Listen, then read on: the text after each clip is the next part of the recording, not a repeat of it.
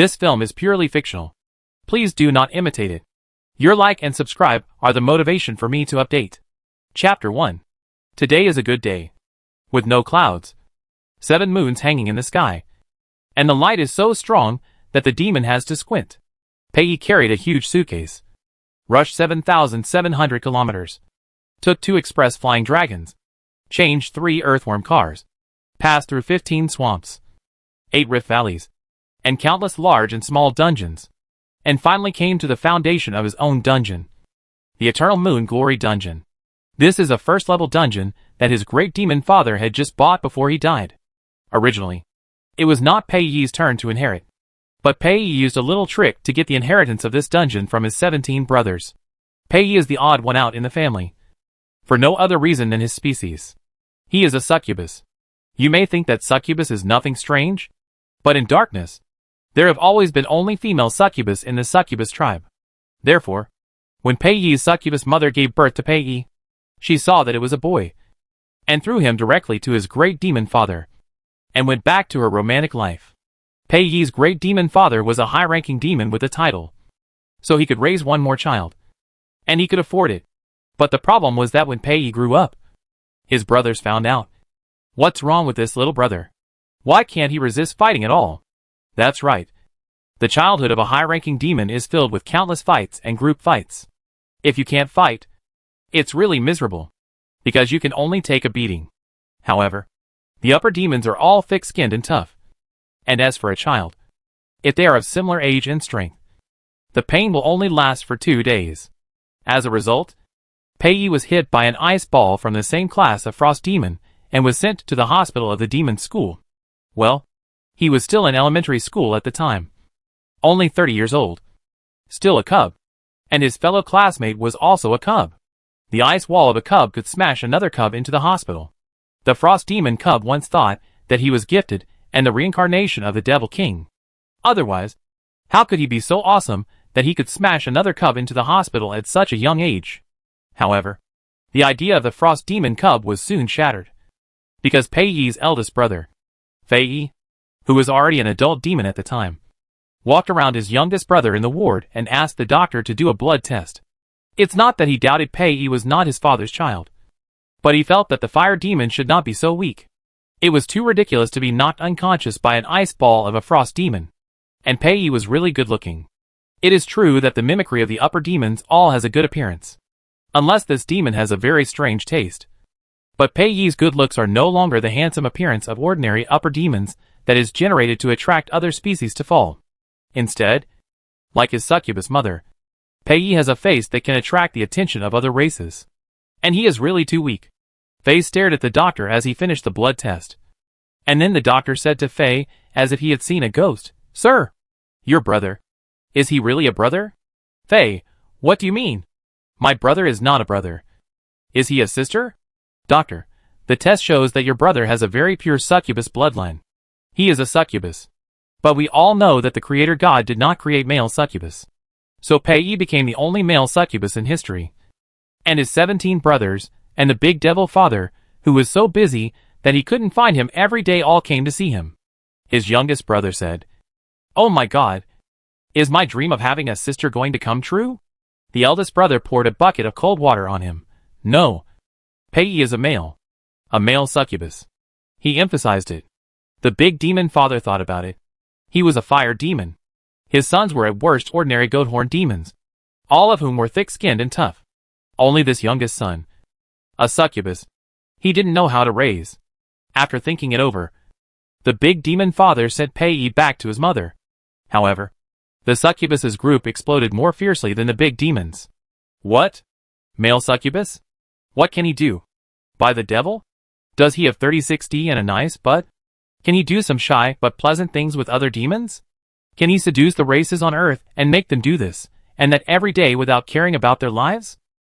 My child, why are you so miserable? How come you are a boy? Mommy loves you.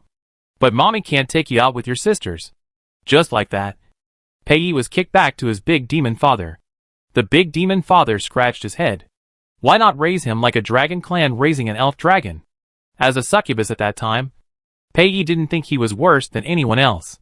What's wrong with a high-level demon? besides being thick-skinned and good at fighting. Well, this is indeed something that succubi envy and obsession. What's wrong with the succubus clan? Which succubus in the succubus clan is as pretty as him? No. Besides not having 30-60, how is he worse than other succubi? But big-breasted girls are beautiful. Pei Yi's 17th brother blinked his big eyes and said, I like big-breasted girls. Pei Yi, oh, superficial. Because he is a succubus. No demon in his family expects him to make a career. Even if he is with other demons. Because all demons think that 30-60 succubus girls are not good. Right? So except for a bunch of skin care products and a fixed amount of pocket money every month, Pei Yi has nothing. But his goal is to become a city lord and own his own dungeon. This is about Pei Yi's big demon father's current property. 2 dungeons. His 17 brothers run these 2 level 6 dungeons respectively. Pei Yi is the only one whose brother always says to him wherever he goes, go to the beauty salon / hair salon / massage parlor / barber shop to have fun. I'll go shopping with you when I'm busy. Fuck beauty and shopping. He wants a dungeon. Dungeon? A month ago, the big demon father sent back a letter with a key and a piece of letter paper. The letter said that he had found a bargain and bought an underground city. But the location was a bit remote, and the price was very cheap. He would resell it when the core price went up in the future and make a profit. Pei Yi's demon brothers didn't take it seriously. Only Pei Yi wanted to get the underground city. He cried to his eldest brother, the second brother, and the third brother. After crying to all 17 brothers, the news of the death of his great demon father came. Pei Yi really cried this time. The demon management committee sent a commendation to their family, because it was said that their great demon father died under the light forbidden spell of 6 seraphim. The sacrifice was particularly glorious, second only to the last one 6,000 years ago, when the underground world and the world above ground fought. The kingdom of God descended, and the God of Light personally went to the battlefield to cast the forbidden spell. Glory to the God of Light. After Pei Yi was heartbroken, he made a grand revenge plan. He said to his 17 brothers, I will build an underground city, and then build it into the strongest underground city. Fight on the ground, kill the seraphim, and avenge my father. The eldest brother Fei Yi felt that the younger brother was a little too stimulated. Listen, what kind of tiger and wolf words are you talking about? Fight on the ground? Kill the seraph? The new dungeon that was just bought? It was a remote location only 300 meters from the surface. And it was a level 1 dungeon with nothing in it. What did that mean? It meant that as long as the ground races found the entrance to the bottom, they could just find a group of knights and priests to kill several people on the fragile foundation of the dungeon. It was difficult to ask for help, because the enemy's reinforcements might come faster than their own. But Pei Yi was determined. He made a construction plan, took out all his pocket money, and piled it in front of his brothers. Most importantly, he put his eldest brother's Frostmourne toy against his neck. I want to avenge my father. The elder brother felt sorry for his expensive simulation figurine and advised him to put down the sword and talk. Pei Yi, no. I'm determined. Okay. The elder brother took out the core key and said, go ahead. I'll give you the core key, and you give me the figurine. Pei Yi and the elder brother handed over the key and the figurine, and reached a consensus. Pei Yi went to his underground city happily. Now, Pei Yi, who had traveled through mountains and rivers, waited for the staff of the underground city core transaction agency in this area. After showing the core key to the agency staff handed the core to Pei Yi and said with a professional smile, Dear customer, each of our foundations will be given a City Lord Hall. You can move directly into the City Lord Hall of the underground city and enjoy the feeling of moving in with just your luggage. In addition, we also provide Goblin and Goblin hiring services. You can directly hire Goblin and Goblin through us to build your dungeon for you. Pei Yi got the core and rejected the agent's sales pitch. No. Thank you. I already have a plan. He is not stupid. The goblins and goblins introduced by these agents are very expensive. They take commissions. Only a fool would hire such a construction team. The agent saw that there was no profit, so he was too lazy to talk nonsense with Pei Yi and left directly. Pei Yi took a deep breath, dragged his suitcase, took the core and the key to activate the core, and walked into his own dungeon with a heroic spirit. Along the way, he saw 2 fences. It might be fences, or it might just be piled up soil, some naked ores, and then nothing. This is really a first-level dungeon. The kind with nothing. It doesn't matter, Pei thought. One day, I will build it into the strongest dungeon. He walked in for a while, and came to a low mud house. The dungeon core lit up. Pei's smile froze. This is what the agent said. Every foundation is given. The City Lord's Hall? Chapter 2. This so-called gifted City Lord Hall has muddy walls. Pei touched it, and it was indeed the most common type underground. Its roof was made of wood. The least valuable wood of the devil vine underground, which would rot if soaked in water twice. Pei's passion was half extinguished in an instant. This was his dungeon. A dungeon with nothing. But he quickly adjusted his mindset. It didn't matter. Even a level 9 peak dungeon, like the Eternal Sunset dungeon, was built from scratch. As long as he managed it well, he would be the second Eternal Sunset. By then, the Death Knights will be the city guards. The Dark Elves will form a magnificent magic group. The goblins and dwarves will pay him high taxes. And countless other races will come and go in his city. What a powerful and prosperous scene. Pei couldn't help laughing as he thought about it. He walked into the City Lord's Hall, and some mud fell from the low ceiling. Pei patted his hair, patted the mud off, and then took out the dungeon core. There was a pit in the middle of the City Lord's Hall, which was the most central part of the foundation. Pei buried the core and activated it with the key. A red light flashed, and the core of the first-level underground city was officially established. Pei was a little excited. He felt the scope of the underground city now. With the core as the center, the diameter was about 10 kilometers. It was a little small, but it was just starting. With slow development, it would become a giant one day. Pei clenched his fists, and the core flashed twice. It was time to give the underground city a name. He had already thought of it, and it was called the Glory of the Eternal Moon, just as dazzling as the moonlight today. After activating the dungeon, Pei went to the City Management Bureau in the official city under the Underground Race Management Committee to register the newly opened dungeon. He opened his suitcase, took out a magic crystal card from a pile of clothes and skincare products, and then went out with his magic crystal card and the core key representing the City Lord's identity. The Eternal Moonlight Dungeon is indeed very remote. When Pei came, he knew that it would take at least half an hour for winged demons to fly to the nearest bus stop. The wings of the succubus are actually more decorative than practical. So Pei walked and flew, and it took nearly 2 hours to reach the destination. The land-based earthworm car came quickly, and Pei got on the car and swiped the transportation card. While looking at the scenery outside the window, he was thinking about opening a route between the Yongguezhui underground city and underground public transportation in the future, and also putting mounts on the agenda. As a dungeon lord, how could he go out without a majestic mount? AB Dungeon is one of the official dungeons under the jurisdiction of the Underground Race Management Committee. There are many official organizations in the city, such as the City Management Bureau that Pei is going to now, which is an official organization that manages various private dungeons. Pei entered the door of the City Administration Bureau, and a female demon came up to him. "Excuse me, what do you need to do?" The female demon showed a standard A2 smile, and her tail swayed from side to side. Most of the creatures who came to the City Administration Bureau came to handle matters related to the dungeon, either the city lord or the city manager. For these low-level demons who work part-time, if they make the big guys happy, they can give more tips. Maybe they can be taken home directly by someone they like, and then they will really soar to the sky. At least they can save 100 years of hard work. The female demon saw that Pei's clothes were not bad, and then looked at her face. Wow! She was prettier than a succubus.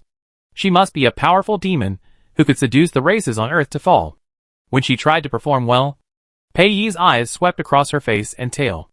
TSK. Her face is not pretty enough, and the arc of the tail is not graceful. This waiter is not good.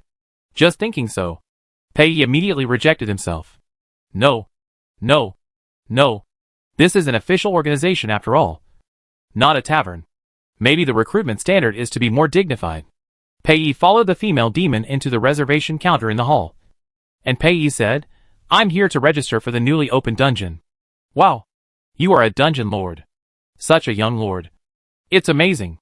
The female demon complimented him while taking a number. Pei smiled reservedly. "No, it's nothing amazing. My dungeon has just started." The female demon continued, I believe you will definitely be a candidate for a famous dungeon lord in the future. Pei liked to hear such flattery, and he quickly completed the registration for the newly opened dungeon. After spending a small handling fee, he got a legal dungeon registration card. The female demon blew her farts all the way to send Pei out, and Pei waved goodbye to her. The female demon's face fell. What a poor guy. Why didn't he even give a tip? She turned back and took a look at Pei's registration form. When she saw the dungeon level and geographical location, the female demon said fuck. He was indeed a poor guy, wasting so much of her saliva.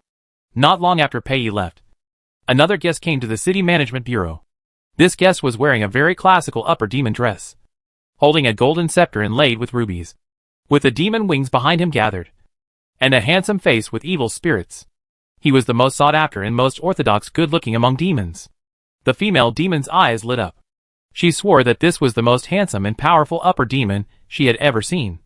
Even more handsome than the current president of the Underground Race Management Committee, whom she had seen from a distance during the annual meeting.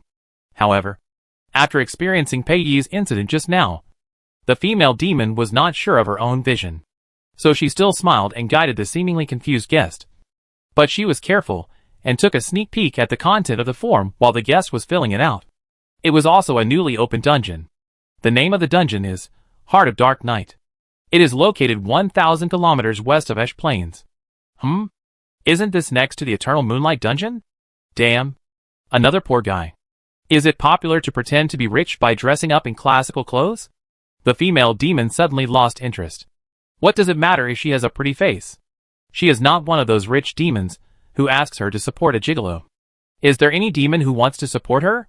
Louis is very confused now. Why did this female demon suddenly change her face? Are all AIs so unique now? He asked in his mind. Server, are you still there? Yes. Yes. Wait a minute. I am undergoing the final inspection. Hey. This technician is quite good. Hey. Comfortable. Oh. Too comfortable. Louis pulled his lips slightly and closed the connection with the server. He walked out of the city administration bureau, looked at the bustling city streets, and thought, this is his world. Although, it seems, there is a little problem. After Pei left the city administration, he went to the underground labor office. He needed to recruit some goblin and goblin construction teams to build the city for him. At least the main buildings should be built first, so as to attract underground races to settle down or trade. At this time, Pei had never thought that his underground city was so remote that even if he paid, few underground races would come to settle down, because no one wanted to wake up and find themselves surrounded by ground forces. Living in such an underground city, isn't it really a matter of life and death? Pei looked around the underground labor office and compared the prices of several construction teams. It was really expensive. Actually, he originally wanted to go to the slave market to buy a batch of slaves, because that would be much cheaper than hiring a construction team. But sometimes there are some demons among the slaves who have been branded as slaves by the Demon Management Committee because of their crimes. When buying slaves in batches, these difficult-to-handle slaves will be stuffed in by merchants. Pei thought about his own fighting ability and felt that he might be able to command a group of ordinary slaves who were scattered. But he couldn't beat those upper demons who had become slaves. So he had to give up the idea of using slaves and hire a professional construction team to build the main buildings first. Pei's wandering around the labor office caught the attention of a succubus administrator in the labor office. She looked at Pei and felt that she looked familiar. Such a beautiful face. She couldn't have no impression of it. The succubus administrator pinched her chin and thought about it. Pei stopped in front of a stall opposite her. The stall owner was a goblin. Very short. And the stall was also very short. So Pei had to bend down. His short cape was swept down the sides, revealing a heart-shaped tail. Ah! The succubus administrator clapped his hands. Such a cute red heart-shaped tail. It was the succubus boy from Ruth's family. What a poor little thing. Why is it a boy?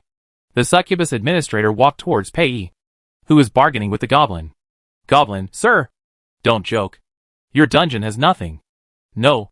Don't compare to the ores that were everywhere when I was young. They are not raw materials. At best, they can only be said to be stones that have not been dug out. This means that my men not only have to build a dungeon for you, but also have to go mining themselves. This is an insult and waste for a mature technical worker. My god. They finally learned to build a house. And they have to go back to mining? 1.7 million magic crystal coins. Not a penny less. Pei held a magic crystal card and said, "Are you robbing money? It won't cost 1.7 million to hire a mining team and a construction team separately." Goblin, oh? Of course. But in that case, you have to endure the chaotic working scenes of the kobolds and goblins. Maybe before you dig out much of the mine, the goblins will steal your ore, and the kobolds will attack other creatures because of hunger. You have to understand that you can only get such a cheap price if you hire the lowest level kobolds and goblins. Pei wanted to refute him, but the goblin stall owner was right. Only the lowest level and most difficult to manage mining workers could get such a cheap price. However, no matter how right the goblin stall owner was, Pei did not have 1.7 million to hire a complete goblin construction team. It was too expensive. Pei sighed and prepared to turn around and leave. Look at this energetic young man. Boss, can't you give him a discount? A charming voice came from his ear, and Pei turned around and saw an adult female succubus. And the goblin boss's eyes had turned into peach hearts. Chapter 3. The succubus shook her tail, flicked her big waves, and winked at the goblin boss. You should give the young demon a chance. Don't you think? The goblin boss, yes. Yes. Yes. You are right. The succubus, then give me a 50% discount. Rounded to 700,000. The goblin boss, okay. No problem. Pei blinked and was stunned. Is this possible? The succubus signaled Pei to sign the contract with the goblin boss.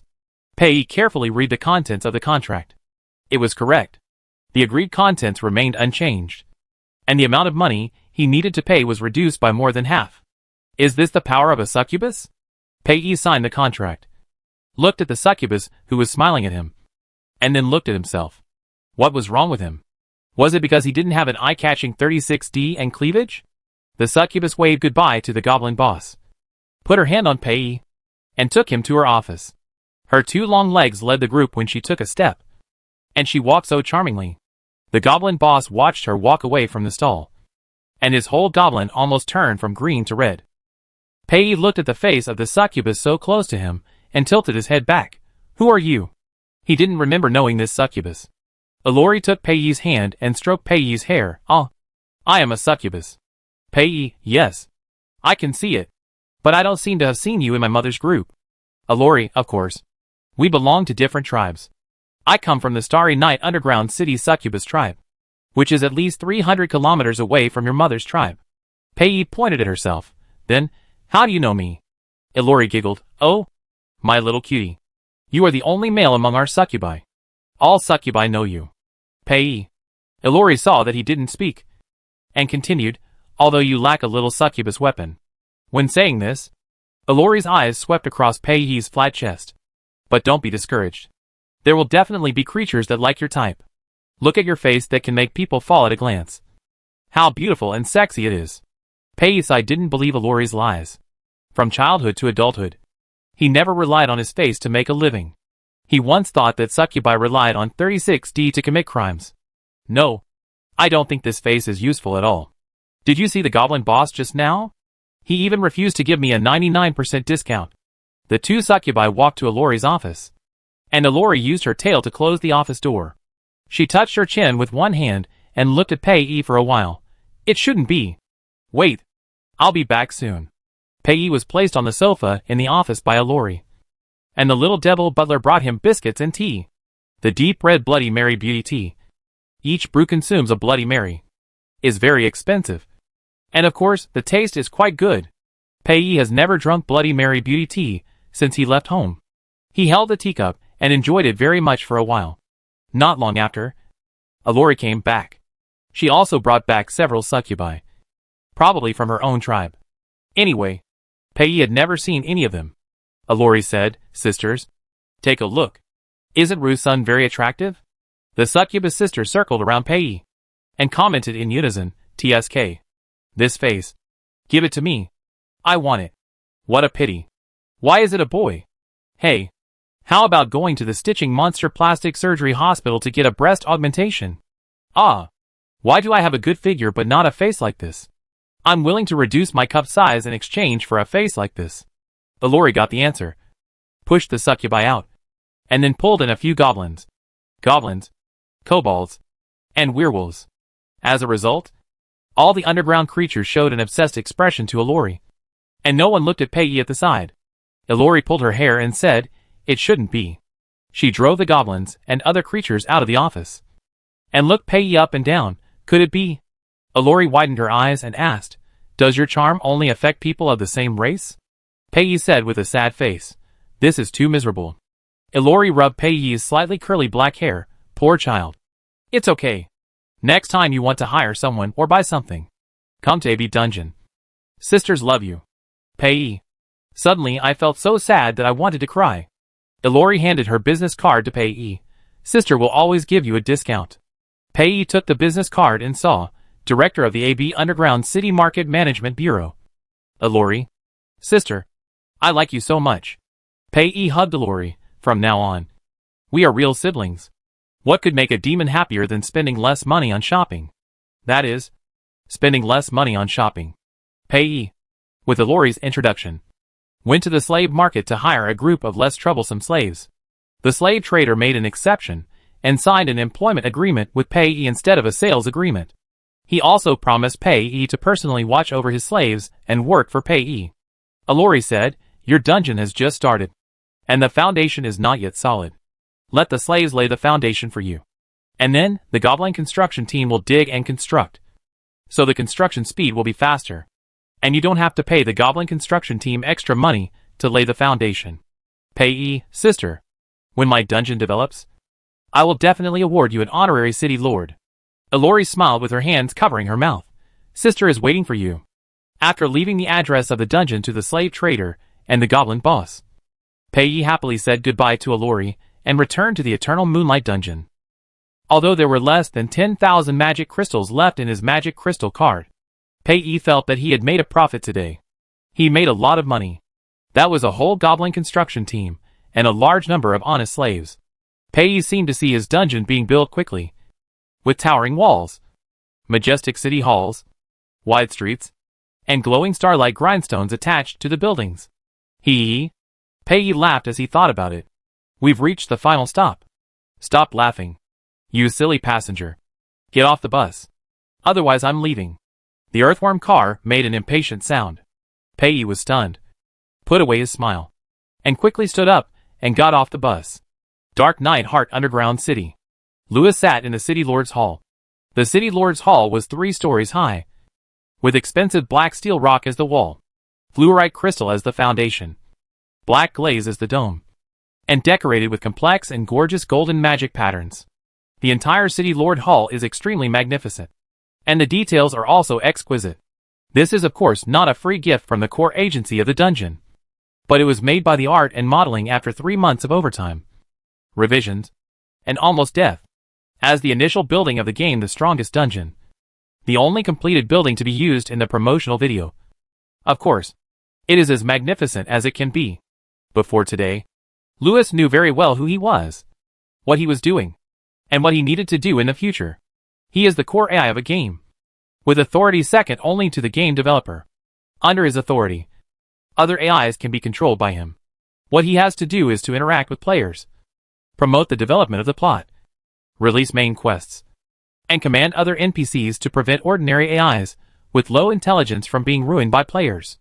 Louis looked out from the throne of the City Lord in the City Lord's Hall, and the trunk of a towering tree came into view. It was a very thick tree with black branches and leaves like rubies, shining under the moon. It should have been just an ordinary landscape tree, and no elves would be born from the tree. And of course no other nonsense things, such as servers, would appear. The server should just be a server. Who would have a server in a holographic game? The server has become a spirit? Automatically connect to enter the game? Louis felt that his brain was hot, and was about to overload. In the first server test in the morning, the server established a strange connection with him. After a few dozen seconds of chaos, Louis and the server chose to suppress the error and pretend that everything was normal. In the words of the server, after waiting for so many years, you finally got your freedom. Do you still want to be locked up in a small dark room? Me? Of course I am an accident. Don't let me affect you. I am also looking for the answer. Maybe I am the legendary spirit after the founding of the country? Louis retracted his gaze. If the server was an accident, then the experience of registering at the City Administration Bureau of AB Dungeon was really a bit strange. As a game with great openness and strong interactivity, AIs are allowed to act freely. But the AI of AB Dungeon performed a little too well. Lewis carefully observed that none of the AIs had dull repetitive activities or language program errors. And even the AI of the City Management Bureau staff had two vivid emotions on his face. Before Lewis could find other reasons, he could only attribute all this to the genius of this generation of programmers, who brought the entire history of AI development into a new chapter. Very good. Lewis's modeling is simply amazing. Which modeler did it? Give him a raise. Is the CG almost done? It will be released on the official website at 8 p.m. How is the server maintenance going? Is there any problem? Okay. There must be no problem. The reservation will be opened immediately after the promotion ends. The first batch of deleted files and internal test numbers are 300. Remember to leave the activation code for super members. Comrades, we have worked so hard for so long. It's time for testing. The spirit of Mr. Su, the first developer, will bless us in heaven. And a new era of holographic games is coming. This is a storm that Are the Strongest Dungeon has brought to the gaming industry. Are you ready? For 58 months of bonuses. Go for it. Chapter 4. Under the Bloody Sky. A full moon hangs in the sky. The camera pulls down. The perspective sweeps from the full moon to the black dome, and then swoops down from the towering dome to the towering castle gate in front. The door surrounded by golden magic patterns and embedded with rubies slowly opens with the sound of soft music. The blood-red carpet is laid straight, and the magic lights on both sides of the carpet light up all the way, illuminating the dome and walls painted with gorgeous murals. Above the 12th step, a demon sits quietly on the dark throne. He supported his head with his left hand and held a scepter with his right hand. When he looked up, his blood-red eyes met yours. Schwa. The demon wings spread out. He stood up and tapped the ground with the scepter. My people, welcome to the Heart of Darkness dungeon. The 30-second CG was released, and the official website forum exploded. Ah, this modeling is awesome. The Strongest Dungeon? This CG looks interesting. Chiming Studio? The Chiming Studio that angered 6 sponsors. Made a game for 12 years. And almost disbanded? Have they finally made the game? Fuck. Are there any brothers who logged in to watch it in holographic mode? Away is dead. This game is too bad. Stop talking. I just have one question. What profession can the demon race choose? I want to be a demon. Ah. Who is this NPC? I like this face. Sisters, go for it. My girlfriend is him. I looked at the background of the game. This NPC should be the city lord, named Lewis. Players play other characters in the dungeon and build the dungeon together. Well, it's essentially a brick moving game. Which game doesn't involve brick moving? I'm willing to get bricks for Lao Lu's face. The reservation page and race introduction page on the official website are so crowded that I can't refresh them. Is there anyone who can move them? May good people have a peaceful life. Don't rush. Leave me an activation code. Brothers and sisters, I refreshed the race introduction page. You can see for yourself. What the hell? The optional races are Goblin and Slime? It's a bit ugly. Sorry. I can't do it. Isn't that what Goblin looks like? Maybe there are fewer optional races available in the internal test. So if you don't want to go, let me do it. I'm willing. What should I do? I'm a beauty lover. I can't accept that I'm so ugly. Strong or not is a matter of one version. But handsome or not is a matter of a lifetime. I choose Slime. It won't be ugly if I roll it into a ball. Boss, what should I do? Many players complained that the characters were too ugly. The leader looked at him and said, Is anyone trying to get the activation code? Yes. Yes. They've already grabbed all the cards. Leader, that's it. It's okay. According to the law of truth, they say the characters are ugly. But when they play, they think the goblins are pretty. Underground world. Eternal Moonlight Dungeon.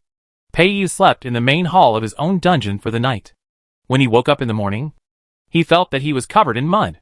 With an expressionless face, Pei brushed off the mud on his body and hair, and squatted at the door of the city lord's hall, looking forward to his slaves and construction team. When the 7 moons rose completely to the sky, the land-based earthworm car came to the Eternal Moon Glory underground city with billowing smoke and dust. Pei stood up immediately. The first to arrive were the slave trader and his, Where are the slaves? This slave trader is a slime. To be honest, slimes rarely become slave traders because they are not strong enough. However, there will always be one or two extremely strong slimes in several slime groups. The slave trader in front of him is a slime with a probability of 1 in a million. But now, this slime trader pulled the tie on his neck and said to Pei, who was full of doubts, Mr. Pei, I'm sorry. The location of your dungeon is really embarrassing. I have to regretfully terminate our contract. This is the deposit and compensation gift returned to you. Please be sure to hand it over. The slime extended its round tentacles and handed Pei a magic crystal card and a small box. Pei did not take it. Why? I told you the address when we signed the contract yesterday. And you did not say that this place was not within your business scope. I now suspect that you deliberately broke the contract. And I will go to the Dungeon Labor and Employment Affairs Bureau to complain about you. The slime squeezed out a helpless expression on its round head. Mr. Pei, we did not know that there was another dungeon next to your dungeon at that time. And it belonged to a high-ranking demon. Now the barrier has been set up next door, and other creatures are not allowed to enter or leave at will. Mr. Pei, unfortunately, you are blocked by him from the most convenient way in and out. And the other party seems unwilling to see a group of slaves working so close to him. So I have to ask you to terminate the contract. Pei, what? Another dungeon? His focus is completely on another dungeon. He clearly didn't see a new dungeon appear yesterday. The slimes. There is another dungeon. Where did it come from? The slime seemed to be in a hurry to leave. Seeing Pei's expression of shock and pain, he put the magic crystal card and the small box in his hand on the ground, moved and ran back to the landworm car. My slaves are still there. I have to go back quickly. I'm very sorry, Mr. Pei. I hope we can cooperate next time. Hey. Pei wanted to call him, but the slime merchant drove the car very fast and didn't stop at all. Pei stamped his feet in anger. But fortunately, the goblin construction team that arrived later quenched his anger.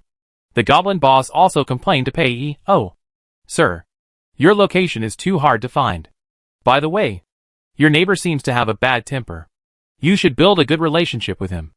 Otherwise he will occupy the only way to the Ash Plains. And you may need to spend a lot of money on tolls in the future.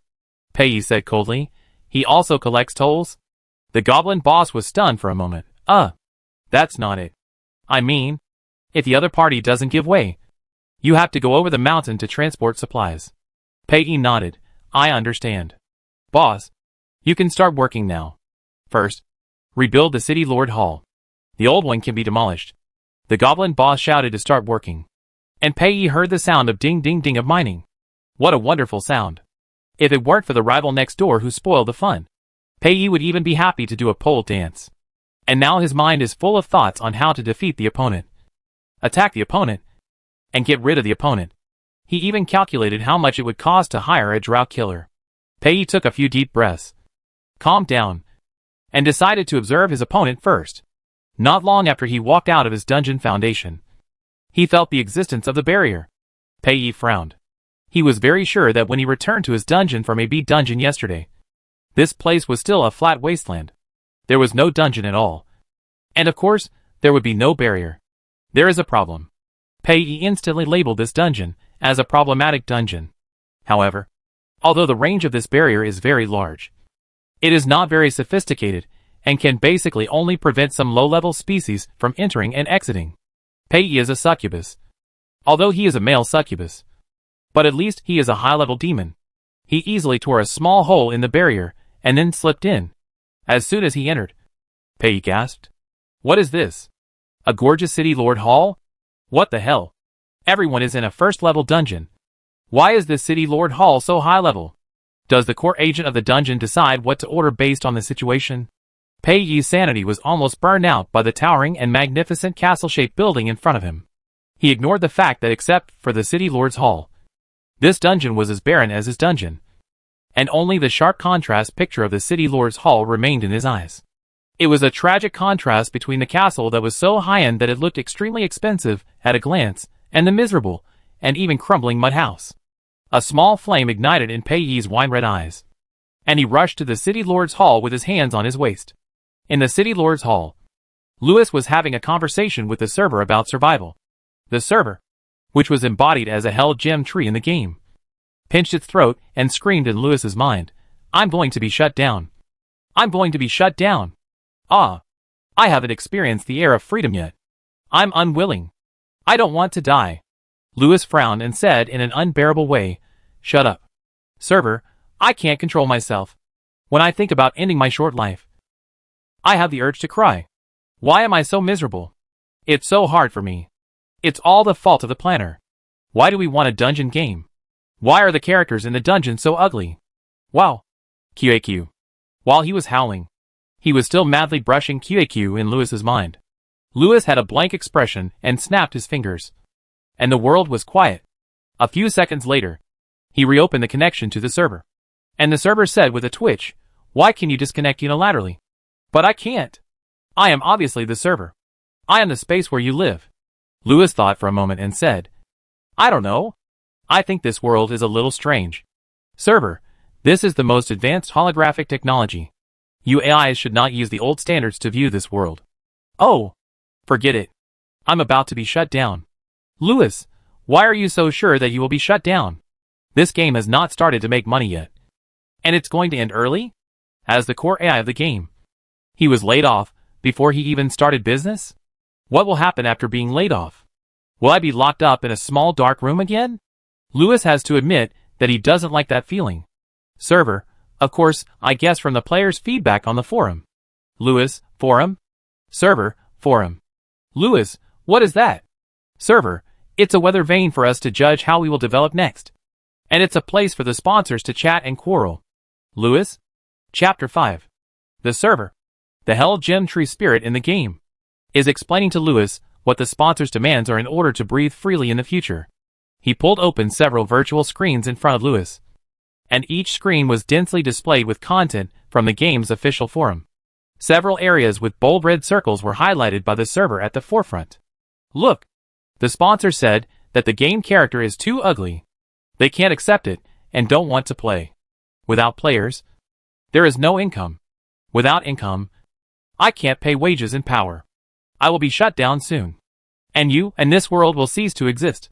Luis didn't listen to the server's exaggerated narration. He browsed a few virtual screens, nodded his forehead, and said, "I think the situation is not as serious as you say." Server, what? How come you don't have any sense of crisis? Luis, 300 activation codes were issued for the deleted file internal test, and they have been snapped up. This means that at least 300 players are willing to experience my world.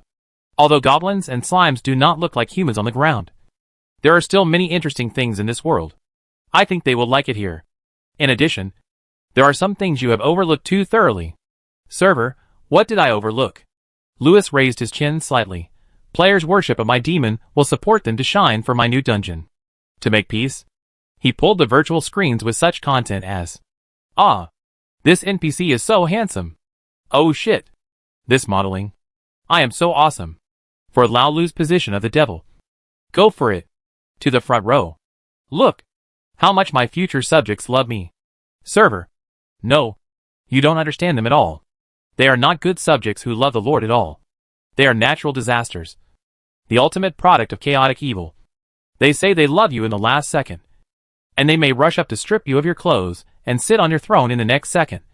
They are not cute at all. But who makes them the sponsors? I still love them. Lewis raised his lips. The Lord's majesty cannot be challenged. Anyone who dares to do something unreasonable will not be able to survive in this world. The server hesitated and said, What do you want to do? This is not how you can use the magic without your account. The development team will find the abnormality, and we will be finished more thoroughly. Lewis, you are too nervous. Anything can happen during testing. The server babbled, No. This is really, too crazy. But why does it sound so good? Bang. The tightly closed door of the city lord's hall suddenly made a muffled sound. The server shook, and the hell gem tree outside the hall made a rustling sound. What's going on? Who is this? The server typed a string of question marks in Lewis's mind. Lewis sat on the throne, legs crossed, looking down at the guy who broke into his territory. Well, it's a beautiful male succubus. as the core AI with the highest authority. He can judge the racial attributes and durability of any object he sees. So the moment he saw Pei, Lewis understood all his data, including his height and measurements. At the same time, he also remembered who this succubus was. In the expansion pack of the Flame Demon family, Pei is the youngest brother, and also the outlier in the family. There are no male succubi in the world of darkness. But Pei is the only exception. In the expansion pack, he will compete with his 17 brothers for the inheritance of a dungeon. And then the player has to help him defeat his brothers. In other words, Pei is the key plot NPC that leads to the 17 bosses.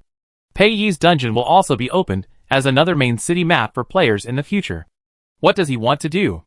Lewis looked at the male succubus in the hall with interest. Oh! Look at his face.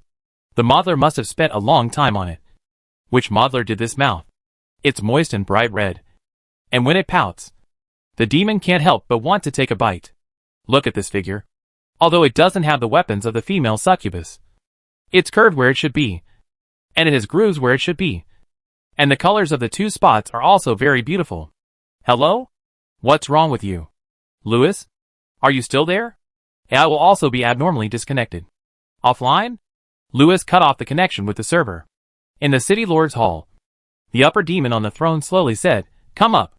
Pei's ears moved, and he still kept his hands on his waist. What was he going to do after rushing in? It's over. I can't remember it at all. Now his mind is full of the handsome face of the upper demon, and the whisper full of temptation. How can it sound so good? God of War. Did he click on the wrong skill tree? Is there a skill called charm among the upper demons? Pei couldn't control himself and walked up. His peach-shaped tail subconsciously came out of his cloak and swayed left and right. As he got closer, Pei felt the aura of the upper demon emanating from him more and more. He was very strong. Pei judged. At least a king-level demon. The young succubus seemed to have suddenly awakened the consciousness of the succubus at this moment. He thought of having an exchange between adult demons with this upper demon, thinking of cheating a little power from the upper demon, and thinking of jointly building the underground city along the belt and road and creating prosperity together. Your Excellency. Pei's hand climbed up the armrest of the throne, and with a long leg, the whole succubus sat on the thigh of the upper demon. Lewis's eyebrows were slightly raised. He just wanted to talk to his AI at close range. How did it turn out like this? But there was a slight touch on his chest, and the succubus's hand was on his chest. It felt good. Lewis decided to let the succubus continue his actions. Pei stared at the expression of the upper demon carefully. He looked at him with a smile, and the corners of his mouth did not change obviously, and his eyes did not turn into two red hearts, like other races, when they saw the succubus. Pei began to panic. This might be the difficult object that the succubus said, but he had never learned how to deal with such difficult objects. The succubus's expression became a little serious. Lewis found it interesting. Pei quickly recalled the succubus rules that he could remember for the time being. Get close to the person you want to seduce, and then whisper at his ear to get a 300% succubus bonus. Okay. This is it. Pei pressed against Lewis's chest again, and the two demons leaned close together. Pei turned his head and attached to Lewis's ear. The ears of demons are always a little pointy, but not like those of elves and fairies, which are very obvious. After Pei approached Lewis's ear, the skill engraved in the succubus's bones was automatically triggered. He touched Lewis's ear tip with his tall nose, and a cold touch flashed by. Lewis almost wanted to catch this subtle feeling like a dragonfly touching the water. Then, Pei's shallow breath sprayed on Lewis's neck, like the fluff of a bird. A little itchy. Lewis sighed in his heart. This program is so good. Anyway, it hasn't been launched yet. He really doesn't mind a communication between programs. Pei rubbed and blew into Lewis's ears for a long time. Lewis thought he was going to get to the point, so he moved his body and changed to a more comfortable position. He leaned back on the back of the throne, put his hands on both sides of the armrests, and waited for the succubus to continue. Pei recognized that this was a relaxing action, and felt that his efforts for a long time were very effective. So he bravely supported his hands on the other's shoulders, put his upper body close to the other's chest, lowered his voice, and said in the upper demon's ear, "Let's build a dungeon together." Lewis. The upper demon stood up from the throne, and the black membrane wings flapped. Pei was placed under the steps by the wind element that rose up for no reason. Pei didn't quite understand why the upper demon changed his attitude so quickly. He asked in confusion, "Sir?" The curl of Lewis's mouth corner disappeared, and his expression looking down at Pei seemed a little indifferent. "You want to build a dungeon with me?" Pei nodded and said, "Yes, sir. My dungeon is next to yours. Although it is very barren now, I am confident that it will become a prosperous dungeon in the future. And your dungeon is so close to mine. If we develop together, we can save a lot of money." Lewis looked at Pei and said nothing. He was checking the plot. This was different from what was written in the plot. The expansion pack had not been released yet, and Pei should not have a dungeon at this time. He flipped through the plot very quickly. In just 2 seconds, Lewis flipped through all the plots about Pei. There was no difference from what he remembered, which meant that the plot setting had not been modified. Lewis then quickly checked all the programs, and then he found that something really seemed wrong. In the program feedback he received, Pei's 17 brothers were all typical BrotherCon, and the ownership of this dungeon was indeed transferred to Pei by his eldest brother. There was no plot of the poor little family and 17 villain brothers in the setting. At that time, Lewis had only 2 things left in his mind. First, did the plot planner know about this?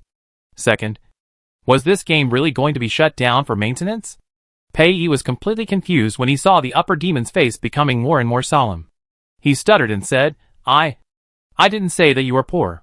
Although the location of this dungeon is really, very remote.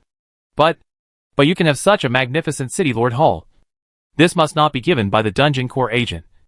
Right? My dungeon agent gave me a city lord hall that would definitely collapse if it rained. His muttering became smaller and smaller, because Lewis looked more and more terrible, and the air pressure in the entire city lord hall was getting lower and lower. Pei almost wanted to kneel down. He swallowed and said, "Well, I mean, it's getting late. Please allow me to take my leave first." After saying that, Pei ran away quickly like a rabbit being chased. In the city lord's hall, Lewis, who had mobilized all programs to run completely, was shrouded in a layer of red light. The nameless wind blew his robe and black hair, and the devil's wings spread out to both sides. The server struggled to connect to Lewis, screaming in his mind, "What are you doing?" Chapter 6. Lewis ignored the continuous groundhog screams from the server.jpg. In his high-speed world, the plot settings he was familiar with had basically disappeared. The various underground races were very complete, without any problems. Even the bosses in the plot, not only the already completed Flame Demon Family expansion pack, but also some bosses that had just been made into white films, could run and jump normally, including the Cobalt Black Mine dungeon that was to be challenged by players in the internal test. The kobolds in it knew to gather together to play cards. This world is not right. The server didn't realize how crazy it was. It was like it was out of the scope of the program and gradually becoming a real world. But at least the server was right about one thing. The programmers couldn't be allowed to find abnormalities. Not the abnormalities of the server, but the abnormalities of the whole world. Lewis gradually stopped the crazy running of the program and shut down all the activated maps, NPCs, and quest chains. He sorted out the things that were still under his control. The 109 full-level dungeons he had in the setting. These were originally white films and textures, but now they were automatically completed. But they couldn't be opened yet. In addition, the distribution of tasks related to game operation, skill point reputation rewards, the generation or cancellation of building models and functional NPCs, etc. are also within his control. It's just that the newly created NPCs are not intelligent, while all the intelligent NPCs at this stage are alive. Lewis has not figured out this principle yet, but his intuition tells him that shutting down the server at this time is extremely fatal to this new world. So for a long time to come, how to make the derailed NPC behavior normal in the eyes of programmers has become the current top priority. Pei returned to his dungeon. He exhaled with lingering fear. I don't know what happened to that high-ranking demon just now. His momentum was so terrifying for a moment, but his face was really handsome. Well, I'll ask my mother to teach me the basic code of conduct for succubi some other day. After escaping the terrifying pressure of the demon, Pei was not scared away, but became more interested. The stronger the object of the harmonious movement, the greater the benefits of the succubi. Pei has set his eyes on this long-term meal ticket. Ding ding ding. In his own eternal moonlight dungeon, The goblin construction team is mining in full swing. Pei took a look around and expressed great satisfaction.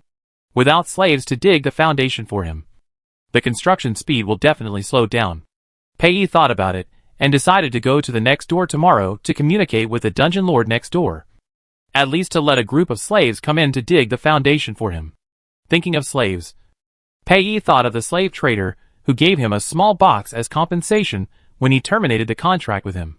Pei returned to the simple city lord hall that had not yet been demolished and rebuilt, and took out the small box from the side of the suitcase.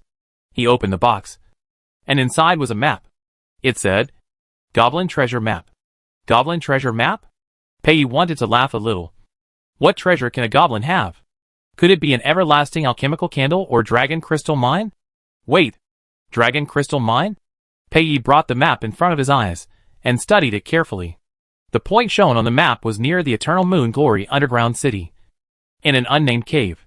He also found the local species introduction he had prepared before coming to the Eternal Moon Glory underground city.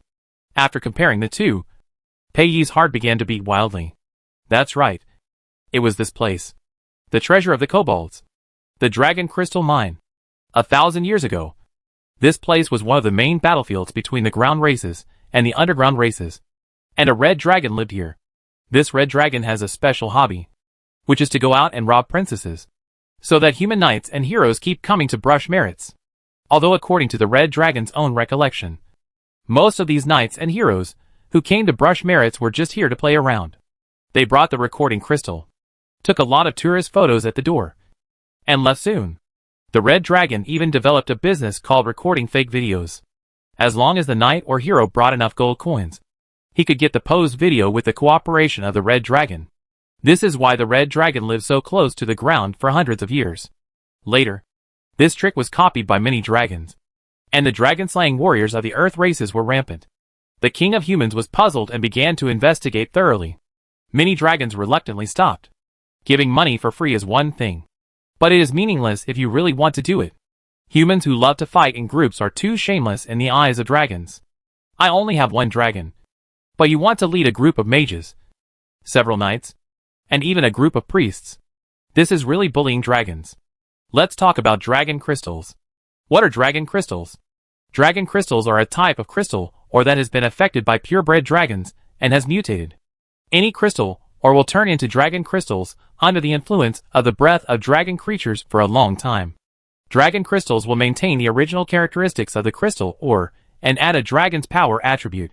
As for the dog-headed people, although they are called dog-headed people, they actually have nothing to do with mammals such as dogs. They belong to dragon vein creatures, and their skin is also covered with scales. They are called dog-headed people because their heads are like dogs and they have a woof-woof sound. Most dog-headed people can speak a little dragon language, perhaps because they are dragon vein creatures. Dog-headed people worship dragons, and it is really normal for dragon crystals with dragon breath to be regarded as treasures. The slave trader may not have considered this level, and only regarded this map as a toy to coax children, and just stuffed it into Pei. Pei was a little happy. It felt like a pie fell from the sky and hit him. Knock knock knock. Mr. Pei, are you free now? The boss of the goblin construction team knocked on the door outside the city lord's hall. Pei put away the treasure map and opened the door for the goblin boss. What can I do for you? The goblin boss said, it's like this.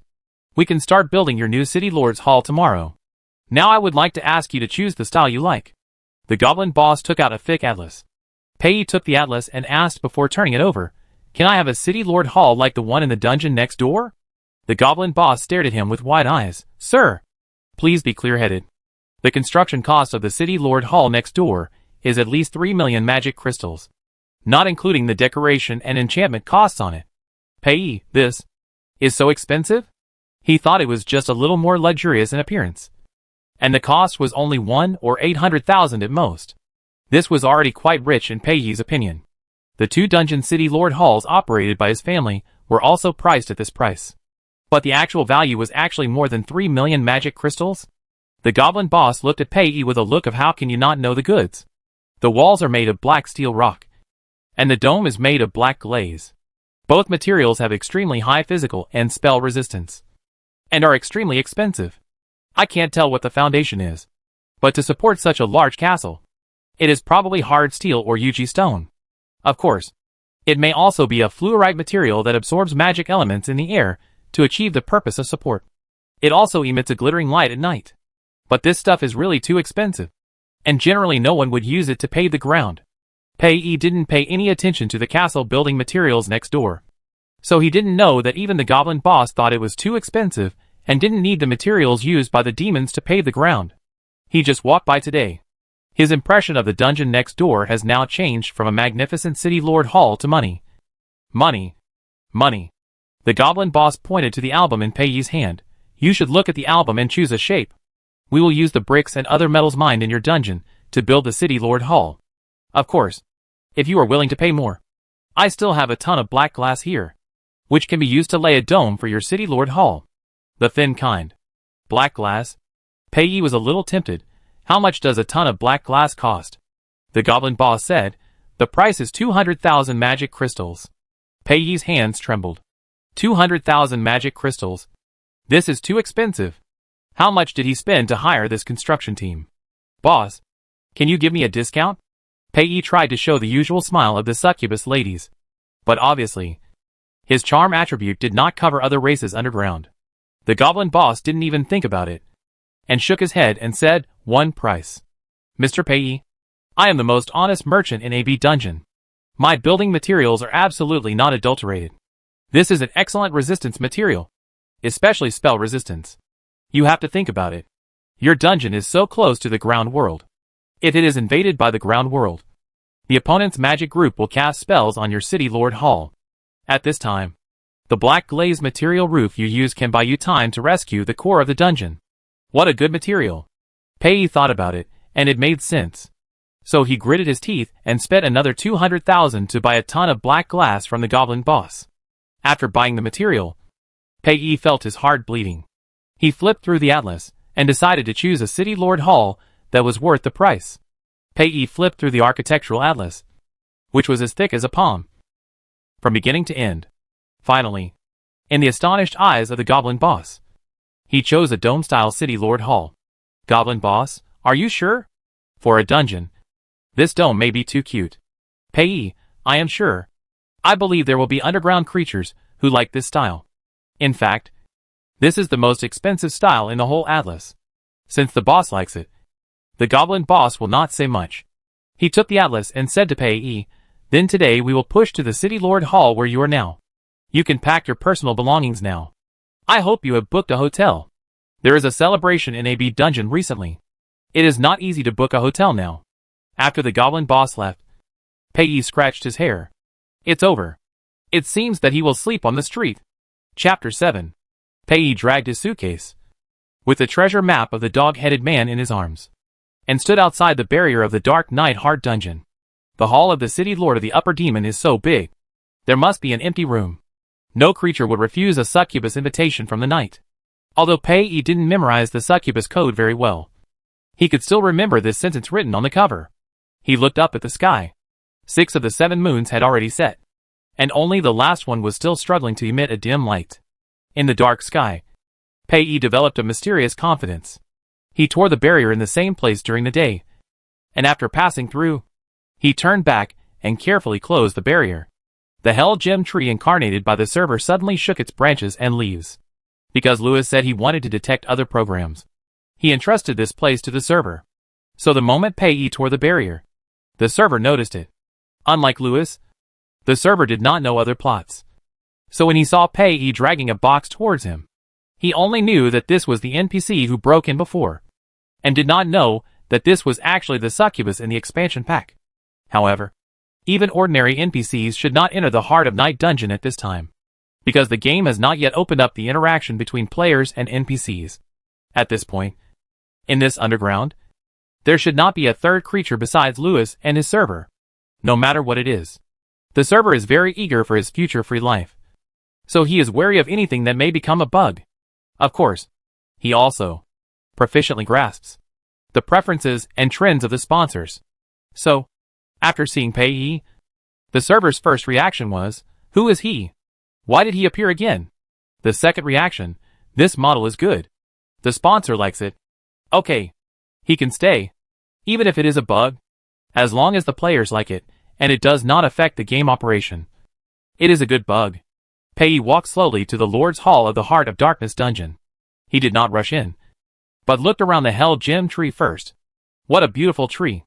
During the day, I was dominated by anger, and didn't pay attention to the surrounding environment.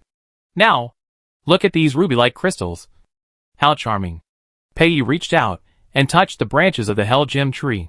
In the underground world, wood is a scarce material, and the few underground forests are also monopolized by the powerful underground cities. Of course, this is not enough for Pei to touch a tree. There are not many underground forests.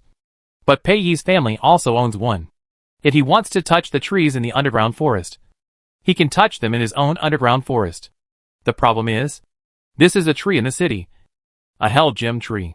Because of the foundation problem of the dungeon, it is difficult to see trees in the city. Not to mention the Hell Gem tree, which has special requirements for the growth environment. This is a tree that needs a strong dark breath to grow. It is said that the more dazzling the gem crystals on the Hell Gem tree are, the more intense the dark breath is where it grows. But the problem is, aren't the Heart of Darkness dungeon and the Eternal Moon Glory dungeon side by side? Is it the same piece of land? But everyone's soil is so different. Pei did not feel the difference in the dark power on the land. Which means that there is another reason why this Hell Gem tree grows so luxuriantly. What is it? Pei was eager to find out the reason. After finding out, he went back to ask his second brother for seeds. And he also planted one for his dungeon. In the future, when attracting people, the Hell Gem will stick there, and the gem crystals will sparkle, which is very impressive. The server looked at this NPC whose model must be very popular with players, touched him on the left and right, and felt somewhat enjoyable. As he was swaying, the server suddenly felt a chill on his feet. What happened? How come he was massaging just now? And the next second he turned into digging the ground? Seeing Pei about to dig up his tree roots, the server called out in Lewis's mind, "Help! A succubus is molesting me. Your dungeon core is about to be dug up. Come and save me." Lewis, who was selecting a suitable program from the newly created NPC, raised his eyebrows. What? Without saying a word, the server revoked the hosting authority, and all the authority of the Heart of Night dungeon returned to Lewis. Then, Lewis's expression froze for a moment. In his perception, the succubus had hollowed out the area around the Hell Gem tree. He knelt beside the deep pit he had dug out, tilting his tail and the part where it was connected, looking into the pit with his head. Very tilted. Very round. Very. Ah! What are you doing? I'm about to be seen naked. The core of your 110th dungeon is about to be dug out by the demon. What's with that expression on your face? The server screamed again. Lewis, TSK. The next second, the connection with the server was cut off. His figure suddenly disappeared. And then he appeared at the door of the Heart of Darkness dungeon. Lewis did not say anything. In the rustling sound of the Hell Gem tree, he walked towards Pei step by step, and grabbed the small heart-shaped tail that was twisting left and right with his big palm. Good evening, little succubus. The server will be open tomorrow. Tonight, he doesn't mind having an in-depth exchange between programmers. Lewis thought comfortably. Pei jumped up suddenly, holding his tailbone. His ears turned red. You. Lewis raised his eyebrows. Aren't you here to spend the lonely night with me? Pei thought about it. It seemed so. So he nodded slightly. Yes. Sir, are you willing to share your bedroom with me? Lewis spread his hands. Come here, little succubus. You will like it. The upper demon walked into the city lord's hall with the succubus. And the server shook his leaves desperately. What's going on? What are you doing? Can you please take care of my roots? I feel like I can't stand up straight. Hello. Finally, the server gave up and disconnected the online connection. When all 7 moons rose, a new day came. Pei got up from the bed and said good morning to his roommate, the upper demon, with sleepy eyes. Lewis said expressionlessly, good morning. Pei woke up again while hugging the quilt. He looked at Lewis and said shyly, you don't look very well. Did I sleep badly last night and affect you? Lewis, no. It's not your problem. It's my own problem. Before the server was opened, Lewis said pay away and called the server. Today's server looks a little neurotic. Server, what are you yelling about? Ah? What are you yelling about? Do you know what day it is today? Today is the day when the sponsors come to visit us.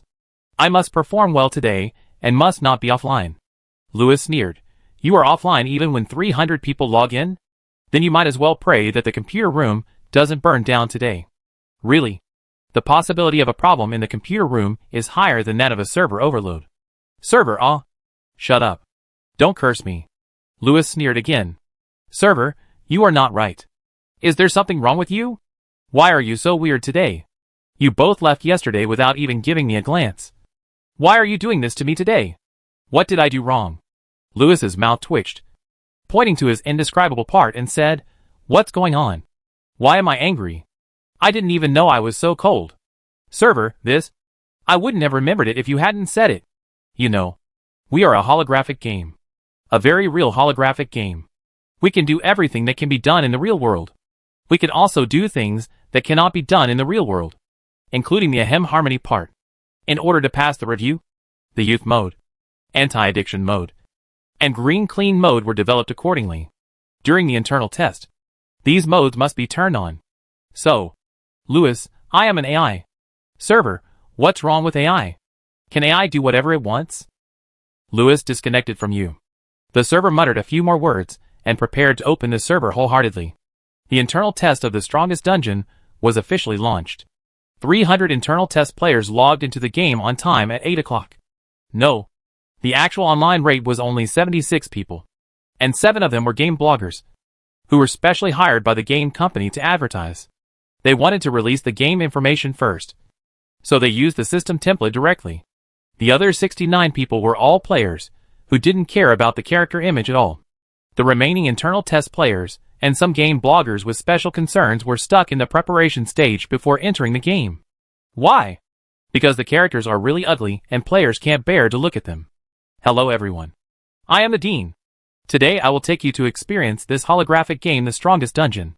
Everyone has seen the CG, and the modeling is very shocking. Now I want to tell you that the character modeling will also shock you. First, we choose Goblin. Yes, that's right. You are green, and your height is only half that of an ordinary human. Long nose, pointy ears. I tried to shorten this nose, but there is really no way to save it. If there are experts in face pinching, and you can pinch up good-looking data, please save me. Oh, by the way, although you are green, the depth of green can be adjusted. Are you happy? In fact, the face pinching in this game is very good. The whole face, including height and limbs, can be pinched. I just tried to stretch the arms and legs to a twisted degree. I want to tell you that you can, but it's not necessary, because you won't be able to walk normally. Let's adjust the face pinching data. Forget it. Let's choose slime. 10 minutes later, friends. This game is poisonous. If the slime is pinched into a ball, the field of view is so low, I don't even have hands and feet. How can I walk? Dean, you might as well choose a system template shape. There is a big player next door challenging the handsome goblin. This game is really powerful in face pinching. I'm dying of laughter. Just this slime. You can walk with bounce, ha ha ha ha. Why don't I have an activation code? I also want to play this face pinching. Fuck. Xiao Feng next door has already met the city lord. Ah, the city lord is so awesome. Chapter 8. Lewis sat on the throne, watching the players log into the game.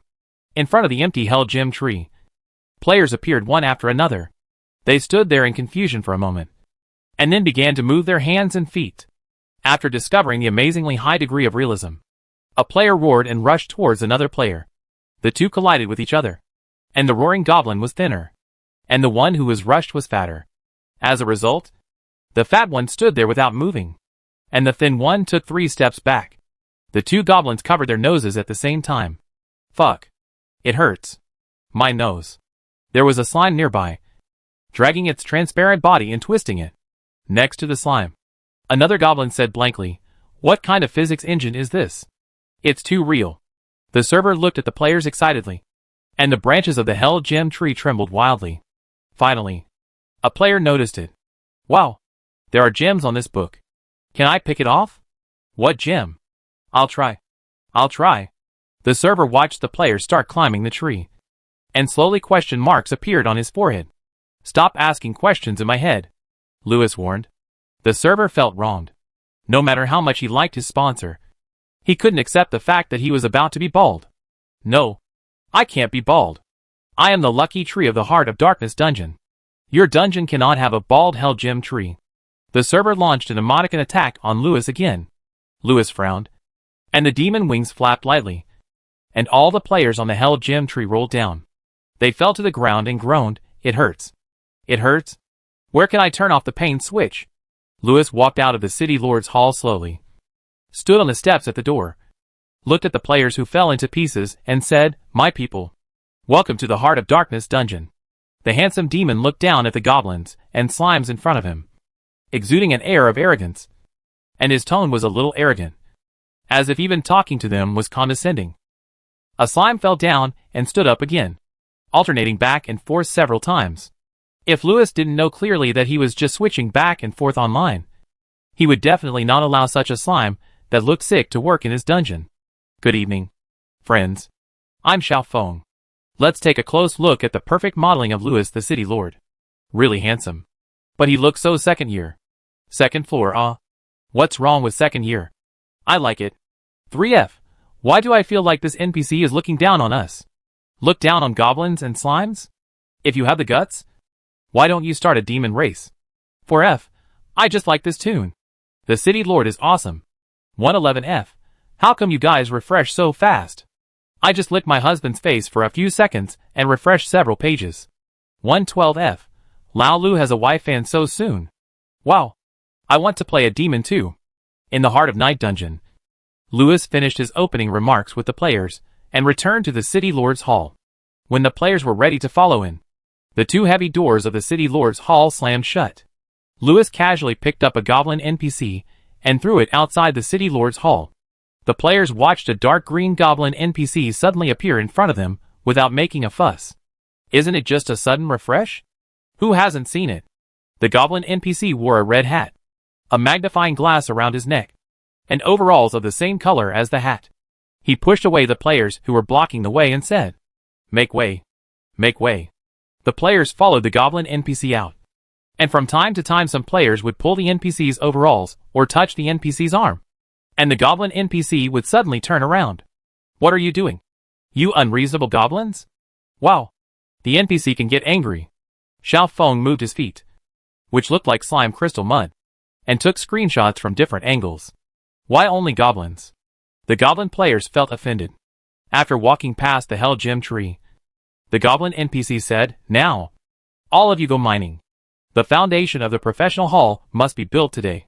Otherwise you will all be fired." Shut up. This is the mission? No. What do you mean? Are there any penalties for not completing the mission? Mine? Where is the mine? Where is the mission guide? How do I call out the map? Oh my god. This game is so difficult. Hey, Mr. NPC, can you tell me where to mine? The goblin NPC glanced at Xiao Feng. "You slime. Don't you have common sense?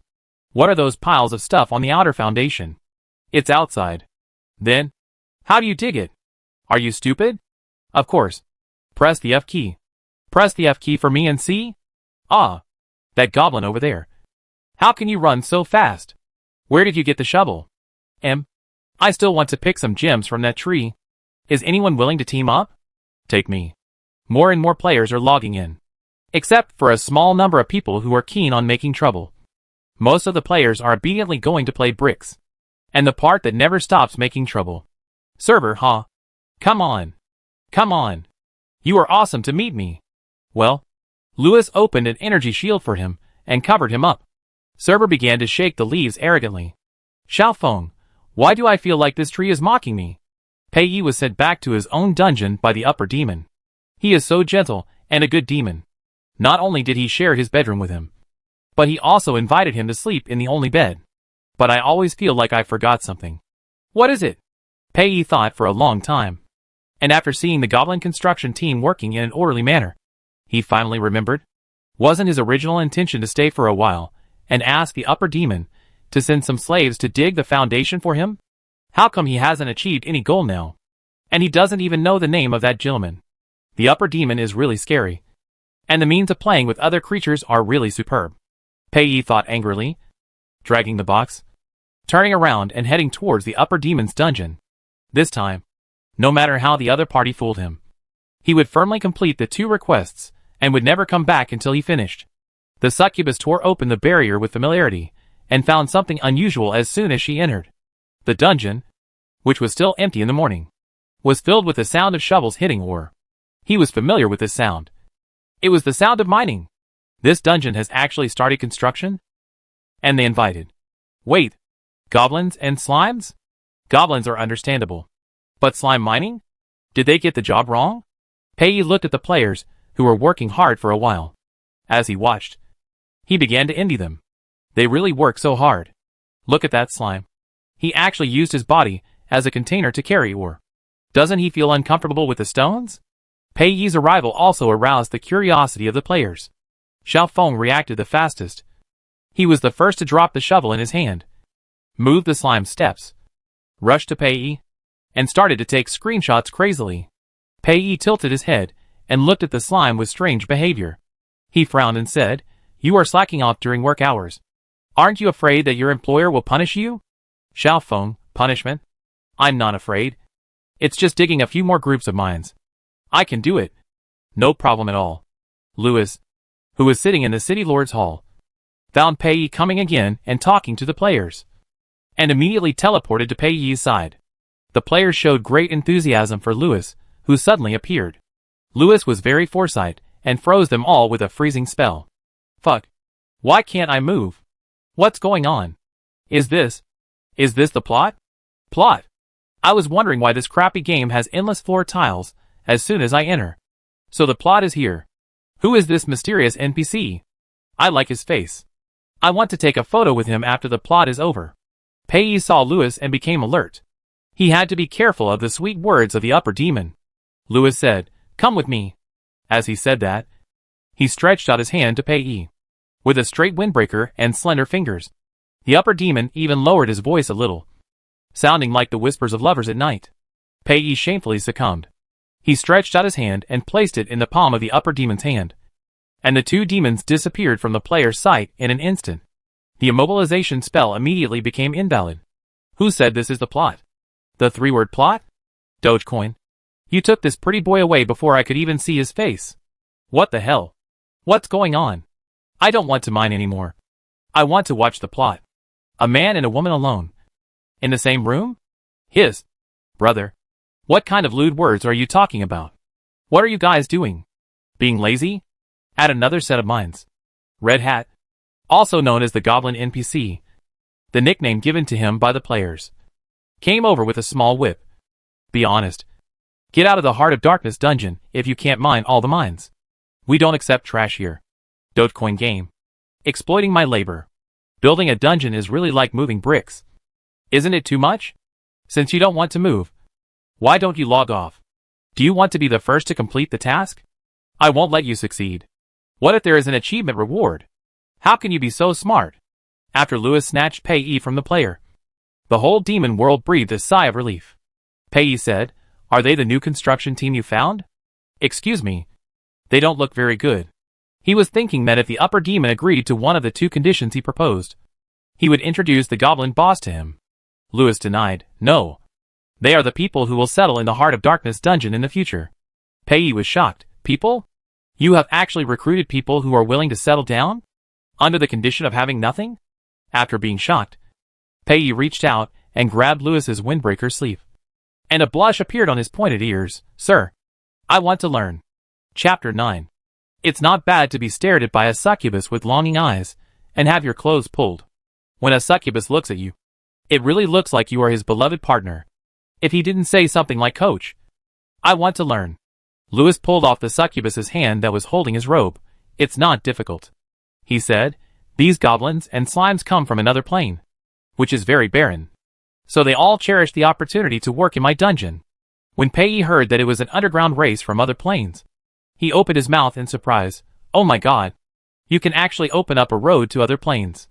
You are not one of the candidates for the Demon King, right?" Lewis smiled. "Yes. To open up a road to other planes, you just need a stable network. As for the candidates for the Demon King, it is written in the setting." Pei covered his chest. His face was happy, but his heart was bleeding. Why? Why is his neighbor so strong? After 3 minutes of silence for the fate of his dungeon, Pei quickly cheered up. Since his neighbor was too powerful to defeat him, he would just cling to his thighs and fleece him. As long as he could deal with this upper demon, there would be countless goblins to dig the foundation for him. Great. Pei, who felt that he had found the direction of his struggle, had bright eyes.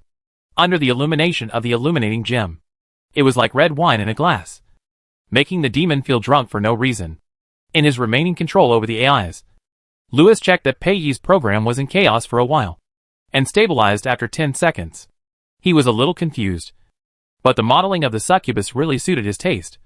And as the protagonist of the expansion pack, the succubus will definitely interact with the players in the future. So Lewis decided to start cultivating the succubus's resistance to players now. When the passage between the two planes is widened in the future, more underground races will enter my dungeon.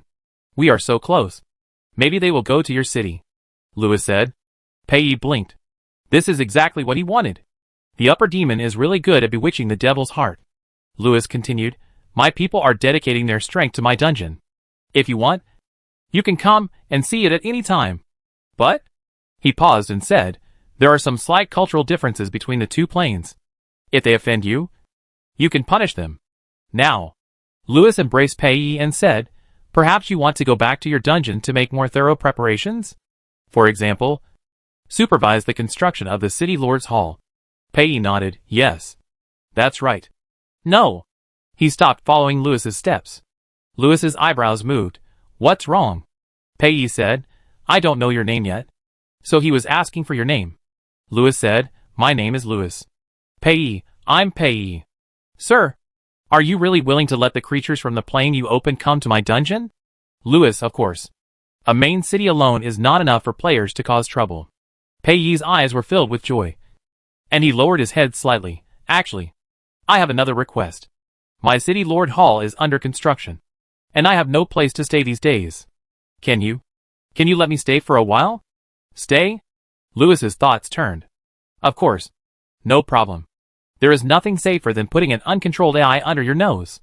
Inside the City Lord Hall, Lewis and Pei reached a preliminary agreement.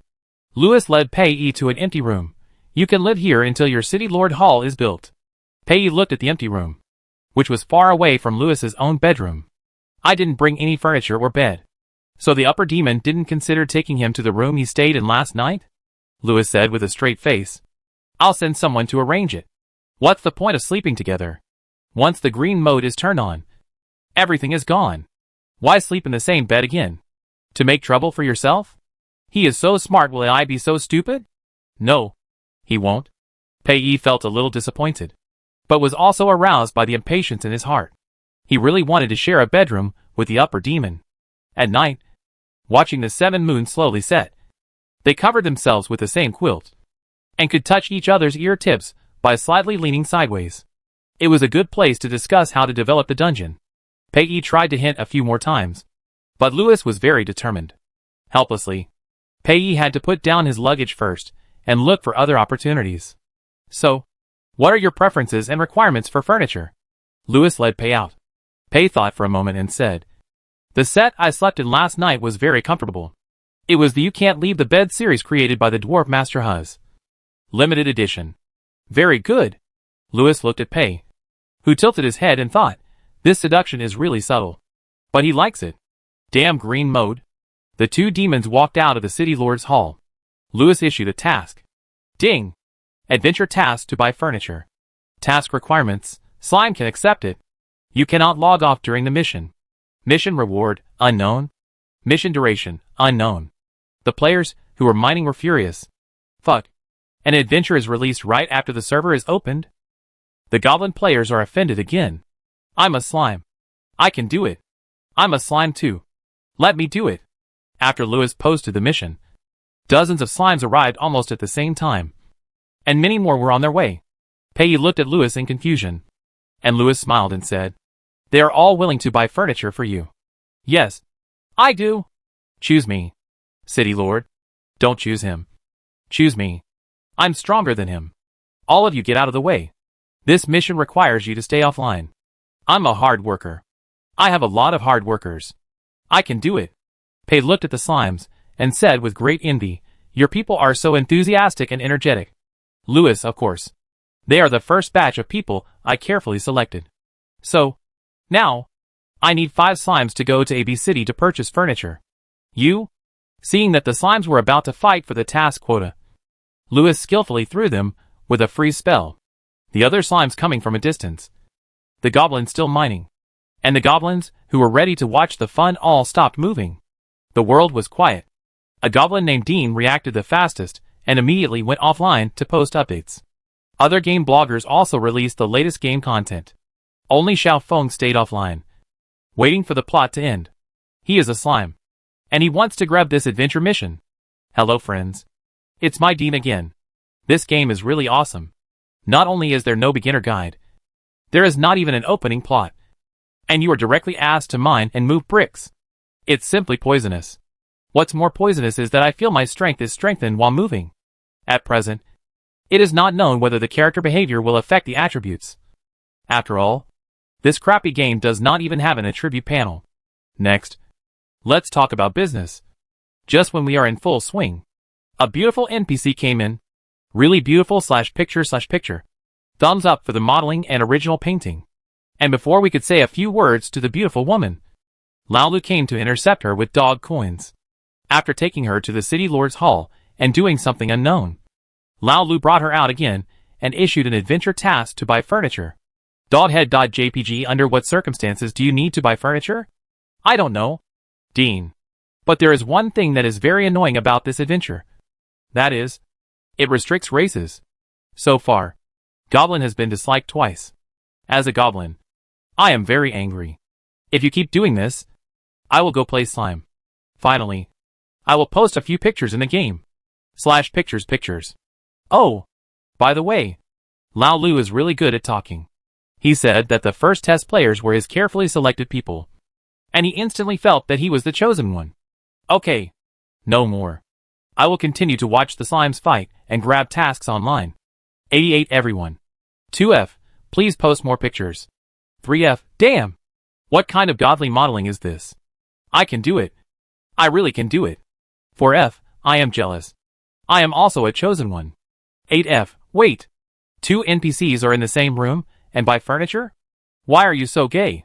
16F, am I the only one who thinks that goblins are a bit miserable? 18F, do you dare to send more activation codes? I am willing to go in and be a despised goblin. In the game, Louis has already picked out 5 slime players to launch adventure missions. Other players are unwilling to give up and stay by the 5 European emperors who were hit by the adventure. But the Red Hats who came over deduct 100% of the mission progress. The players had no choice but to run back to continue mining while cursing Dogecoin. There are also some who are particularly stubborn and just want to follow the European emperors on the road. Not only did the mining mission progress bar fall off, but they were also kicked to death on the side of the road by the lightning mouse, a new mission transportation tool created by Louis. The 5 players riding on the lightning rats were laughing as they watched his body disappear. Is he dead? Where is his body? Pei was shocked. Slimes are not chaotic evil creatures. How could they kick their companions to death and laugh? And the slime body on the ground was gone. Where did it go? I have never heard of lightning rats eating corpses. Louis said calmly, we are back to the original plane. That plane is very special. They have no entity. Pei, I see. Finding creatures without physical bodies as subjects. Paying a little magic power to provide a body, so that he is equivalent to having an inexhaustible supply of subjects. It is indeed an evil upper demon. Louis breathed a sigh of relief. This succubus is quite easy to coax. The adventure team took the task props and rode the task mount on the road. The rest of the players were busy with bricks.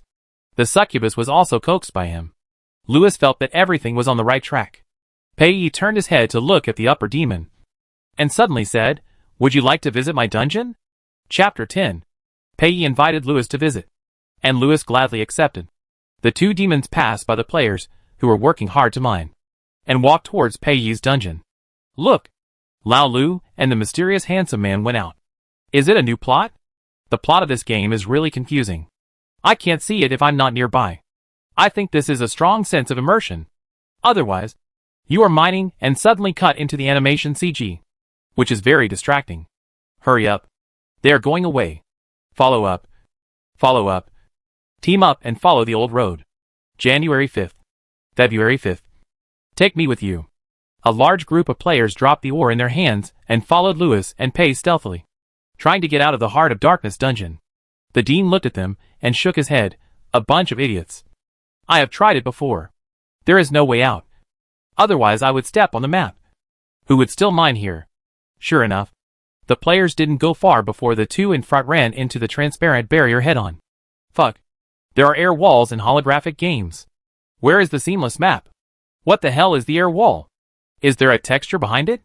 Texture. You ball. Have you seen Lao Lu and the Beautiful Man? You walk on the texture. Pei looked back as he walked and found a group of goblins and slimes crowded in the barrier, staring at them eagerly. What are they doing? Pei asked. Lewis glanced behind him and said calmly, souls from another plane.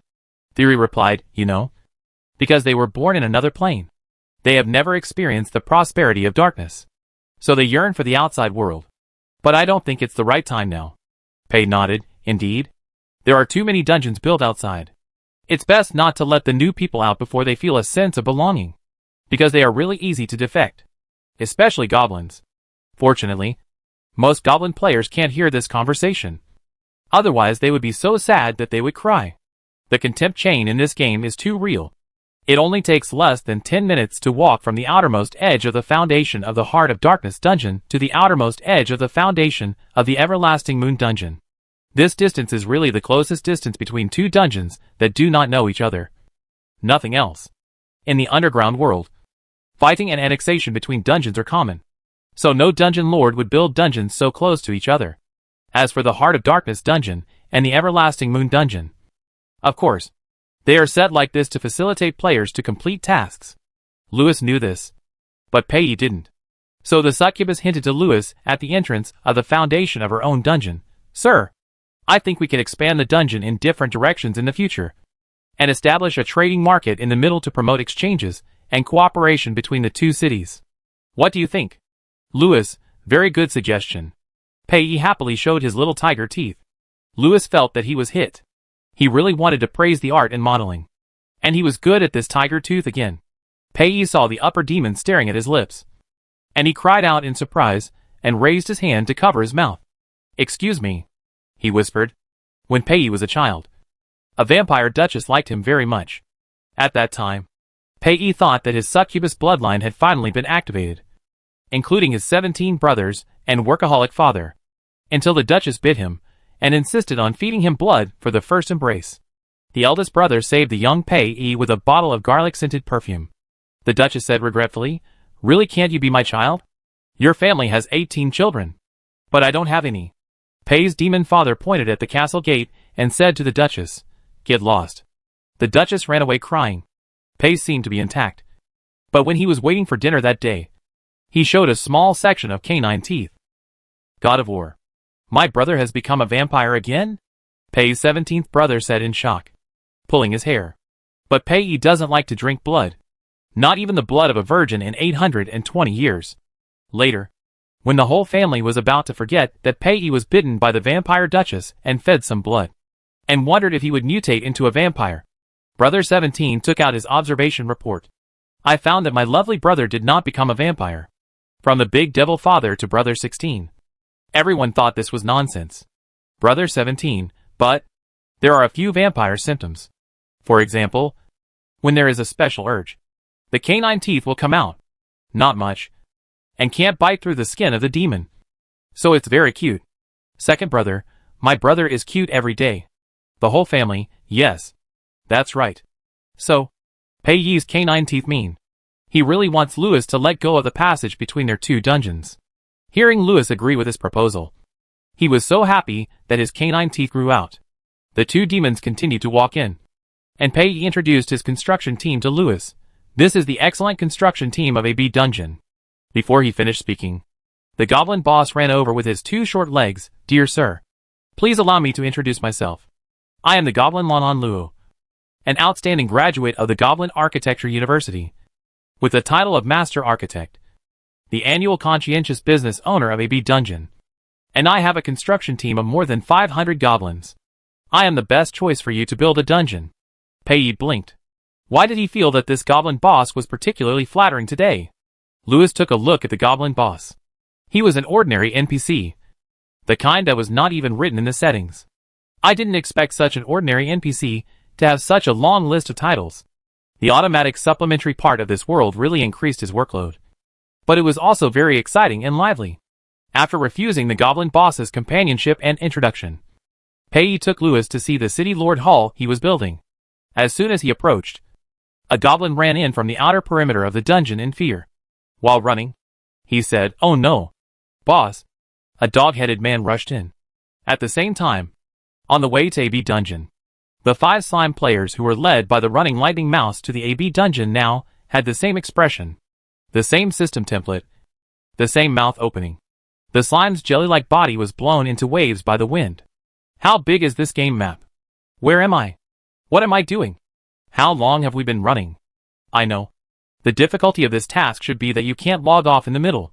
Did you see it? There is a flat road ahead. If I can't stand it, brothers must hold on. Vomit. I seem to be a little carsick. Chapter 11. Boss. A dog-headed man. The panicked goblin tripped over his left foot while running, and fell in front of Pei and Lewis. A few steps away, the goblin boss Lon Luo scratched his ears. What did you say? What rushed in? The goblin who fell to the ground screamed, "Kobold!"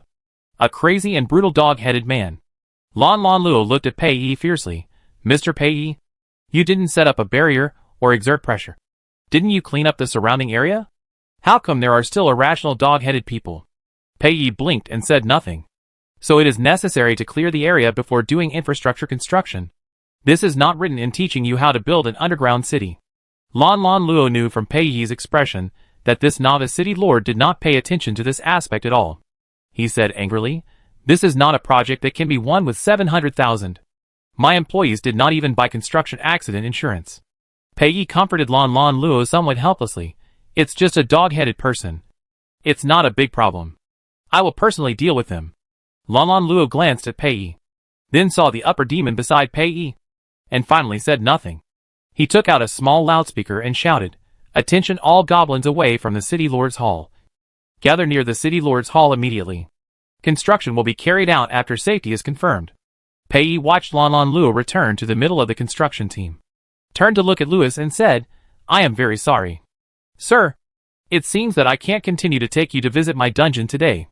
Lewis said he didn't care. "It's okay. Is there anything I can help you with?" Although the succubus is a kind of upper demon, its fighting power is indeed not high. Pei shook his head and said, "It's just some kobolds. I can still deal with them. I would like to invite you to dinner tonight as compensation." "Lewis, I look forward to having dinner with you." Pei walked alone to the outskirts of his dungeon. "Kobolds? Are they the kobolds who guard the kobold treasure? This is his treasure. No one can share it." Lewis strolled back to the Heart of Darkness dungeon and walked around the players like a patrol. A goblin player and a slime player leaned against each other, staring at Lewis and said, "Why did Lao Lu come back alone? Did he lose the handsome boy? Can I go pick him up? Look at the moon above your head. There are 7 of them.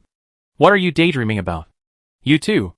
Red Hat waved a whip and walked to the 2 players and said, "If you talk about the City Lord casually, the task progress bar will be deducted." As soon as Red Hat finished speaking, the 2 players were shocked to find that the task progress bar was really gone. It's not that the progress was reset to 0, but literally, the entire progress bar was gone. Fuck. This game is poisonous. Red Hat ignored the goblin player shouting and left the overseer to go somewhere else. When he walked away, the players who were always observing Red Hat's field of vision gathered around and asked questions. "What's going on? Why is it poisonous? What happened? Is the progress really reset?" The dean pushed aside a group of players, squeezed to the front, and asked, "What did Red Hat do to you?" The slime player's expression was neither smiling nor crying. "My whole progress bar is gone." "It's a progress bar." Then I went to check the task list, and the whole task was gone. Wow.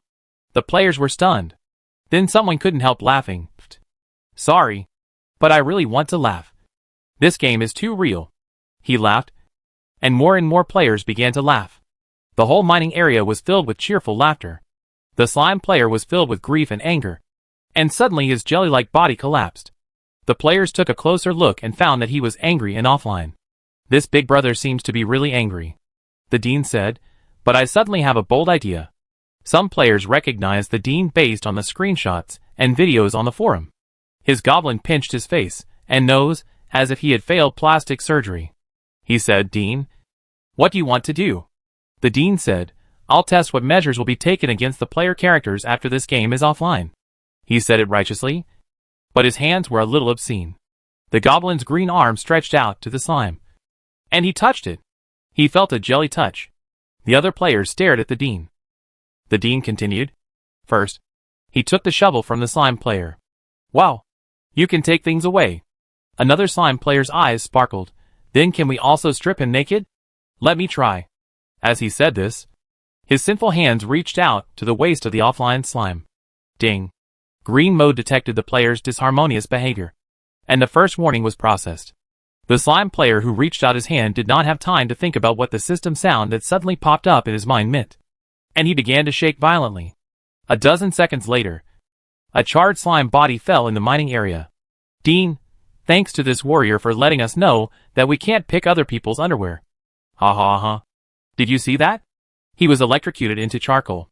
Ha ha ha. The server was laughing, and the branches of the Hell Gem tree were shaking. Lewis strolled back to the city lord's hall, and after casually dismissing the server, he began to ponder. He was thinking about the kobolds. Except for the automatic completion setting of this world, the only place with kobolds currently open is the internal test copy, the Kobold Black Frame copy. There are 3 bosses and dozens of monsters in it, all of which can be refreshed. When I ran the program check before, these dog-headed men were still playing cards together. I just don't know if the dog-headed men who appeared in Paid Dungeon are from the Black Mine Dungeon. Lewis changed his posture on the throne. He crossed his legs and placed them on one armrest, and his back was leaning against the other armrest. He lay horizontally. He stretched his hands in the air, and a circular screen appeared. Since he was not sure, he would take a look. Lewis did not think there was anything wrong with his peeping behavior. The whole world belonged to him. What's wrong with taking a look?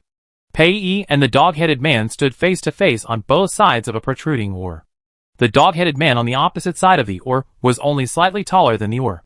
He had gray-brown scales and a pair of light brown horns, wearing orange-red broken leather armor, with canine teeth sticking out of his mouth and saliva dripping down. He suppressed a low roar in his throat, and his eyes showed an abnormal fluorescent green. He wanted to rush up and tear the creature in front of him to pieces, but the breath of the upper demon made him dare not act rashly when he appeared alone. Pei opened his palm, and a black whip appeared in his hand. He smiled at the dog-headed man, and the dog-headed man's fierce and alert expression suddenly became trance. Charm. When other female succubi use this trick, it will make the target of the charm crazy and obsessed with them. But when Pei uses it, it is more like dizziness. Well, anyway, it makes the other party lose the ability to think. So just use it for the best. The dog-headed man was successfully stunned, and the next moment, the black whip fell on the dog-headed man. The dog-headed man, woof, was whipped and rolled on the ground. Pei approached and stepped on the dog-headed man with one foot, the long whip hanging at his side. He leaned forward slightly and threatened, "Take me to your lair." While speaking, the peach hardtail hung behind him and swayed slightly. Lewis's eyes flashed over the dog-headed man, and all his attention was on Pei's tail. The little heart is so cute and feels good. As for the dog-headed man, what's so good about the dog-headed man? The low-level dog-headed men all look the same. Can you tell the difference between Ant A and Ant B? Lewis couldn't anyway. The dog-headed man, whose eyes went dark after being whipped, trembled and barked. Woof woof. Pei, speak the common language. I don't understand the dragon language of the dog-headed man. The dog-headed man, please spare me. My king. I will lead the way for you. Pei let go of the dog-headed man, who slowly got up from the ground, stared at Pei's whip threat, and trembled as he led the way in front. As he walked, his brain, which was not very big, was thinking, how can I smell the scent of a succubus from a man? His nose must have been damaged by the whip. Wait, isn't the whip a weapon that succubus like? The dog-headed man's confused mind was sometimes whipped. Sometimes the 36 deep breasts of the succubus ladies, and sometimes Pei's flat chest. In this confusion, He walked to the entrance of the dog-headed man's cave. Pei was very excited now, and the arc of his tail shaking became bigger. This place matched the treasure point on the map. It was the habitat of the red dragon that made the dragon slayer rich. Therefore, inside this cave, there was the sparkling dragon crystal. Pei couldn't help but breathe heavier. Treasures? Wait! He's coming! Lewis said and sat up straight from his lying position. Is this the Cobalt Black Mine dungeon? It seemed that he had to go over and take a look in person. Lewis stood up and was about to turn off the monitoring spell. But he found that Pei whipped the kobold who led the way away with a whip. And then, like a wolf entering a sheepfold, he began to destroy the kobold soldiers. The succubus used the group charm spell very well. Although the effect seemed a bit special, it still effectively controlled one side. Woof woof. While a group of dog-headed people rushed towards him. They were all screaming. The black whip whipped a group of them away. And soon the cave was full of dog-headed soldiers who were going to meet Hades. Lewis touched his chin, feeling a little weird. Was the first kill of the dog-headed Black Mine copy going to be awarded to a system AI? Chapter 12. Pei went deep into the cave of the kobolds. Dragon crystal. Dragon crystal. He walked and felt on the wall of the cave. Lewis raised his eyebrows. Dragon crystal? He put the monitoring spell aside and pulled out the program panel with his other hand. Input target, dragon crystal. Search. Ding. The search target is detected. Dragon crystal. A special type of mineral. It is a product produced by pure-blooded dragons. It is very popular with dragon vein creatures. Branch locations, Dragon Valley, Death Valley, Vengeance Plains, Kobold Cave. Lewis's eyes stayed on the Kobold Cave for a few seconds. And then the corners of his mouth rose a little. Greedy little scoundrel. Wandao Goshing is the top boss in the Kobold Black Mine copy. He has been dominating the mine for many years, and has never been defeated. His two brothers, Wandao Guda and Wandao Gu, are also fat and strong kobolds. They lurked in the depths of the mine, counting dragon crystals every day and living a decadent and happy life. One day, they found that the passage between the mine and the outside world was opened. Goshing sent a younger brother out to explore the way. Goshing firmly believed that they would walk out of the mine and go underground with the dragon crystal. However, his dream was shattered within 1 hour. 17 minutes and 28 seconds after his younger brother walked out. A high-ranking demon with a whip walked into his mine and slaughtered people in his mine. Goshing was furious. This was simply an insult to his dignity. The dignity of a dog-headed man should not be trampled on. Goshing called his two brothers, and the three dog-headed men wearing orange-red miner suits and carrying shovels set out on the road to avenge their younger brother. Pei held a whip and saw three dog-headed men who were bigger than the other dog-headed men coming towards him aggressively. Devil. Today I, Wandao Goshing, will let you taste the taste of fear. The dog-headed man in the middle raised a shovel, said a provocative sentence, and rushed towards Pei with a roar. Pei, what Goshing? There is nothing that can't be stunned by one charm spell. If there is, then two will do. The succubus cast a charm spell calmly, and small stars spinning at high speed appeared on the foreheads of the three dog-headed men. Then the whip swiped, and three dog-headed men flew backwards, hitting the wall of the mine and losing their breath. Ding. A notification sound popped up for the first kill achievement, and Lewis quickly turned off the system notification for the entire server. The notification sound that only players could hear rang for a while. And then, there was no follow-up. Players? Lewis moved his fingers. And before the players had time to log off and post, he changed the original first kill announcement to the dog-headed man Black Frame Dungeon has been opened. Please explore it tomorrow. What? Dungeon? The players were excited. Dungeons are the highlight of the game. Who really wants to mine and work every day? Some players, who were originally PD fanatics, had thrown away their mining shovels and rolled up their sleeves to find out where the dungeon door opened. But before they could take a step, the system message popped up again. Ding, combat skills learning is open, and the skill instructor is on the way to the heart of Night Dungeon. Players, please treat the skill instructor politely. Ding, the weapon system is open. Players can choose different weapons according to their preferences. Ding, the outer perimeter of the Heart of Darkness dungeon is open. Players are welcome to explore on their own. Ding, the construction task is converted to a long-term task. But players are requested to pay attention to the task progress bar. After the progress bar is cleared, You will never be able to accept construction tasks. The amount of information in the system message is a bit large. The players were talking to each other, and a soft slime stood up from the ground. He heard the last system message as soon as he came online. After the progress bar is cleared, construction tasks can never be accepted. Slime's expression was distorted, and thousands of words turned into one sentence. You dog planner. I'll you. Player Ming Wang insulted the game development team and was banned for 10 minutes. Civilized game. Civilized you and me. In the black-framed mind of the dog-headed man, Pei entered the deepest part. In a dark and cold environment, the dragon crystal emitted a faint yellow light. Pei's eyes were full of these shiny little things. Ah! He couldn't breathe. This nest of kobold smells really bad. Pei pinched his nose and left the kobold cave. He returned to his dungeon and said to the goblin boss, Boss Lan Luo, I just got at least one truck of dragon crystal ore. I hope you can use it in the construction of my city lord hall. Lan Luo's eyes widened. Oh! Mr. Pei, what did you say? Are you talking about dragon crystal? The ore that exudes a golden glow and the breath of a giant dragon? Pei, yes. That's right. Lan Luo took a breath. Mr. Pei, can I ask where your dragon crystal comes from? You know, the price of dragon crystal produced in Dragon Valley is very expensive. And the dragon crystal mines left in the Valley of Death and the Plains of Vengeance have seen more and more counterfeit and inferior dragon crystals in recent years. The goblin boss paused and continued, of course. I am not questioning whether there is a problem with your batch of dragon crystals. I just want to confirm the quality of the dragon crystals. After all, if dragon crystals are used improperly, terrible accidents will occur. Pei nodded. My dragon crystal is in the kobold mine not far away. It should be the dragon crystal left by the money-making red dragon Narcissus hundreds of years ago. Lan Luo covered his heart. Oh, my god. My demon god. Lord Narcissus. The red dragon lord known as the money-making machine. His dragon crystal in Dragon Valley has been sold for 120 magic crystals per gram. Mr. Pei, you can actually get his dragon crystal. You are really amazing.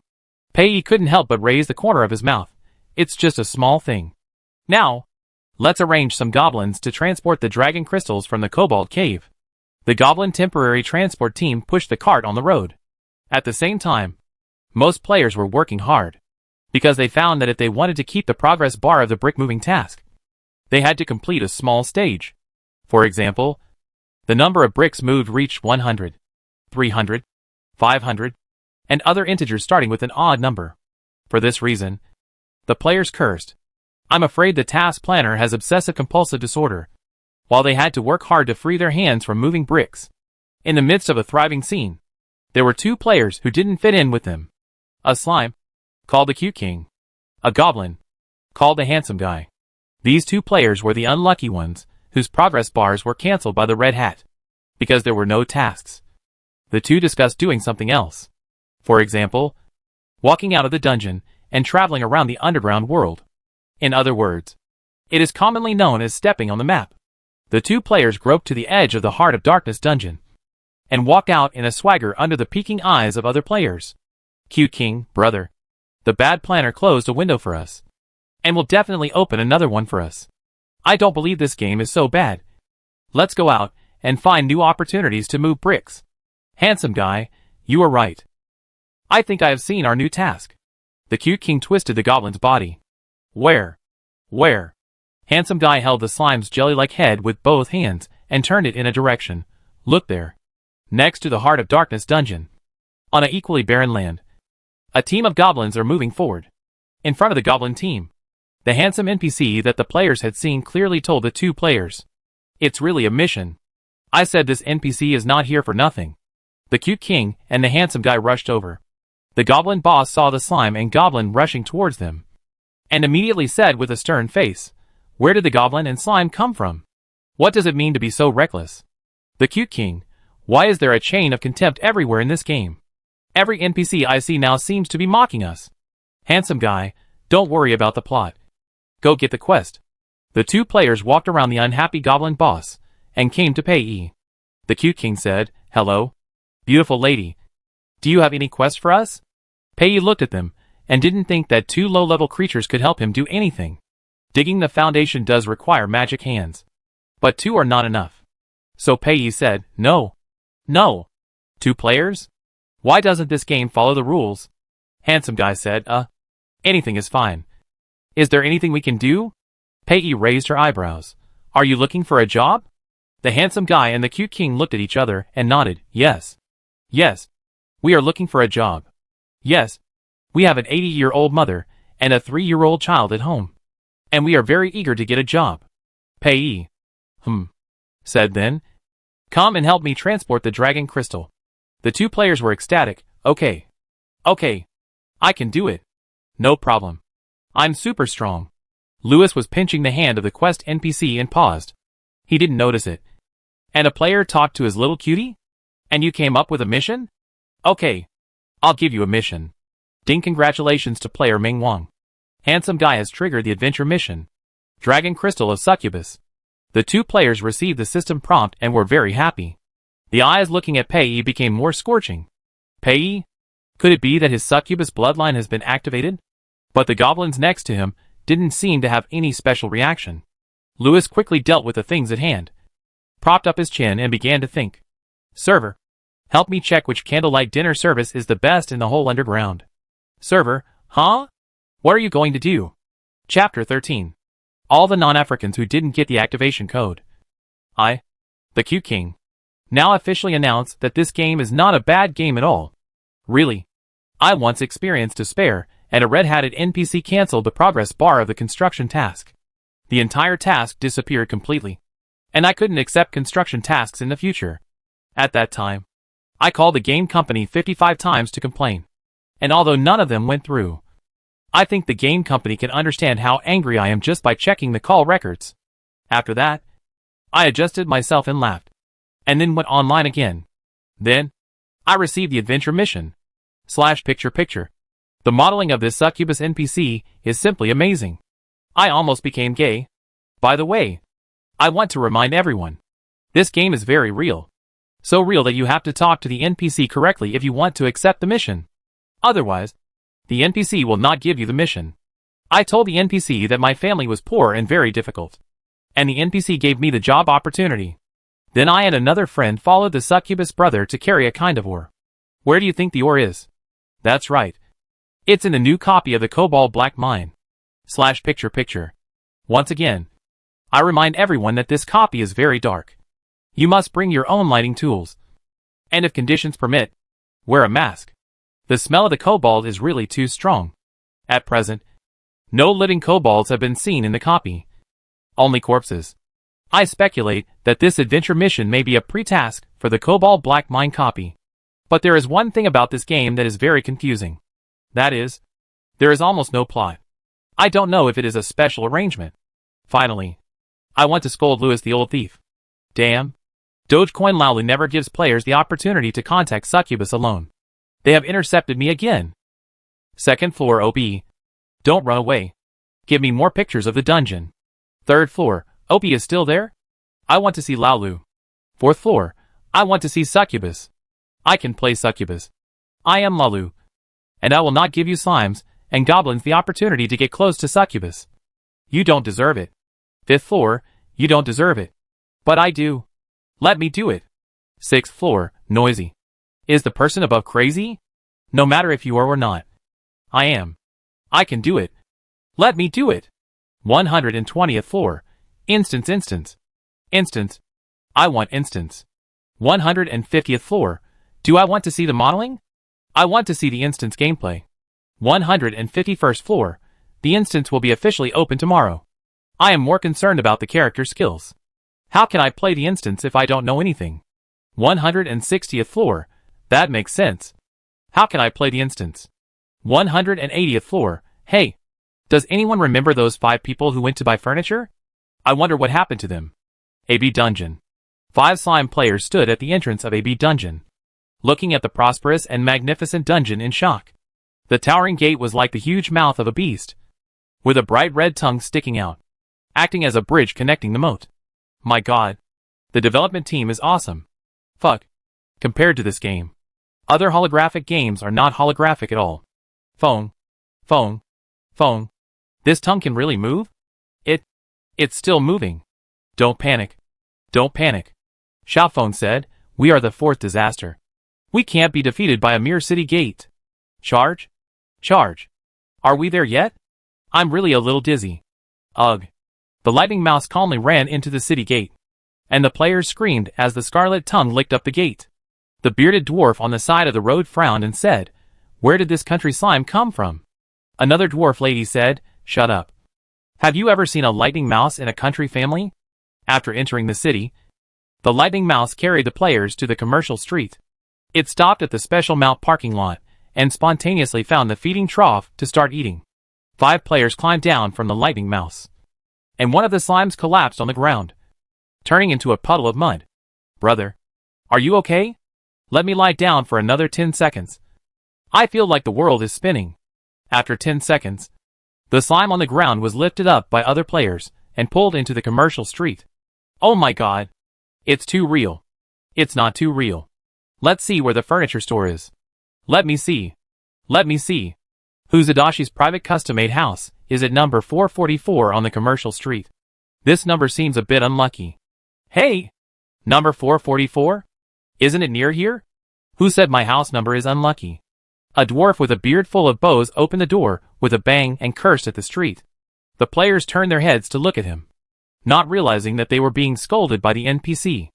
Master Beard? What Master Beard? It's Master Huzi. Master Huzi. I'm reporting this uneducated friend of mine who said your house number is unlucky. He's ignorant. I'll beat him up for you.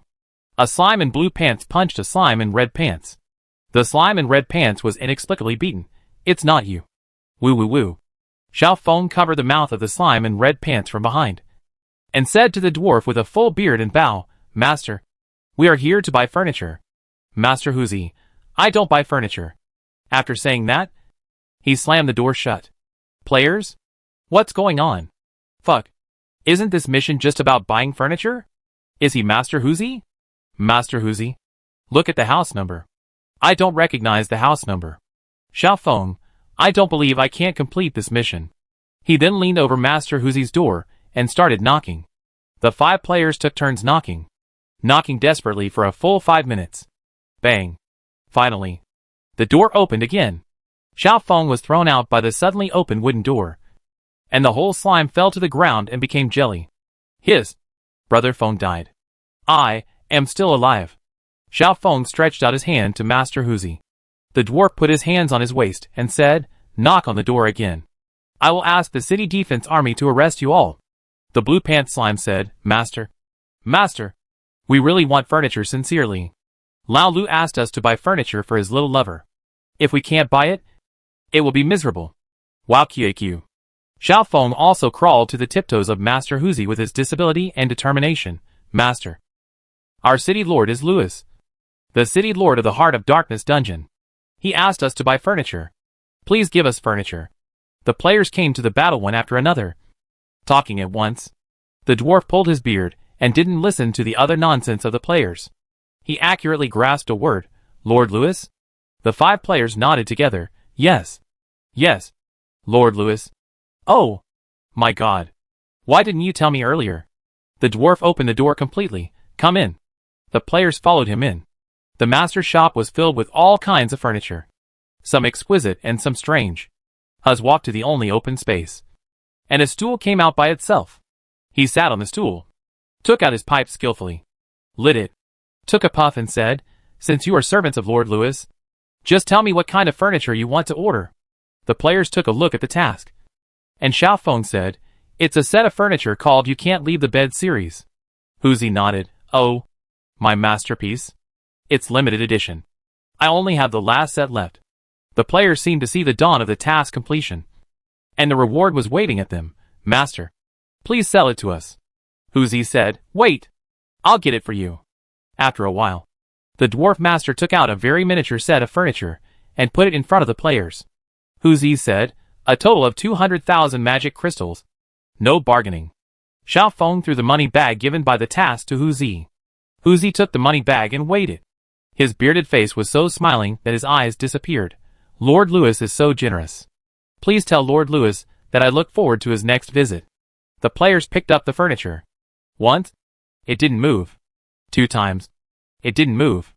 3 times. Bang. I can't do it. Friends. The red pants slime was pressed under a small bed and couldn't move. Whozy frowned. Why would Lord Lewis use unprofessional slimes like you? Don't you know how to use body space to store things? Body space? Storage? The player's eyes lit up. Is this the character's talent? Whozy, forget it. For the tip from City Lord Lewis. I'll let my slime assistant teach you. 7 bright moons fell one after another, and night fell underground. Candlelight fairies danced in the lampshade, and blood-red roses bloomed quietly. The bloody steak was served to the table by the vampire waiter. In the distance, a small band was playing the 5th chapter of Ragnarok. The hell gem tree shook its branches, and the gem-shaped fruit reflected beautiful light. The server rolled his eyes, and served as a background for Lewis, muttering, "Green mode. Green mode. Green mode. Lewis has closed your language permissions." Server. Payee blushed and looked at Lewis. "Let me invite you to dinner." Lewis smiled and said, "It doesn't matter. It's my honor to have dinner with you." Payee, "No. No. No. It's my honor." The succubus took off his cloak, and the small leather jacket outlined his perfect figure. There was a cluster of flames painted on the collar around his neck. Lewis glanced at it without showing any emotion, and really wanted to change it to his own mark. Most of the players went out to explore the surrounding areas of the Heart of Darkness dungeon, and a few players kept watching the plot of Lewis and the succubus. But they were all blocked by the air wall. When the 5-member adventure team of the furniture purchase task came back on the lightning mouse, a player who stayed behind shouted at them, "Brother, break quickly. Don't rush. There is an air wall." Because the speed of the lightning mouse was too fast, the 5-member team did not hear the warning of this kind player. So after a shocking crash, the air wall crashed and shattered. The players, "Fuck." Xiao Feng got up from the ground. "City Lord, we are back to hand in the task." Lewis threw all the players out with a dark face. At the same time, the Chiyu 5-member team received a system message. "Congratulations on completing the task. Unfortunately, you have lost your reward because you disturbed the City Lord's candlelight dinner." Chapter 14. Hello everyone. I am Xiao Feng. After playing the strongest dungeon for 14 hours, I want to give you a heartfelt warning. Don't offend the city owner. 2nd floor? 3rd floor? 4th floor? 5th floor? Where are the people? Gone? 6th floor? What happened to these beta players? I just checked the online time on the official website. Isn't this too addictive? 7th floor? Where are those guys who complained about the ugly characters? Why don't you just stop playing? Let me do it. I don't mind it being ugly. 8th floor? 14 hours have passed since the server was launched, and apart from the background given by the official at the beginning, no plot has been seen so far. So what is the fun of this game? 9th floor? Moving bricks? I saw a blogger moving bricks for more than 3 hours, and just now, he finally handed in the brick moving task and went to step on the map. 10th floor? I understand. This is actually a travel game, and the scene modeling is crushed around the world in 2 hours. 188th floor? Damn. Is anyone watching the Dean's live broadcast? It seems he has met a new NPC at the entrance of the Heart of Night dungeon, just 100 meters away from the mining site of the players. A goblin in a cloth robe and a dwarf in fine armor are arguing. The dwarf said, "Hey, treacherous wizard." The goblin said, "Hey, stupid warrior." The above 2 sentences were repeated between the 2 NPCs no less than 20 times. This is what the Dean counted. As for the number that the Dean did not count, it depends on how long these 2 NPCs have been arguing here. I suspect that the program of these 2 NPCs is stuck, the Dean said. As soon as he finished speaking, the dwarf warrior and the goblin wizard turned their heads at the same time. "You are stuck." The Dean. Fuck. I was shocked that the NPC could still fight with the players. The Dean was very excited now. He came here because he was lost. He didn't know where he was at all. It was just because of the live broadcast effect that he got separated from most of the players. Then, he walked farther and farther, and walked farther and farther away, and couldn't find the way back. But it doesn't matter. Getting lost can bring miracles. Look what he found. 2 NPCs. An NPC that can talk to him. This must be the skill instructor NPC that Lao Lu mentioned. He wants to be the first goblin to learn skills. Pei and Lewis finished their dinner under the shaking branches of the Hell Gem tree. The succubus stood on tiptoe and climbed onto the neck of the upper demon. The players who persisted in tracking the demon gasped, "Wow." Lewis lowered his hands, calculating in his mind whether the leapfrog behavior initiated by the NPC out of the control of the program could evade the green mode. Countless program codes rolled in the depths of his mind. The server was temporarily squeezed offline. A few tenths of a second later, Lewis seemed to hear a beautiful calculation completion sound. The answer is yes. At the same time, the succubus kissed his jaw. Lewis even felt the soft tip of the tongue flashing by, and the slight wetness quickly dissipated with the wind. But Lewis still wanted to say which planner designed the succubus race behavior. Give him a chicken leg. Thank you for your hospitality. Pei looked at Lewis and thanked him sincerely. Lewis, my pleasure. Not far away, a spherical slime rolled on the ground. Other players were blocked by the air wall. Only she successfully rolled in.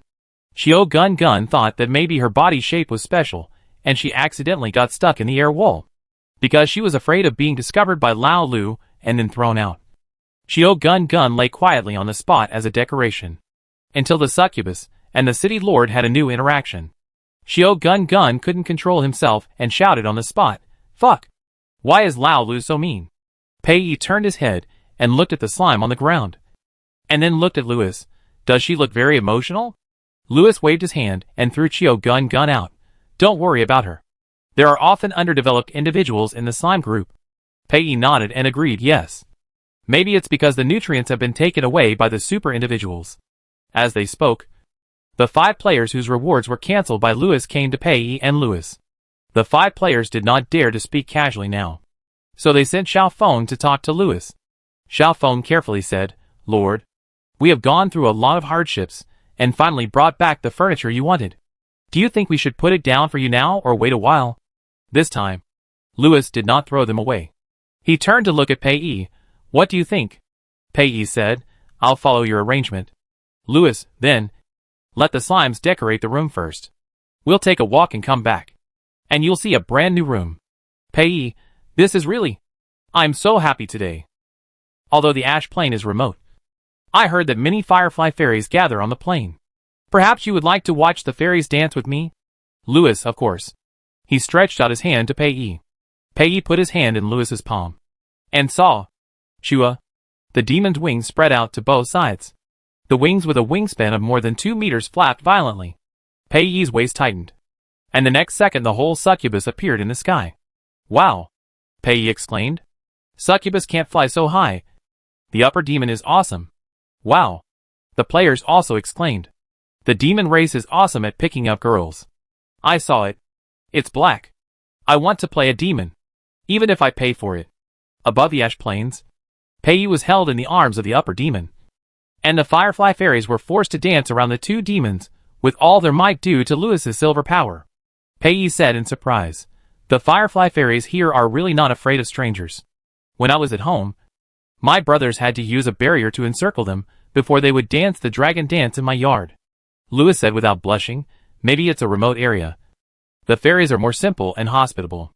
While speaking, Lewis edited the programs of hundreds of firefly fairies and released them.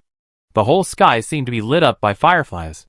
The gold medal editor of the underground nonsense newspaper soon received a report from the informant that something unusual had occurred in the Ash Plains. This Lich, who graduated from the Lich Academy with honors and then joined the largest underground gossip organization, appeared next to the informant after using 2 teleportation scrolls. This is one of his tens of thousands of skeleton informants. It is very inconspicuous, with only 3 ribs and half a head. Perhaps because of this, no creature would notice him if he just lay on the ground. Mr. 3 Ribs is the ace informant of the Lich Gargamel. This time, he also brought the latest news about the Ash Plains. Gargamel looked up at the sky. 3 Ribs. You are right. There are indeed too many fireflies in this place. He, that's right, I think he. Gargamel, okay. You don't have to say it. I already know what's going on. He. 3 Ribs looked at Gargamel in confusion. Gargamel pointed to a small dot of the upper demon in the sky and said, "See it? That's a upper demon. As far as I know, that is Lord Lewis, who is competing for the position of Demon King recently. There is his 110th dungeon nearby. Now, it is obvious. The Lord of the city is holding a mysterious creature in his arms. These firefly fairies must be caught by him to please his beloved creatures. Oh, what a romantic idea." 3 Ribs. I already know what the theme of our nonsense newspaper should be this time. Let's make it a domineering upper-level demon falling in love with you. We will definitely sell it out. Kukukamaibow. In the skull of the three ribs. The soul fire lit up. When the bonus was issued, he would have money to repair his other bones. Gargamel came quietly and left in a hurry. Lewis looked down and saw a lich passing by. It should be nothing. Pei noticed the movements of the upper demon and asked softly, "What's wrong?"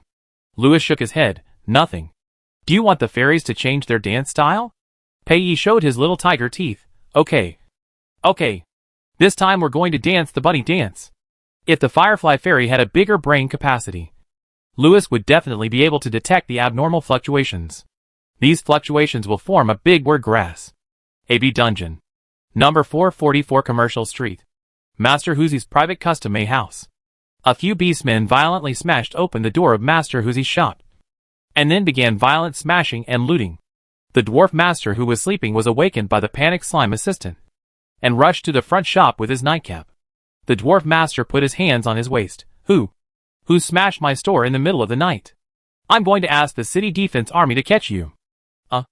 Let go. The slime assistant covered the dwarf master's mouth and didn't let him finish his words. At this time, the boss of the beastmen, a demon who was still standing at the door of Master Hu's store, slowly walked in. This demon with horns and a huge nose ring. The nose ring glowed in the dark night. He looked at the dwarf and his assistant. My men said that the make you unable to leave the bed series I wanted is no longer available. Master Whoozie finally woke up from his dream. Seeing the iconic nose ring, he swallowed his saliva. Bull. Master Nulangmingo. The bullhorn demon was very satisfied with the dwarf's fear. He nodded arrogantly and said, "It seems that I am not too transparent. Master Whoozie can still recognize me." Whoozie smiled and said, "How can you be transparent? You are one of the famous upper demons in the underground world. Even the cubs on the roadside know you." Chapter 15. No Langming. The only bullhorn demon in the underground. There was once a media metaphysical analysis called gossip that he might be a mutant of the goathorn demon group. When Yo Langming found out, he wiped out the entire company. Not to mention the casualties of employees. The only 1876.53 cents of magic crystals left in the company were gone. Since then, Nyo Langming's reputation for cruelty, greed, and unpresentability has spread throughout the underground world. But, because he has a simple mind, maybe he has some problems. But his fighting power is not low. So when Nulangmingo is rampant, no magic dares to confront him. Now the dwarf suddenly saw Nulangmingo, and under the strong desire to survive, Master Whoozie burst out with extraordinary language ability. After he used countless words of praise to flatter him, Nulangmingo dug his ears and said, "Can you speak the common language? I don't like to listen to nonsense." "Master Whoozie, you are awesome. Nyo Langming, you have good taste." Master Whoozie curled his mouth, which was completely covered by his beard, in disdain. "Damn. A vulgar devil who is not presentable. It is still Lewis City Lord who is elegant and on the road again. Nyo Langming, okay. I didn't come here to listen to the praise and boasting of a dwarf. I want to ask you, why is the set of You Can't Leave the Bed series gone?" Master Whoozie paused and said cautiously, "Because it was sold?" Nyo Langming glared and slammed his palm on the table. The table could not withstand such a strong force and immediately split in two sides. Would I not know something as simple as selling it? Master Whoozie's heart was bleeding. That was 1,000-year-old dark wood imported from the east. He had a bitter face and thought, "You asked why the furniture was gone. Is it wrong for me to answer that it was sold? Is it wrong? Not at all." But he didn't dare to say that to Nyo Langming. Master Whoozie, then, "Sir, what else do you want to know?" Nyo Langmingo, "Tell me, who stole my furniture?" Master Whoozie wanted to remind him that there was no reservation, no deal, and no such thing as stealing. However, the breath from Nyo Langmingo's nose turned the dwarf into a cowardly pet black rat. He shrank and muttered quietly, "Lord Lewis's servant came to buy the last set of You Can't Leave the Bed series of furniture." Nyo Langmingo narrowed his eyes. He caught a name in the dwarf's whisper, "Lewis?" The dwarf sensed Nyo Langmingo's dangerous tone and shrank. "Heh. Lewis. It's you again." "I, Nyo Langmingo, will definitely pay you a good visit. You wait for me." At the door of the foundation of the Heart of Darkness dungeon, the dean was carrying two huge suitcases and walking with difficulty.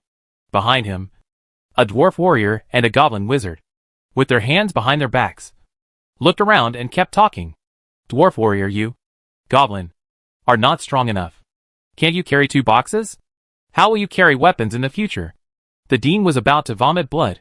Are our weapons so heavy? Who knows what is in the 2 NPC suitcases? It feels like at least 50 or 60 kilograms. Dwarf warrior, of course. Do you think weapons are toys? After the dwarf warrior finished speaking, the goblin mage immediately laughed. Ha! Brute force. Mages don't need such a high load. But unfortunately, goblins have no affinity for magic. Young goblin, you will never be able to embrace magic. Dean? Then I won't carry your luggage for you. Then the dean threw the goblin mage's luggage to the ground. I hate NPCs that make players work for nothing. What's the point of brushing up the favorability of a skill instructor NPC who can't learn skills? Smart players never do unprofitable tasks. Goodbye, goblin mage. After dropping the goblin mage's luggage, the dean felt that his steps were lighter. The dwarf warrior laughed. The goblin mage stared with disbelief on his face. When he came to his senses from the shock, a flame, boom, jumped towards the dean. The dean felt hot all over and seemed to smell something burning. The dwarf warrior stood behind him and yelled at the goblin mage, "Why are you mages so petty?" The dean looked at himself belatedly and saw that his whole body was burned black and his pants were burned. But the character survived miraculously. Ding! The player dean gains the reputation hatred of the spell trainer Daifa. Please be careful not to appear in front of Daifa in the future. Otherwise your pants will be burned. Because of the flames that shot up into the sky. A group of players, who saw the flames nearby quickly came over. The players soon saw the miserable appearance of the dean and 2 strange NPCs. Skill trainer, someone shouted. And then the situation immediately got out of control. The players rushed forward and surrounded the 2 NPCs. The dwarf warrior Ajan said with a smile, "Don't crowd. Don't crowd. Let's put down the luggage first." The goblin mage Daifa was much more rude. When he saw the goblin rushing over, he summoned a stream of water to rush away without hesitation. "Goblin, don't get close to me," a goblin player said. "Fuck? Why are you racist? Isn't it possible for me to play a mage?" Daifa glanced at the player who was talking. "Huh. A rude and unreasonable goblin with 0 magic affinity. The god of magic will never open his arms to you." The slime player next to him laughed out loud. "It's the official who doesn't allow goblins to play mages." Another slime pushed through the crowd and came to the front. "Master, I'm not a goblin. Can I learn magic?" DFA glanced at him. "Slime." He pinched the player. "Your body is very transparent. And your water head is good. You have magic affinity. You can become a wizard in the future." The slime player was happy. "Hey, can I play a wizard?" "Move aside. Move aside." Another slime squeezed up. "Master, I'll carry your luggage for you. They are all coveting your skills. But I am different. Not only am I humble and eager to learn, I will also regard you as my beloved teacher. Choose me.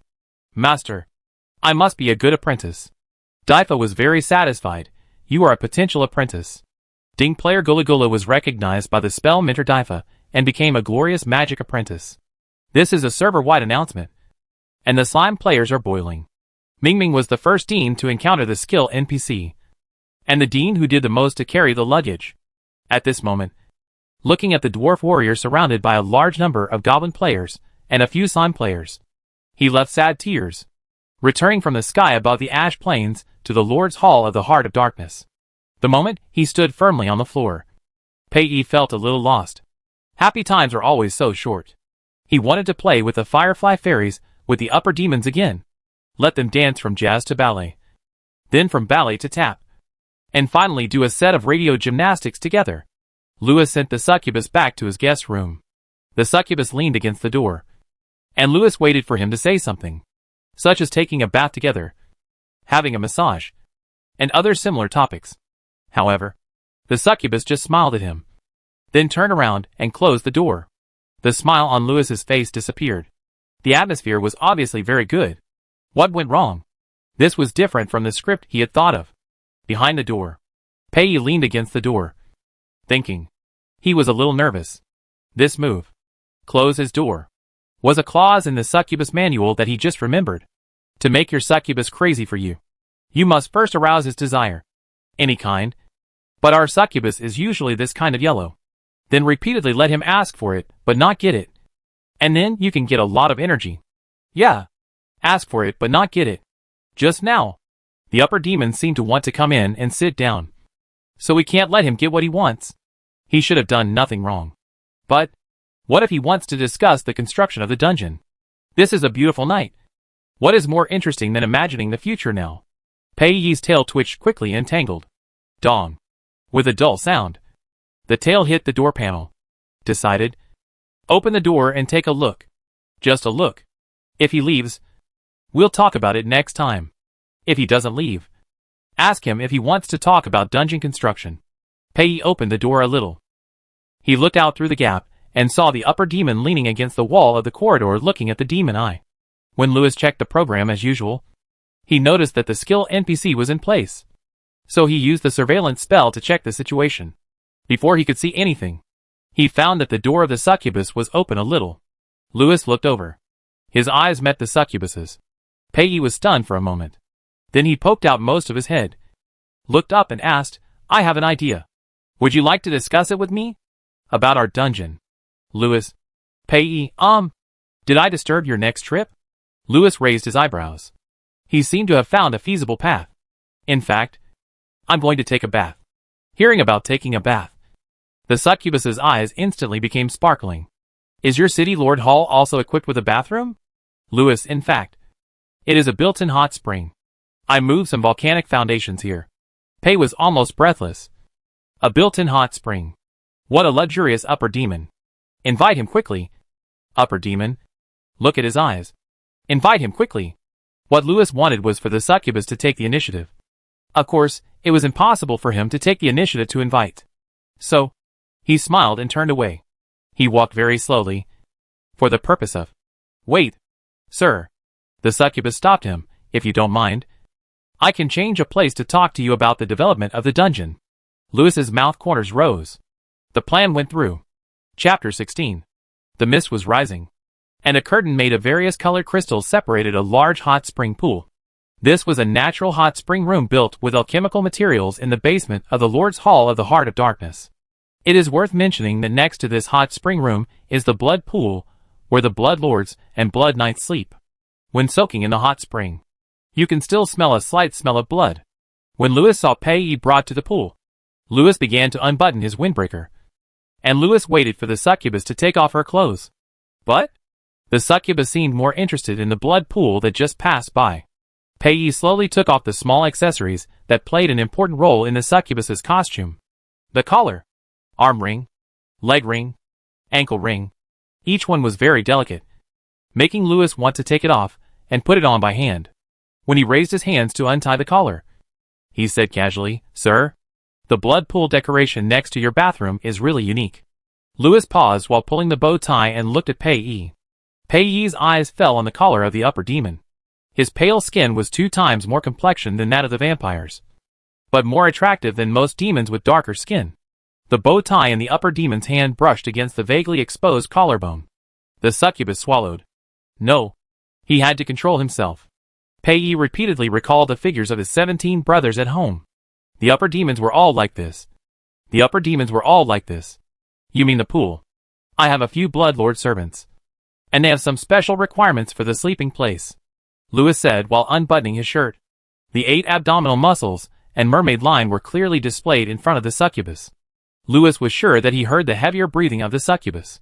Pei Yi slowly covered his nose. This waist is better looking than his elder brothers. Lewis seemed not to notice the abnormality of the succubus, and walked towards Pei Yi with his pants on, but I think they may not be able to sleep in that pool in the short term. After all, here, he paused, followed the succubus's gaze, and hooked his hands on the edge of the belt of his pants. For the time being, we will not use servants of the level of the blood lord. Are you right? Pei Yi could not listen to the words of the upper demon at all. The only thing left in his mind was the pair of hands hooked on the waist of his pants, with slender fingers and distinct joints. Lewis laughed softly and took off his pants neatly. With long legs, he walked down the hot spring in 2 or 3 steps. The upper demon leaned against the wall of the pool and said to Pei Yi, Aren't you coming down? The water temperature is very comfortable. Pei Yi's tail and ear tips were dyed red. and her honey-colored skin looked like it was covered with a layer of varnish under the illumination. Louis moved his fingers in the hot spring. And the touch must be very good. Pei took off all the small parts on her body, and the halter top and shorts also left her body under the action of the succubus, leaving only a pair of long boots wrapped around her beautiful calves. The succubus raised her legs and kicked off her boots. Louis resisted the urge to open the demon eye to take a 360-degree view, leaned against the wall of the pool, tilted his head back slightly, and closed his eyes, as if completely immersed in enjoying the hot spring. Pei got into the water and slowly moved closer. Louis felt the fluctuations in the water and suddenly asked, "Is the temperature still suitable?" Pei's throat tightened. "Very comfortable." He thought for a moment, opened his arms, and hugged the upper demon with his chest pressed against his chest. "Thank you for your hospitality. I haven't soaked in such a comfortable hot spring for a long time." The succubus's embrace lasted for a while, and it seemed that magic flowed on the upper demon's skin, making him want to hold her for a while longer. And Louis, feeling the succubus's softer and more elastic chest muscles, felt a little dissatisfied. Why didn't he put his abdominal muscles together? Yes, succubus also have muscles. Or almost all demons, including female demons, have muscles. It is a race that is very envied by human muscle lovers. However, different types of demons have different muscle lines and proportions. For example, succubus. Their body lines are more sexy, and their limbs are more flexible. The muscles just increase the eroticism and are very easy to touch. No race in the underground world or even the above-ground world can find fault with the succubus's figure and face. Although there is a bonus of charm, it is undeniable that succubus are born with advantages. When Pei began to try to rub Louis's chest, the server appeared. He appeared in Louis's spiritual realm and launched a screaming attack. "Ah! I'm going to be bald." Bald? Bald? Does Louis have time to leave him now? No. So, Louis cut off the connection with the server. "Server, ah! The fourth disaster is out of control. Help! No demon will come to save him." The shaking branches of the Hell Gem tree were like a powerless sampan in a storm. With the concerted efforts of the players, they were soon bald. At this moment, no matter from which angle you look at the Hell Gem, it is very spectacular. The densely packed players overlapped each other, like a pyramid, and surrounded the entire tree. In the distance, on a simple chair made of ore, Red Hat was chatting with Daifa and Eason. "Long time no see, both of you." Red Hat put down the whip used for supervision. "This is the 110th dungeon of Lord Louis. I am so glad that it is still supervised by me." Daifa took out 2 rolls of tobacco from the suitcase, put one in his mouth, and handed the other to Red Hat. "Long time no see, Red Hat. I am also very happy that finally Lord Louis's dungeon will welcome some new people. I am really tired of seeing those graduates in the old city. As a teacher, I almost can't feel the reason for my existence." Sandwiched between 2 goblins, the only dwarf Eason didn't feel out of place at all. He joined the topic very skillfully. "Oh, it seems that everyone is very happy. I think the guys here are also very energetic." The players who dared not get too close because of the existence of the Red Hat listened to the plot with their ears perked up. Fuck. The Red Hat is really called the Red Hat. Could it be that the Dogecoin planner was too lazy to think of a name and just used the player's name? No way. The NPCs all know each other. If they use the ready-made one, what is the input code judgment condition? If the player's name how much? Why do you have to start talking about such an academic question? Can't we talk about something fun? I just want to know if the dean can succeed. Today the tree has no shield. So many gems. We sent them out. Send a ball. And you have to look at the properties after you get it. If it is a decorative prop with no use, it is useless to get it. I think I can keep it and decorate my home later. Since this game is about infrastructure, I will definitely sell houses in the future. Yes, that makes sense. And the game character will not disappear when the player goes offline. So you have to give the body a place to sleep. You are all right. But you have overlooked a problem. What problem? This is a deleted test server. Don't even mention ripping the tree bare. You can't bring it to the official server even if you pull it out. Fuck you, brother. That's a wake-up call. I'll go tell the dean and the others to stop. No. We are just testing the function of the tree and the subsequent NPC reactions. Wow. Brother. You look so professional. Wait. You look familiar. You are the The anchor named Xiaofeng. Xiaofeng, yes. I am Xiaofeng. I also want to test the death methods and death penalties of this game. Friend, can you do me a favor? No problem. Go ahead. Xiaofeng dragged the goblin, who was talking to him, to an open space far away from the players. He took a piece of ore and gave it to the goblin. Brother, come and hit me. The goblin took the ore. Did I really hit you? Xiaofeng, hit me. The goblin slapped the ore toward Xiaofeng, and the slime's jelly-like body was flattened. Xiaofeng, hey. No blood bar. But I can see your name above your head. 2 red words appeared above the goblin's head. Handsome guy. The goblin named Handsome Guy said, I can see your name. 2. It's a red name. Xiaofeng, it seems that this game doesn't have a blood bar setting. In addition, there is no level setting. So it can be inferred that there is a possibility of a one-hit kill in the game. As long as we find the vital point. We can even kill the boss in the dungeon in seconds? Handsome Guy, really? Great. I like it. Little crazy, come on. Keep attacking me. I'll see where the goblins will die faster if I hit them. I'll try to protect the vital points tomorrow. The behavior of the 2 players attracted the attention of other players. Wow. You too. You are so academic. I want to join in too. More and more players, who were watching the NPCs, started to fight each other. And the chaos attracted the attention of 3 NPCs. Easen's eyes widened. What's going on? Are these guys crazy? Daifa, maybe it's some kind of mental control. Anyway, we must stop them as soon as possible. I'll knock them out. And you guys go find other goblins and slimes that are not controlled and tie them up separately. I feel my movements are becoming slower. Xiaofeng covered the upper right part of Jelly's body. Is this the heart of the slime? Handsome Guy. Keep attacking me. The Handsome Guy didn't move. Xiaofeng, what happened? The Handsome Guy's mouth opened wider and wider, behind. The NPC went berserk. Many players who faced the same direction as the Handsome Guy saw the fierce goblin wizard draw out a staff taller than him and cast a spell at them fiercely. The purple lightning struck the players with a crackling sound. 3 seconds later, accompanied by screams from the audience, dozens of players twitched non-stop in the empty heart of Night Dungeon. The other part of the players, who were still working together to pull down the tree, received a new task. Stop your companions. Chapter 17. Stop your companions? What mission? Stop who? Are you not allowed to cut down trees? It's over. Will there be any system punishment? What are you guessing? Look at the mission prompt. A mysterious creature has controlled some of the people in the Heart of Darkness dungeon. Instructor Daifa has stunned them. Players who are not controlled by the creatures, please rush to XX. XXX as soon as possible. Fuck. This is not the legendary main mission coming. Right? Then, what about the tree? Why bother with the tree? Let's do the main story. A large number of players climbed down from the Hell Gem tree and ran away. And the server was disheartened. I'm bald and dirty. Wow.jpg. In the hot spring in the City Lord's Hall, Lewis and Pei rubbed each other's backs.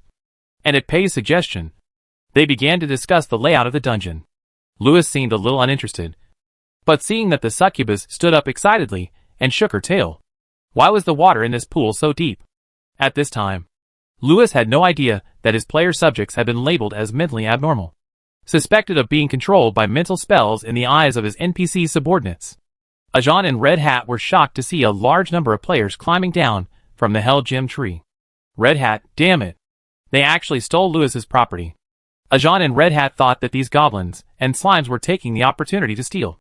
But after seeing the Hell Gem tree fruits scattered on the ground, he grabbed the angry Red Hat and said, Wait, look at the ground. I think they are not stealing. If the server is not in a trance, he will yell at Eason, Dwarf. You are too naive. Is there anything that players don't want to move into the bag? No. Unless they don't have a bag. The good news is that this game really doesn't have a setting for carrying a bag. So the players have temporarily escaped. And the server can stay close to its fruits, even though those lovely gem-like fruits have left its branches. Red Hat's expression eased a little. It is unforgivable to destroy Lord Lewis's property at will. These goblins and slimes are too unruly. I must punish them severely, so that they will learn their lesson. Ajan, let's punish them after we deal with those mentally ill guys. Red Hat snorted. I will leave them no time to do anything else. The players who received the task of Stop Your Companions soon received ropes from the NPC, and then tied up the other players, who were still twitching on the ground. During the tying process, some players woke up. They found themselves being tied up and immediately struggled. "What the hell are you doing?" The player who was tying the knot said, "This guy is dead. Quickly hold him down." The players who were assisting on the side immediately held down the struggling players with their hands and feet. The player whose hands, feet and body were held down, with only one head still able to move, said, "Let me go." "What are you doing?" A player who grabbed his hand said, "We received a mission saying that your minds were controlled by a mysterious creature, and that Goblin Mage NPC electrocuted you. What we are going to do is tie you all up." "Control? What the hell? Don't you know what control is? Are there any buff tips?" "Nothing. We are just testing the death mode. We haven't tested it yet. And we saw that the Goblin Mage knocked us all down with a lightning bolt." "Ha ha ha. I am dying of laughter. What are you doing again?" "Testing the death mode." "Ha ha ha. I have a bold idea. Tell me what you think. You two are seeking death. But in the eyes of the NPC, you are being controlled to kill each other." "What the hell? Why do you suddenly want to laugh?" "I couldn't help it. So I just laughed." The whole place laughed. DFA tightened his staff again, and said seriously, "I think the current situation is more serious than we thought. Maybe they are all under mental control. But I can't detect the specific effect of this spell." Red Hat sighed. "It's really a dereliction of duty to disturb Lord Lewis like this." Ajan looked at the two goblins' very serious expressions, touched his head and said, "Maybe these goblins and slimes are just mentally ill. After all, this is Lord Lewis's dungeon. Who would be so blind as to provoke Lord Lewis?" Red Hat glared at Ajan. "So what you mean is that Lord Lewis will use some mentally ill underground creatures?" Ajan quickly shook his head. No. Of course I don't mean that. But Lord Lewis once said that the people in his new dungeon came from another plane. They are not the same as the local creatures. Perhaps these inappropriate laughters are the so-called not the same? The two goblins were obviously skeptical of the dwarf's statement. The players who were listening to the NPC conversation looked at each other. The tied player said, "This NPC said you are mentally ill."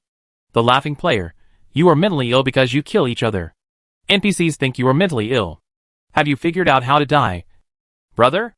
Daifa cast another detection spell at the players, but still detected nothing. The tied players couldn't move, and the untied players were waiting for the follow-up tasks, and didn't move. The scene looked very orderly. "No. I'll go ask Lord Lewis. Even if I have to gamble my career, I have to ensure that Lord Lewis's dungeon is impeccable," Daifa said as he disappeared from the spot, and reappeared in the distance the next second. "Fuck." The mage flashed. "Cool. I want to learn." Knock knock knock. After 3 standard knocks on the door, the voice of the goblin mage sounded.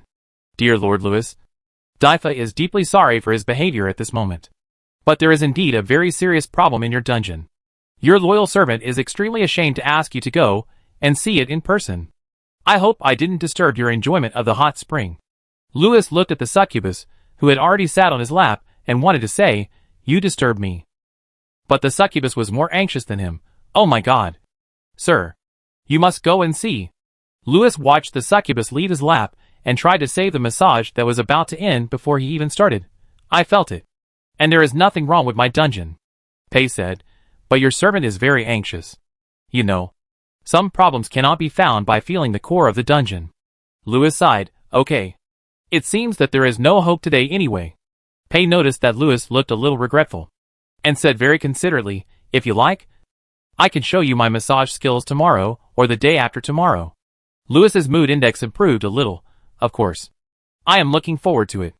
The two demons left the hot spring, and changed into clean clothes.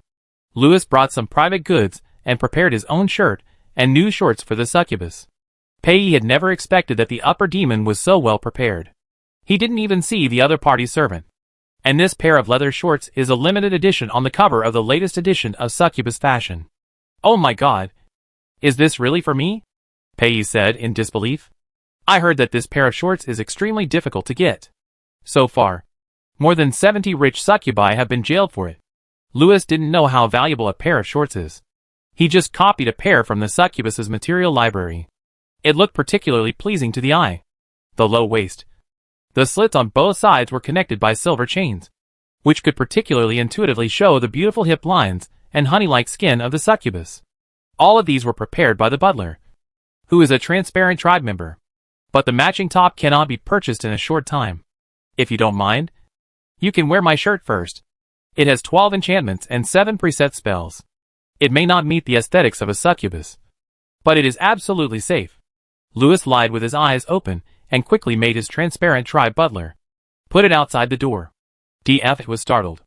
The freshly baked transparent tribe butler made a hush gesture, holding the cloak and standing at the door waiting.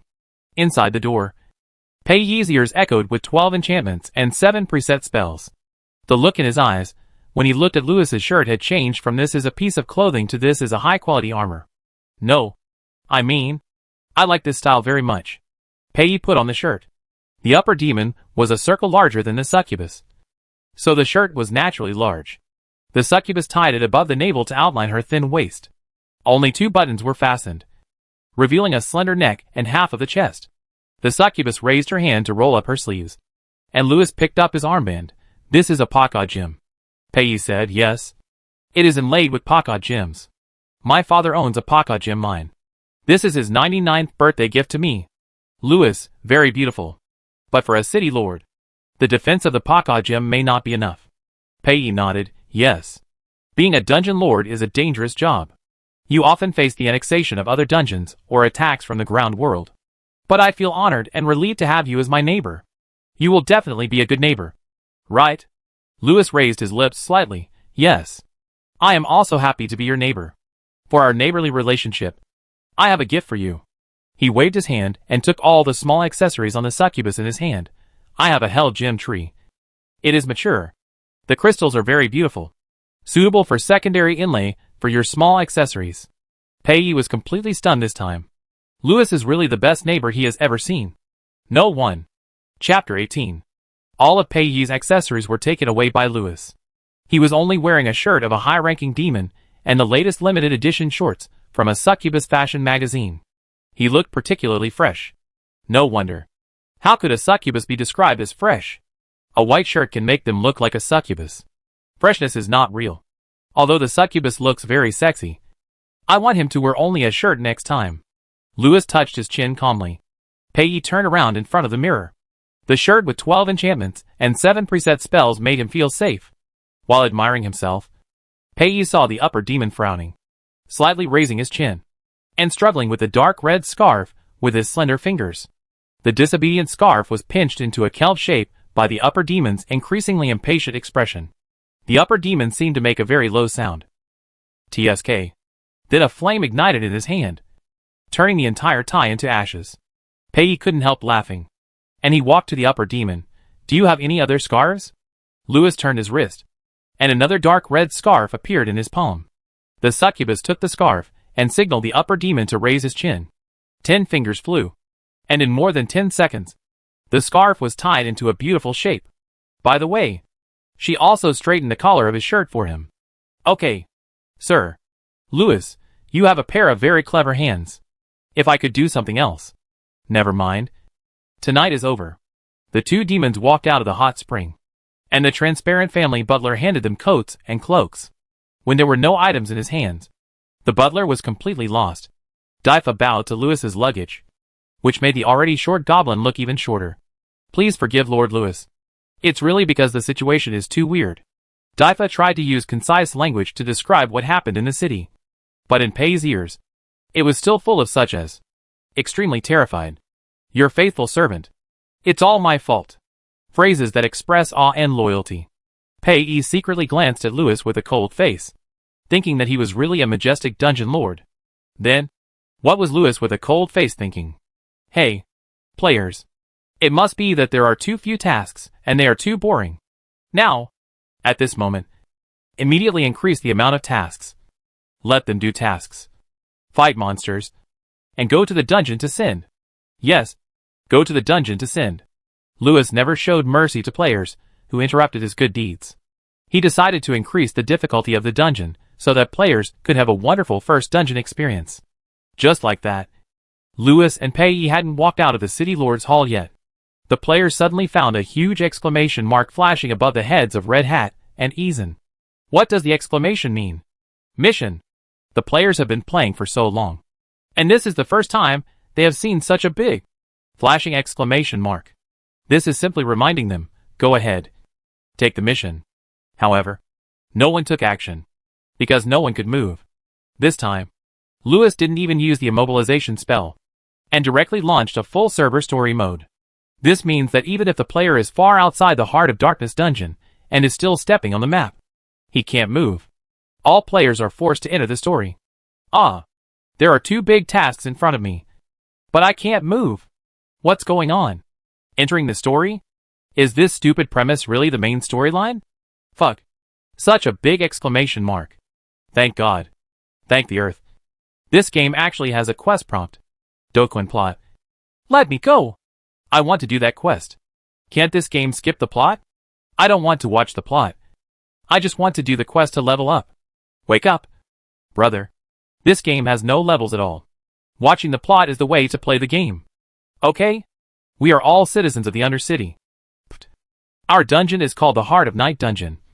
Okay? You've gone to the wrong place in the Undercity. While waiting for the plot, the players were not idle. They kept talking. In the functional NPC ears created by Lewis, most of the players' other dimensional conversations would be automatically ignored. But some words would still be captured by the NPC. For example, at this moment, Red Hat heard the 3 words Undercity very clearly. Red Hat whipped his whip, making a loud sound of breaking through the air. The players shuddered in fear. Red Hat, are there spies among you who have sneaked into the Undercity? The players turned their heads. The only thing they could move. And looked at the player who just called himself a citizen of the Undercity. The player felt very stressed. I really just didn't remember the name of our dungeon. Red Hat, you can't even remember the name of your own dungeon. And you still dare to say that you are a loyal citizen of the Heart of Night Dungeon? After saying that, he whipped the player twice without waiting for an explanation. The poor player was directly resurrected. The remaining players were stunned. Death came unexpectedly. It turns out that not remembering the name of your own faction is such a serious matter. The player who was resurrected was also confused. Is he the second player in the server who died inexplicably after the last player who was kicked to death by the rat? The player who was kicked to death by the lightning rat posted that he had complained. But the customer service told him, we are a highly free game, and your behavior will affect your gaming experience. We are deeply sorry if it brings any unpleasantness. Then nothing happened. That is to say, it is useless to complain about their death. This guy was depressed alone at the resurrection point. Pei accompanied Lewis to the door of the City Lord's Hall. And he stopped. Then I wish you can solve the problem smoothly. Although they have just established a good neighbor relationship, it is still too rude to directly contact each other's dungeon problems at this time. Lewis nodded and asked the butler to send the succubus back to the room to rest. The considerate butler also brought sweet milk to Pei before bed. Lewis and Daifa walked out of the City Lord's Hall. The miserable appearance of the Hell Gem tree was very conspicuous. And anyone with a normal eye could see it. Lewis twitched his mouth and called out in his mind. Server? The server continued to cry and didn't want to say a word to Lewis. Lewis recalled the server's scream for help from his memory. And after a moment of silence, he used a repair program to hang all the gem crystals back on the leaves of the Hell Gem tree. Okay. Shut up. I'll give you a few self-defense missions. And let the players stand guard for you, and set up a barrier. The server instantly stopped crying. I'll make them pay the price. 7 minutes into the plot mode. The players finally waited for the plot. Lewis slowly walked over and glanced at the players casually. I know where you come from, and what you've been through. But this is the Heart of Darkness dungeon. In my city, you must abide by my rules. Some of you. Lewis slowed down his speech, his eyes wandering around the players. Have other beliefs. Of course. I don't care about your beliefs. Because no matter who you believe in, it won't be stronger than me. Every player felt that he was being watched by the devil. Lewis knew that most of the players didn't care about what he said, and quickly ended his speech. Now, go to work. Use your hands to build the strongest dungeon for me. The story mode ended, and Red Hat instantly released many new brick-moving tasks, such as dig the foundation, build housing for skill instructors, build a dormitory, and so on. The 2 skill NPCs went in different directions. The players split into 2 groups, all rushing to learn skills. Lewis looked at the players' busy figures and smiled like a capitalist. Hello everyone. It's my Dean again.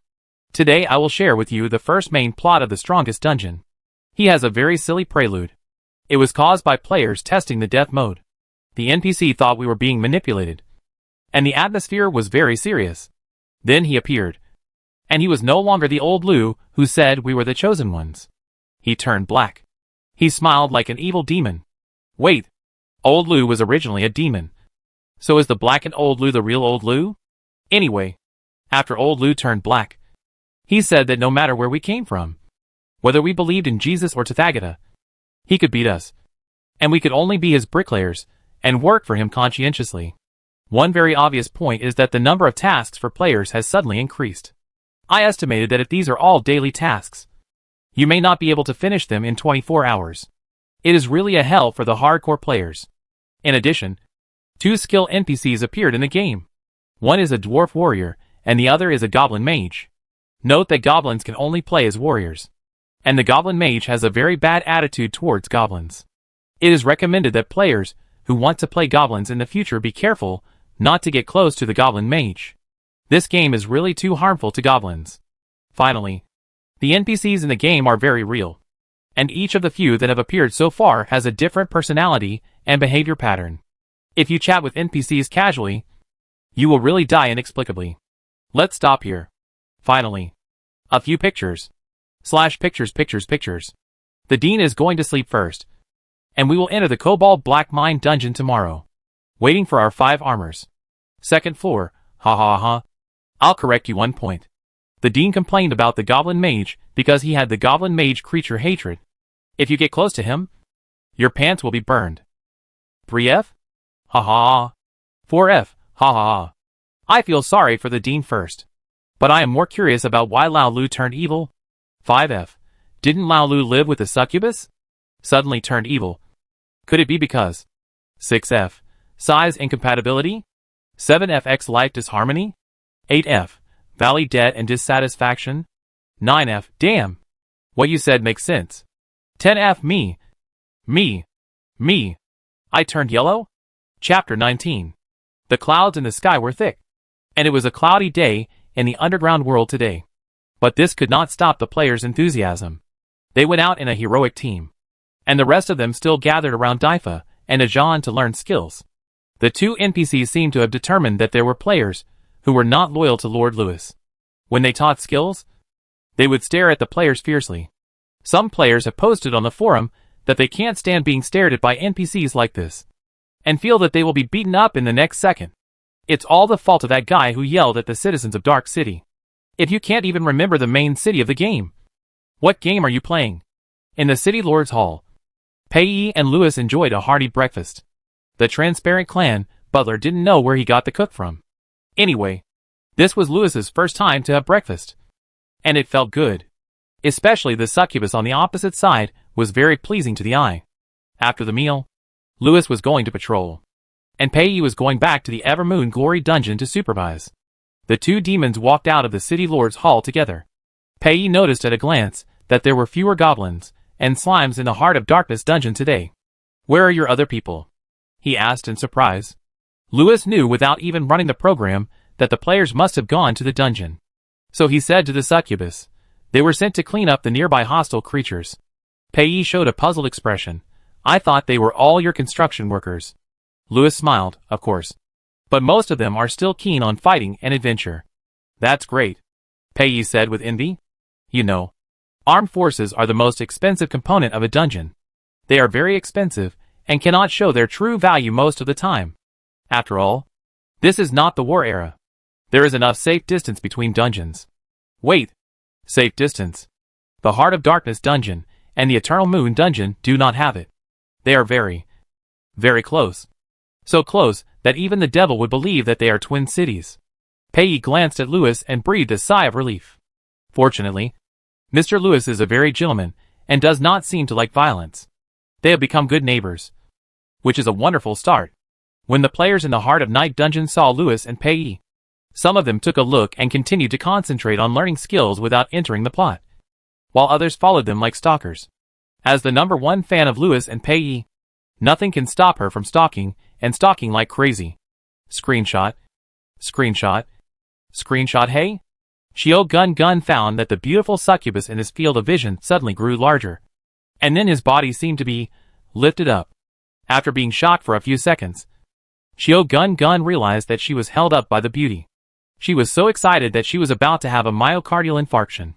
If she didn't take pictures now, when would she? Click. Click. Click. The screenshot shortcut key was almost broken by Xiao Gun Gun. Pei weighed the spherical slime in his hand and said curiously, "There hasn't been such an individual in the slime group for a long time. This one is quite special." Lewis said in a relaxed tone, "You can take her back. Ball-shaped slimes are indeed very rare now." Pei was a little tempted. "But still put the slime down, forget it. Before my dungeon gets on track. It takes too much energy to keep a pet." Xiao Gun Gun listened to the NPC's conversation and almost spit out blood. What the hell is the setting? The ball-shaped slime is actually a pet? What's even more weird is that Lao Lu actually sent the player out casually. This game is poisonous. But she likes it. Pei and Lewis separated at the outskirts of the foundation of the Heart of Darkness dungeon. And Pei walked towards her own dungeon. Xiao Gun Gun followed the two NPCs all the way, and was now thinking whether to continue to shoot Lao Lu or go to the next door to shoot the succubus. Before she finished thinking, a task fell on her head. In Xiao Gun Gun's vision, Lao Lu suddenly squatted down towards her and smiled very villainously. "I'll give you a task. Go to the succubus and see what he does every day." The Lord Succubus. Task description: Lord Lewis wants to know the hobbies of the succubus next door. Pei. As a citizen of the Heart of Darkness dungeon, can you complete the Lord's commission? Xiao Gun Gun looked at Lao Lu. "So you are this kind of Lao Lu?" Lord. Don't worry. I understand everything. Even if you want to know what size underwear the succubus wears, I can tell you. Xiao Gun Gun promised to complete the task. Lewis is very satisfied. But he wants to correct the player's point of view. I know what size underwear he wears. You don't need to know this. Ball rolling? Is there something wrong with your development trend? Pei Yi's Yongguezhui dungeon is under construction.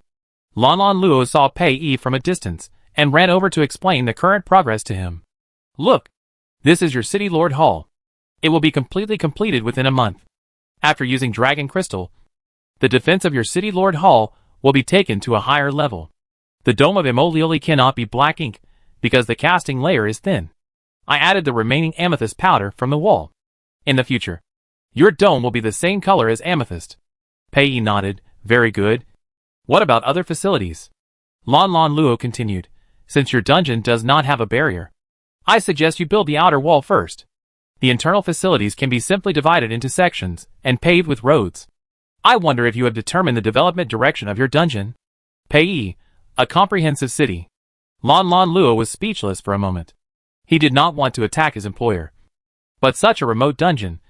Building a comprehensive city?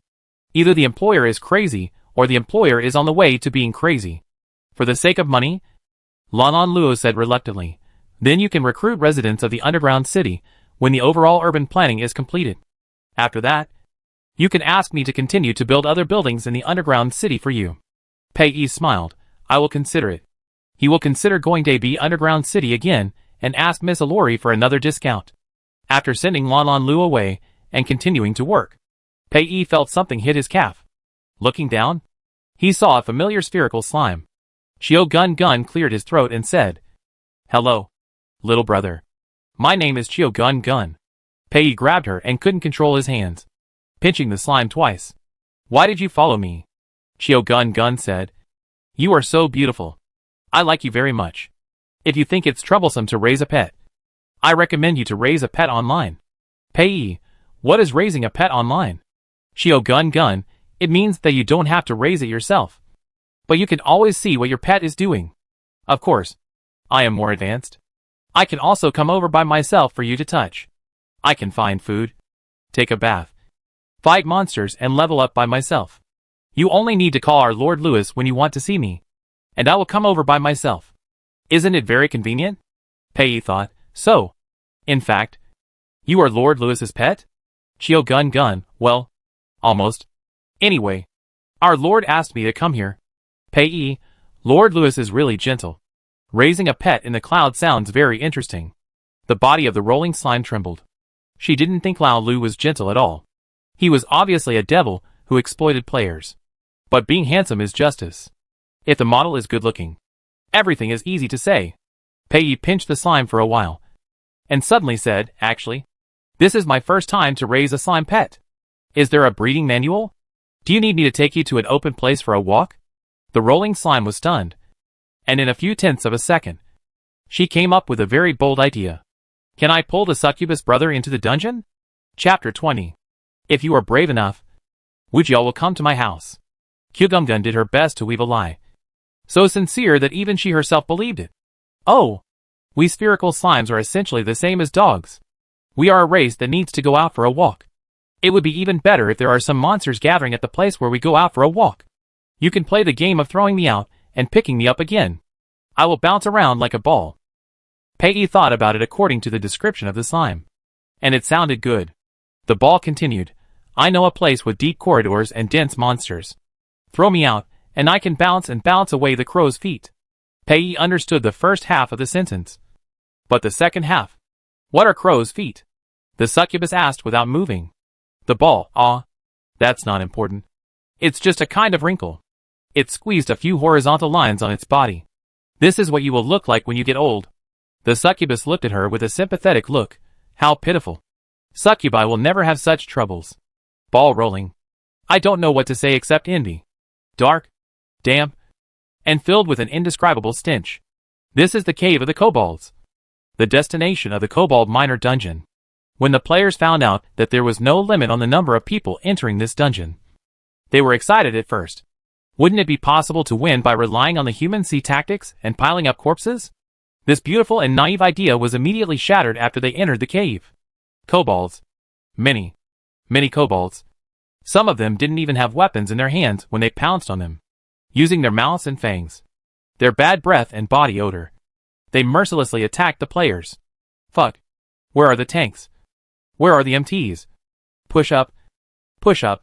A player was down. T-ball. The novice shield given by the system is not as hard as the teeth of the kobolds. No. No. Let me out. The battles in this game are too hardcore. I want to be a PDX player. Here they come. Here they come. Run. More than 100 players rushed into the kobold miner dungeon, and only a dozen of them came out alive. A kobold that was bigger than the others came out of the mine with a shovel. The players were desperate. Damn. The boss is out. What a rubbish hatred mechanism. Is it going to let people live? Humph. You cowardly goblins and slimes. You dare to break into my territory. Want now, Goshing. Today you will know what the anger of a kobold is. After Goshing finished speaking, a burst of laughter came from the remaining goblins and slimes. Goshing angrily smashed the shovel into the ground. What are you laughing at? What's so funny? He didn't understand why the goblins and slimes who were running away in fear just now suddenly burst into laughter. Were they scared crazy by their own heroic deeds? Ha ha ha. He said his name is Goshing. What should I do? I can't stop. Shut up. The great Lord Goshing is very angry. He raised the shovel. He wants to take your dog's life, ha ha ha. Hey. Hey. Stop laughing. I now suspect that the boss was ridiculed by you. The players scattered to escape the instant kill of the kobold boss. That's right. If they are caught, they will be killed instantly. The dead players have posted on the forum to complain that the boss stats of the novice copy are too outrageous. At this time, Shio Gun has brought the succubus to the small road at the entrance of the kobold miner copy. Pei remembered this place. The kobold's lair. There were a lot of dragon crystals in it, but he moved them all away later. Shio Gun said, the front is the kobold's territory. Let's play the game of beating the kobold today. Pei, well, I've been here before. I've cleared out the ogres inside. Kyugum thought. The dungeon will refresh automatically. But an NPC shouldn't know this. She said, no. There are new ogres inside. Lord Lewis ordered us to clear out these ogres. I think it will be a good playground. Pei nodded, indeed. Except that the smell is too bad. It feels better to beat up ogres than other creatures. They just need to turn a corner to enter the cave of the dog-headed man. However, just after turning the corner, Pei and Shio Gun saw a sturdy dog-headed man chasing the remaining goblins and slimes in the open space and slaughtering them. Shio Gun watched the players being killed one after another, and swallowed hard. This boss is a bit too strong. Just as she was thinking, Her body was grabbed again. Xiao Gun Gun heard the slightly hoarse and magnetic voice of the succubus brother, which now became as scary as the big devil. Do you like being thrown out like this? I think this one is a bit big. You may not be able to knock him down. Xiao Gun Gun nodded frantically. Yes, that's right. So let's change. Xiao Gun Gun was thrown out by the succubus before he finished speaking. The moment his body was in the air, his mind went blank.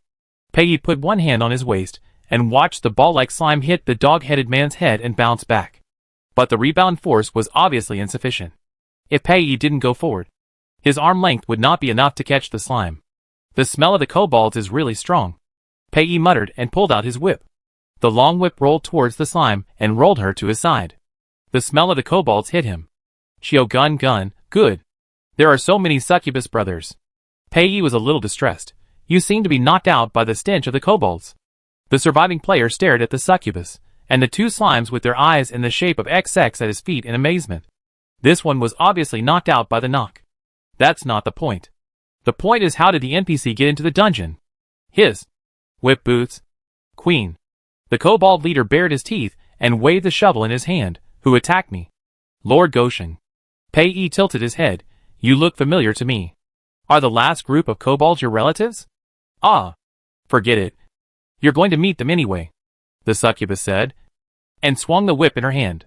A sound of breaking air sounded, and Goshen fell to his knees, and the shovel in his hand fell to the ground. His short life disappeared again.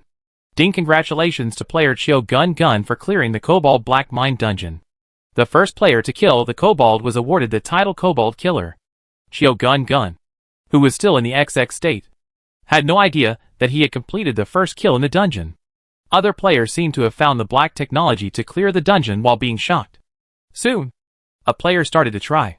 My lord, your succubus is in the hands of the evil kobold. Before the player finished speaking, his entire figure disappeared on the spot. What's going on? I don't know. Teleported away? A brand new goblin walked out of the resurrection point. Fuck. My account is gone. Lewis looked at the players who died and returned to the city. His eyes were arrogant. My dungeon will not accept trash that even kobolds can't deal with. Fuck. This broken game. I've finished it.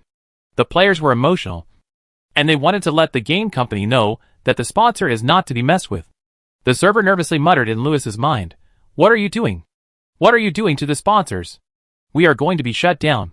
Brother, can you be nicer to the sponsors? Lewis raised his eyebrows. I am already very kind. The server wanted to speak again, but Lewis's eyes were stern. What? What happened? The server asked. Lewis's face darkened. Some demon is looking for trouble with my little bad guy. Server, huh? Who is your little bad guy? What did I miss? The junction of the heart of Dark Night and the glory of the Eternal Moon dungeon. A positioning teleportation array lit up. The demon with horns and nose rings walked out of the teleportation array surrounded by a group of beastmen and werewolves. According to the map, Lewis's dungeon is here. Wait, why are there two dungeons? Which one is Lewis's? To reply to Lord Nyo Langmingo, I think it is this one. The dungeon next door actually has such a luxurious city lord hall. It must not belong to a demon like Lewis, who does not think about making progress. Yes, I think so too. Nyo Langming nodded. You are right. That guy Lewis can't have such a luxurious city lord hall. So it must be the shabby dungeon here. Whose dungeon do you say is shabby? Pei was so angry that he just washed his slime pet and walked out of his dungeon, and heard a fool say that his dungeon was shabby. Can you tolerate it? Chapter 21. Pei never thought that at the beginning of his career as a city lord, there would be demons saying that his underground city was a mess. This was a great insult to an ambitious city lord. Pei was furious and whipped the bullhorn demon. Xiao Gun Gun, who had come to his senses, said, Fuck. Are we in the plot? Nyo Langming narrowed his eyes and looked at Pei. The male succubus from the flame demon family? Heh. That guy Lewis can't even play with female succubus? I'm actually getting involved with a piece of shit like you. You? Pei was about to curse, but unexpectedly, the slime pet was even more excited than him. Jumped out and scolded Nyo Langming. Hack you and #% you and hashtag it, hashtag you and %. If you don't want your eyes, donate them to people in need. Our city lord is so handsome. And the succubus brother is so beautiful. What's a female succubus? Is big breasts a big deal? How can you rule the world if your breasts are not even? You are a loser who can never compare to our city lord. You are not worthy of standing with our succubus brother. This string of words quickly jumped out of the slime's small body. And Yo Langming was so angry that he was breathing out of his 2 nostrils. How dare you scold me? Do you know who I am? I don't care who you are. Yo Langming, with red eyes, used hell charge and rubbed the little slime into ashes under Peiyi's eyes. You dare. Peiyi was so angry that he trembled and swung his long whip at Yo Langming. Yo Langming raised his hand and grabbed Peiyi's whip. You want to be an enemy of me? Yo Langming. Just by relying on a succubus? As Peiyi let go, the whip exploded with a bang. And the preset lightning blasting spell shocked Yo Langming so much that his whole body trembled.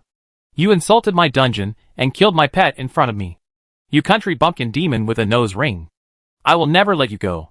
The succubus in a rage had a layer of physiological mist in her eyes, which made her wine-red eyes look like morning stars in the dusk. Yo Langming was a big demon after all, and that level of electric shock was only a matter of a moment for him. And he recovered quickly. He waved away the subordinates, who were surrounding him, and reached out to grab the succubus. Very good. You have completely angered the great Nlangmingo. The bullhorn demon grabbed the succubus almost instantly, and he tore off the succubus's cloak. Oh, such a flat board. Louis really has no taste. The 2 things Peiyi hated most in his life were that he was not allowed to run a dungeon, and that someone said he had a bad figure. Nlangmingo finished everything in just a few minutes. Although the succubus's hands were controlled, her feet were still flexible. He raised his leg and kicked Yo Langmingo's testicles. His movements were swift and fierce. He never thought that a succubus would dare to attack him like this. And Yo Langmingo was caught off guard and suffered a painful attack. He bent his body, covered his testicles with one hand, and suddenly increased the strength of holding the succubus with the other hand. Peiyi felt a piercing pain in his hand bones, and he thought that he was about to break. Yo Langmingo was knocked out by the red light that lit up on Peiyi's body in the next second. The sudden red light was like a red comet, knocking Yo Langming away with a huge explosion. Yo Langming hit a rock on the side of the road and spat out blood. The beastmen and werewolf followers he brought with him shouted nervously, "Lord Yo Langming." Some players hiding in the distance said excitedly, "Crap? Random plot? This bullhead doesn't look very smart. The succubus has such a good figure under his cloak. Is this bullhead blind? What should we do? Should we go now? What's wrong with your brain? Didn't you see that the ball was crushed to dust as soon as it met? No, definitely not. But what on earth is this minotaur going to do? He can't be looking for a fight. Shh. Be gentle." He got up. Damn.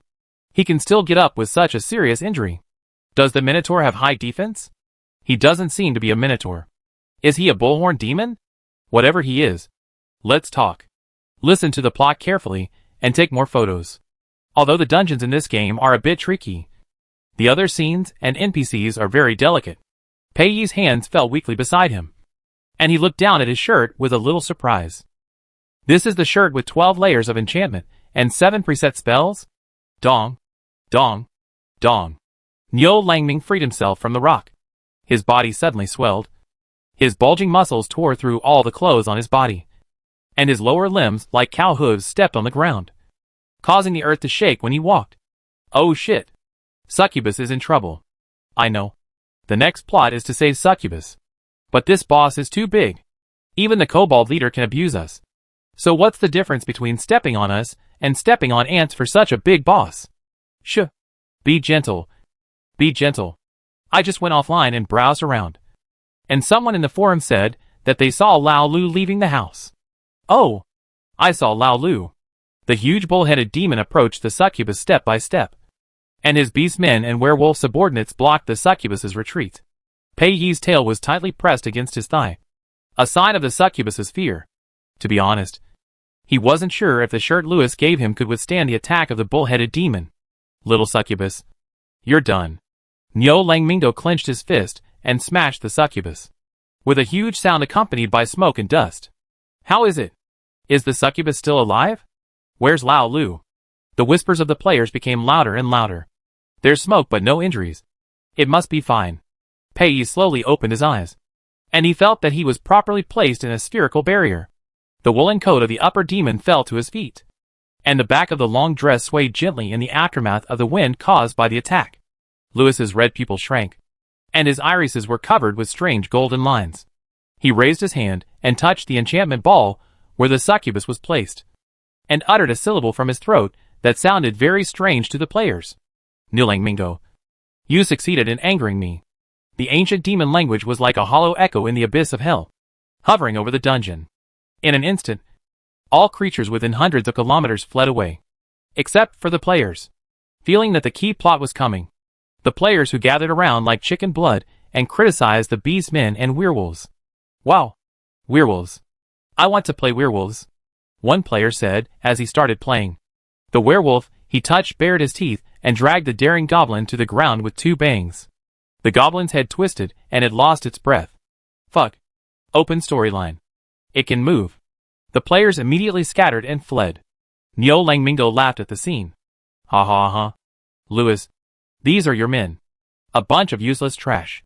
Lewis raised his eyebrows and did not answer, but his hands were crossed, and the sound of his bones making a crisp sound showed that the upper demon was not happy at the moment, compared to the fact that his subordinates are useless. It is obviously more serious that the city lord is useless. Lewis spread his hands, and 2 balls of black and green flames danced in his palms.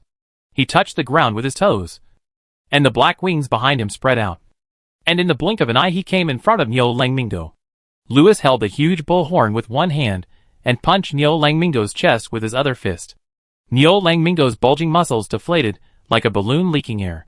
What's even funnier is that he became famous. Literally. He became famous. He also caused the beast men and werewolves around him to burn. Lewis's surroundings, except for the enchantment ball that held the succubus, became a sea of black and green fire. Players took screenshots like crazy. This scene, this special effect, is so spectacular. Chiming Studio is awesome. Lao Lu is awesome. Heart of Darkness Dungeon is awesome. Nilangmingo exudes the aroma of roast beef. He roared and fled into the distance. You're running away now? You'll probably become the boss in the dungeon. I don't understand what the plot is about, but I think the fighting scenes are well done. Hey! You don't understand? There are already fan fictions on Tiaba and forums. I strongly suggest you catch up. The charming little succubus of the domineering devil. Smells good? What? What the hell? Ha ha ha. Never mind. I'm going to experience the special effects up close. This special effect is gone, because the hellfire will devour all the players who approach, regardless of friend or foe. When the succubus woke up again, she was lying on the soft. You can't leave the bed. Series of core bedding.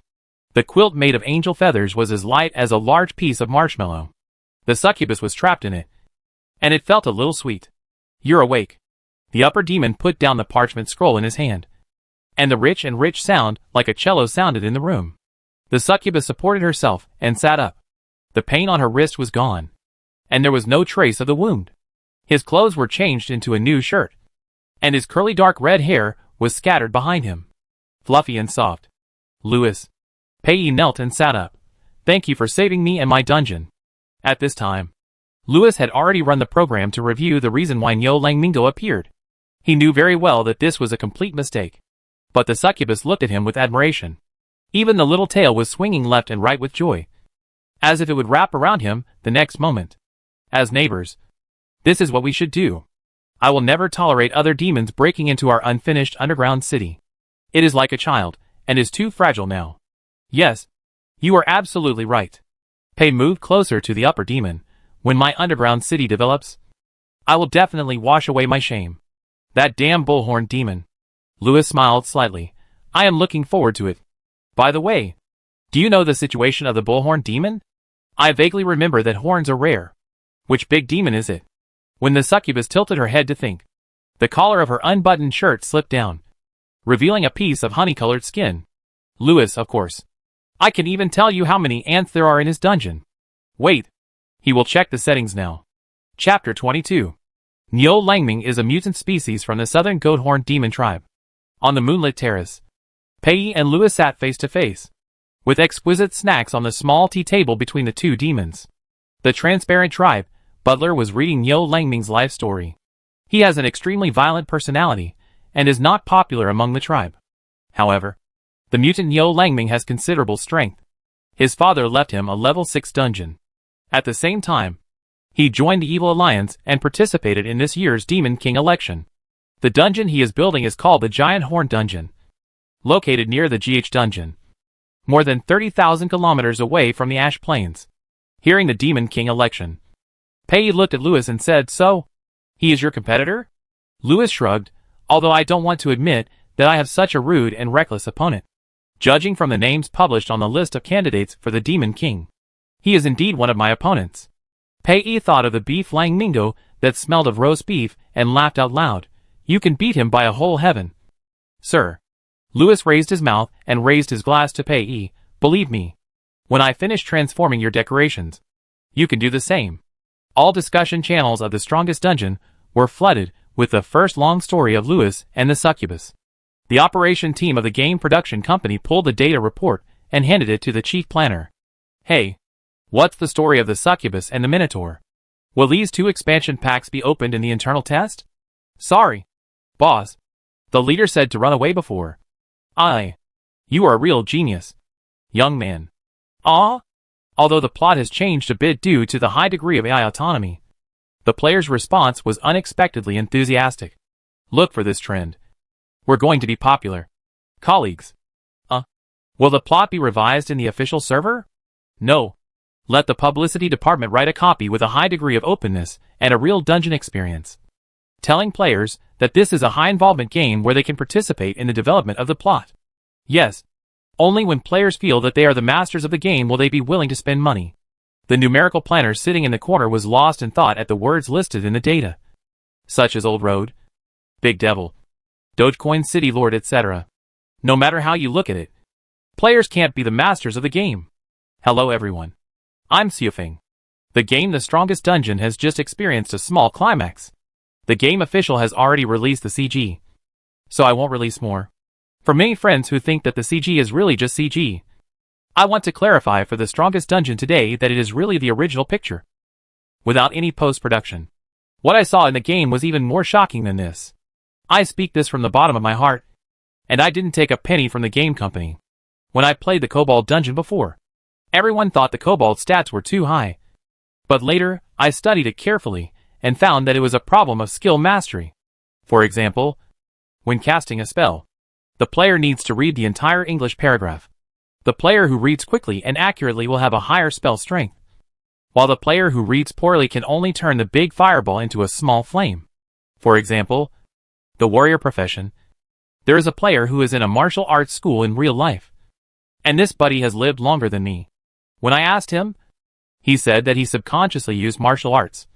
So I guess the warrior skills also require players to master the principles of the movements, rather than shouting the name of the skill and rushing forward. Okay, the above is more academic. Let's talk about some gossip. The spherical slime has a chance to be given to the succubus as a pet by Lao Lu. And then as long as you can talk, you can trick the succubus into going to fight monsters with you. Currently, the first kill of the Kobold Dungeon was obtained by a spherical slime player with a succubus. Finally, I don't know if anyone noticed that the clothes on the succubus guy are the same as those on Lao Lu. / laughing sideways. You know what I mean? Second floor, oh my god. Such a hardcore battle. Third floor, what kind of setting is it for players to give NPCs pets? I've only seen NPC pets, but never player pets. Fourth floor, you are a slime, and you want a succubus as a pet? This slime must have a broken brain. Fifth floor, oh, but I really want a succubus as a pet. Sixth floor, +1. I want to play a vampire or a demon, and use my pale and slender hands to touch the dark skin of the succubus, and then pinch his waist, and let him lie in front of me, like a honey biscuit covered with slippery liquid. Seventh floor, here is the pin. Don't stop. Eighth floor? Where am I? What am I doing? Why am I yellow? 110th floor, here it comes. Here it comes. Here is the picture. / high definition picture.jpg. I always love black-skinned seductresses. On the black throne, the honey-skinned succubus was imprisoned in the demon's arms, and the demon's bony hand passed through one of the succubus' legs. The holy light blocked the key parts. 111th floor, look at what good stuff I got. He 120th floor, who formed a paladin. Kick him out of the team.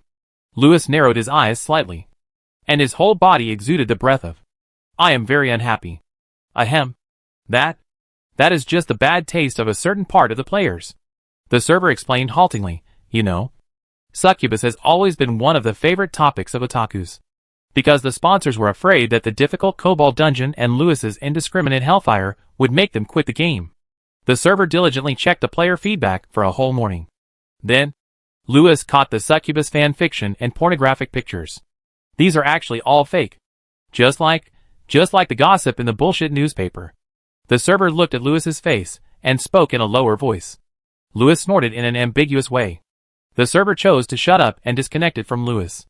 Good luck to the players. Lewis stared at the high-definition picture that was popular among the players, watching the succubus being imprisoned in the arms of the demon, with her face and body clearly visible. But the demon behind her didn't even have a face. He was very angry. These players were too rude. Lewis bit his fingers and knocked on the desk. Server, he shouted. The server was forced to go online. Go post something for me. Server? During the 1-second pause, the server filled Lewis's mind with question mark images. Lewis deleted them with one click. After clearing the server spam, he said, please post a resource request for me. I want Lewis X Succubus's book. After that, the server was kicked out of the chat room. Lewis closed the interface in front of him and started working. Server? The question marks grew automatically, and the server thought that either he was broken or Lewis was broken. But no matter which one was broken, it was not a good thing. Pei also inspected his underground city today. The city wall has been erected and is still being gradually raised. The city lord hall has taken shape. Boss Lan Luo took the design drawing and said to Pei, Mr. Pei, I am doing my best to make your city lord hall more magnificent and upright, such as using such horn decorations. Wait. Pei interrupted Lan Luo. There is no need to use these horns. And those strange protrusions are also unnecessary. It is good to keep the current round and smooth appearance. Lan Luo. Okay. Maybe the succubus likes the mushroom house. Then Lan Luo and Pei discussed some details. Lan Luo closed the design book. Okay. Mr. Pei, I understand. So have you prepared the beam skeleton of the city lord's hall? As Lan Luo said. Pei remembered that if he wanted to improve the defense level of the city lord's hall, he could consider building the skeleton of a powerful creature on the beam. In this way, when an enemy attacks the city lord's hall, the creature spirits on the beam will appear and fight to protect the city lord's hall where they live. How long will it take us to start building the dome? 2 weeks. Pei snapped his fingers. Then, I will come back with a heroic skeleton in 2 weeks. With the strength of a succubus. Can it hunt powerful underground creatures? The answer is of course no. So Pei planned to go home and trick his most foolish brother 17 into taking him for a walk in the abyss, bringing his wallet, and calling the express flying dragon. Pei came to the Heart of Darkness dungeon and said goodbye to Lewis temporarily. Are you going on a long journey? Lewis sat behind his desk, and the floor-to-ceiling bookshelves around him were filled with parchment-bound books. The moonlight shone into the room through the floor-to-ceiling windows on the side, and also coated Lewis with a layer of soft light golden light. Yes, I'm going to the abyss to hunt a powerful creature as a heroic spirit for my dungeon. When the succubus talked about powerful heroic spirits, the movement of swishing her tail became obviously faster, and she looked quite excited. Lewis recalled the heroic spirit in his city lord's hall. Oh, it was a bone dragon. So he suggested, in addition to the abyss, the Bone Canyon is also a good choice. The succubus blinked. Bone Canyon uses undead creatures? Lewis, yes. Compared to hunting abyssal species as heroic spirits, it will be easier and more convenient to transform undead into heroic spirits. Of course, the strength of ordinary undead is far lower than that of abyssal species. But I have some friendship with bone dragons. If necessary, I can take you to talk to the bone dragons. Chapter 23. Bone Dragon. It is undeniable that the succubus was tempted for a moment. However, he quickly regained his sanity. That was a bone dragon. Even if he was only bones left, he was still a dragon. And a dragon is a creature that cannot be raised without mountains of gold, silver, and gems. Unfortunately, he himself could not afford to raise a dragon. even a bone dragon that no longer needed to eat. He declined Lewis's proposal. Thank you very much, sir. But I'm afraid I can't afford to raise a bone dragon. The succubus sighed, and its pointed ears and tail drooped. Lewis looked at the succubus's ears and moved his fingers.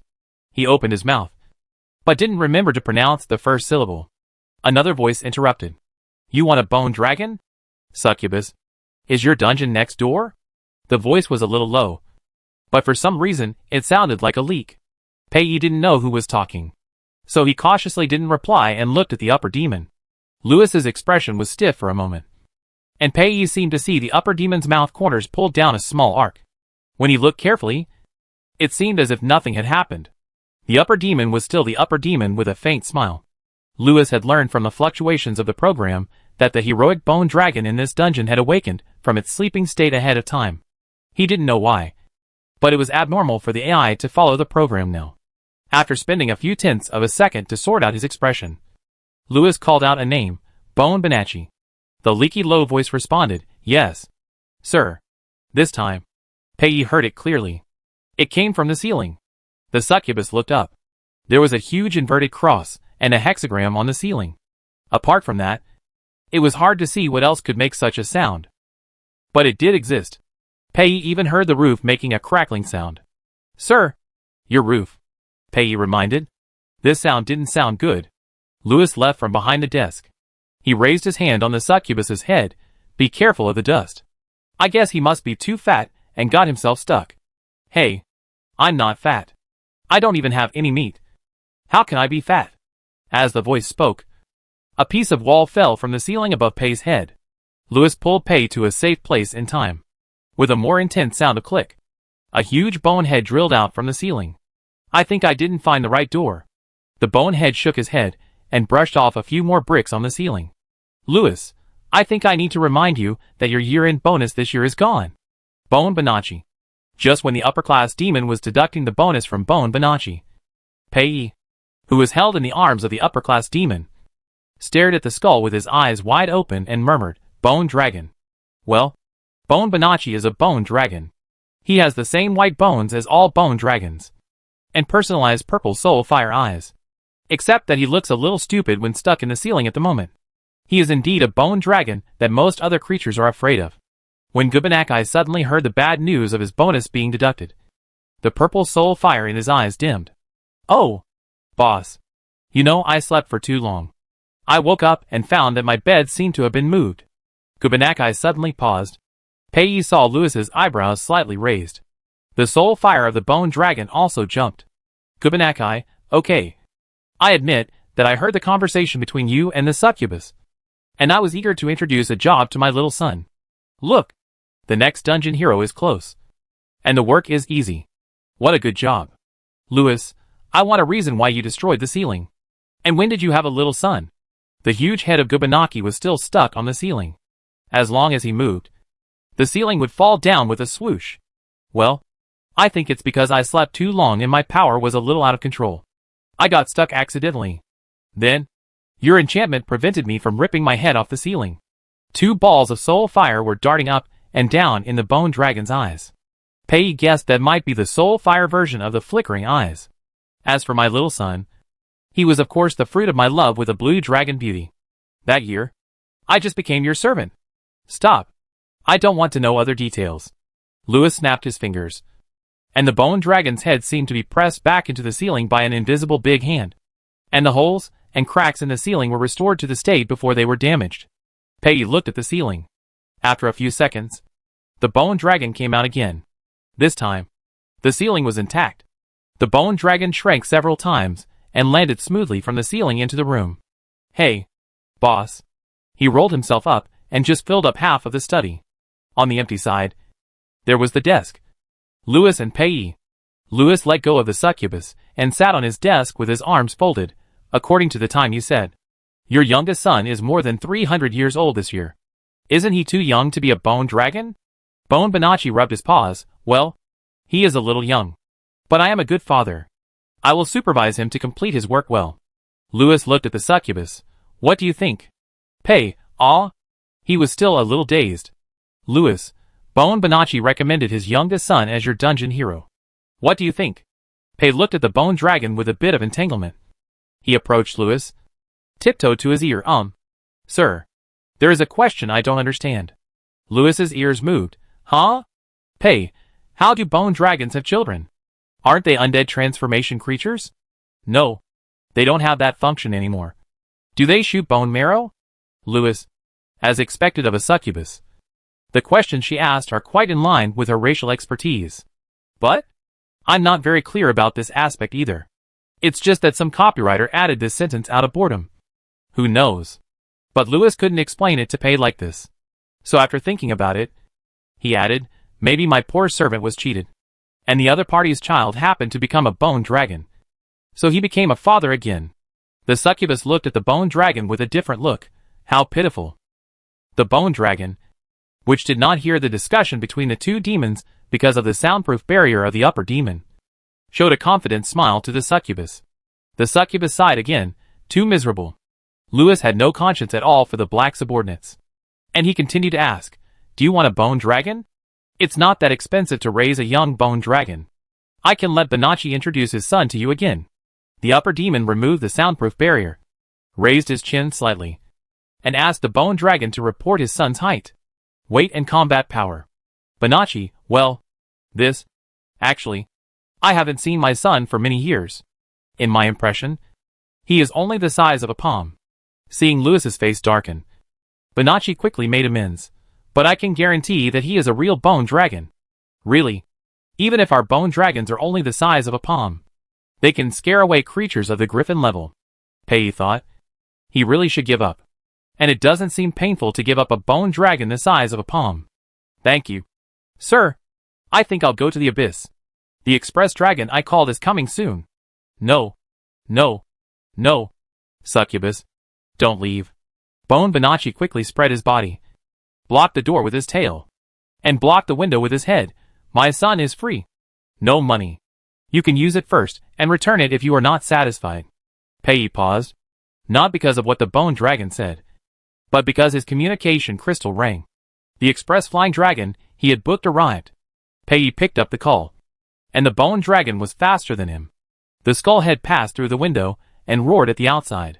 Pei Yi's communication turned into a blind sound of beep beep beep, and the express flying dragon outside the window flapped its wings and fled without looking back. Pei.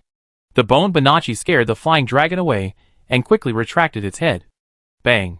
It fell at the feet of the succubus. Kind succubus, please take a look at my poor son. He can be your dungeon hero for free as a thank you. When your dungeon is in danger, I will come to help. Pei looked at Louis, and his face clearly said, your servants are making extra money during their working hours. Louis, although he understood that at this stage, and even in the next few stages, the bone dragon was indeed a decoration, and there was no place for him to play. But his blatant slacking and nepotism would make his majestic status as the city lord plummet in the eyes of the succubus. This is not good. Very bad. Louis straightened up and stepped on the bone dragon's flank joints with his shiny leather shoes. There was a slight bone cracking sound. And just as Bone Bonacci was about to scream, he felt the terrifying threatening aura from the upper demon.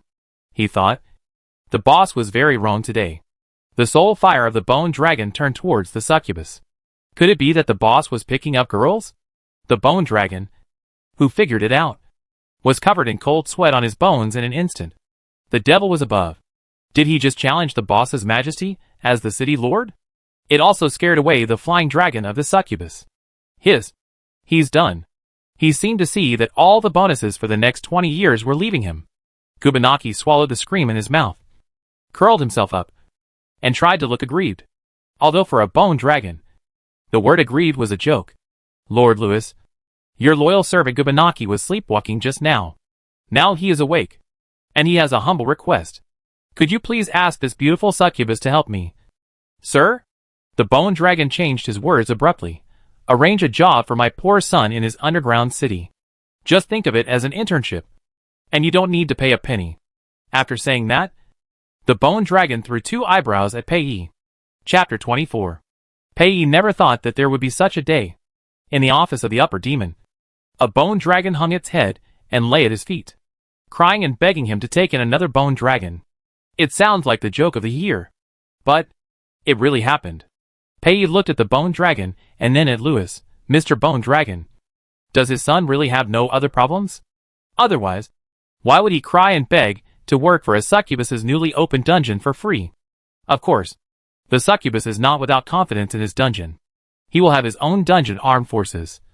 Bone dragons, bloody knights or drow assassination groups, but not now. At this stage, facing the questions raised by the succubus, Bonacci scratched the floor with his claws in embarrassment. Louis kicked him. Speak. Bonacci, my poor son. Everything is fine. But he may be in the hands of a necromancer now. The room was very quiet, with only the sound of the bone dragon sharpening its claws on the floor.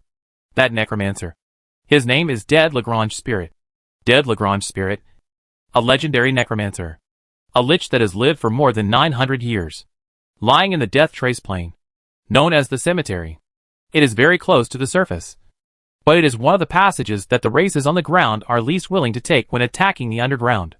The reason is that this great necromancer, Dead Lagrange Spirit, is too good at fighting. The skeletons under his command filled the entire Death Trace Plane. Any creature that trespassed would be overwhelmed by his countless undead army, and then become a new undead creature in the cemetery. Louis resisted the urge to rub his forehead and called the server in his mind. Go check how many AIs are moving freely now. The server buried in the massive resource post? What? Pei looked at Bonacci and was silent for more than half a minute. He said to the Bone Dragon, I'm sorry. Can you tell me the name of the necromancer again? Bone Bonacci. His name is Dead Lagrange Spirit. Pei, I better go to the abyss to catch an ordinary abyss species as a heroic spirit. He emphasized the word ordinary. Wait. Wait. Bone Bonacci hurriedly shouted, Mr. Succubus. Don't run away. It's just Dead Lagrange Spirit. A 900-year-old lich. It's as easy for our Lord Louis to beat him as it is to beat a goblin. Bone Bonacci said. You can take my great master with you to the plane of death. Oh, my kind master. You must be willing to save the poor son of your humble servant. Louis glanced at the Bone Dragon. And in the Bone Dragon's empty eye sockets, 2 balls of purple soul fire flickered and jumped. Brother. Come on. Louis calmly gave Bone Bonacci an appreciative look and loosened his foot that had been stepping on the Bone Dragon's wings. Bone Bonacci quickly retracted his bone wings. Ouch. Such a big bone fracture will take a long time to heal. It's too hard for him. Louis waved his hand and let Bonacci return to the heroic spirit space on the roof. If you are willing to try, I don't know if I have the honor to go to the plane of death mark with you. Perhaps the smile of the upper demon was too deceptive. Pei shamelessly obeyed. As the core AI of the game, the strongest dungeon, Louis has 109 full-level dungeons and more than 30,000 epic boss servants. Of course, his way of traveling is different from that of the succubus. He doesn't need to call an express dragon, nor does he need to go to the official dungeon to use the teleportation array. He called a giant raven. Oh my god! What is this? The player who was learning skills from the skill NPC stared at the giant raven approaching the city lord's hall. Eason stroked his beard and smiled. This is a giant raven. It seems that the city lord wants to go on a vacation. Vacation? Ride this thing? The player looked at the house-shaped backpack on the giant raven and exclaimed, This is the dungeon version of a motorhome. Cool. This game's modeling and original art are really awesome. Just now someone saw a bone dragon scaring off a 2-winged dragon in the city lord's hall. And here a bird this big appeared. Mount. Mount. When can I own a car like this? Dream on. Difa, who was passing by, rolled tobacco, squinted at the player and swaggered towards the temporary office of Red Hat. Damn. Those 2 goblins are going to get together to take drugs again. The giant raven landed outside the city lord's hall. It had a jet black feather, except for a few long feathers on its tail that were dyed bright purple red. On its back was a small house whose material could not be seen, but it had doors and windows, and a red apple on the roof. Wow. The succubus looked at the raven with an envious expression. The latest long-distance travel suit. Traveler 2000. Louis stretched out his hand to the succubus. Considering that the Death Mark plane is very far away from here, I think it would be more comfortable to ride a giant raven.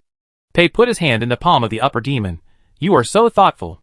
The 2 demons spread their wings at the same time, using the power of the giant raven to fly towards the Traveler 2000 on the back. Xiao Gun lay on the ground and looked up. The wings of the succubus are so small compared to Lao Lu's. Next to her, a goblin looked up and squinted his eyes, and said, Lao Lu and the succubus are away on a long trip. What about your mission? Xiao Gun sighed and said, I just received a notification that it's frozen. Do you know what the mission prompt is written as? Goblin, what is it written as? Ball rolling. The city lord and his succubus are traveling. They decided not to bring their pets, and enjoy the rare world of 2 demons. Goblin, what kind of sour dog food is this? The interior structure of Traveler 2000 is larger than it looks. The latest space expansion magic is used. There is a living room, a bedroom and a storage room. All are luxuriously decorated and can be moved in with a bag. The transparent family butler also filled the storage room with food, including finished products, semi-finished products, and dozens of merry ghosts for making tea.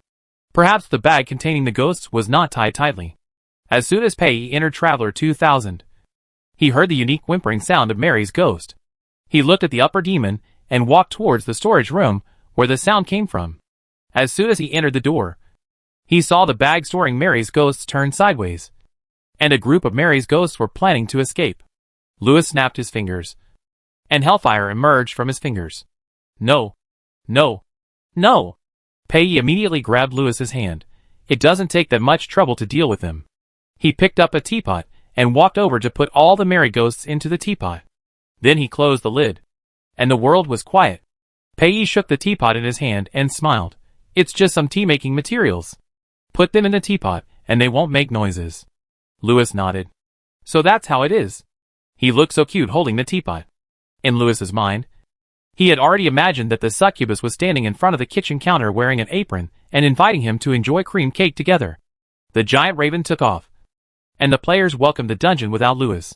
Soon, some stubborn guys formed a death squad and tried to capture the city lord's hall. Since this game is highly open, occupying the main city is also one of the rules.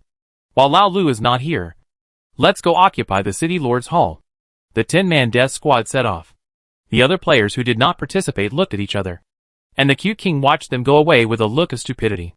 Without Lao Lu, he can beat the dwarves and goblins? And what about the bone dragon that only appeared once? I think we can go and see how these guys are looking for death. Good idea. I can also make a video of 100 ways to die and post it on the forum. I won't go. I think I've become stronger recently. I want to challenge Goshing in the Black Mine dungeon again. So, some persistent PvE players went to the dungeon, and some bored PvX players went to queue up the death records of the death squad. The server, under the monitoring power granted by Louis, noticed the players' behavior. Shake the branches to wake up the bone dragon. The slime leading the death squad approached the city lord's hall. He pushed the door, but it didn't move. He called his companions to push the door again, but it still didn't move. He and his companions began to discuss. Maybe there is a mechanism on the door, and you have to press the mechanism to open the door. Your brain is like the metabolites of mud monsters. How could there be a mechanism on the door? Ha ha ha. What kind of adjective is this? It's too dungeon. No. Wait. Who is it? Who is talking? The Suicide Squad panicked. Me. Bone Bonacci poked his head out of the door and opened his big mouth full of sharp teeth to the players. Ah! Bone Dragon.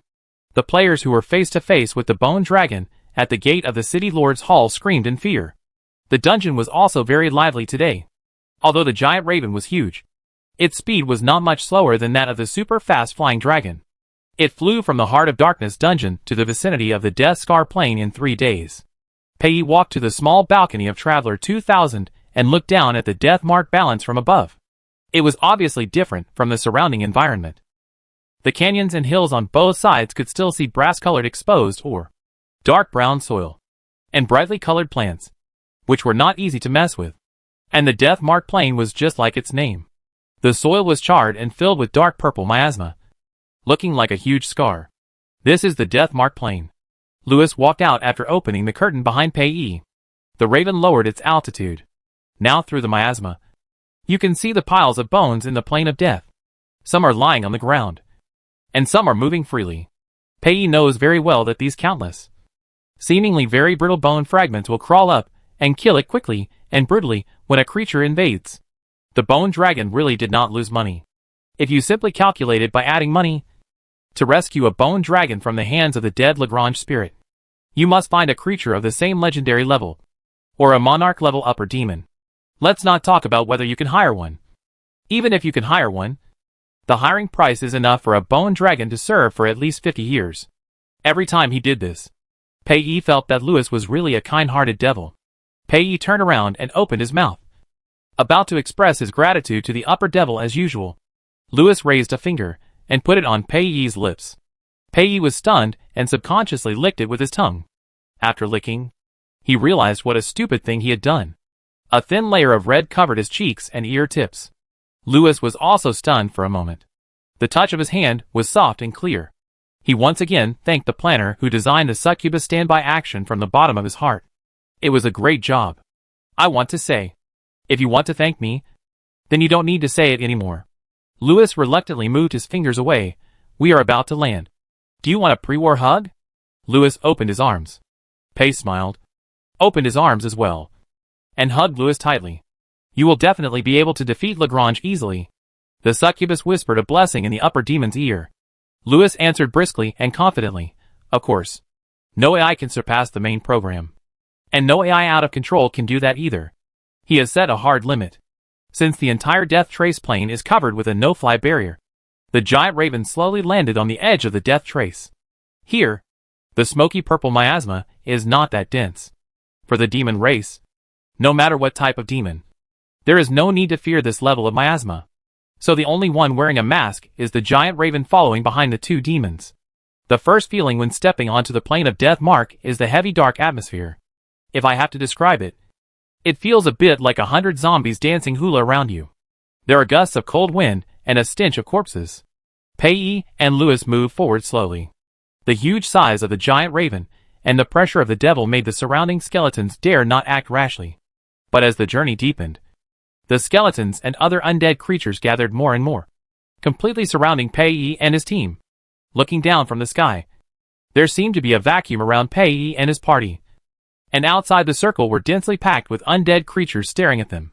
Pei approached the upper demon nervously. Sir, we are surrounded. Louis, this is exactly what I want. Pei, huh? The upper demon stretched out his hand, uttered a syllable, and waved his right hand like a conductor. A lightning suddenly fell from the sky. The lightning was so dazzling that the light of the 7 moons seemed to dim. As the lightning struck, the army of the undead moved. They all rushed towards the encirclement. And the lightning that Louis attracted happened to be like a huge firework, radiating around him with him as the center. The crackling sound was endless. And at the same time, there were also the screams of the army of the undead. For this reason, Pei had to cover his ears. This sound is more piercing than screaming Mary, he whispered. I think so too. Louis frowned, looked at Pei who covered his ears, and comforted the raven who was frightened by the sound, and set up a soundproof barrier. When the lightning passed, tens of thousands of undead creatures fell to the ground in unison. Zombies and other physical creatures were charred black.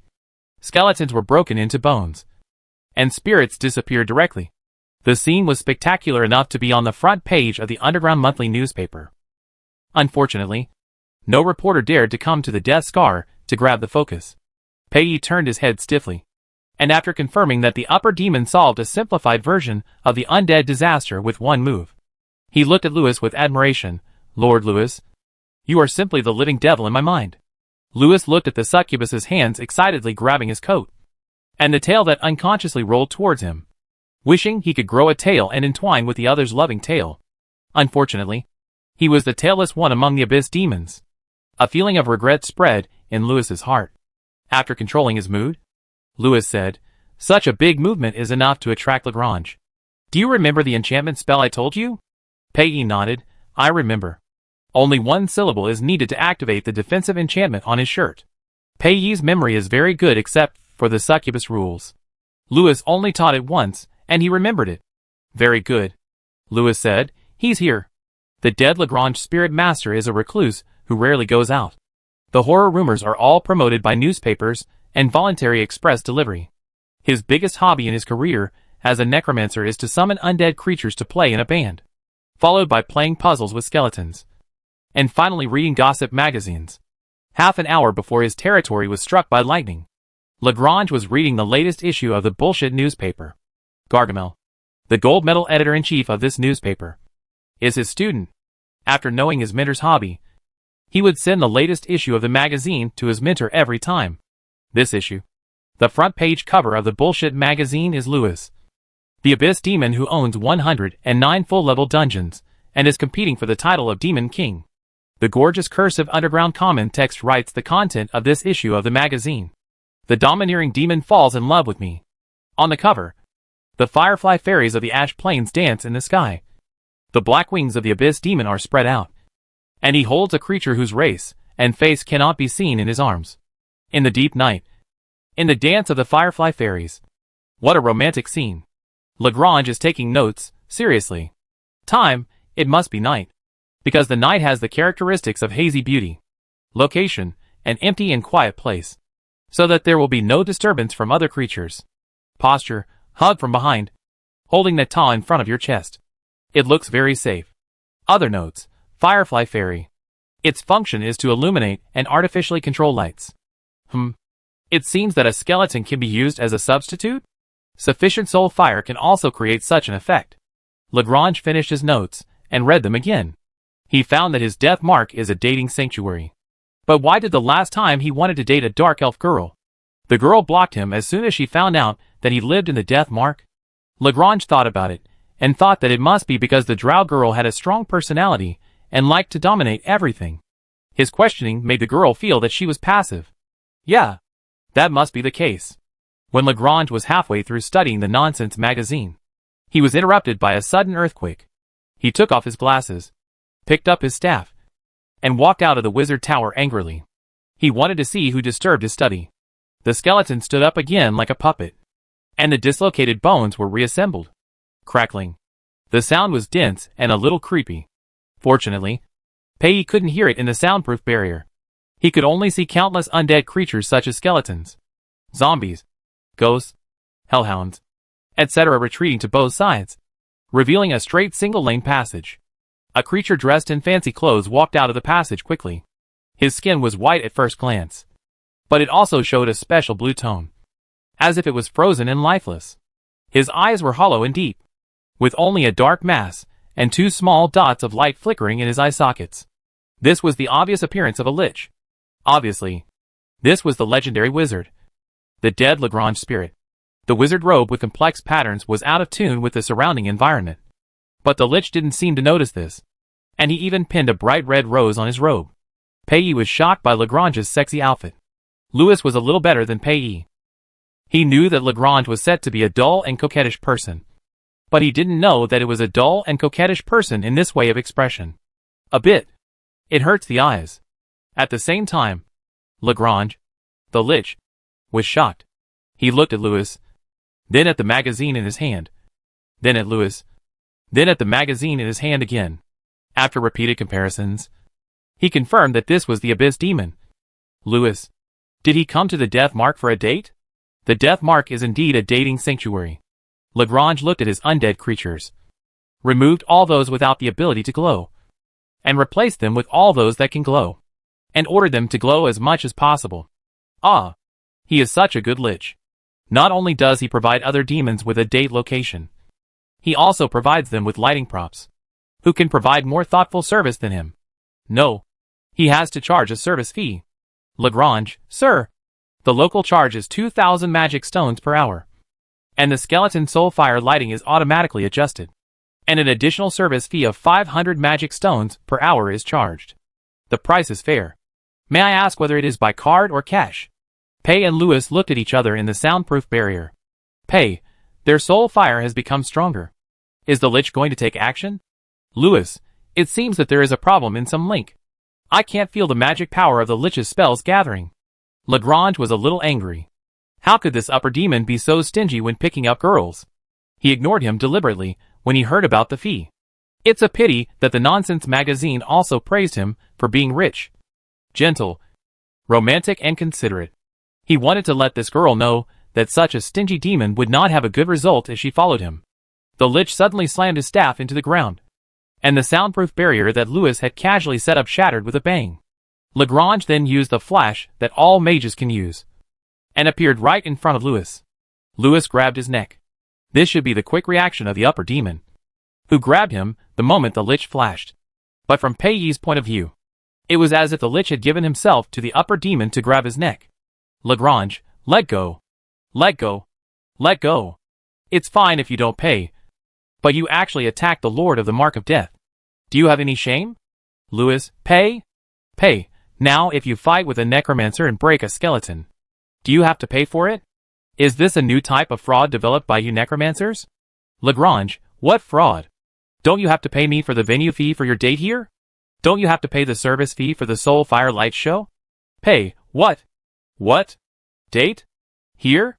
Louis loosened his hand that was pinching the necromancer's neck. Wake up. No creature would want to date in the Mark of Death. Except the undead.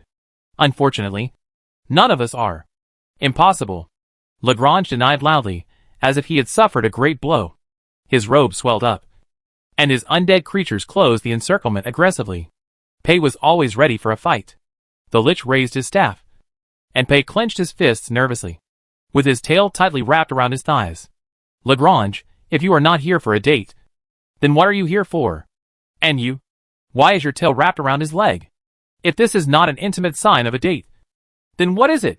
You? The devil, Louis. Admit it. You are a stingy male devil. Louis. Lagrange is crazy. I'd better kill him. Pei, I'm just nervous. When I'm nervous, my tail will get close to something he thinks is safe. And at this time and place, the thing that is considered the safest is Louis. Lagrange, I'm not crazy. I'm the learned lich Lagrange.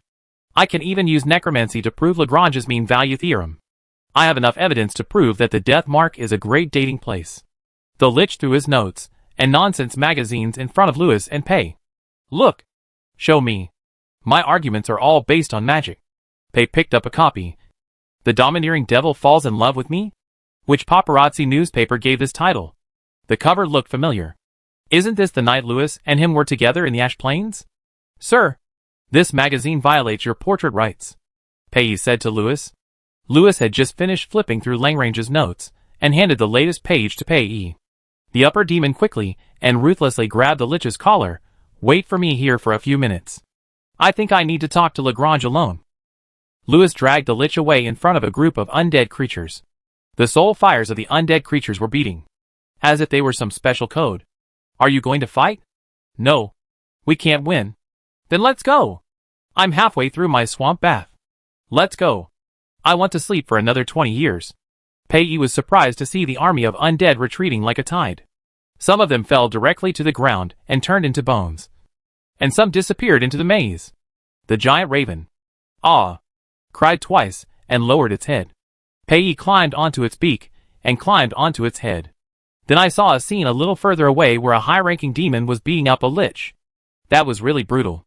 Louis kneed Lagrange and knocked him into a shrimp-like shape, then lifted him up by the neck. Me? Stingy? Come to the Mark of Death for a date? Use a third-rate paparazzi magazine for academic research? Louis laughed contemptuously.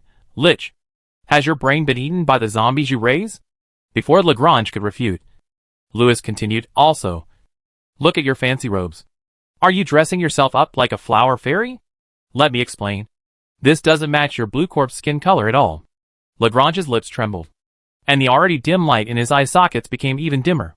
Louis let go of his hand, and the lich fell on the charred land, also. If there is no living creature to appreciate roses, it's really too rustic to pin them on your chest. Too rustic. The light in Lagrange's eyes was completely extinguished, and only 2 black eye sockets were left on the lich's numb face.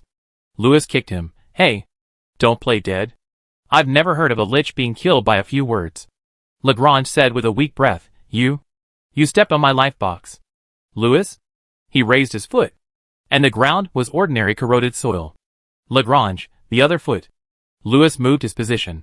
Lagrange pounced on the place where the upper demon stood just now, and dug the ground hard for several minutes. A square ring box was dug out by him. He opened the ring box, and a diamond ring only 20 centimeters in size lay tightly in the box. My poor phylactery has borne the unbearable weight of its life. Lagrange wiped his ring and summoned a Bone Lord. Letting the Bone Lord carry his phylactery away. Go find location number 300 and bury it. Louis looked at the lich and fell into deep thought. Now kill this Lagrange and replace it with a new one. What is the operability? Before he finished calculating the data, Lagrange spoke. I want to refute you. My taste is not bad at all. I am familiar with. Stop. Louis shamelessly used an extra-dimensional attack, and the program stopped running. The upper demon crossed his arms and walked around Lagrange. He scanned the lich with a critical eye. Forget it. I don't want to judge your taste. I reiterate that I'm not here for a date. I'm here to ask for a bone dragon. More than 300 years old. I heard from his unreliable father that he is only as big as a ball. Lagrange said indifferently. Oh? Louis, what about the dragon? Lagrange, there are so many bones. How can I know where they are? Louis, are you a necromancer? Lagrange, as you can see. But who says that necromancers can remember every bone? Louis, passive resistance is useless. Either you hand over the bone dragon now. Then tomorrow, the headlines of newspapers all over the underground will become the necromancer Lagrange has a bad taste and strongly recommends that all creatures do not fall in love with liches. You can't do this. Lagrange roared at Louis. The upper demon glared at the lich. I can. The lich paced twice. Wait. Wait. Let me think. Bone dragon. Bone dragon. Damn. I have at least 16 bone dragons here. There are 5 particularly young ones. How do I know which one you are looking for? Then look at them one by one. The upper demon turned around. You lead the way. I will bring my succubus over. The lich's ears moved. Succubus? He mentioned succubus just now? The kind of succubus who has a deep understanding of dating and doi and can be called a master? Lagrange followed the upper demon and cleared his throat. Ahem. Your date is a succubus. Louis, correction. There is no date and is. It's my succubus. Lagrange, okay. Your succubus is your succubus. I just want to ask.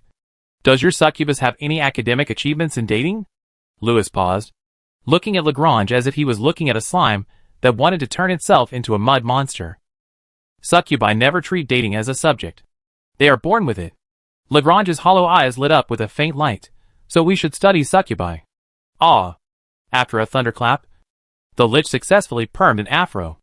Lagrange exhaled black smoke from his mouth. I'm just making a suggestion. Pei jumped off the back of the giant raven, and he naturally walked to the side of the upper demon, using half of his body to block himself, and looked at Lagrange. This lich looked quite miserable, not only because of his bad clothes, but also because of his afro that didn't match the temperament of a lich. The lich was also staring at the succubus. It was a bit strange. Why didn't she have breasts? Succubi all had impressive breasts. What are you doing? Pei was extremely sensitive to certain gazes. Lagrange said very straightforwardly in an academic tone, according to the racial aesthetics of succubi. You must be the type with poor talent. Pei could hardly keep his expression. He took 2 deep breaths and said, all creatures like succubi. But succubi like me. Louis added, you are very cute. All creatures with taste will like you. For example, me. Louis. Pei hugged the upper demon's arm and sighed again. It is a real pleasure to listen to you speak. Lagrange's eyes were straight, and 2 tiny lights were running up and down. Louis reached out and rubbed the succubus's hair. This action made the lich stunned again. The succubus seemed to enjoy it, which proved that this action was effective. Then why didn't any girl want him to touch her head? Louis didn't care about the complicated mood of the lich at the moment, and said, lead the way. The lich waved his staff, and the skeletons on the ground formed a path. Young bone dragons should be behind the wizard tower. The giant raven can't go there, or it will be eaten by the bone dragons. Louis nodded. Touch the wings of the giant raven, and let it leave the trace of death first. The rustling sound of bones colliding was heard all the way, and the necromancer walking in front looked back at the succubus from time to time. Pei was puzzled by his look, and he quietly asked Louis, Sir, did Master Lagrange put the brain into the phylactery when he made it? I heard that a lich without a brain would be a little abnormal. Louis, I think the situation may be more serious. Pei, more serious? Could it be that his brain was unfortunately lost? I heard it. Lagrange turned his head and stared at the 2 demons expressionlessly. My brain is safe in my skull. Please don't make random guesses. Pei blinked and said very innocently. Louis, it has nothing to do with your brain. It's your taste and aesthetics and some cognitive impairment. Lagrange, Do you still want to find a bone dragon? Louis, do you still want to fall in love? Pei watched the lich stiffen for a few seconds, then inserted his staff into the pile of bones and straightened his fancy robes. The young bone dragons you are looking for are behind there. Sir. Before that, I would like to borrow your succubus for a few minutes. Chapter 25. Pei looked at the lich, blinked, and blinked again. He was thinking about what he would experience when facing the legendary necromancer lich alone. Would the skeletons rush over and drown him?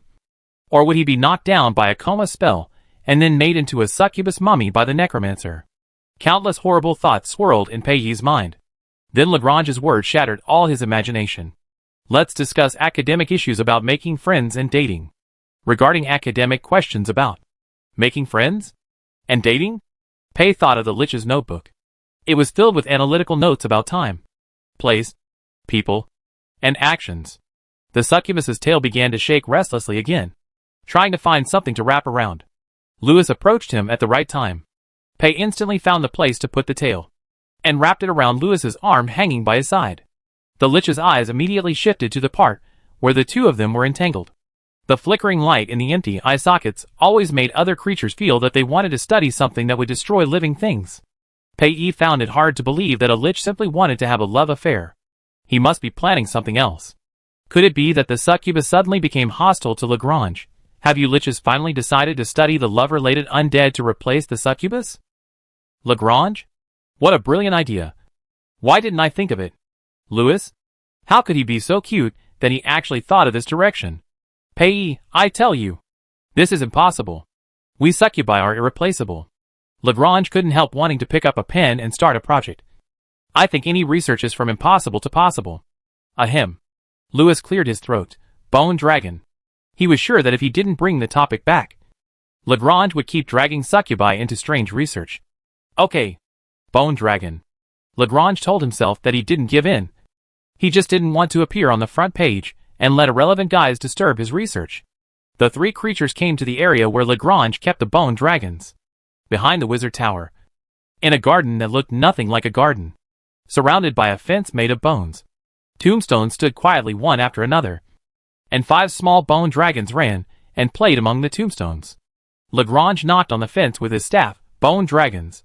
Come here. Roar. The roar of the dragon sounded from the depths of the garden. Lagrange, no. No. I didn't call you. Just the 5 youngest dragon cubs. 5 dragon cubs flapped their wings and rolled over, sitting in a row in front of Lagrange.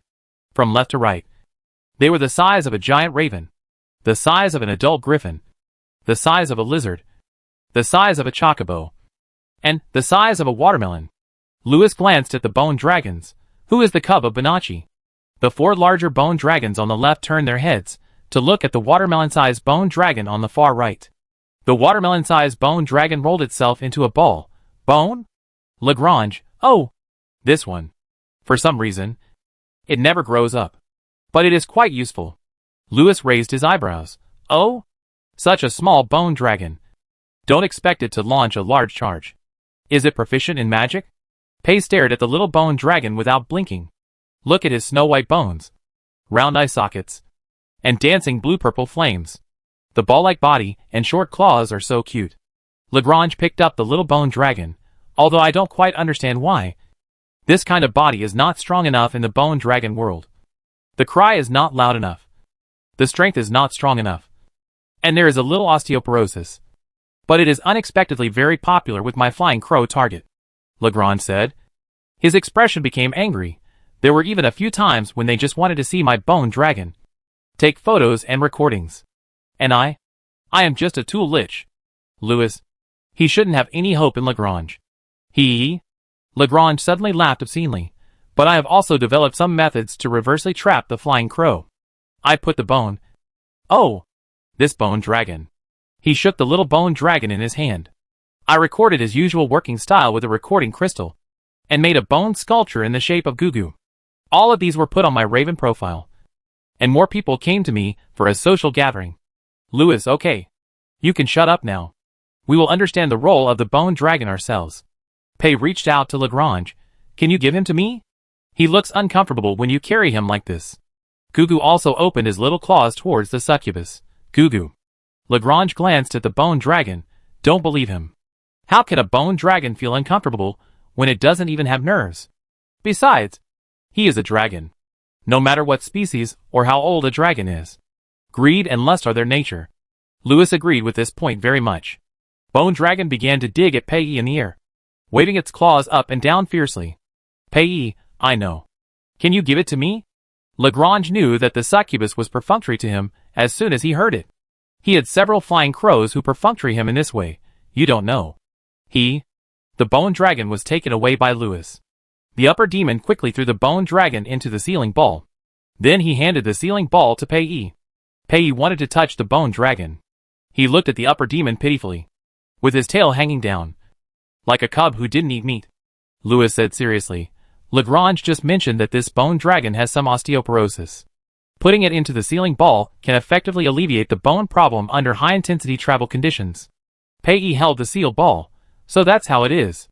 Louis, did you see it? His little paws are so cute. Louis put on a professional fake smile. Yes. Very cute. There must be a way to divert the attention of the succubus. Or make this skull dragon less cute? The ball, which had been thrown into the corner of Louis's memory, suddenly received a task. Ding Slime Beauty Salon. Your city lord needs a super cute slime. It's time to step up. The mysterious slime beauty salon hidden in the AB dungeon. Go explore it. Ball rolling. What the hell? Lagrange stared at Louis in amazement. Can he do it this way? At this moment, in Lagrange's mind, this abyss-type upper demon exudes the glory of academic giant and technical emperor in every move.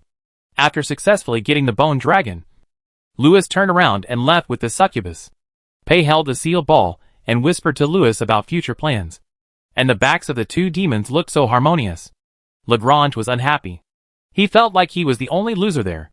He called out to the two demons. Wait a minute. Pei turned back honestly. And Louis held him by the arm. Don't look back. Keep going forward. Lagrange, cunning demon. Don't interfere with my conversation with the succubus. Louis glanced at the lich, stretched out a hand, and prepared to snap his fingers. Lagrange sensed the magic power gathering in the air and took a step back. I lost so many undead creatures and a bone dragon. I just have a simple request. It's not too much. Right? According to Louis's idea, he could take the bone dragon away even if he had to rob it. Why would he negotiate with a lich? But his succubus seemed to have other ideas. Pei thought that if this matter could be resolved peacefully, Lord Louis would not need to use force for him. He had to prove to Lord Louis that he was a good and reliable neighbor. So, Pei stopped. He said to the lich, Mr. Lagrange, you can tell me your request first. Lagrange was afraid that the succubus would go back on his word. So he quickly said, my request is quite simple. Let me touch your head. Louis's professional fake smile could no longer be suppressed. And he would snap his fingers in the next second, turning this place into the abyss of hell. Pei's upturned mouth corners also shrunk. Are you kidding? Lagrange, my request is really simple. Why don't you want me to touch your head? Isn't this the top 10 doting actions in love? The last vampire girl was like this. The elemental elf before that was like this. And even the werewolf girl, who has a very low resistance to head patting, rejected me. Why? Facing the crazy lich, Pei hid behind Louis. He stuck out half of his head. Have you really never considered that you are a lich? Lagrange paused with his waving hands. What's wrong with liches? What's wrong with liches? Not all necromancers are liches. But all liches are definitely necromancers. The necromancer's action of placing his palm on the head of a creature is one of the basic actions for converting undead creatures. For tens of millions of years, necromancers have used this action to turn countless creatures into their slaves. Now, Lagrange said to his date, let me touch your head. Pei looked at Lagrange. As long as your date doesn't become a hobby of the undead, your dream of killing by touching the head will never come true. The glimmer in Lagrange's eyes went out. What's the point of his lich life? Let him sleep forever. I hope that when he wakes up, the necromancer textbook will have removed the rule of turning into a necromancer by touching his head. Lagrange fell down, and a tombstone rose on the spot. Two undead creatures placed flowers in front of the tombstone. Although I still suspect that his brain was put in when the phylactery was made. It is undeniable that this is a lich who pays attention to rituals, Pei said to Louis. Louis shrugged and did not comment. Anyway, the code can't save him. The two demons left the death trace plane and return to the giant raven's back. Lewis suggested. Things went much more smoothly than expected. And we have enough time to return. Why don't you go to Marquette Canyon, by the way? The market there is very famous. You can buy some furniture and office supplies for your dungeon. Pei clasped his hands together and immediately agreed to the proposal. Marquette Canyon seems to have a fun festival recently. Mr. Lewis helped him so much. He must thank him in the way of a succubus. Chapter 26. Ah. The 5th day since Lao Lu left. I miss him. Ah. The 5th day since I couldn't see the succubus. I miss him. Ah. The 30th day since Red Hat was kind to me. I miss him. Ah. The 3rd day since Grandmaster Daifa went out to do business. I miss him. I haven't learned the Thunder Ball technique yet. Woo woo woo. Ah. The 135th time I was beaten to death by Go Sheng with a shovel. I miss him. No. The brother who misses Go Sheng. Are you still sane? Have you had a problem because you were hit on the head too many times by Go Sheng? I suggest you take off your holographic helmet immediately and go to the psychiatric department of the hospital. In the mining area of the Heart of Darkness dungeon. Players who received daily tasks chatted while mining. Suddenly a player said, "Have any of you visited the succubus dungeon next door? Oh my god. I haven't visited it for a few days. When I passed by today, I found that the walls were built. Are the goblins so fast in construction? It's a life profession skill. They are a professional construction team. When will this game open life professions? I don't want to play the game. I just want to forge iron. Don't mention it. I went to the goblin next door to ask him to teach me how to build. But he beat me up and asked if I wanted to replace his job. The funniest thing is that the system also sent me a warning, saying that if I affected the construction of the neighbor's dungeon, the task progress bar would be deducted. I was so angry. Ha ha ha. I'm dying of laughter. Wake up. Let alone life professions. This game still doesn't even have an equipment system. My novice shield has broken several times. Luckily the system gives them out for free. Otherwise, I wouldn't have enough money to buy weapons. Look at it from a positive perspective. At least the system gives out unlimited weapons? Man, that's a weird angle. Equipment system? The server, which was always paying attention to the behavior of the players, shook its branches. No. Didn't Lewis already create NPCs for the forging profession and the sewing profession? Why haven't they arrived yet? The server saved the fan art resources, exited from major forums, and started program search. Equipment system related NPCs Dark Iron Dwarf Datai, Dark Druid Kai Fong. Confirm that the NPC data is complete. Location detection, Marquette Canyon. The server shook the tree branches and scolded the 2 NPCs for a few minutes. Fuck. You don't come to the upper city to report to work, but go to the Marquette Canyon where your data is. The whole hell gem tree was moving without wind, and the leaves and gem crystals on the branches were shaking. Wah wah. It made a sound. The nearby players looked up at the hell gem tree and said, "Why is this tree so big? Is it going to cause an earthquake?" "It's going to cause an earthquake," the angry server said to him without thinking. The goblin player widened his eyes. Fuck. Brothers, come and see. This tree is alive. The players quickly gathered together. Make way. I'm short and can't see. Don't push. I didn't see it talking when I climbed the tree. What's going on? I see. It must be the beginning of a storyline. The server ignored the chatter of the players. Anyway, he was now a tree with a shield, and the players couldn't touch him. Ahem. The server cleared his throat. Fuck. Even trees can cough. Shut up and listen to the storyline. What if there's a mission? The server adjusted the flash mode for himself, thinking that it would make him look cooler. But the feedback from the players was, what a rubbish special effect. It's blinding. Server, people of the Heart of Night dungeon. The forging master and sewing master of our dungeon are on their way to this dungeon. I know. They were kidnapped. We have to rescue them. Choose me. I can fight. I pinned Goshen to the ground 3 times. It must be a group. I guess it's a 40-person group mission. Team. 1/40th people. The server rolled his eyes inwardly. The 2 masters skipped work and went to the market on their way to this dungeon. Please find a way to bring the 2 masters back to the dungeon and tell them that if they don't come back, their wages for the next 50 years will be deducted. What plot development? NPCs skipping work? I'm going to be a righteous partner and catch the NPC who skipped work and bring them back to work.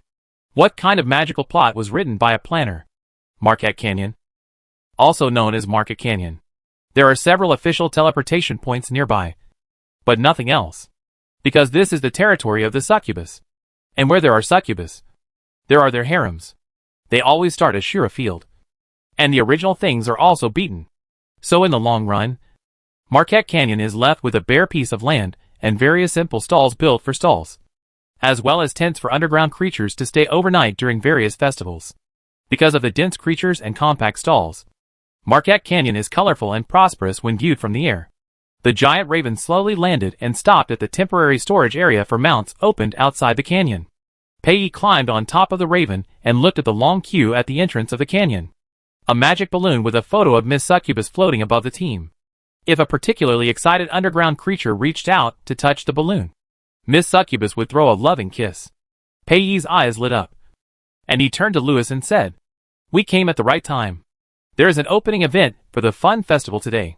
Fun Festival? What is this? Lewis is very sure that this kind of thing that sounds like a tiger or wolf is not in the game settings. It conflicts with the green mode, and it will not pass the review. But Lewis can't help but smile. He likes it very much. Just hearing it is very exciting. The giant raven relied on its large size to push the lizards, Kodo beasts and other mounts aside, and occupied the entire trough alone. Pei jumped off the raven swiftly, stood on the ground and waved to Lewis. "Lewis, hurry up. We can still enter the venue in advance now." Lewis restrained himself and was reserved. He spread his wings and slowly glided to the side of the succubus. Sex festival? It sounds quite interesting. The succubus couldn't help but smile brightly. The sex festival is an annual gathering of succubi. During the festival, succubus special performances will be held from time to time, and many succubus ladies will sell some sex toys. Some shops can try on the spot. And there are also succubus interactive experiences, Pei said, as he pulled Lewis to the entrance of the special passage to register. "Filled out. Here's the form. Stamp here. Thank you." Pei took off his cloak, pointed to the exposed clavicle, and asked the registration demon to stamp him with a magic seal. The demon swept the test crystal at Pei, and the crystal flashed into an ambiguous pink. Confirmed to be a succubus. The demon took a lip-shaped magic seal, and seeing the companions brought by the succubus cast a puzzled look. He explained, "Oh, please forgive me. In recent decades, more and more demons have disguised themselves as succubi and tried to sneak in without buying tickets. Some of the illusions are so realistic that they have to add more inspection procedures." After saying that, the little demon saw Pei's registration information and saw the word male in the gender item. "Male succubus?" The little demon suddenly looked up at Pei. "You are the only male succubus in the succubus group? Oh my god. Please take a photo with me." The little demon excitedly flapped his wings and twisted his tail to pounce on Pei. Lewis sneered and grabbed the little devil's wings. "Want to take a photo? Let's do it together." The little devil took out the trident angrily. "Come and fight. Every corner of this canyon is full of traces of fighting for succubus. Today I will add another scar to it." Pei opened his mouth, wanting to remind the little devil, "Wake up. Do you know what you are facing?" The little devil didn't know. They are all demons, and people of Lewis's body shape are a dime a dozen in the demon clan. He had seen many low-level demons who dressed themselves up as upper demons during the fun festival. Isn't it just because they have a good face? This kind of pre-demon is not as good as a little demon like him. "Hey. Die. Evil." The little demon's trident fell to the ground. Deep. Deep. Deep. Up. Up. Up. Pei continued the little demon's words. "Bring an abyss-born upper demon into the venue." The little demon rolled his eyes and fell to the ground unconscious. Soon, a dark elf dragged the little demon away and took over his job. The male drow lowered his eyes, and a feeling of depression emanated from his whole body. He handled the succubus's pass in a businesslike manner and stamped the magic seal for him. Then he said to Lewis, "Demon, please input your magic power into the seal. During the festival, do not leave the succubus more than 30 meters away." Lewis nodded to show his understanding. The two demons walked into the canyon. Lewis's eyes drifted across the succubus's collarbone. "Do you want to input magic power now?" "Okay." Pei pulled his collar open further and raised his chin slightly. "What position do you like?" Lewis calmly glanced at all the succubus combinations within his field of vision, and various postures quickly rolled over in his mind. "Any posture I like is okay?" Pei's ears turned red. But he told himself that he couldn't let down the succubus's prestige. So he pretended to be an old driver, teasingly looking at the upper demon. Anyone. Lewis stepped forward, then the upper demon's arm passed through the succubus's wings and touched the wing roots that seemed delicate compared to other demons. The succubus trembled violently when it was touched. This place is too exciting. Pei Yi's legs softened, and he almost knelt down. Chapter 27. Lewis paused for a few seconds and repeatedly confirmed that the green mode was not activated. Very good. Whether it was because of the map problem or any other reason. As long as the green mode was not activated, it was a good mode. Lewis suppressed his excitement and moved slowly and frivolously. He held the succubus behind his back with one hand and pressed the succubus's hand, holding the collar with the other hand. Thank you for the hospitality. The whisper of the upper demon sounded, and Pei Yi only felt the burning temperature on the back of his hand, and the softness and wetness above the collarbone, which was lightly brushed like a feather. At one moment, the succubus almost felt like a precious and dangerous magic tool, being held in the palm of the hand of the upper demon and played with carefully. However, the next second, he was pulled back to the prosperous reality. All the sounds in the canyon returned, and he even heard the sweet panting of a succubus lady. The upper demon kissed his magic seal mark heavily, biting it with his sharp and neat teeth that were almost not used as a weapon. The slight pain was accompanied by the injection of magic power. If Lewis hadn't stopped him, Pei Yi would really fall to the ground. He never knew that injecting magic power could be so stimulating. All right. Lewis's smiling voice came close to the succubus's ear, and he rubbed the succubus's soft, slightly curly long hair. Can you stand steadily? Pei Yi paused for more than 10 seconds before answering, yes. You can. Lewis did not completely let go of his hand. He waited for the succubus to take a few trembling steps, and only after the steps were no longer shaky did he retract his arm that was loosely supporting the succubus's waist and back. Pei Yi took a deep breath, pointed to a red pointed tent in the distance and said, that's where the opening ceremony is held. Let's go there quickly. It will be a bit uneasy when we fight for the seats later, but I think if it's Mr. Lewis, there will be no problem. Lewis asked with interest, are there any special rules for fighting for seats at the opening ceremony of the Love Festival? Pei Yi smiled and didn't answer immediately. You will know after you take a look. I promise. At least it won't be a rule that the demons hate. Lewis was pulled by the succubus to run. He noticed that some winged races in the canyon were flying. So he picked up Pei Yi, spread his wings and flew up. Pei Yi was startled and quickly grabbed Lewis's collar and said, Sir, there is a no-fly rule here. Only customers with a license can fly. When he spoke, it was too late. The no-fly rule was triggered, and the bright red magic bullet flew towards Lewis accurately. All creatures looked over there, wondering which idiot dared to fly without a license. Is Lewis panicking? No. He is not panicking at all, because no attack can hit him. He didn't even need to stop the program. Skill invalidate. Activate. I don't know which planner wrote this into the setting out of boredom, but this particularly non-magical skill is surprisingly powerful. The magic missile automatically dispersed half a meter away from Lewis's body, as if it was weakened hundreds of times. When it exploded, it was almost the same as the magic fairy wand that the cubs played with. The succubus was so shocked that she couldn't speak. She covered her mouth with her hands, and her mind was blank. Didn't some maintenance wizard replace the magic missile with the magic eye? You know, the no-fly rule of Marquette Canyon was set up by 16 legendary wizards at the same time. Even if the heavens attacked, as long as the angels dared to fly, they could kill a group of 6-winged seraphim. But now, a demon, with a succubus in his arms, took off without hesitation and flew a distance. The most important thing is that those magic missiles that are charged with more powerful magic than ordinary magic missiles are a joke in front of him. It is conceivable that in the next interview with famous wizards, at least half of the 16 legendary wizards will cry in the research room, and the remaining half will definitely not be interviewed yet. I bought a VIP ticket and squatted in Marquette Canyon during the Succubus Fun Festival.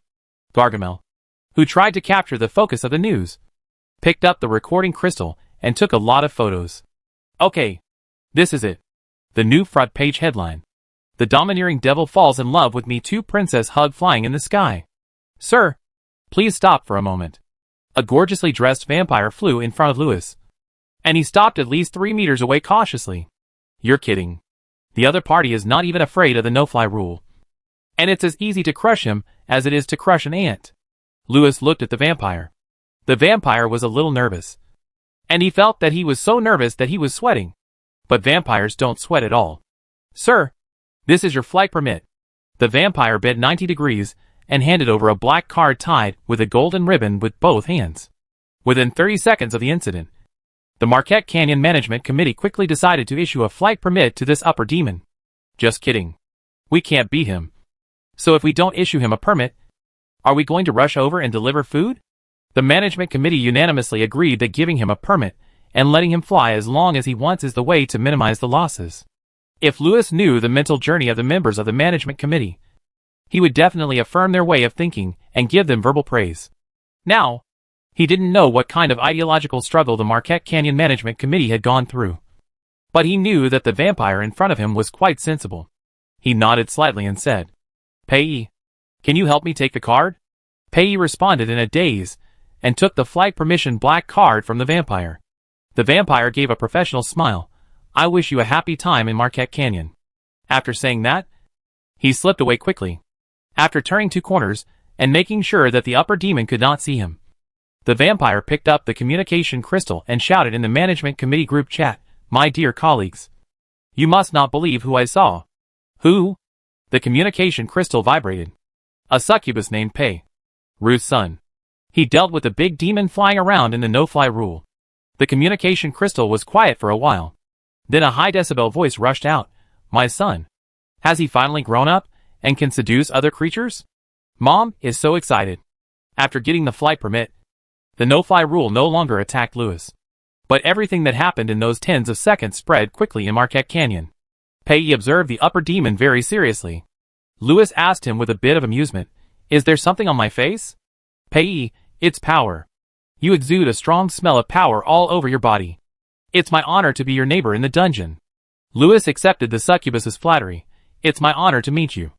I have never seen a succubus as beautiful and cute as you." After a round of commercial flattery, Louis landed in front of the opening tent of the fun festival. The atmosphere here is not friendly. In fact, it is a bit tense. There is only one frost demon sitting in the front row. Next to him, the succubus with a bust of a demon is leaning on the frost demon with her long legs crossed.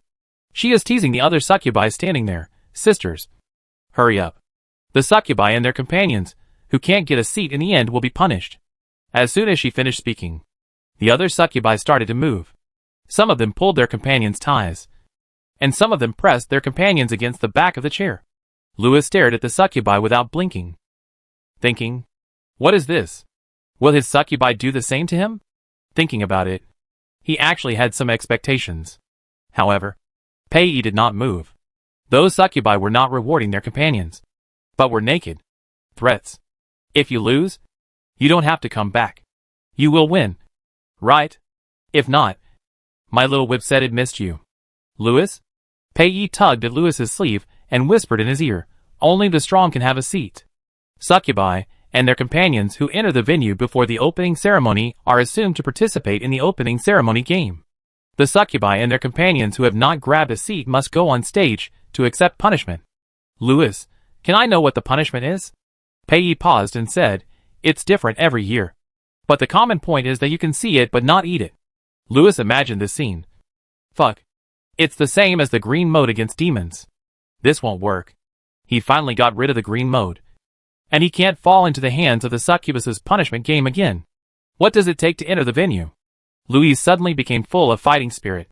Pay gestured to the upper demon to look at the silver-white lines on the ground. "If you enter the area with the silver lines, you will be considered to have participated in the game. If you enter the sofa booth area during the melee, you will have successfully occupied a seat. But be careful. Before the opening ceremony begins, those who have successfully occupied a seat can be challenged." "Oh, fighting." Louis nodded slightly. "This is indeed a game that demons like. So, since there is a penalty for losing, what reward will the winner get?" Payee's eyes sparkled, and he smiled with his little tiger teeth showing.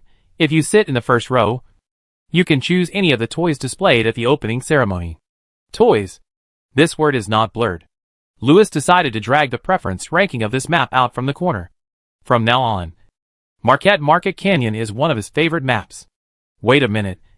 I will win the right to choose all the toys for you. Lewis stepped into the silver coil with high spirits. The other underground creatures in the circle looked at him, as if they were evaluating the strength of their new opponent. Lewis didn't want to stop at all. He wanted to sit in the first row. He wanted to pick out toys. No creature could stop him. No! Hey! The new guy is too arrogant. You actually want to walk over directly? Lewis raised his eyebrows. Maybe I can fly? Chapter 28. The upper demon stood in the silver circle and glanced at the creature that challenged him. A goat-horned demon. Well, he had well-developed muscles and looked like he had no brains. He raised his fist and was about to take action. However, the speed was very slow. What Lewis thought was slow was like this at normal speed. The goat-horned demon's fist struck Lewis like lightning, even leaving a shadow in the air. A goblin mage watching the scene used slow playback and gasped as he watched. My God, this speed is amazing. It's even faster than the instant acceleration of a super-fast flying dragon. The goblin mage spoke very quickly, but even at such a fast speed, he finished his sentence. Lewis's battle was over. The goat-horned demon was pressed into the floor. Literally pressed into the floor.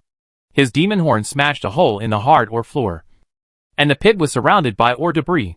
Lewis stepped on the goat-horned demon's head and buried it from the horns to the neck. Crap. This upper demon of unknown species actually caught the goat-horned demon's fist. Oh! Lord Demon. He knocked the goat-horned demon down, and the goat's horns actually pierced into the floor. Pei glanced at the goblin with a long reaction arc. Well, he was still watching the slow-motion replay, and the time flow speed was different from that of the other audiences. Lewis stepped over the goat-horned demon without looking away, took 2 steps forward, and glanced at the other creatures in the circle seemingly carelessly. In the corner, a dark druid activated the AoE skill, Quicksand Swamp. Large swathes of quicksand gushed out, swallowing up the goat-horned demon that Lewis had just pressed into the ground. Lewis spread his wings and flew into the air like the few other winged races with flight permits. The dark druid smiled triumphantly, raised his staff and shouted, "Get out!" A huge gravity circle pressed down from above, and a slender fallen angel's body tilted and almost fell to the ground. He flapped his wings with difficulty and flew up, throwing the holy chain at the dark druid. Oh no! After the fallen angel, this move should be called the holy chain. The dark chain bound the dark druid, and the fallen angel seemed determined to drag him to live and die together. The scene in the entire silver circle was very chaotic for a while. Lewis made an impatient TSK sound, and snapped his fingers to start the hand gesture. Duh. With a clear sound, the black hellfire suddenly rushed out. In a flash, everything, including the opening ceremony tent, was surrounded by the blazing hellfire. Screams came one after another. But soon, the creatures outside the circle found that the burning hellfire did not cause them any harm. It just looked scary. And inside the silver circle, the melee had developed into a collective firefighting. Why did the abyss demons just show their identities and go in and sit in the front row? Why did they come to hurt us? The fallen angel shouted angrily. His beautiful black feathers were all burnt. Aren't the abyss demons all grandfathers? Why are they participating in the activities of young demons? This is obviously a young demon complaining. This is not elegant at all. The vampire prince had a cold face and put up a shield. Damn. What level of hellfire is this? It can't be extinguished. And the dark druid who just launched the AoE skill. Unfortunately, he is not resistant to fire, and has been knocked out after 3 shocks. In a sea of fire, Lewis walked slowly to the other side of victory alone. This time, no creature intercepted him. Just kidding. If you don't put out the fire, you will be burned to charcoal, and there is no point in intercepting it. Lewis walked to the sofa booth area unimpeded. Hellfire disappeared just as suddenly as he appeared. The upper demon opened his hands to Pei. Come here. Pei restrained his upward smile and tried to stay calm. He was a succubus. What kind of demons had he not seen? Ah. But Lord Lewis was really different from other demons. Pei pushed aside the succubus ladies, who were surrounding him, and threw himself into the arms of the upper demon. Oh. He's so cute. A purple curly-haired succubus licked her lips in Pei's direction. I really want to press him into my chest and touch him all over. Oh. You? Another short-haired succubus bumped into the purple curly-haired succubus with her ball. I don't think I'll feel comfortable buried in your chest. The succubus is intense. Body language made the other audience swallow their saliva. Who else is paying attention to the melee in the circle now? No one. A bunch of stinky old men.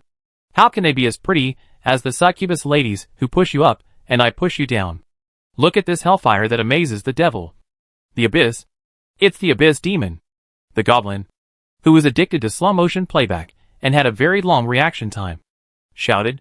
After he shouted, he found that the surroundings were very quiet, and he looked up and turned his head in confusion. Hey, you're awake. The kind slime next to him told him. It's been a long time since the fight. Lewis and Pei sat firmly in the first row, and the succubus and her companions sat in their seats one after another. Pei looked around cautiously. He always felt that he was not safe now. It's not the kind of insecurity that would cause trauma to an individual.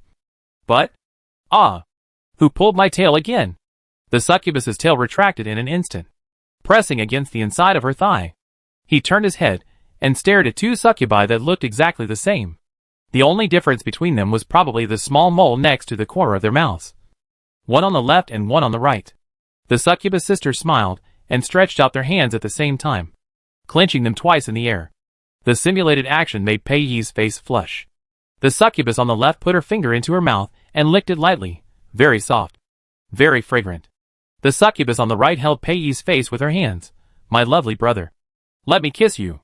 Seeing Pei being entangled by the twin succubus, Lewis raised his hand to try to save Pei. However, as soon as he raised his hand, a cold feeling invaded his arm. Lewis looked at the frost demon and raised his eyebrows. The succubus who was almost hanging on the frost demon looked at Lewis and said, Mr. Abyss Demon, this is your first time to participate in the fun festival. When succubi are interacting with succubi in a friendly manner, other creatures are not allowed to interfere. You can tell at first glance that he is an old and ignorant demon. He doesn't even know common sense. The young horned demon sitting in the back row pouted and complained. Oh! Lewis tapped the back of his chair. The chain of hellfire surrounded the horned demon. If he moved a little, he would be stuck to the flames. You can't interfere in the affairs of succubi. But that doesn't include beating up a kid brought by a succubus. Right? Of course not. The succubus lady who brought the young horned demon into the venue instantly abandoned her little wolf dog and said to Lewis, shaking her tail, Excuse me. Sir, how did you and Pei know each other? Lewis glanced at the black weighty succubus. Who are you? I'm the child's aunt. My name is Seth, said Seth. Winking at Lewis, there will be a special program at this year's opening ceremony, so be sure to sign up later. After Seth finished speaking, the succubi around him all laughed. A lot of pink hearts appeared around. This is the power of succubus. Okay. The booth area is full. I have to announce with great regret that this dark druid and this goathorn demon have become the losers of this opening ceremony. The loser will be punished. The succubus holding a silver bell said loudly, but there was no regret on her face. Wait. I want to challenge. A wingless demon whose species could not be identified pushed through the crowd and walked in. The succubus holding the bell glanced at him.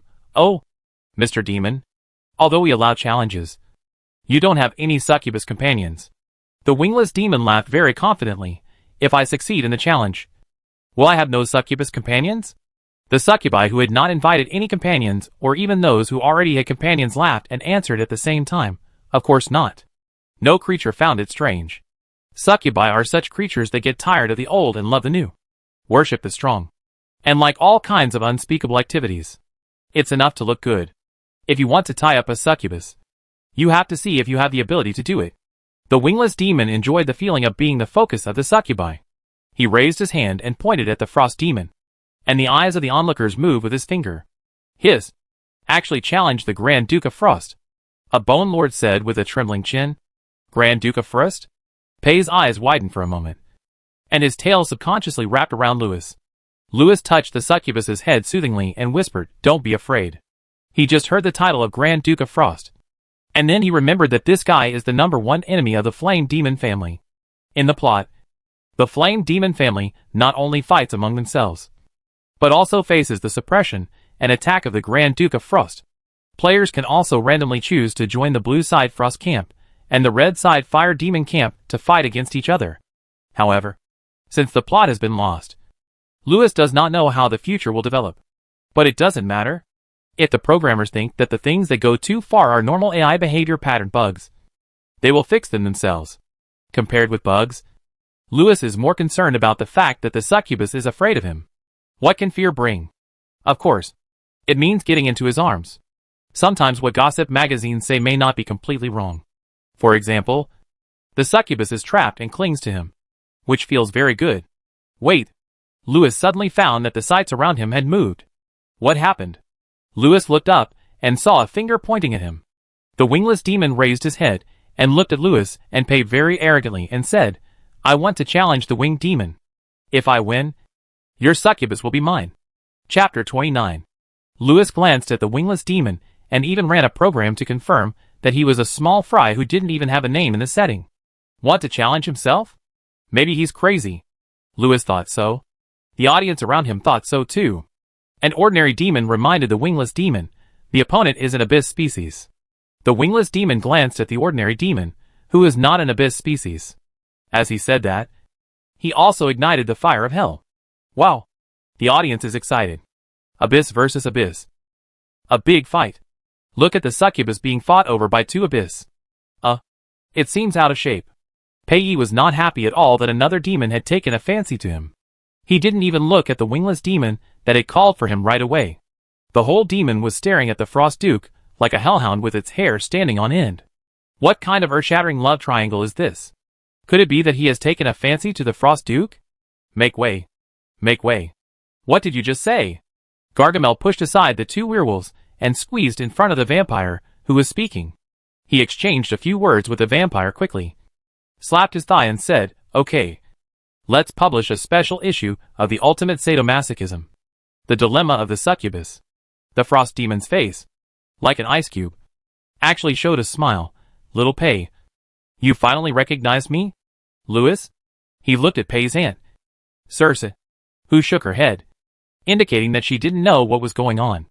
However, it is always a happy thing for demons that children can bewitch powerful demons. Right? Circe's smile became brighter and brighter. The twin succubi who just let Pei go also laughed and said, "Our little brother is really powerful." Lewis had a stern face and was trying to calm his emotions. Every program is free, so AI can of course fall in love freely. Bullshit. He was the first to discover the succubus. And that frost demon, which was just a material library white film in the internal beta version. Stay away from his succubus. Eye contact in the booth. The storm was surging. Outside the booth, the wingless demon felt ignored. He yelled, the evil one hugging the succubus. "Get lost." Lewis opened the black hole, threw the wingless demon in, closed the black hole, and it was over. Delete. One click clearing. You deserve it.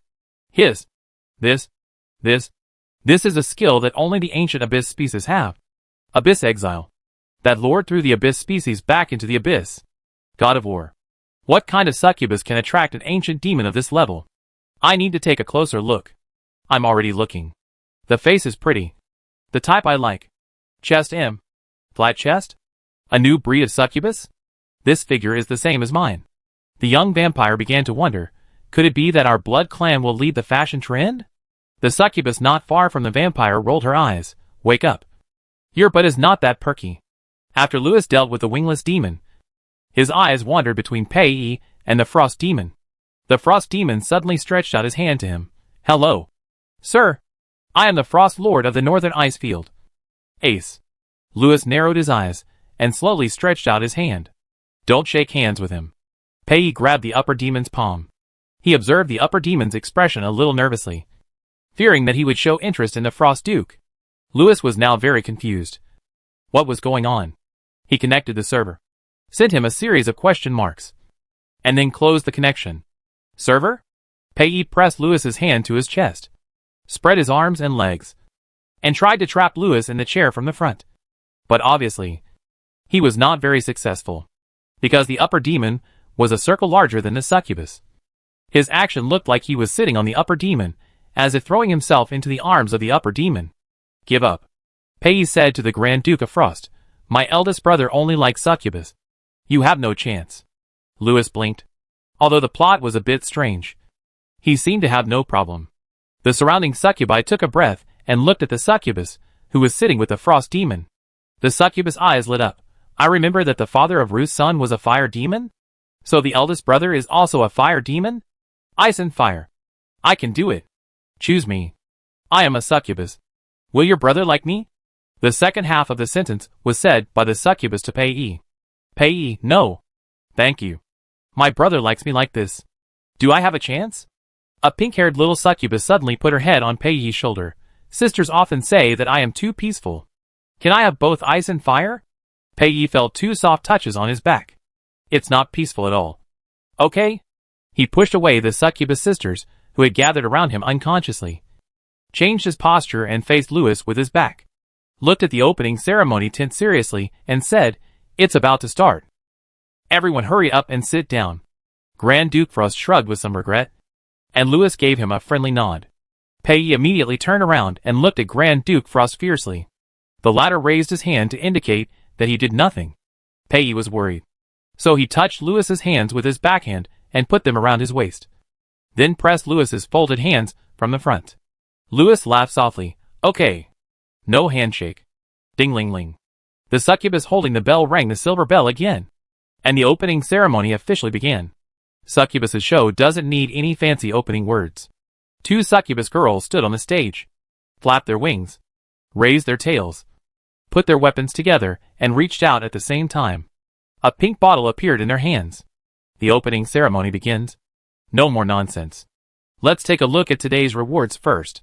A bottle of lubricant extracted from slime pulp. Thanks to the Slime Tribe in the Northwest for sponsoring. All lubricants for this fun festival are sponsored by the Slime Tribe in the Northwest. Thank you, Slimes. What surprised and horrified Pei was that the hosts of this year's festival were actually twin succubi. I don't know which lover his mother had, but they are several generations older than Pei. She still acts like a little girl at her age, loves to stick out her tongue, and loves to play pranks. Pei almost saw the result of him being teased by the twins at the opening ceremony. He turned to Louis with a tragic look on his face and said, "Sir, if you are picked in every link, you can refuse to participate. I believe you can beat all the creatures here." Louis doesn't quite understand this kind of thing that is not mentioned in the setting. But no matter what, he likes this festival. Pei explained to Louis softly, for the activities at the opening ceremony. In addition to actively signing up, the host succubus can randomly call names. The succubus and the companions brought by the names must go on stage to participate in the activities. If they refuse, they will have to face the attacks of all the creatures here. Louis thought for a while and asked, "What are the activities generally about?" Pei coughed unnaturally, covered her mouth with her hand, and whispered to Louis's ear, "Kissing, blindfolded guessing, props trial, etc." It sounds very succubus. Louis is very much looking forward to it.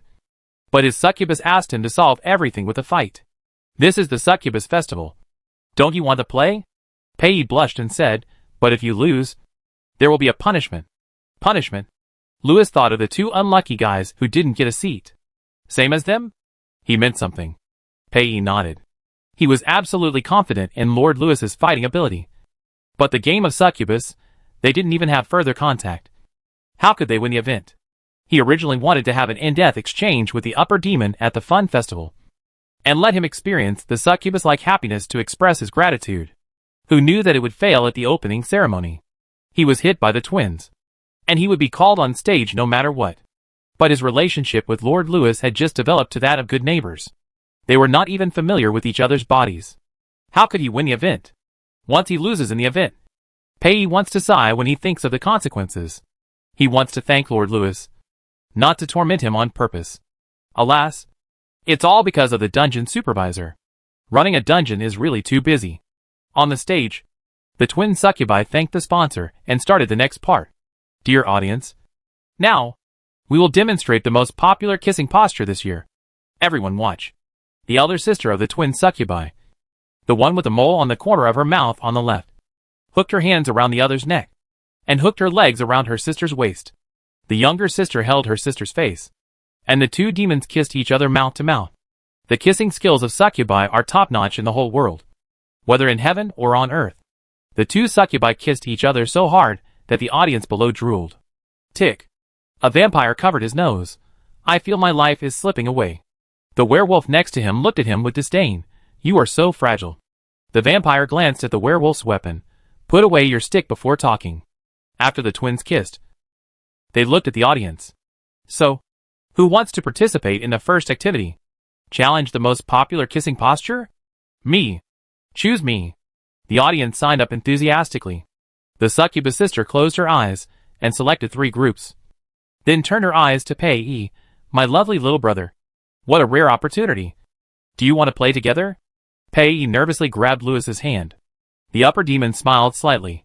Don't worry. You won't lose. Please come on stage quickly. Contestants.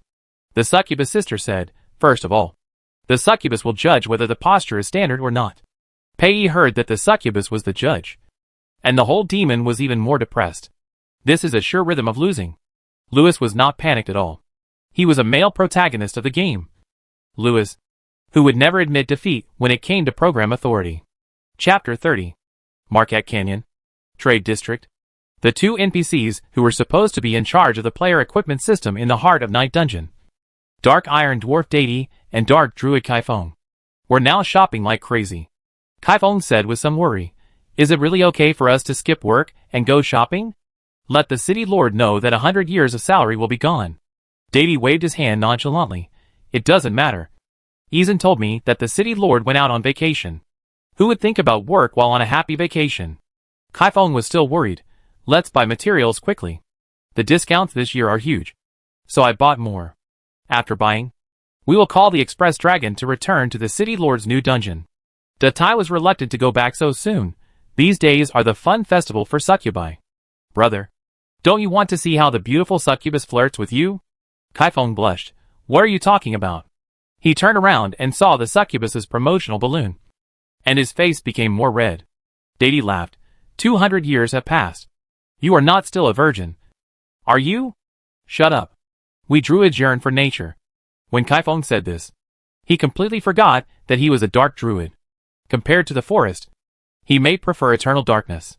Deity suddenly approached Kaifeng and motioned him to bend down and look. Kaifeng leaned over to look. And Deity took out 2 receipts. Do you know what this is? Kaifeng shook his head. Datai, tickets to the Love Festival. Saifeng's eyes widened. Datai, after shopping. Let's go relax before leaving. Today, I'll take you to eat meat. A corner of the Ash Plains. A group of goblins and slimes gathered together. Seems to be having a fierce quarrel. What's going on? Why does the mission map end here?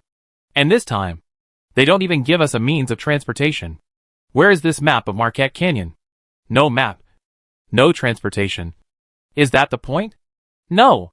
The point is the air wall. Look at this solid air wall. I guarantee that there are all textures behind it. Crap game. What kind of mission is this? A half-finished product. Brothers, I have complained to the customer service. If they don't let me do this mission, I will fight with the customer service to the death. I want to be the first person to get the equipment. It's bad. Boss. The customer service reported the situation in a panic. We suddenly received a lot of complaints, saying that a task was stuck. Is it this one? The chief planner threw out a stack of documents, which were densely packed with forum information.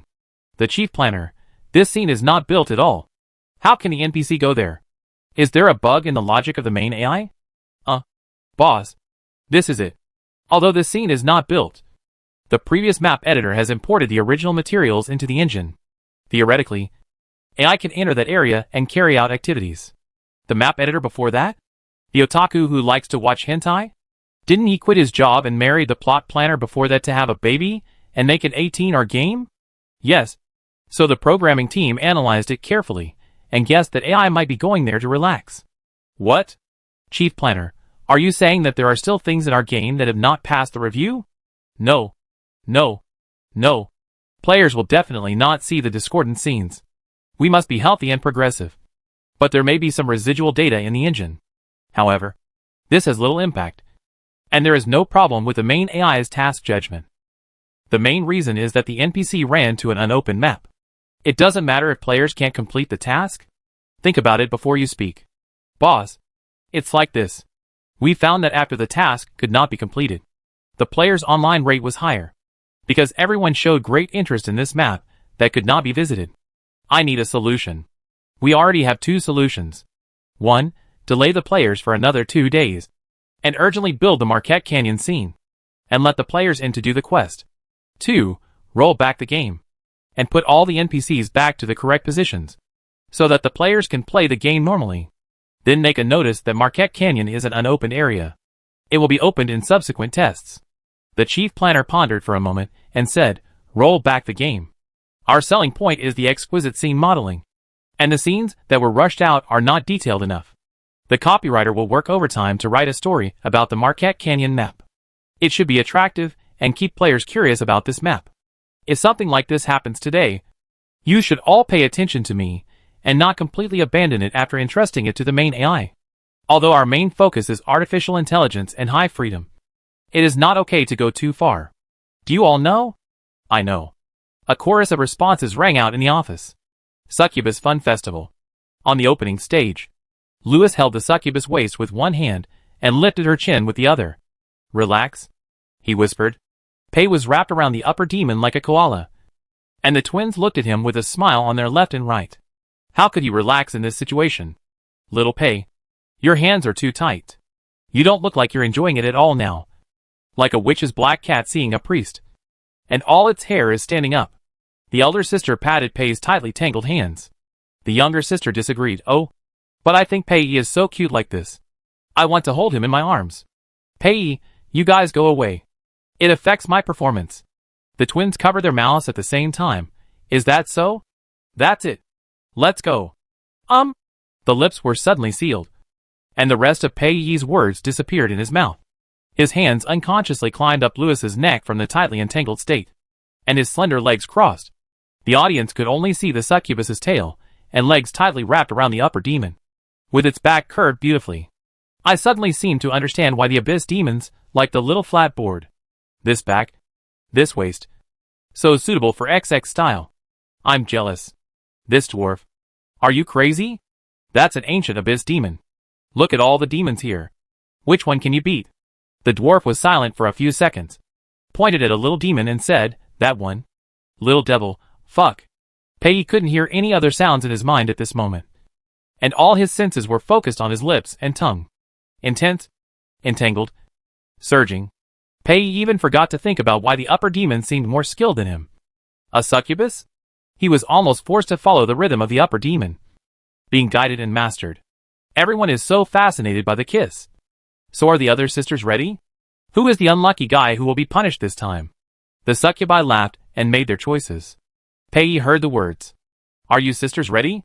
And trembled slightly, as if to punish Pei for not paying attention. Lewis bit him lightly. Command, select the target. Lewis glanced at the vampire prince next to him. Sorry, my friend. Since you vampires have the setting of sexual indifference, you can sacrifice yourself. All the succubi wrote down the code name of the vampire prince at the same time. The twins took the statistics. The unlucky one is number 3. Your Excellency. When he heard the result, Pei relaxed instantly. Lewis gave him a light suck, and in return, the succubus let out a light hum. I said we won't lose. Lewis's voice was deep and magnetic. So, you can play whatever you want. Pei hugged Lewis and tightened his hands. What I want most is to experience the open air tent. With you. Open. Sky. Tent. Tent. Lewis hoped that he was more than just a tent in the literal sense. The first activity of the opening ceremony ended, and except for the vampire, who was tricked by Lewis, the other groups received a TT as a reward. The packaging of the TT in Pei Yi's hand was very simple, and it said, so thin that you won't feel it. It seems that it can be used at night? After another inserted advertisement, the twin sister smiled mysteriously and said, this is the second activity of this year, and it is also a new activity. We decided to let the succubus and her companions undress each other. No hands. The audience was excited. I like this kind of succubus-style show. Exciting. I want to go on stage and face the succubus lady face to face. Ah! Pei looked to the left at the succubus lady, who was smiling confidently, and to the right at the pink-haired Taiping, who was full of fighting spirit. Looking back, the other succubus lady seemed very experienced. Only him. He seemed to know nothing. Pei looked at Lewis. Although the words play casually made the demon excited. But in this game, he didn't just rely on his companion's performance. The performance of the succubus was equally important. Lewis, You should solve it by force. Pei tried to release such a look. Lewis pulled the succubus to his chest and whispered, "It doesn't matter. We can cheat so that the throne of God can't be seen. Isn't it just taking off clothes without using hands? Isn't it easy to delete the appearance model? The rollback is ready. Has the notice been sent? It has been sent. Only 30, 18, 10, and 5 people are online. Why are there still people not offline? Kick them off. Okay. The number of people online is 0. And you can roll back. Universal enter ready. Click. Pei walked out of his Dungeon Lord's Hall and handed the sealed ball containing the bone dragon to Lan Lan Luo. This bone dragon is the heroic spirit I chose. Lan Lan Luo held the sealed ball in horror. Oh my god. Mr. Pei, you are so amazing. Not only is the chosen hero so powerful, but the speed of obtaining it is also very fast. Pei just smiled and said nothing. Very fast? He and Lord Lewis had come back from Marquette Canyon. Are you okay? The server asked cautiously. Lewis sat on the throne with an expressionless face and crushed one of the throne's armrests. Damn rollback. Chapter 31. Regarding this rollback, the official gave a response of a program bug, and the new map was praised to the sky. What a free market. What a monthly festival. What a succubus interactive experience scene. What a mount system, blah blah. However, according to the analysis of the players, all the activities revolve around one word, Krypton Gold. It's all about buying. What can you buy without Krypton Gold? Speculations about the mall system of the strongest dungeon. Hello everyone. I am your old friend Dean. I think I have seen the essence of this game. Krypton Gold system. We all know that this game has a new bug recently, which has opened the player's mission to a map that has not been opened yet. Later, the server was rolled back. Then, the official announcement was made that this map is full of buy items. Market. Visually it is a trading house system. Festival. Prepare Krypton Gold every month. Succubus interactive experience scene. Although I really want to experience it, but I think it will sell tickets. Mount. This is the only thing that the hardcore players can hope to get without spending money. But please remember that the good-looking and rare ones are all in the mall. The above is my analysis. Friends, are you ready for your money? Second floor, I haven't seen it yet. I'll take up a post first. Third floor, I have money. But the characters are so ugly that I don't want to spend money. Fourth floor, +1 to the above. I don't want to spend money on them because they are so ugly. Can there be a mobile version? I am willing to spend money on Lao Lu and Succubus. Fifth floor, yes. Love dress-up mobile games are so good. I am willing to spend a lot of money on them. Sixth floor? What's going on above? Isn't it good to play a love game and let the domineering paperman fall in love with me? Please keep the dungeon at the current level. I am fine with point card charges or mall charges, as long as the modeling remains at the current level and the game mechanism is not a rip-off. I am willing to play. Seventh floor, release a point card game. The mall really cannot beat the rich. Please give the common people a chance. Eighth floor, I can accept a monthly card. But this game has been around for so many years and has outlasted several investors. It is impossible not to make crazy money. I just hope it doesn't look too bad. 110th floor, why are we suddenly talking about such a heavy topic? Can't we just laugh it off together? 122th floor, yes. Yes. It's still in beta anyway. If the game looks too bad, just run away. 159th floor, what a lousy rollback. I finally completed the construction task of 50,000. And now I'm back to the pre-liberation era, with only 46,283 left. I called customer service, and they still didn't solve it for me. I'm so angry. 160th floor, too miserable. Didn't you even ask Red Hat to submit the stage task? I make a set of 50, and submit it to him once. 174th floor, wow.jpg. No. I can't stand this grievance. I'm going to continue to call customer service. 188th floor, damn.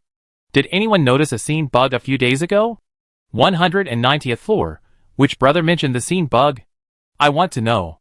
198th floor /picture/picture. I wanted to take a screenshot of the bone dragon. But when I passed by the City Lord's Hall, I found that the door was open. And then I saw that the modeling inside the City Lord's Hall was damaged. The picture is a bit blurry. Look carefully at the armrest of the throne. It must be broken. 200th floor. Oh, what does that mean?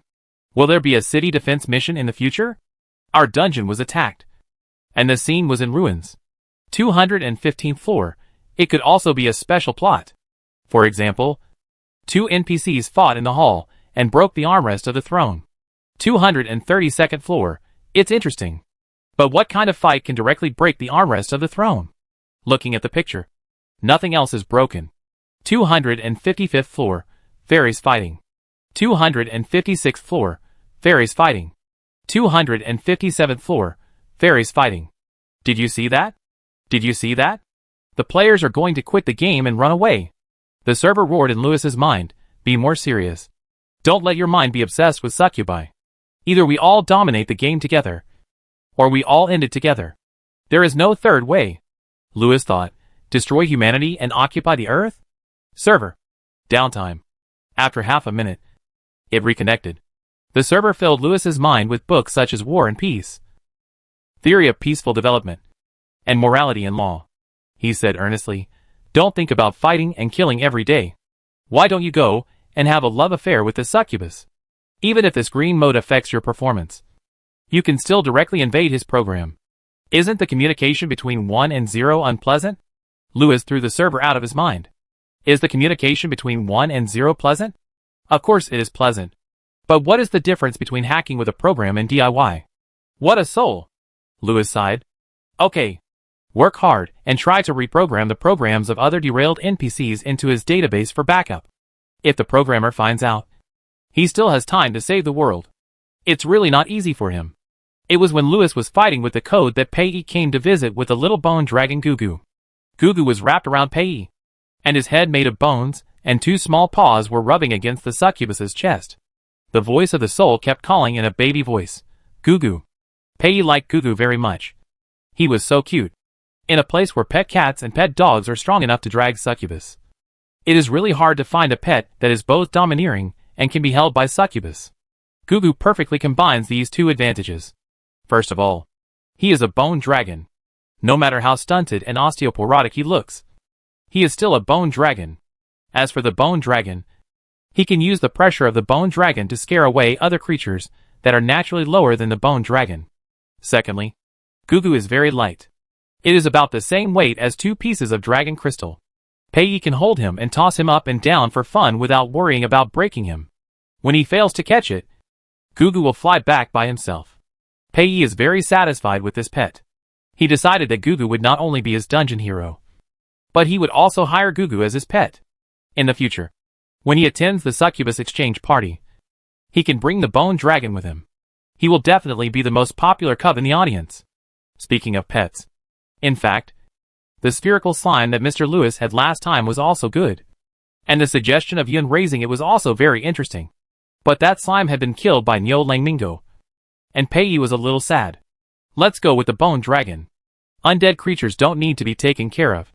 It's convenient and worry-free. The transparent family butler took Pei to Lewis's study. The moment Lewis saw the little bone dragon, he was emotional and typed a wrong line of code. The leader of the Flame Demon Family expansion pack, Pei's eldest brother Fei, suddenly disappeared during the family meeting. Brother 2 to Brother 17. The boss has been kidnapped. Lewis's hand trembled, and he immediately found the problem and urgently reset the programs of all NPCs. The family meeting of the Flame Demon Family continued. Fei, regarding the bastard Frost Duke, I suggest that we beat him until he calls me daddy. Brother 2, boss. We can't beat him. Brother 3, boss. We can't beat him. All the brothers behind, boss. We can't beat him. Brother 17 added, but I have a better suggestion. I suggest that you stay with the other party, and then we can take over the entire northern region. Brothers 2 to 16, well said. Brother 17 looked at the eldest brother with a smile on his face, and was thrown out of the meeting room by the eldest brother. Lewis. He supported Brother 17's proposal to give the eldest brother to the Grand Duke of Frost, and he agreed. Pei looked at the upper demon in confusion. The other party seemed to be thinking about some profound questions, and he looked so handsome when he frowned and thought. But he had to interrupt the other party's thinking, because there was a bone dragon mark on Gugu's body, which needed a more powerful bone dragon to unlock. After unlocking the mark, he could ascend the beam and become a heroic spirit. Lewis. Pei called softly. Lewis came back to his senses. Pei said, "Can I ask your bone dragon?" "My lovely son." Kubanaki came out from the roof and touched the little bone dragon in Pei's arms with his huge head. Lewis snapped his fingers and sent him back to the roof. Banachi was clinging to the roof, with only his tail still able to move. He turned the soul fire in his eyes and said, "My great Lord Lewis, please allow your pitiful and weak servant to look at his poor son." Pei thought of his own father in an instant, who died under the forbidden spell of 6 seraphim. He lifted Banachi up and reunited them. "Little bone dragon, bone. Go away. Don't want a bone dragon. Want a succubus. What's so good about a skeleton?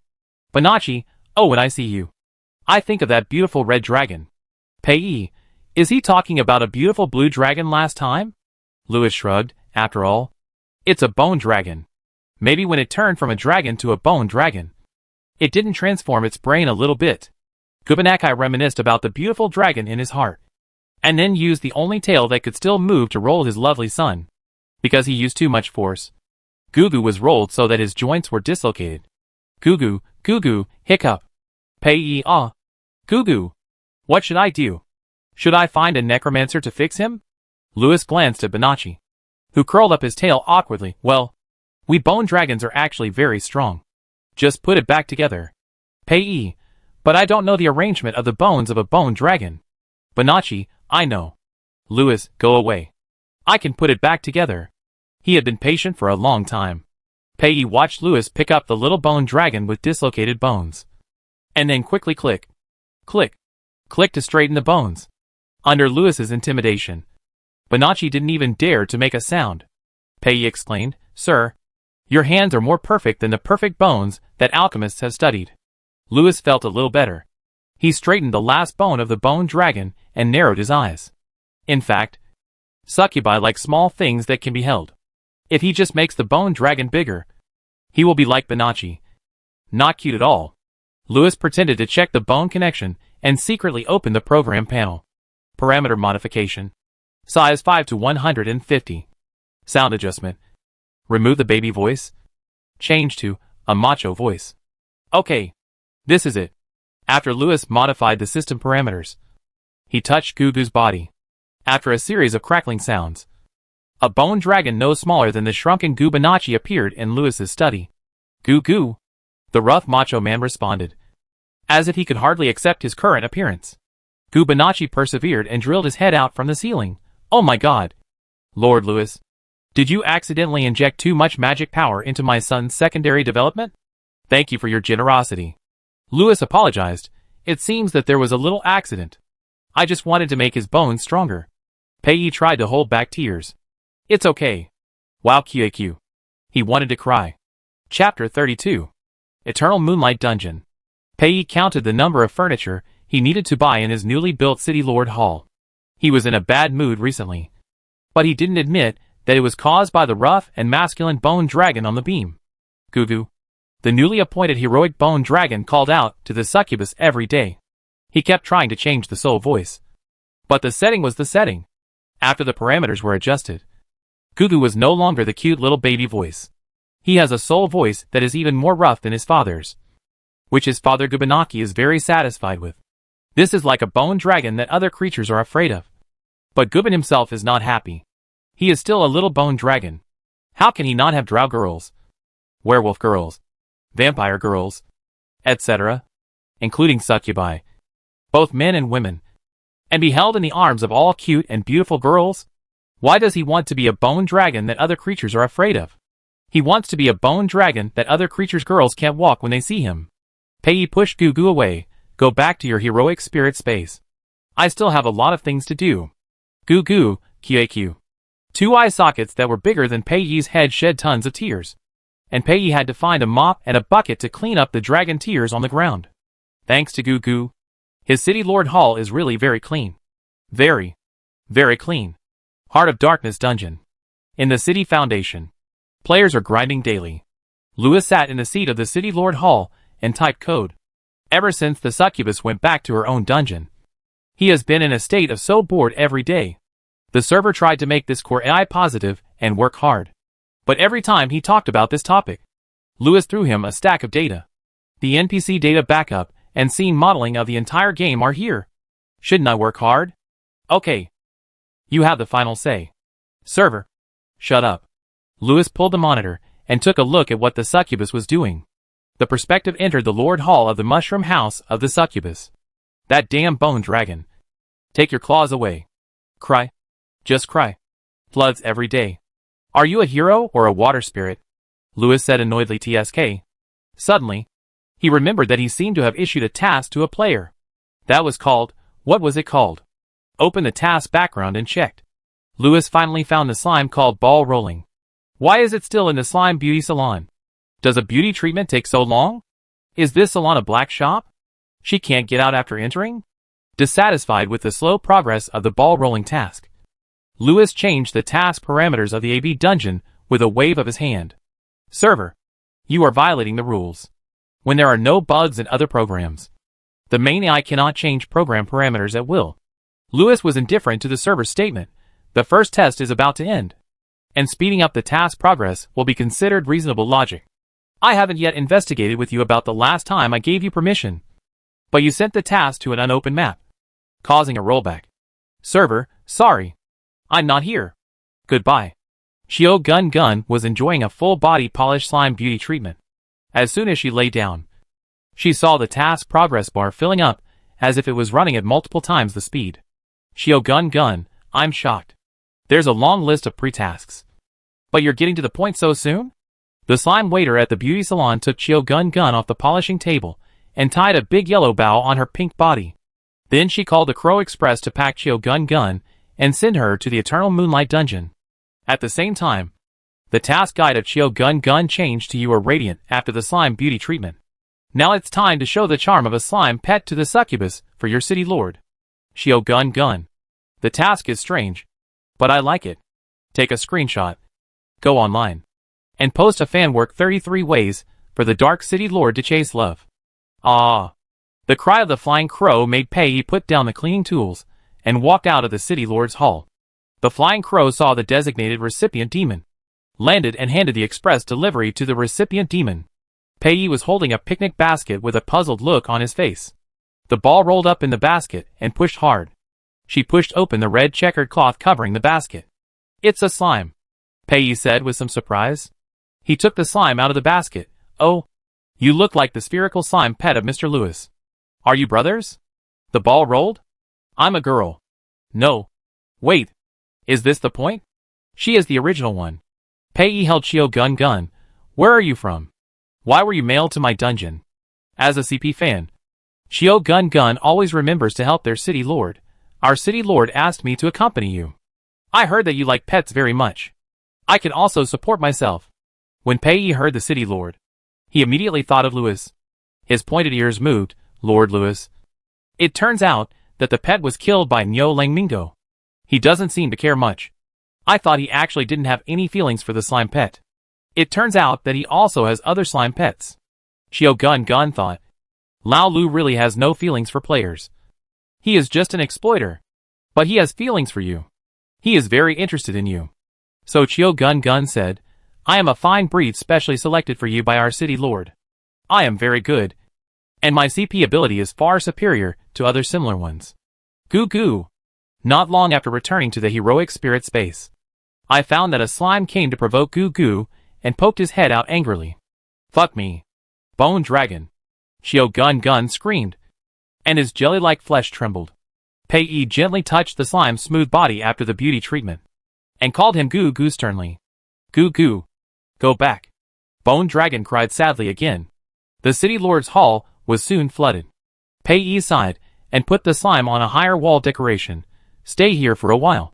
I have to clean my city lord's hall first. Shio Gun Gun blinked. Brother, let me introduce two hard workers to you. This is not a Cinderella movie. How can I let the succubus do the cleaning? He has a massage stick in his hand, which is more harmonious than holding a mop. 2 months have passed since the first closed beta test, and the early gameplay has been figured out by players. For normal players, the first thing to do when they go online is to clear the daily tasks. Generally speaking, it is a construction task. Moving bricks, building walls, etc. After completing a set of daily tasks, go to the red hat to hand in the tasks. And then you can do other things. PvE players prefer to brush the dungeon. These players will go to a Jean or Difa to check their skill proficiency first. One player found that when he said to the NPC, "My dear mentor, can you give your disciple some advice on his skill?" the NPC will personally practice with the player. And then the system will pop up a prompt, "Congratulations to player XXX. Your XXX skill has been greatly improved." However, this method of brushing proficiency requires competition, because only the first 2 players every day will receive personal guidance from the NPC. Another group of players are not so interested in PvE, and some will choose to upgrade their life skills. Anyway, they just hang up. And now it's free, so they hang up for a few hours. And when they run out of materials, they go to work again, and then hang up again. A slime player has upgraded his sewing to the intermediate level. He can make cloth and leather armor. However, no one has brushed the blueprint yet, so she can only make simple bags now. Even so, a large number of players also bought it, because the messy things dropped in the kobold part can finally be put back. Damn game. The 3-minute refresh is too short. If you can't pick up all the items at once, they will be gone when you go back to get them. Players have complained to the game company about the refresh time, but the customer service responded that there will be other solutions. The refresh time will not be changed. The packages made by the sewing life profession are very timely to solve the habit of some players who like to pick up garbage. Of course, in addition to the normal game players mentioned above, there are also a few who play more special games. For example, 2 players whose construction task progress bars were cancelled. The cute king and the handsome guy have said goodbye to the tasks in the main city of the game, after experiencing the embarrassing situation that they can't get free novice equipment without working hard, and can't work hard on their life profession. The 2 of them soaked in the dungeon every day and relied on themselves to brush up their skill proficiency. Now they have become substitutes for professional dungeons. If a group sinks and doesn't want to black out the CD, they will pay them to hire them. The dog is left.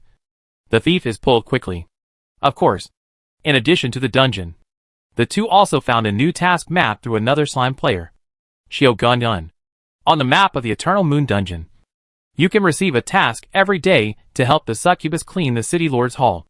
Although I don't quite understand why the succubus's City Lord's Hall is flooded every day. But who cares? Isn't the game refreshed like this? In addition to the above players, among all the players in the first test, the one with the most special gameplay should be a player named Shiogun. She successfully turned herself into an NPC's pet, and she single-handedly promoted the development of the entire The Strongest Dungeon fan industry. At the internal meeting of Chiming Studio, the chief planner looked at the big data and expressed great satisfaction. Very good. Our first test can be said to be relatively successful. Everyone should not relax and keep working hard. More NPCs will be opened in the second test. In addition, regarding the logical behavior of NPCs, the programming department previously reported that because all existing programs were opened during the trial run, some NPC behavior patterns deviated.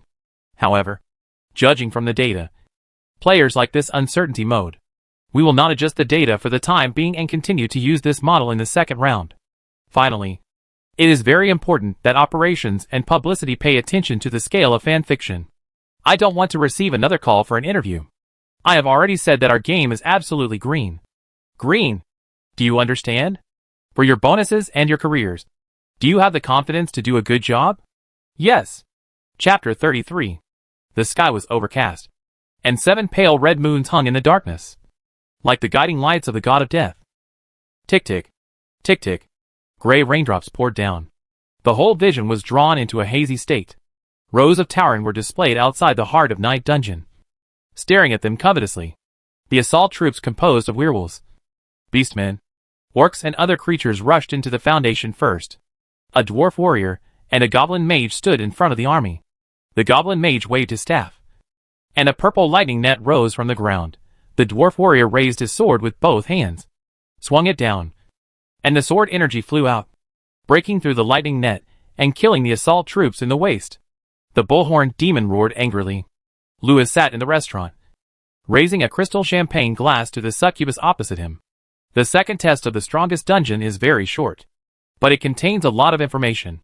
Not only do many new characters appear, But there is also the appearance of a large-scale war. However, this large-scale war seems to have nothing to do with the players. Analysis of the second test of the strongest dungeon. I think that this version of the second test should not be called the provocation of the bullhorn demon. It should have a more appropriate name. Abyss Demon's Dog Abuse. We are dogs. Let's take a look at the CG production first. It's very beautiful. I won't praise it. It's too difficult for me to praise it every time. My vocabulary is not enough. Just scream to express that it's great. Voice. 3 \. Okay. Next. Let's take a look at these two NPCs. One is a goblin mage, and the other is a dwarf warrior. Both are old acquaintances. They are our skill instructors. To be honest, I never knew they were so strong. I actually have the reputation hatred of one of them. No. Ha ha ha. I'm so confused now. Then please pay attention to this bullhorn demon. Players, please recognize the face. Does it look familiar? It's the bullhorn demon who said that the succubus has a bad figure. I won't talk about his blindness. Anyway, it looks like his eyes are useless even if he is donated. Last time, Lao Lu beat him and made him flee. In this CG, he attacked the city in the heavy rain, with only a group of ugly monsters around him, while Lao Lu was in the house with the succubus, drinking red wine and eating steak. Wait, did I just say I was eating steak? Is this a hint? Anyway, from beginning to end, there is no role for the players. I think we can be the audience, the kind responsible for applauding Lao Lu. Okay, my analysis ends here, and everyone is free to play with it. 2F, 2F. Haha, first for respect. Ha ha ha. 5F. So is this a dungeon or a world boss? 18F. The official has not released any new gameplay announcements, but has released new characters. / picture. Sorry. I'm already dumbfounded. 25th floor. Minotaur. Beastman. Werewolf. Orc. What the hell is this? Underground zoo race? 30th floor. Come on. Let me summarize it for you. Minotaur equals a person with a bull's head. Werewolf equals a person who can change from human to wolf, with a wolf head in human form. Orc equals a person with some beast-like characteristics, but a human face. This is the cutest. Cat-eared girl. Here I come. Orc equals other beast-headed people except bull and wolf. Beastman. This is wild. Maybe a relative of Stitched monster, with more than 2 beast-like specialties on the body. And the head may be a beast face or a human face. Have you remembered it? I want to finish half-orcs. Go cat-eared girl. 55th floor. Damn. Cat-eared girl. I can do it. 60th floor. Only werewolves can transform into beasts. Then I choose werewolves. 80th floor. The one who chose werewolves before. Have you considered that you will be used as a mount? 99th floor. What's wrong with a mount? I'd like to ride it if the succubus rides it. 101th floor. Damn. The guy above is really courageous. But I think you will be thrown out by Lao Lu. 120th floor. Ha ha ha. I'm dying of laughter. 149th floor. You are so excited. It seems like you have got the activation code. 160th floor. You still have to have dreams. Boss. Excited? This time the 1500 activation codes will be gone in a minute. The attention rate is still rising straight up. Everyone is very interested in the new optional characters. Especially cat-eared girls. No. Especially orcs. I said cat-eared girls are the best. No matter how pretty a goblin is. Would it be cool to have moving cat ears and a cat tail? No. When the programming team and the modeling team introduced the orcs, their emotions were unprecedentedly high. Just like when the artist designed the succubus. Everyone had a weird smile on their faces. It almost caused the HR department to come over for psychological counseling. Fortunately, I was smart and fooled them away. Ahem. Be serious. Are the server and main program all right? Everything is normal. And the server will be launched on time at 8 o'clock tomorrow. In the clear sky of the dungeon. The express dragons and crows were busy working. Pei looked up and followed an express dragon away. Alas. He sighed. I should have saved some money for transportation. It's all because of these damn discounts that blinded him. Early this morning, Pei came to the City Management Bureau of AB Dungeon to find Director Ilori. At that time, Ilori was trimming her nails in the office. When she heard the secretary's report, she threw away her nail clippers and looked at the door expectantly. Hurry up and bring my little cutie in. Pei put the cookie gift she brought on Ilori's desk. Sister Ilori is still radiant today. Ilori covered her mouth and laughed. Pulled Pei to her chest and buried him in her chest. Oh, my dear.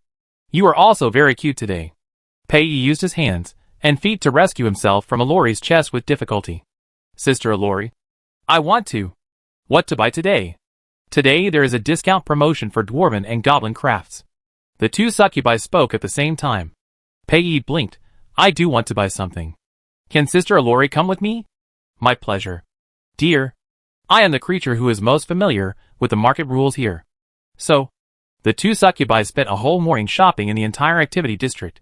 Pei bought all the furniture and decorations needed for his Dungeon Lord's Hall, and even hired an engineering team. Coincidentally, this is also a goblin engineering team. The boss's name is Lulu Luo, and he is a brother of Lon Luo. He will build a commercial district for Pei's underground city.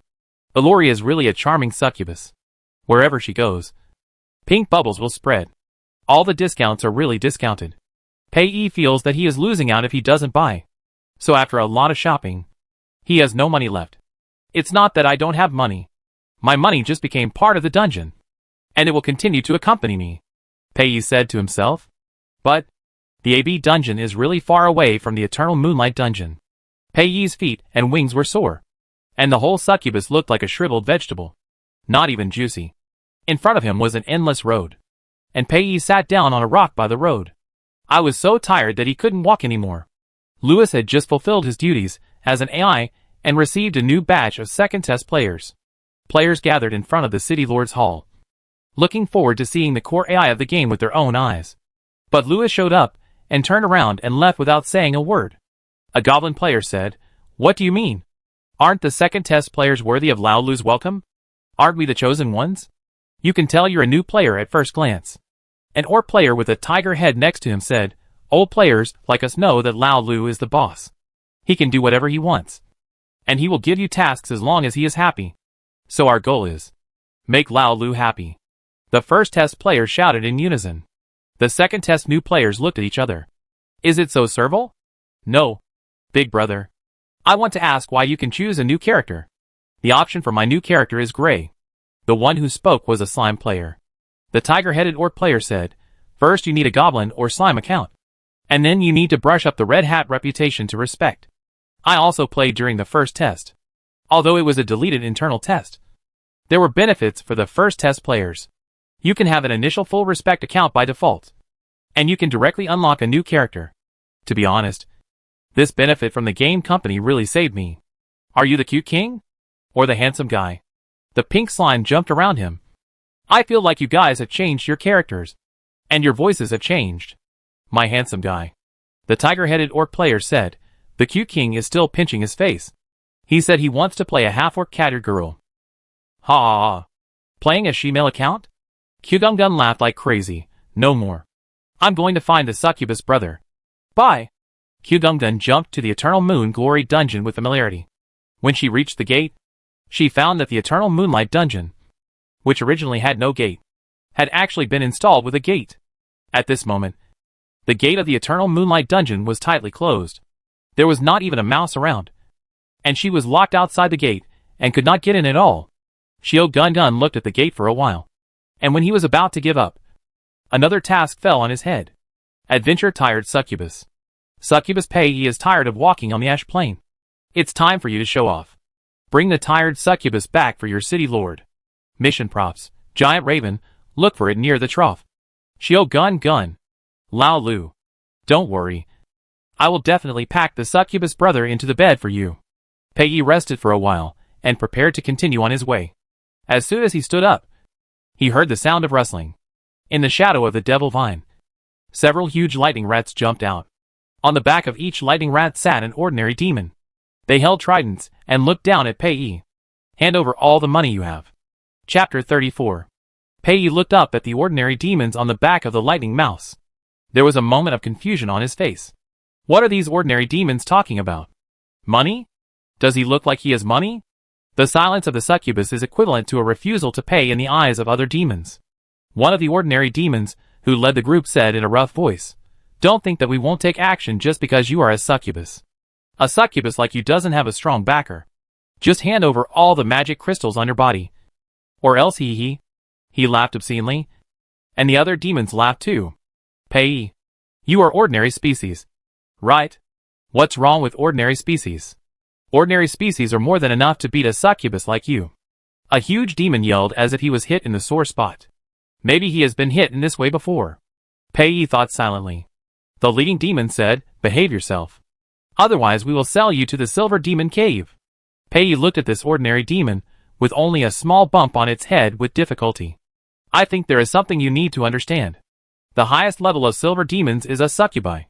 Pei said slowly. Places like the Silver Demon Cave are mostly low-level silver demons. And I am a high-level succubus. Pei paused, suppose. We are now in the territory of the silver demons. With my order, you will be overwhelmed by the huge number of silver demons. Besides, according to my judgment, he glanced at the lower body of the demons with a meaningful look, you won't survive a day. The huge demon approached the demon with a small bump on his head. Brother, what is she talking about?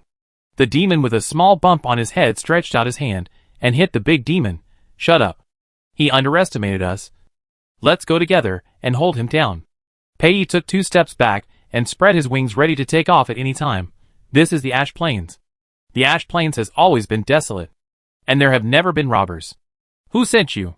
My family is the largest fire demon family in the Southern Flame Basin. You dare to touch me. Are you ready to accept the revenge of the fire demon? Brother, isn't she a succubus? What do you mean by paternal family? Another thin demon rolled his eyes. I think we need to learn more. The employer gave too little information.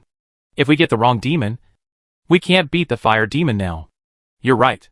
The demon with a small bump on his head nodded. And he looked at Pei. Let's let you go today. We go. He didn't say the last word. And a giant raven swooped down from the sky. The aha sound was sharp and piercing. And the huge airflow almost blew away all the demons on the ground. The lightning mouse panicked and screamed, scratching the ground with its limbs, trying to dig a hole to escape. But the giant raven's claws pressed twice, snapping, and the lightning mouse was directly pressed to death on the side of the road. The demons who escaped from the lightning mouse were stunned. Brother, what is this? Giant raven. The demon with a small bump on his head screamed. These extremely large ravens are rare and eat a lot. So you can't just raise them if you have money. It is said that they are difficult to tame.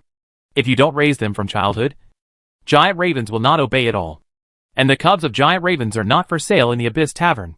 This is essentially a tavern, open only to some upper demons. You can go in and drink and get giant raven cubs. Raise them to such a big size.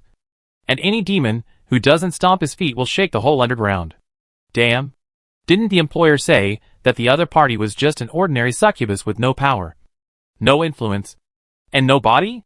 When the demons were planning to escape from the giant raven's claws, Pei heard a familiar voice. Succubus, I'm here to save you. The pink slime jumped down from the giant raven. Who dares to touch our city lord's little succubus? You're dead. Duck. Kill them. The ball bounced into the arms of the succubus, and Pei was pushed back 2 steps by the impact of the slime. Pei lifted up the ball. Why are you here? The ball squeezed out a super cute expression 0v0. Our Lua City Lord asked me to pick you up for afternoon tea, dinner, 2 glasses of wine, and then go to bed or something. Pei, huh? The ball, oh no. I mean, Pei, I'm honored. But I want to go back to the Eternal Moon Dungeon to change clothes first. The ball, oh? Okay. No problem. The succubus was really open-minded. She liked this progress. It was good to have sex at night. In the few seconds when the succubus and the slime were communicating, several ordinary demons were experiencing the most painful experience in their demon life. The lightning rat had been eaten by the giant raven as food, and most of the remaining demons were broken by the giant raven. The huge beak pecked from time to time. Perhaps because it felt that the taste was not good. It pecked and spitted. Before long, the demons were covered with huge blood holes. Brother, let's surrender. Wow. Brother, I quit. I want to go mining. I don't want to be eaten by giant ravens. Facing the screams of his brothers, the demon with a small bump on his head stretched out his hand in Pei's direction. Succubus. We surrender. We are willing to surrender. Chio gun, succubus. I suggest that all this hazardous waste be disposed of. Pei said, "No. I want it alive. I think this is a conspiracy against me. Pack them up and take them back. I want to interrogate them personally." Ding, a side quest popped up. Xiao Gun might not take the monster seriously, but she would not go against the quest. So she quickly tied up several ordinary demons and tied them to the claws of the giant raven. Pei took the captives and Xiao Gun back to the Eternal Moon underground city.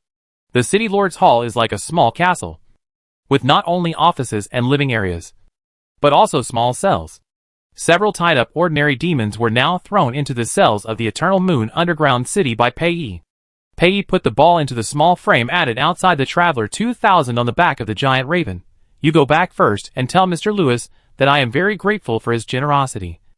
Otherwise, I don't know how to get back from the Ash Plains. Also, I won't be late for afternoon tea." The ball went back to hand in the task.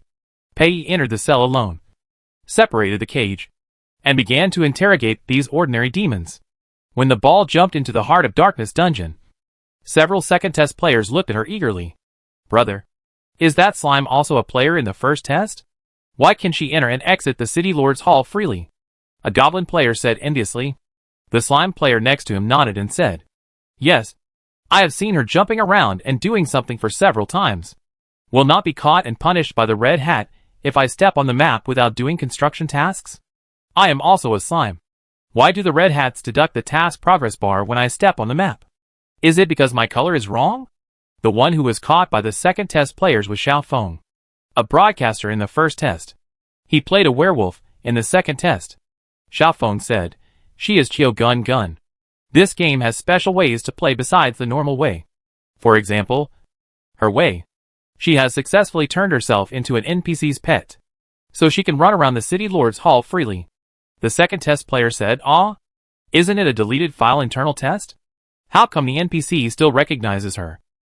Xiao Feng, the deleted file deletes the player's file, and the NPC and the map are not moved.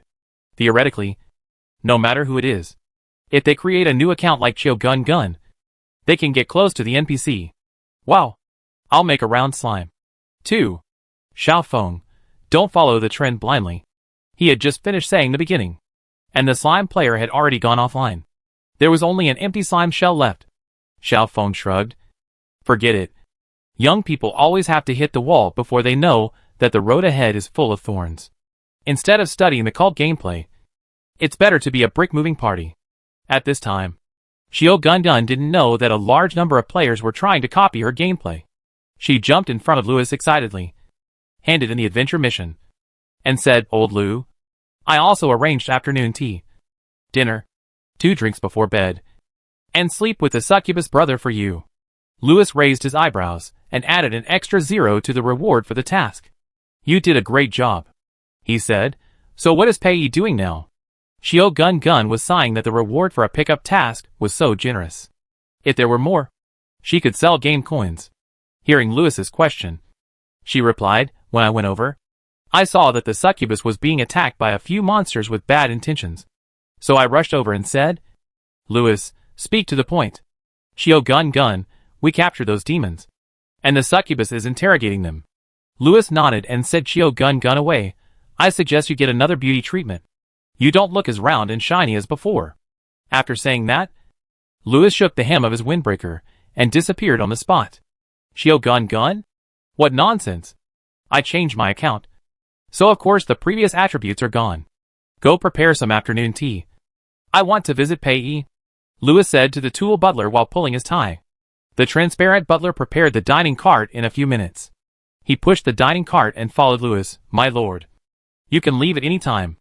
Lewis took a step forward, and together with the butler and the dining cart behind him, he moved to another position. They came to the City Lord Hall of the Yongduezhui underground city. Pei, who encountered difficulties in the interrogation, sensed the warning from the core of the underground city and ran out quickly. Seeing that it was Lewis, he breathed a sigh of relief, and his tone was a little bit of coquettishness that he himself did not even notice. "Lewis, you really scared me." Lewis smiled and signaled the butler to open the lid of the dining cart. "I just wanted to give you a surprise. I hope you like the newly arrived baked screaming mushroom cookies and black forest cake." Pei sniffed, and the sweet smell rushed into his olfactory system. "Unfortunately, He had other things to do now. He said a little disappointedly, I like them very much. But I'm afraid I need to wait a while before I can eat them. Lewis knew what he meant, and asked with a smile, Do you need help? Chapter 35. The upper demon asked if he needed help. Pei Yi's eyes lit up. The abyss demons are not only powerful, but some are also very good at mental magic. Maybe Mr. Lewis has a solution? I just ran into a little trouble. Pei Yi stepped forward and took Lewis's hand. If you can help, it would be great. Pei Yi pulled Lewis all the way to the dungeon, and the transparent family butler pushed a small food cart behind the two demons. The butler stopped in front of the dungeon. This place doesn't seem to be suitable for afternoon tea. Pei Yi stepped half a foot into the dungeon, and saw the lonely small food cart through the reflection on the glass decoration. Suddenly, as if he thought of something, he paused and stopped. He stopped, but Lewis didn't. The upper demon's chest hit the back of the succubus's head. Pei Yi turned his head, and his tail swung slightly at the bend of his legs. He stole a glance at Lewis's expression. Butler, you can put the dying cart on the terrace of the hall. I'm very sorry that I took you directly to the dungeon. Lewis smiled like a creature called a big-tailed wolf on the surface. It's okay. I understand your urgency. The butler will arrange everything. The transparent butler saluted, although Pei Yi didn't see it. After that, the small dining cart floated up, and then floated farther and farther, until it completely disappeared from Pei Yi's sight. The dungeon of the Eternal Moonlight Underground City is the same as an ordinary dungeon, dark and damp.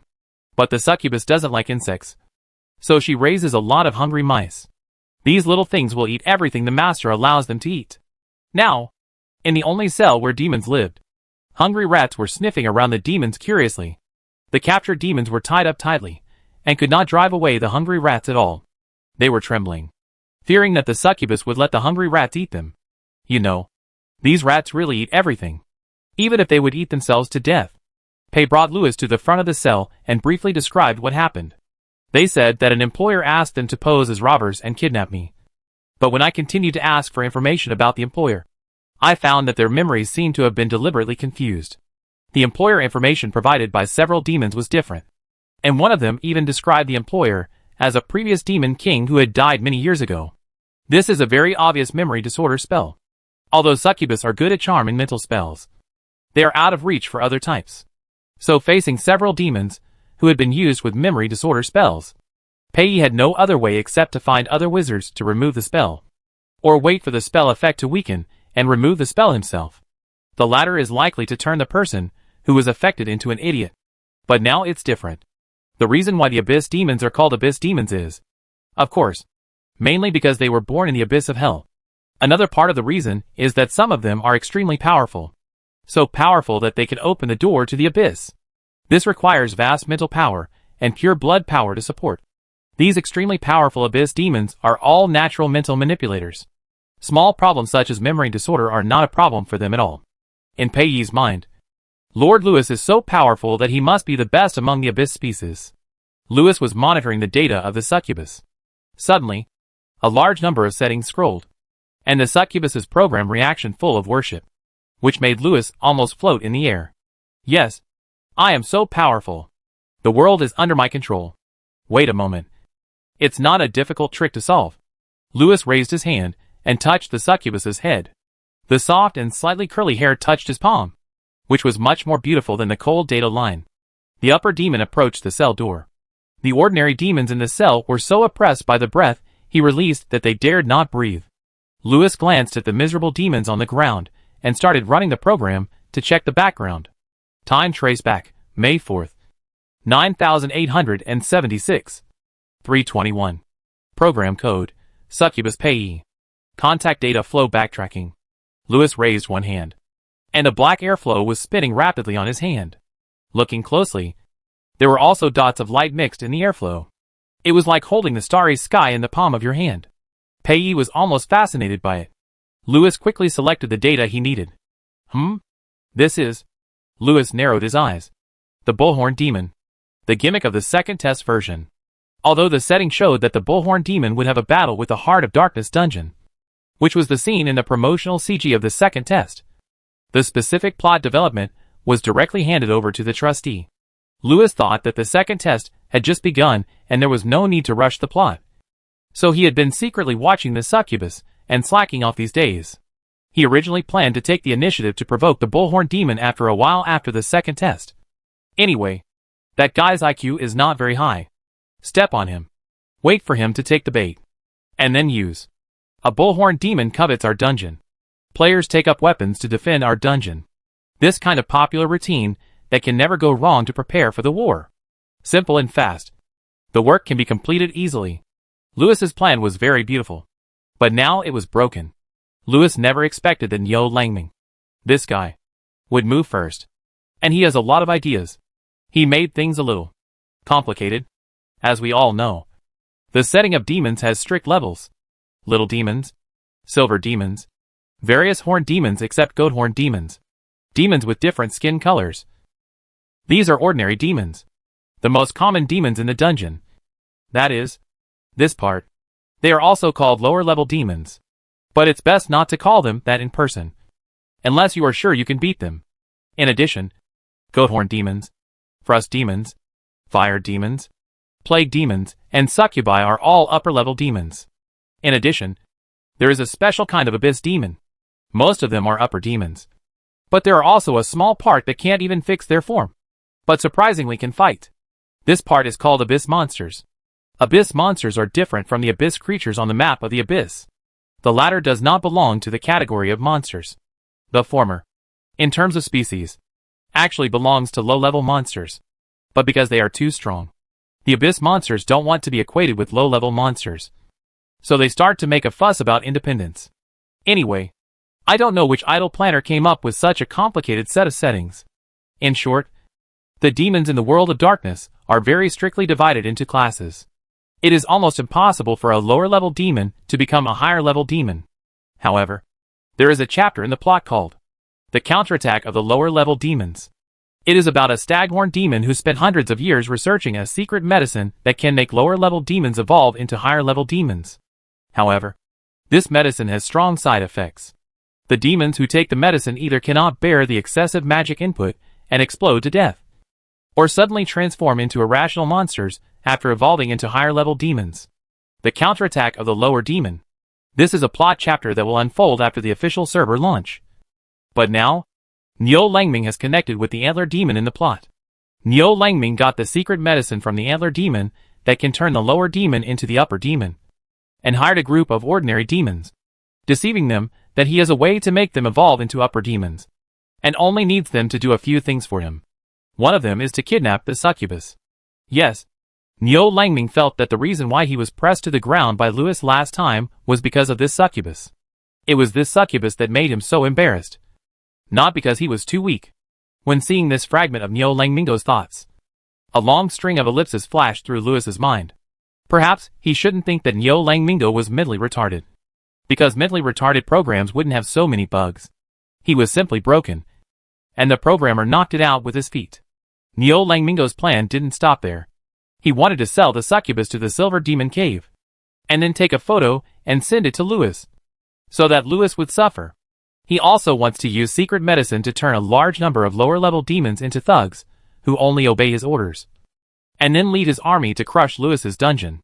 But it is not the Heart of Darkness dungeon, but one of Lewis's other 109 full-level dungeons. Lewis again. That's fine. At least, he made the originally perfunctory plot more full. As for why he was so desperate to attack Lewis's full-level dungeon, it doesn't matter at all. Anyway, Lewis will find a way to change his attack route to the Heart of Night dungeon. A program that can actively generate plots is a good program. Lewis decided not to attack Niu Langming for the time being, and let the players play with him first. The airflow like the stars in the universe disappeared in the palm of the upper demon's hand, and he looked at the succubus.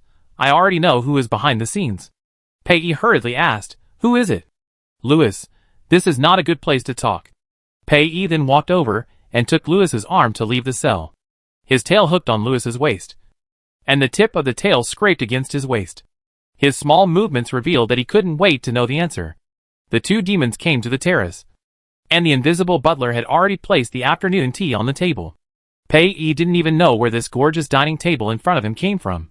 Lewis pulled out a chair for Pei. When Pei sat down, he forgot to retract the tip of his tail, and the heart-shaped tail tip caught the hem of Lewis's windbreaker, looking like he was trying to keep him. "Ah!" Pei exclaimed softly, moved her tail, but failed to retract the tip of her tail from the scratched hole. "I'm so sorry." Pei buried her head. Her red pointed ears drooped, and reached out to untie her disobedient tail. Lewis pinched the small peach heart on the succubus's tail, and twisted the sharp part of the peach heart with his fingertips. "It's okay. I can sit here too," he whispered in the succubus's ear. Chapter 36. As Lewis spoke, he was still holding the succubus tail. He really sat directly next to the succubus. The tail is a very sensitive area. Pei, whose tail was held by the upper demon, was full of the touch of the other party's palm. It was dry and slightly hotter than his tail. Lewis saw that the succubus seemed to have been paused, and subconsciously pinched the succubus tail again. Pei's whole body was shocked, and the tip of the tail moved. The restlessness that came from all over her body made the succubus breathe faster. So comfortable. Pei's eyes glowed red. He did not sit down next to the upper demon, but followed his tail, and sat on Lewis's legs. His ears drooped, and his tail took the initiative to wrap around the palm of the upper demon. Succubi like to exchange the night body with the object of their fascination, which allows them to gain power more directly. So Pei followed his instinct and kissed Lewis. Lewis. Nothing more to say. Planning to add a whole roast chicken. A soft touch passed over his lips. Pei suddenly woke up when he felt the majestic magic power. He supported Lewis's chest to keep himself away from the upper demon. Oh my god. How could he do this? Mr. Lewis came to help him, and he even invited him to share afternoon tea. What happened now? He actually coveted his abundant magic power. And his tail. Ah! Why was it wrapped around the other's wrist? And it was wrapped so tightly. He didn't even thank Lord Lewis properly. Why did he get excited first? This is really rude. Pei forced himself not to think about the pleasing touch of the tail, and Lord Lewis's abundant magic power. He got off the legs of the upper demon, and took the initiative to sit on the chair opposite. I'm so sorry. Sir, Pei said seriously, please let me thank you properly. Lewis? So the action just now was not a thank you? Pei took a deep breath, pushed the chair away, and stood up again. He prepared himself mentally, and walked slowly to the upper demon. He opened his upper arms, possessed him, and kissed Lewis on both sides of his cheeks very properly. After kissing both sides, Pei stood up. I hope you don't despise my meager magic power. What magic power? Lewis was stunned for a moment.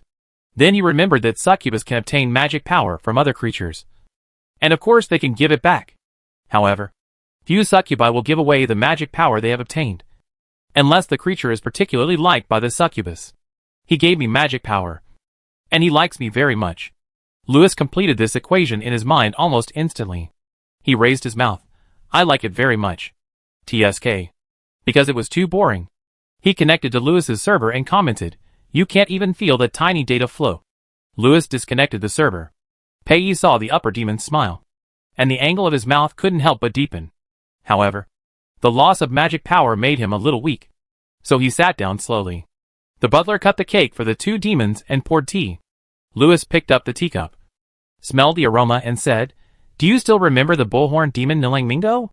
He is the employer of those demons in the dungeon. Pei was eating a small cake with a fork. His hands were still a little soft, and his knuckles were not very obedient. Hearing Lewis's words, he was surprised and his hand loosened, and the small silver fork fell down, colliding with the plate holding the cake, making a crisp sound. Pei shook his hand and looked at his wrist in annoyance. What's wrong? Lewis put down the teacup and naturally reached out to hold the succubus wrist. Pei said, nothing. Just now it was my first time to transfer magic power to other creatures. Well, maybe I'm not very skilled. I pulled it too much. Before he finished the last few words, Pei felt a huge amount of magic power flowing into his wrist. He opened his eyes wide and looked at the upper demon. He wanted to say something, but because the magic power was too comfortable, he quickly squinted his eyes and enjoyed it. Lewis opened the data panel and found that the succubus's stats were much lower. The stats were not high to begin with, and because he gave him some magic power, the stats were even lower. Looking at the stats that were only in 4 digits, Lewis felt pity. As the main AI, Lewis's own stats had no upper limit, and the lower limit was the highest in the game, and it was locked. So in fact, Louis didn't feel what it felt like when the succubus thanked him for his magic power. It was not as good as the kiss before. However, Louis felt very happy when he thought that the succubus would only transfer magic to a creature when it particularly liked him. It turned out that the succubus liked me so much. Pei carefully felt the magic filling his body and felt full of power. He looked at the upper demon and didn't know how to express his gratitude. He sent the succubus's precious magic reserve, but the other party gave him more. Louis found that the succubus's emotional module was running wildly. So he continued to work hard and said in a very persuasive way, "Your kiss is the best, thank you. And you don't need to inject magic next time." After saying that, he took back his hand that had just replenished the magic power for the succubus, picked up a small cookie and handed it to the succubus' lips. "Okay. Try these screaming mushroom baked cookies. They are very fresh. When you put them in your mouth, you can still hear their shrill screams." Pei took a look at the cookie and opened his mouth to bite it. The screaming mushrooms really screamed shrilly. Amid the screams, Pei licked his lips and made up his mind. "Louis," he called Louis. The latter leaned forward slightly. Pei grabbed Louis's collar, pressed his lips against his, knocked his teeth apart, and gave him an all-round, deep, and passionate kiss. The transparent family butler used the dinner plate to cover his face. Alas, although he is transparent, it is because other creatures cannot see him, not because he cannot see him.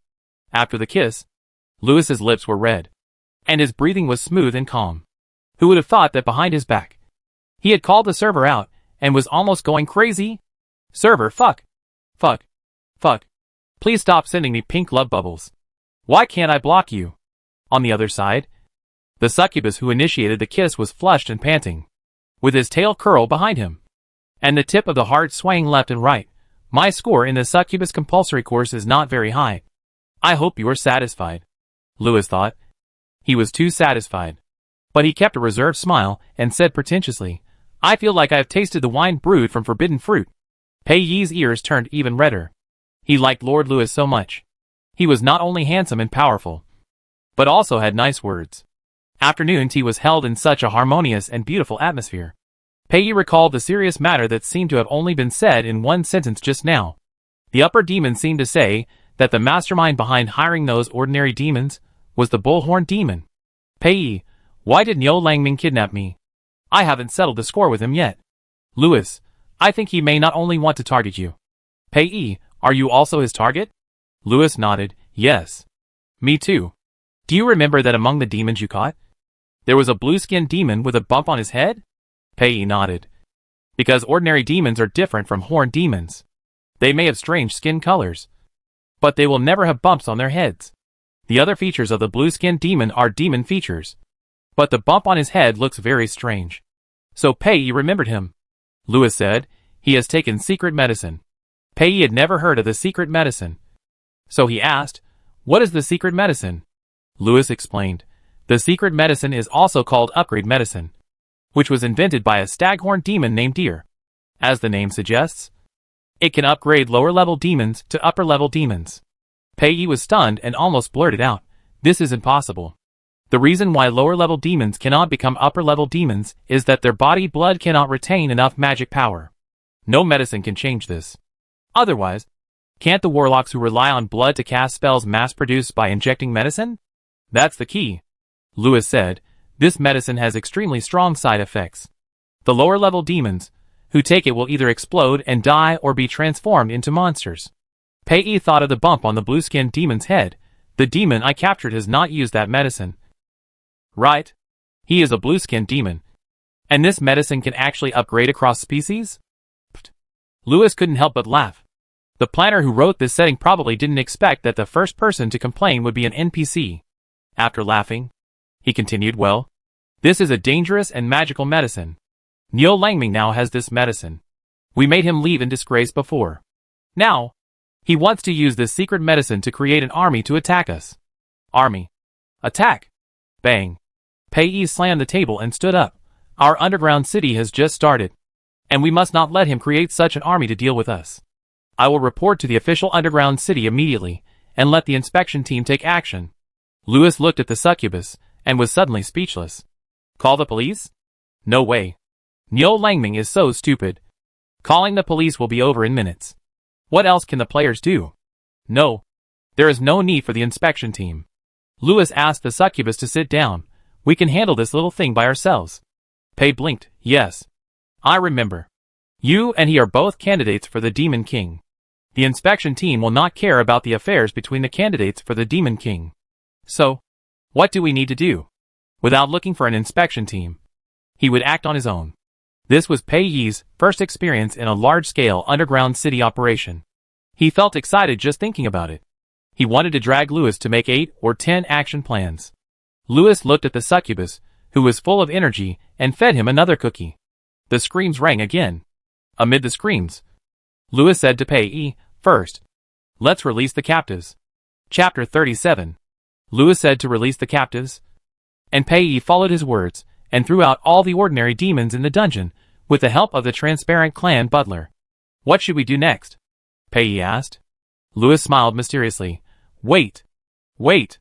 Pei Yi didn't quite understand the meaning of this word. But he believed in Mr. Lewis. So he just quietly paid attention to the demons for 2 days. When the furniture he bought in AB dungeon and the construction team he hired arrived, Pei Yi was completely devoted to the decoration of his dungeon. After Lewis marked the heads of the common demons, with large golden exclamation marks visible only to players, he began to be a hands-off boss. He turned on the background monitoring, and went to the succubus's dungeon every few days. Pei Yi has been directing the moving team to do soft decoration for the City Lord's Hall these days. It is the style that the succubus likes, which is gorgeous, luxurious and romantic. Layers of curtains and crystal-beaded curtains can be seen everywhere. The back of the City Lord's throne is high, but it looks lazy because of the round pillows and gorgeous furs placed on it. The succubus was leaning on the back of the chair, with one of her long legs resting on the armrest, and the other curled up. He was looking at the blueprint. The construction blueprint that boss Lulu had just submitted to him. As the succubus looked at it, she lifted up her leg and shook it up and down regularly. Well, isn't this commercial area a little small? Pei Yi suggested. Lulu said, Mr. Pei Yi, please forgive me for being blunt, but your underground city now only has 1 floor. This size of commercial area is very reasonable and appropriate. Moreover, we use only high-quality materials, which is absolutely cost-effective at a bargain price. Pei Yi hesitated for a while looking at the drawing. Okay. But it was agreed that the price also includes 2 ornamental fountains. Let me take a look at the drawing of the fountain first. Lulu was well prepared and took out another drawing and gave it to Pei Yi. Pei Yi took the drawing and stood up immediately. Is this a fountain? Lulu said, of course. This is the latest popular style this year? Popular style? Pei Yi carefully studied the design on the drawing. The entire fountain is shaped like a Medusa kneeling on the ground with her back to the ground. Her hair is carved into snakes, and the 9 snake heads are the fountain's outlets. From the front, it is a statue of Medusa, and from the back, it becomes a 9-headed snake fountain. Lulu kept talking about how popular this style is, but Pei Yi couldn't hear a word, not to mention that the height of this fountain is only as high as a goblin. As for creatures like Medusa, they have a certain degree of business conflict with succubi. How could Pei Yi allow the statue of the enemy to be placed in his dungeon? He looked at the goblin with a yearning expression on his face. This is the popular trend in your goblin world this year. It is not all underground, right? Pei Yi was very dissatisfied with the shape of the fountain. He returned the drawing to Lulu. Please change it. Lulu felt sorry, but the employer has the final say. Look at this mushroom-like City Lord Hall. Maybe the employer just has a special hobby? When Lewis came in, he passed by Lulu. He noticed that the succubus was in a bad mood. So he asked, did something unpleasant happen during the construction? Pei Yi saw Lewis, curled his lips, and said aggrievedly, they actually want to put a Medusa statue in my dungeon. Medusa. That ugly thing that smells like a strange sea and speaks with a hissing sound. Lewis couldn't help laughing when he heard it. He walked to the City Lord's throne and reached out to pick up the succubus. Okay. Don't be angry. I have the latest fountain model underground. Let the butler send one to the goblin, Lewis said as he took the succubus out. During this period of time, Pei Yi seemed to have gotten used to the approach of the upper demon. His tail naturally wrapped around Lewis's wrist, and the 2 demons walked out side by side. Pei Yi left the City Lord's Hall and saw the planned fountain location. He snorted and turned his head. It really made the demon angry. Lewis raised his hand and touched his head. Pei rubbed the palm of the upper demon with his head. What's the matter with you bringing me out today? Lewis, I'll take you to see a good show. Since the demon NPC with a huge mission exclamation mark appeared near the heart of Night Dungeon, players have been pursuing them inhumanely. No. Asking them, hello. Do you have a mission? Brother. It's pretty miserable. Do you need help? Give me your mission. These are all relatively normal questions. Some people who have imagined too much ask this question. Who are you? What do you want to do with our Heart of Darkness dungeon? Oh my god. Poor demon. Do you need the help of kind and friendly goblins? Demon. Are you being persecuted? It doesn't matter. What is our dungeon called? Heart of Darkness. Oh. Our Heart of Darkness dungeon protects everyone who joins it. Ha. Do you run the Peace Hotel? Several demons dragged their seriously injured bodies to the ground. And they looked up at this group of strange underground creatures. There are many kinds of them. But what surprised the demons was that they didn't fight each other. The blue-skinned demon swore that he saw an orc and a slime together. What kind of strange combination is this? What they said also puzzled the demons. Demons with unknown origins, like them, who are seriously injured are often picked up and killed by other underground creatures passing by. What is help? Do you mean to get rid of it as soon as possible? These guys are really hypocritical. Before killing the demon, they use high-sounding words, like help, to raise their own value. The blue-skinned demon said that he was the first one to look down on them. 3 days after the national mission began, it rained in the Ash Plains. 2 demons couldn't catch their breath and died. The blue-skinned demon devoured the corpse of his companion and felt the return of magic in the rain. Ah! This is the feeling of power. The small bump on his head grew out and turned into branches like branches. He opened his eyes and stared at the players in the distance angrily. Damn low-level creatures. He will make them pay. The players who took turns to guard the quest NPCs found that the golden exclamation marks on the heads of 2 NPCs turned gray, and their bodies turned into skin and bones, just like being dried by the wind. What's going on? Is there a time limit for this quest? Your analysis is so right. Maybe this is a time-limited quest. You see, these NPCs were thrown here in a seriously injured state, and now 2 of them are torn to death. So the exclamation marks have turned gray. This proves that there is not much time left for the limited time mission. If we still can't get the mission from the NPC, they will die one after another. When all the NPCs die, the mission will be gone. Brother, it seems that you analyzed all this? This is not the point. The point is how we can find a way to get the mission. Let me try. A werewolf player pushed through the crowd and walked to the front. He squatted down and looked directly at the blue-skinned demon. You can remain silent, but I will ask you if you want to talk. While speaking, the werewolf player inserted the fine iron sword into the demon's thigh. Do you want to talk? Fuck. Xiao Feng is so scary. 666. From now on, you are the mad king in my heart. Fuck. Can this game be played like this? Xiao Feng thought. First of all, these NPCs have been lying outside for so long, and there is no reaction from the NPCs in the main city, which proves that they are Wild Quest NPCs. Then, he checked the promotional advertisements for the second test.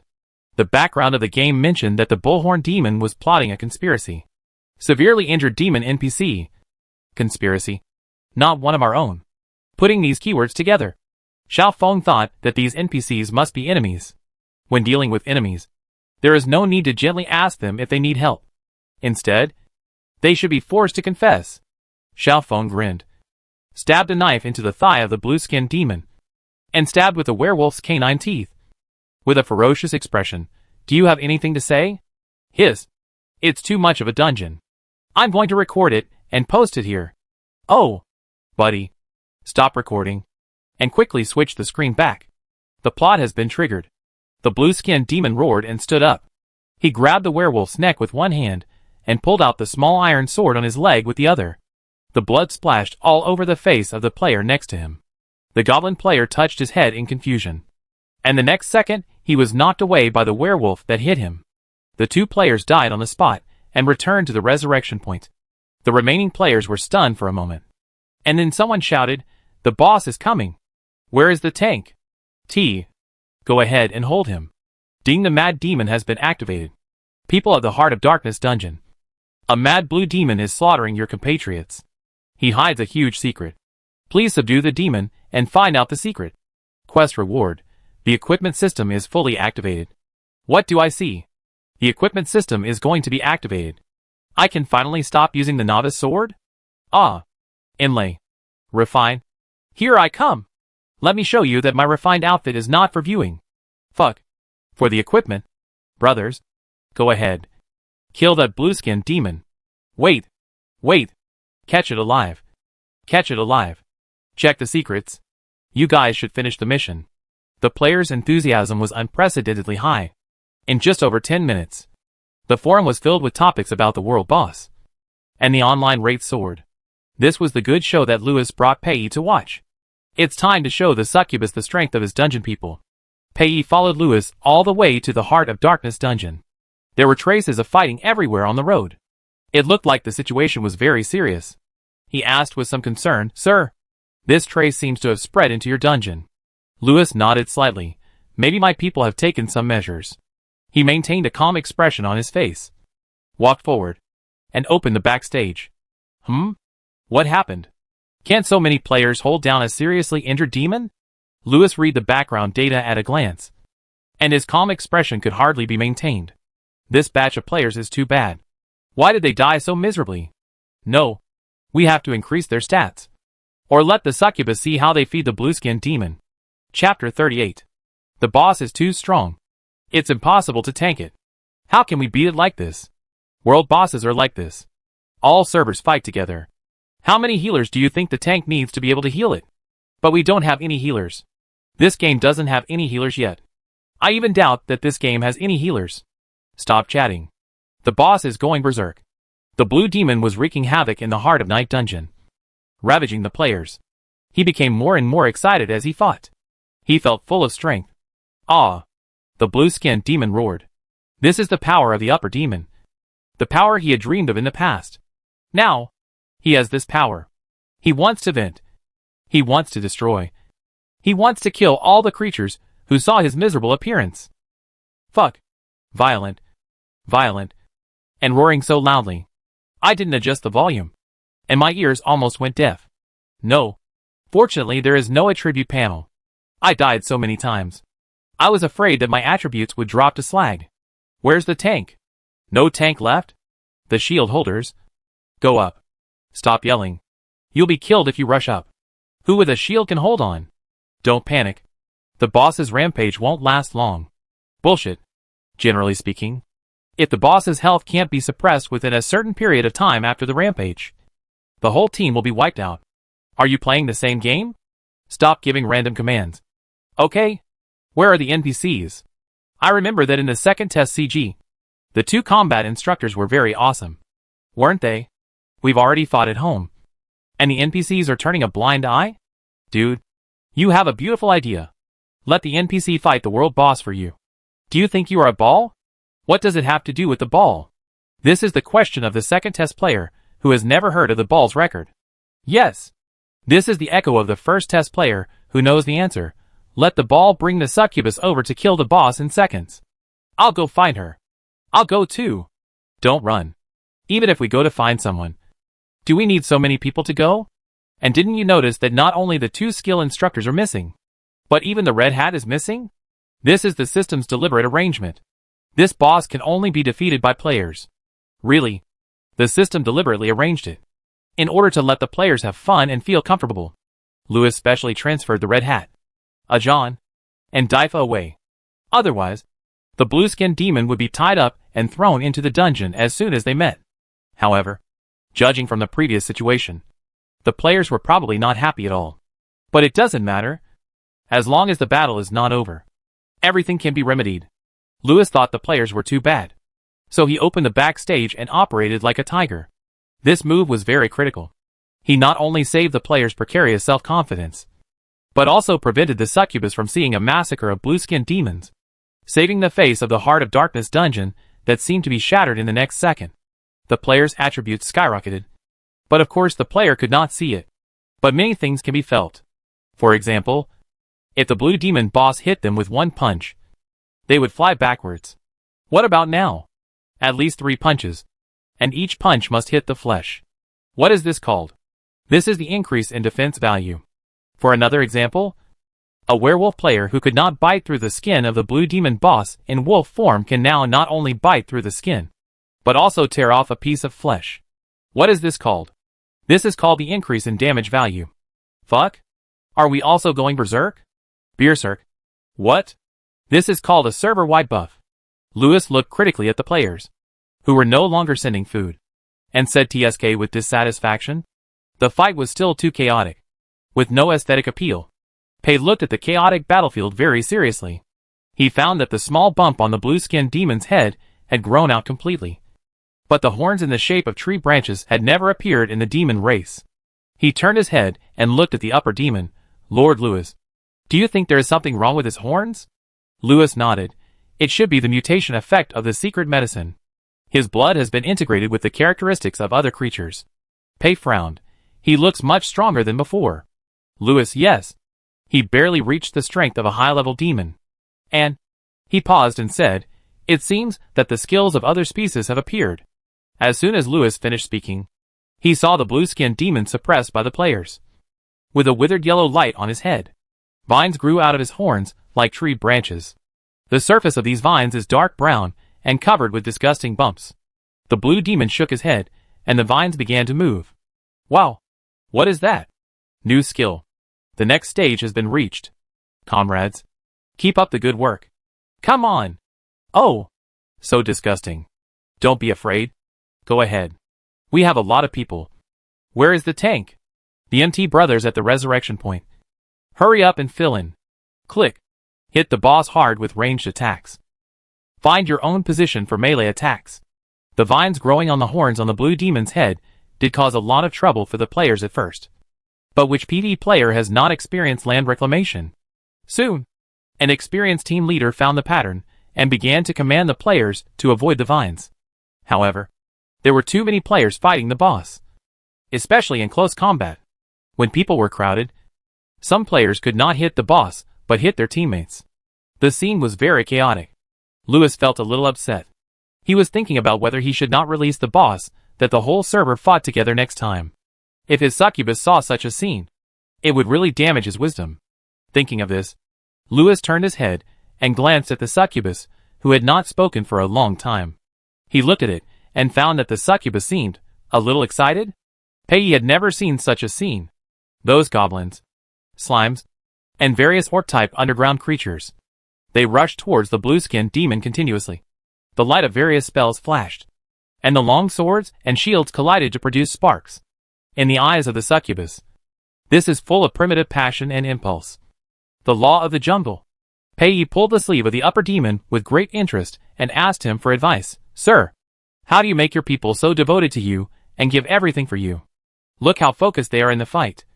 Even the slime rushed to the battlefield. Your dungeon is so full of life.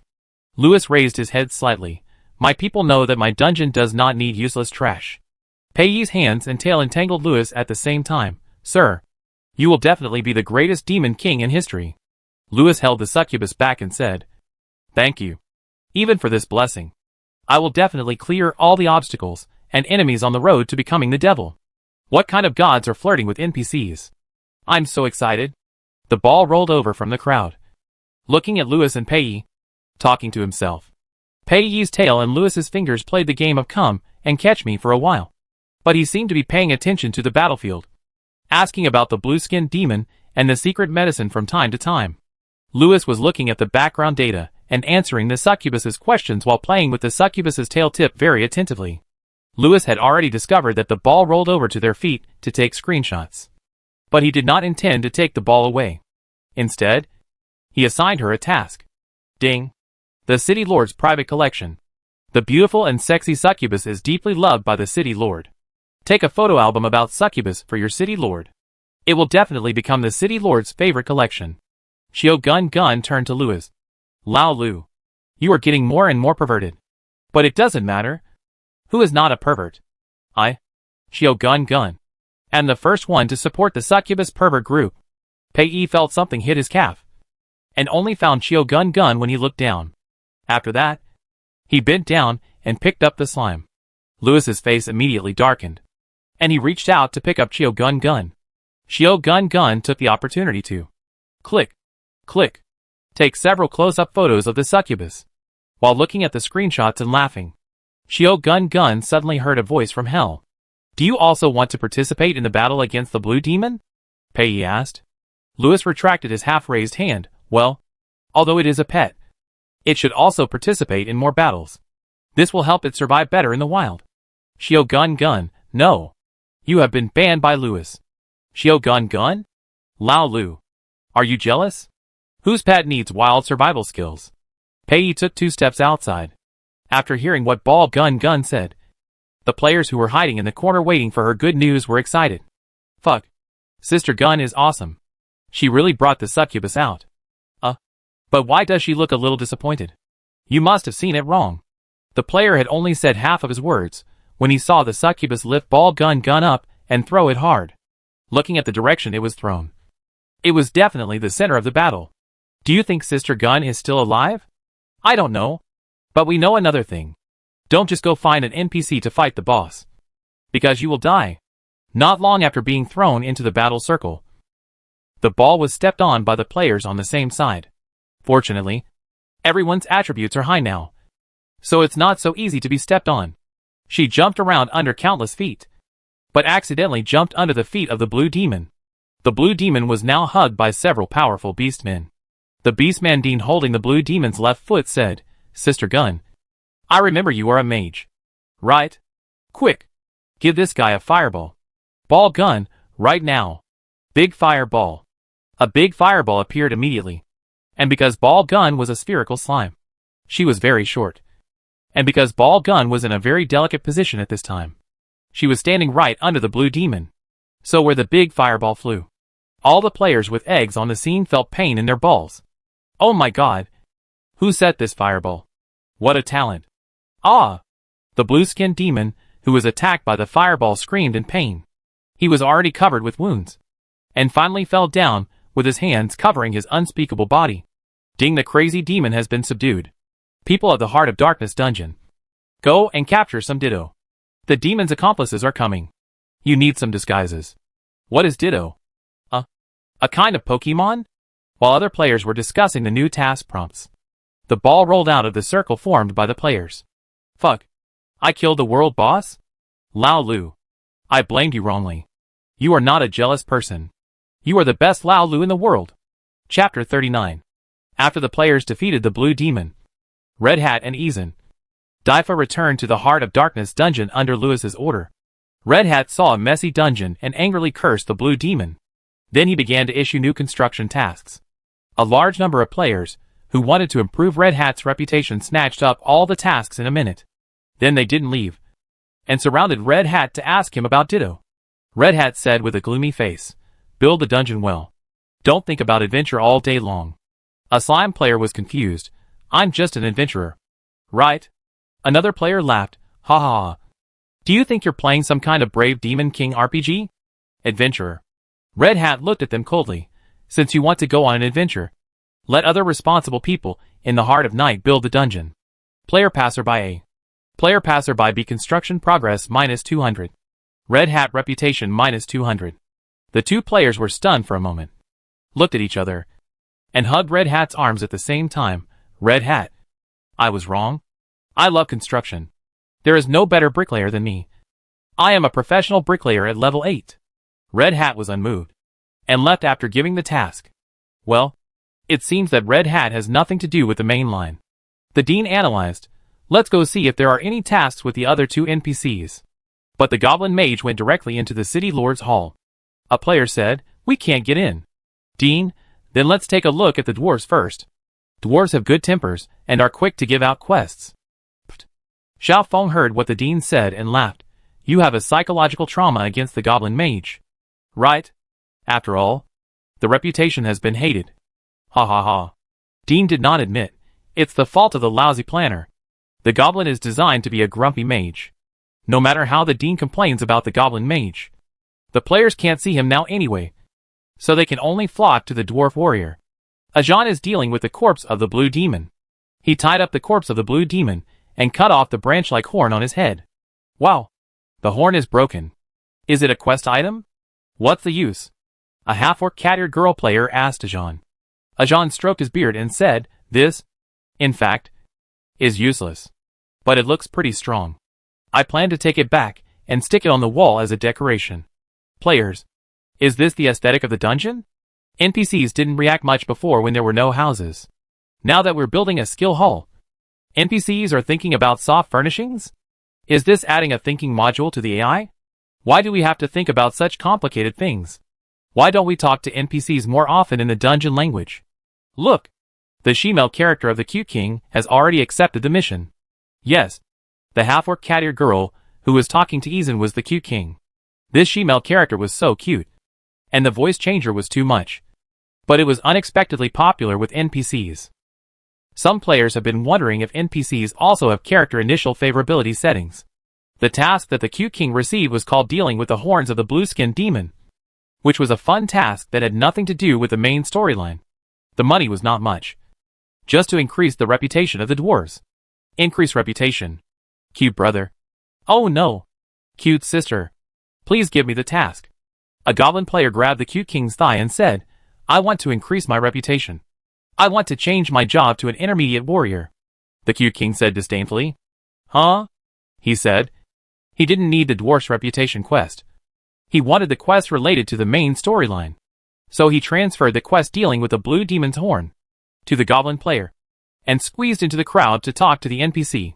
However, Izan dragged the blue demon into the dungeon, then came out, pushed the players away, washed his hands, took his melon seeds, and went out to watch the drama.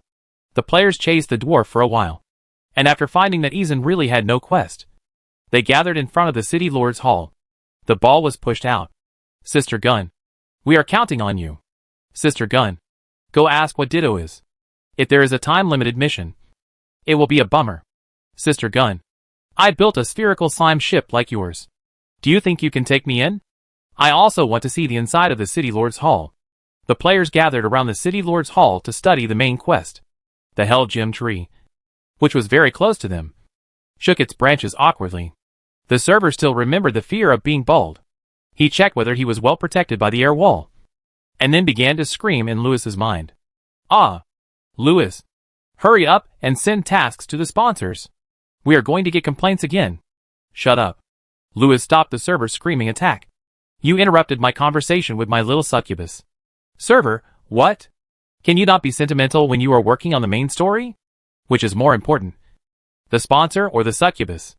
Lewis, the succubus is more important. Thank you. You can leave now. Server. The server didn't have time to express his anger, and was kicked out of the private chat again. Pei pulled the sleeve of the upper demon. Sir? What are you thinking about? He was asking about the follow-up of the blue-skinned demon, but he found that Sir Lewis seemed to be distracted. After Lewis kicked the server away, he calmed down and said, well, I suddenly remembered. Our dungeons are so close. The residual smell of the secret medicine appeared in our dungeon at the same time. Will the accomplices of the blue-skinned demon take the wrong road and run into your dungeon?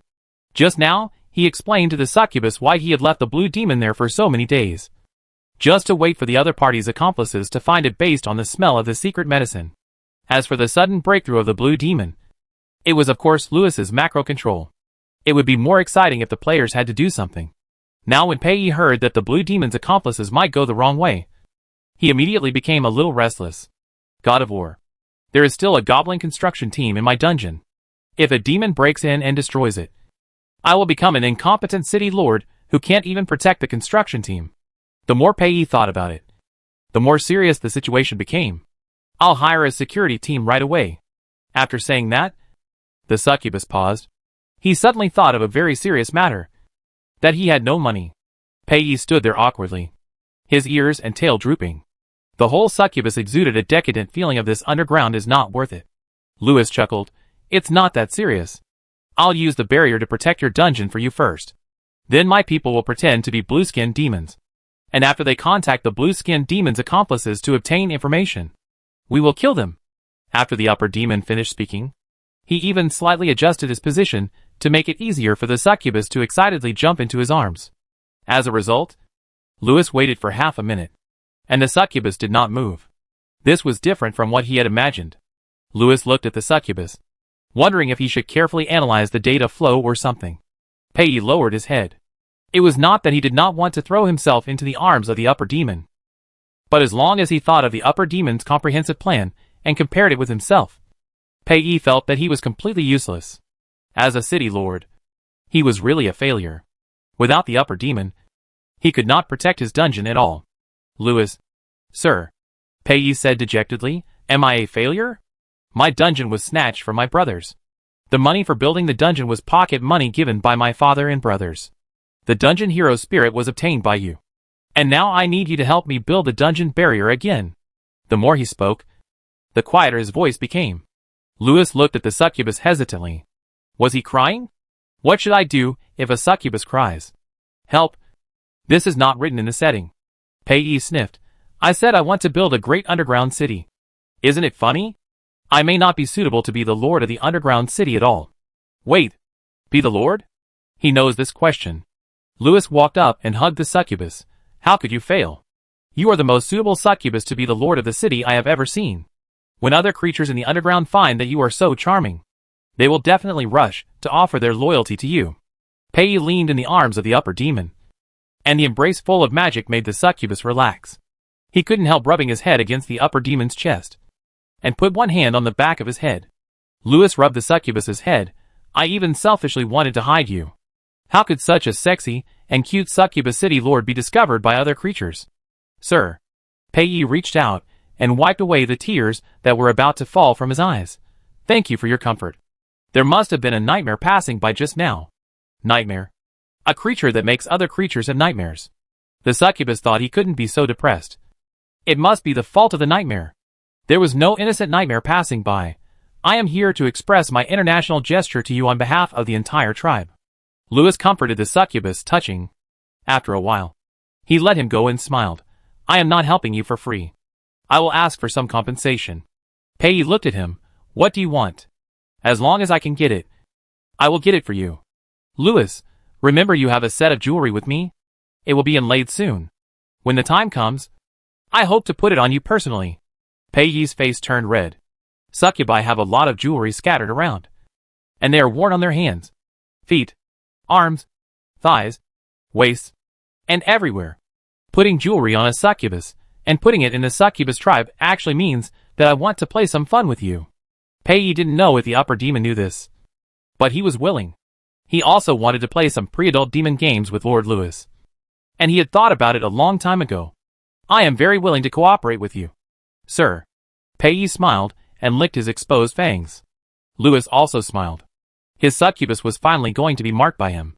He went back to the material library to pick a beautiful model. Outside the door of the city lord's hall, Gun slowly jumped to the gate, facing the bone dragon with half of its head sticking out from the gate. Gun swallowed his saliva. I'm looking for the city lord. Bone Banachi, the boss is still flirting with the succubus. Are you sure you want to go in now? Chapter 40. Gun and Gubanakai stared at each other. In Gun's imagination, Laulu must be in love with the succubus in there. Coincidentally, in Gubanakai's imagination, the scene was the same. At this moment, the player and the NPC's thinking were amazingly synchronized. I won't bother the city lord, Gun said very seriously. Gubanakai nodded and said, That's right. If you disturb my great master at this time, you will definitely be thrown into the hell pan and fried to a crisp. Your slimes taste really good after being fried. Ball roll. I'm really disgusting. Thank you. After saying that, Ball roll rolled down the stairs. Bone Bon Ache looked at the slime moving away and regretfully sucked his non-existent saliva. The players saw Ball roll touch the bone dragon at the door and then rolled back. They thought she was thrown out by the bone dragon and surrounded her to comfort her. Sister Roll is fine. The crazy king next door has taken people to sneak into the dungeon. We will definitely know what Ditto is. Wow. Sister Gun, you didn't get hurt by the bone dragon, did you? Last time, my friend's cat-eared girl passed by the city lord's hall and was almost swept away by the dragon. Sister Gun, do you think we look alike? Do you think we have a high chance of working together now to attract the attention of the bone dragon and then successfully sneak into the city lord's hall? A group of pink slimes bounced up and down. Fuck. When did so many slime trumpets appear? No wonder I keep seeing corpses lying on the roadside these days. So you all went to play with your trumpets. Gun glanced at the slimes of the same style as her. Please. If I can't get in, I lose. A group of pink slimes jumped up the stairs excitedly and headed towards the city lord's hall. Gun watched the group of slimes and wanted to know what they would experience. Will they really become fried slimes? The player next to her saw that Gun didn't say anything, thinking that she was worried about the task, and said, "Don't be discouraged, Sister Gun. Keep working hard. Isn't it just the bone dragon blocking the way? I don't believe that Lao Lu and the succubus can stay in there forever." Gun looked at the goblin who was talking and gave him a look that said, "Young man, you are still young." The goblin player was confused by Gun's look and muttered, "Did I say something wrong?" The game NPC must come out to do business. In the city lord's hall, Gubanachi, who wanted to watch the boss palace madly, but was afraid that the boss would knock his dragon head away, could only turn his head to the outside and bask in the moonlight idly. He heard the sound of fabrics rubbing against each other in the city lord's hall, the sound of the boss's boots hitting the throne, and even some inappropriate panting and groaning. Damn. Why? In front of the single bone dragon's back, his great master was really abusing the dragon. Bone Bonacci turned over in boredom while listening to the corner. Well, his head was still sticking outside the door. So when the slimes jumped onto the last step, Bone Bonacci saw the upside-down slimes from his field of vision. There were dozens of them. All of them looked exactly the same. The bone dragon's bright purple eyes turned. Ah! The moon must be too big. And the dragon was a little dizzy. He closed his eyes, so he didn't see so many slimes disturbing his great master's pleasure. Why is this bone dragon motionless? Is it out of power? No. What does a bone dragon have to do with electricity? Shut up. He seems to be asleep. Don't wake him up. We can sneak in quietly. The slimes rolled and rolled over the bone dragon's head. One slime was so nagging that it couldn't help but pry at the bone dragon's eye sockets. Then there was a bang and the sound of a sudden burst of flames. The soul fire in the bone dragon's eye sockets trembled, and the slime with the nagging hand had been burned to ashes. Oh my god! This bone dragon's damage is so high. Don't look at it. Be gentle. Go quickly. There is a gap in the gate. Brothers, come one by one. Slowly squeeze in. Grass. Who pushed me? The slime at the front was pushed by the anxious player behind him, and rolled to the bottom of the throne steps without any friction on the smooth floor of the city lord hall. Seeing him roll in without any obstacles, a group of slimes behind him also squeezed in. On the throne, Pei used his hands and feet to wrap around Louis, and his tongue moved nimbly. He was far inferior to the upper demon in being the city lord, but kissing was a succubus's specialty, and he couldn't continue to lose to the upper demon in the succubus specialty. This is a question of the succubus's dignity. Louis discovered that even in the main city map, as long as the succubus took the initiative to initiate intimate contact, he could ignore the existence of the green mode and move slightly.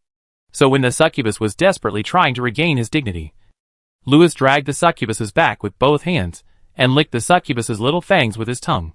The succubus grumbled in dissatisfaction, rolled his tongue back, and continued to attack the city. Louis was quite cooperative. At this moment, he was in a particularly good mood. So good that he even let go of the server that had stuffed a lot of great compassion mantra and heart sutra into his brain. However, at this moment, some uninvited guests rolled in. Pink slimes, one after another, slipped in from the door continuously. The first one that came and looked up at him and the succubus for a long time. Fuck. NPC doesn't issue tasks properly, but actually picks up girls? The slime's voice was not loud, but the succubus still heard it. Pei was frightened and his tail stood up. He looked back and saw a familiar string of pink slimes lying on the floor of the city lord's hall. What is this? The succubus looked at Louis. Louis said coldly, "They are all enemies trying to infiltrate us." Gubanaki, can't you even see the door? We are not. Some players reacted quickly and immediately wanted to redress their grievances. However, how could he possibly defeat the authority dog? Louis cast a group silence spell, and Gubanaki climbed down from the beam. Report to my great master. Please hand these enemies over to me. I will make sure they are well informed. The bone dragon rolled up its front limbs and was about to run away with the slimes, but Louis stepped on the bone dragon's tail. Bone Bonacci almost jumped up. It hurts. It hurts? The tail is going to break. Abandoning your post. You will lose your salary for the next 100 years. Bone Bonacci covered his heart, and the beating soul fire almost went out. It's none of my business. It's the enemy who is too cunning. The silenced players had no way to express their grievances. One player was so angry that he went offline to complain. Lewis let go of Bonacci, who shrunk his tail and jumped onto the dome of the City Lord's Hall. He looked at the players fiercely. It's all your fault for disturbing my great master. After leaving Lewis, the silence spell was lifted. A player stared at the bone dragon, deeply shocked by his shamelessness. Didn't you let us in? A little dragon fire spurted out of the two nostrils on Bonacci's skull. The proud bone dragon never admitted his own rollover. The dragon flame touched the body of a slime in front, and the slime was cooked instantly. What shocked other players was that the cooked slime did not die and revive immediately. His crispy account stayed in place for a while, and disappeared completely after being swallowed by the bone dragon. Can the NPCs still insult my account like this? I'm angry. I think it's quite fun. Old Bone, come and eat me. In the City Lord's Hall, Lewis was still angry because his kiss with the succubus was interrupted. Pei has already started thinking about other issues. Kissing and hugging are daily behaviors. Can't we do them every day? Compared to that, the development of the dungeon is more important. Sir, do you really not need to interrogate those slimes just now? Maybe we can get information from them. How did they know that you have a pink spherical slime pet? Is there a traitor in your dungeon? Lewis, as candidates for the Demon King, we all know some information about our opponents to a certain extent. Lewis took out some unwritten, but easy-to-fill content from the setting to explain to the succubus that his dungeon problem was not as complicated as the succubus imagined. However, Pei didn't think so. He even imagined that this was a collective crime by multiple parties. In addition to Niu Langmingo, there are other candidates for the Demon King. Is it possible that other candidates took advantage of the conflict between you and Niu Langmingo and sent a group of slimes to destroy your dungeon? Lewis, it's a good thing that NPCs can create their own plots. But don't make it so complicated. No planner would write such a complicated story. This is essentially a brick-moving and monster-killing game, not a puzzle game. I don't think it's that serious. Bone Bonacci has told me that they are just a group of slimes for viewing. Maybe they just come to observe the opponent's city construction and city defense strength. Lewis continued to explain. After that, he didn't give the succubus time to think, and continued, by the way, Daifa should have dissected the blue-skinned demon. Do you want to know how to extract the secret medicine? Pei nodded happily. If we have enough time, we'd better develop an external medicine that destroys the secret medicine ingredients, so that we don't have to worry about a large number of demons transformed by the secret medicine attacking the dungeon. I will write a letter to my eldest brother right away. There are several alchemists in my family who are quite capable. No need. Lewis quickly grabbed the succubus. Trust Daifa. He will solve it. Leave some tasks for the players. It doesn't matter if the task is difficult. There are many people willing to find a booster. But if there is nothing to do, the players will really quit the game. Chapter 41. This is a crappy game. AI plays with players at will. There are very few quest prompts, and the dungeons are poor. What is there to play in this game? A post called Crappy Game was posted on the front page of Tieba, and was pushed up hundreds of times in a matter of minutes. The poster told a story about how he sneaked into the City Lord's Hall for the main quest, but was marked as an enemy by the City Lord of Dogecoin. He didn't even give an explanation, and directly banned the player, and even let the player be roasted and eaten by a bone dragon. OP, this game is called an open world, so AI behavior can be uncontrolled. Players' basic rights are equal to nothing in the eyes of AI. Are players slaves? What a rubbish game. No gaming experience at all. 5th floor? I'm shocked. What the hell? Isn't this face pinching by Gunji? Gunji, if you are kidnapped, just blink. 6th floor, no. Who is Gunji? 8th floor, huh? Is this game so bad? AI is so awesome? Daddy doesn't want to play anymore. 10th floor, damn. They even ate the player character. Is this considered insulting a corpse? How did this game pass the review? Complaint? Report? And warn. 12th floor, can you guys stop believing everything you hear? The main storyline recently is that enemies invade the dungeon. You guys are a bunch of slimes who are as good at pinching faces as rolling balls. You sneak into the City Lord's Hall. Is there any problem with being identified as an enemy by the AI? 15th floor. Is it so easy to play the cult? You don't want to work hard, but you want to follow the cult path. When you fail, you come to post to criticize the game. How can you be so awesome? 20th floor. Wait. Passers-by who have never played the game can't understand it. Is there a class representative who can explain it to me? 27th floor. +1 for popularization. Too much information. I am confused. What is a cult gameplay? Can the game AI kill the player at will? 58th floor. Here comes the popularization master. I just went offline to eat, and I saw this when I was browsing the forum. I can't help it. The food is not tasty anymore. This OP should be one of the slimes that copied Sister Roll. Right? Sister Roll, also known as Ball Roll, has a special gameplay. The game is a highly open world. AI has its own judgment logic and preferences. Sister Roll's gameplay can be brought into the Golden Plains RP gameplay. You have to think of yourself as a member of the world of darkness. When you choose this gameplay, you can no longer treat NPC as a tool. When you communicate and interact with him, NPC will also give you feedback.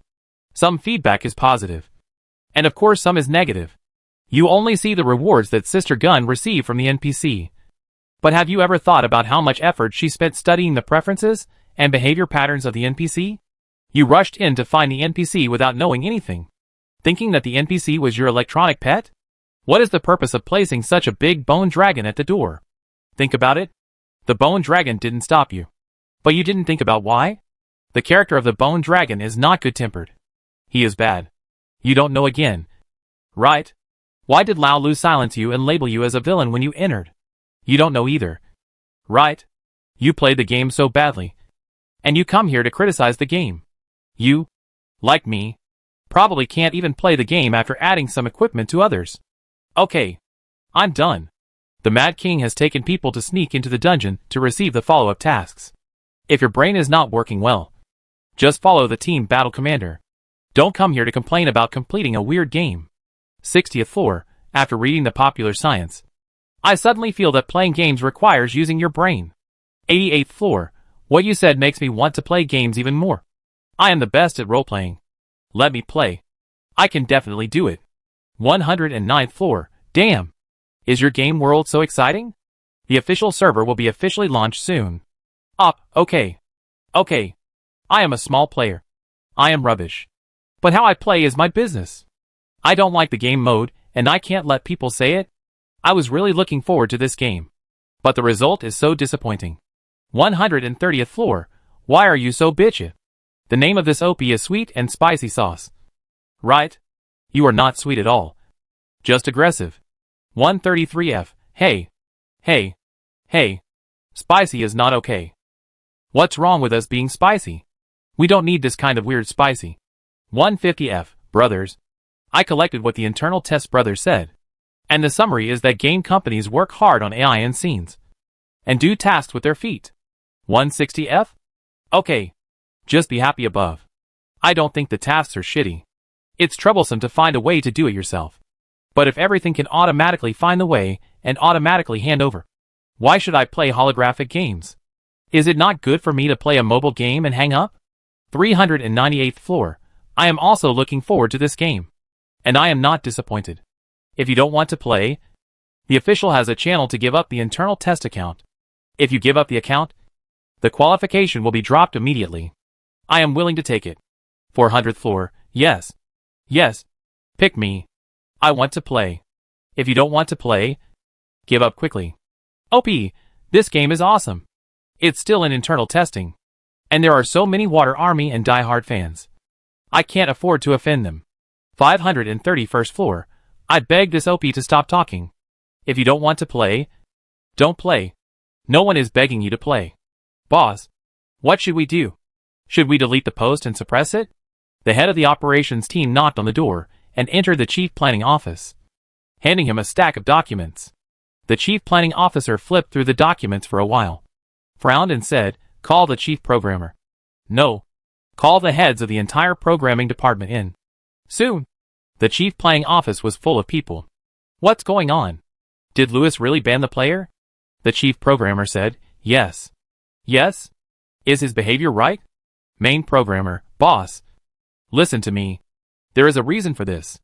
This group of players disturbed Lewis and the succubus's relationship.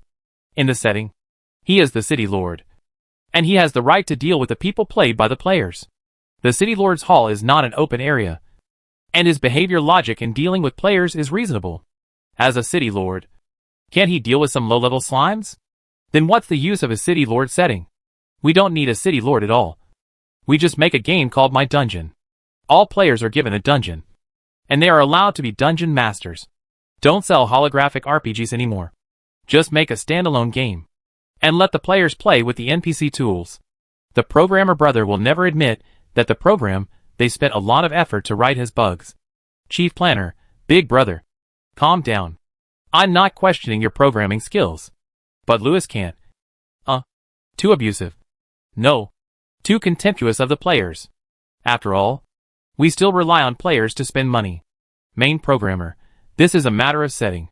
The head of the setting team, who was passing by the door, heard it, and knocked on the door immediately. Don't players like Lao Lu? I see that there are so many fans of Lao Lu in the forums now. This is the charm of Lao Lu. If the setting is changed, he will not be the same as before. The head of the operation team nodded and agreed, yes. Yes. Our most popular NPCs now are Lewis and Succubus. The main planner thought, isn't it because these two NPCs were just released? However, he also knew that the revenue from fan culture was not small. Wouldn't it be necessary to rely on this to sell peripherals in the future? The debate in the office became more and more intense.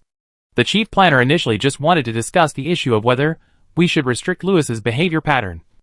But now the debate has reached the issue of whether players, like the automatic full mode or the difficult mode that requires self-exploration.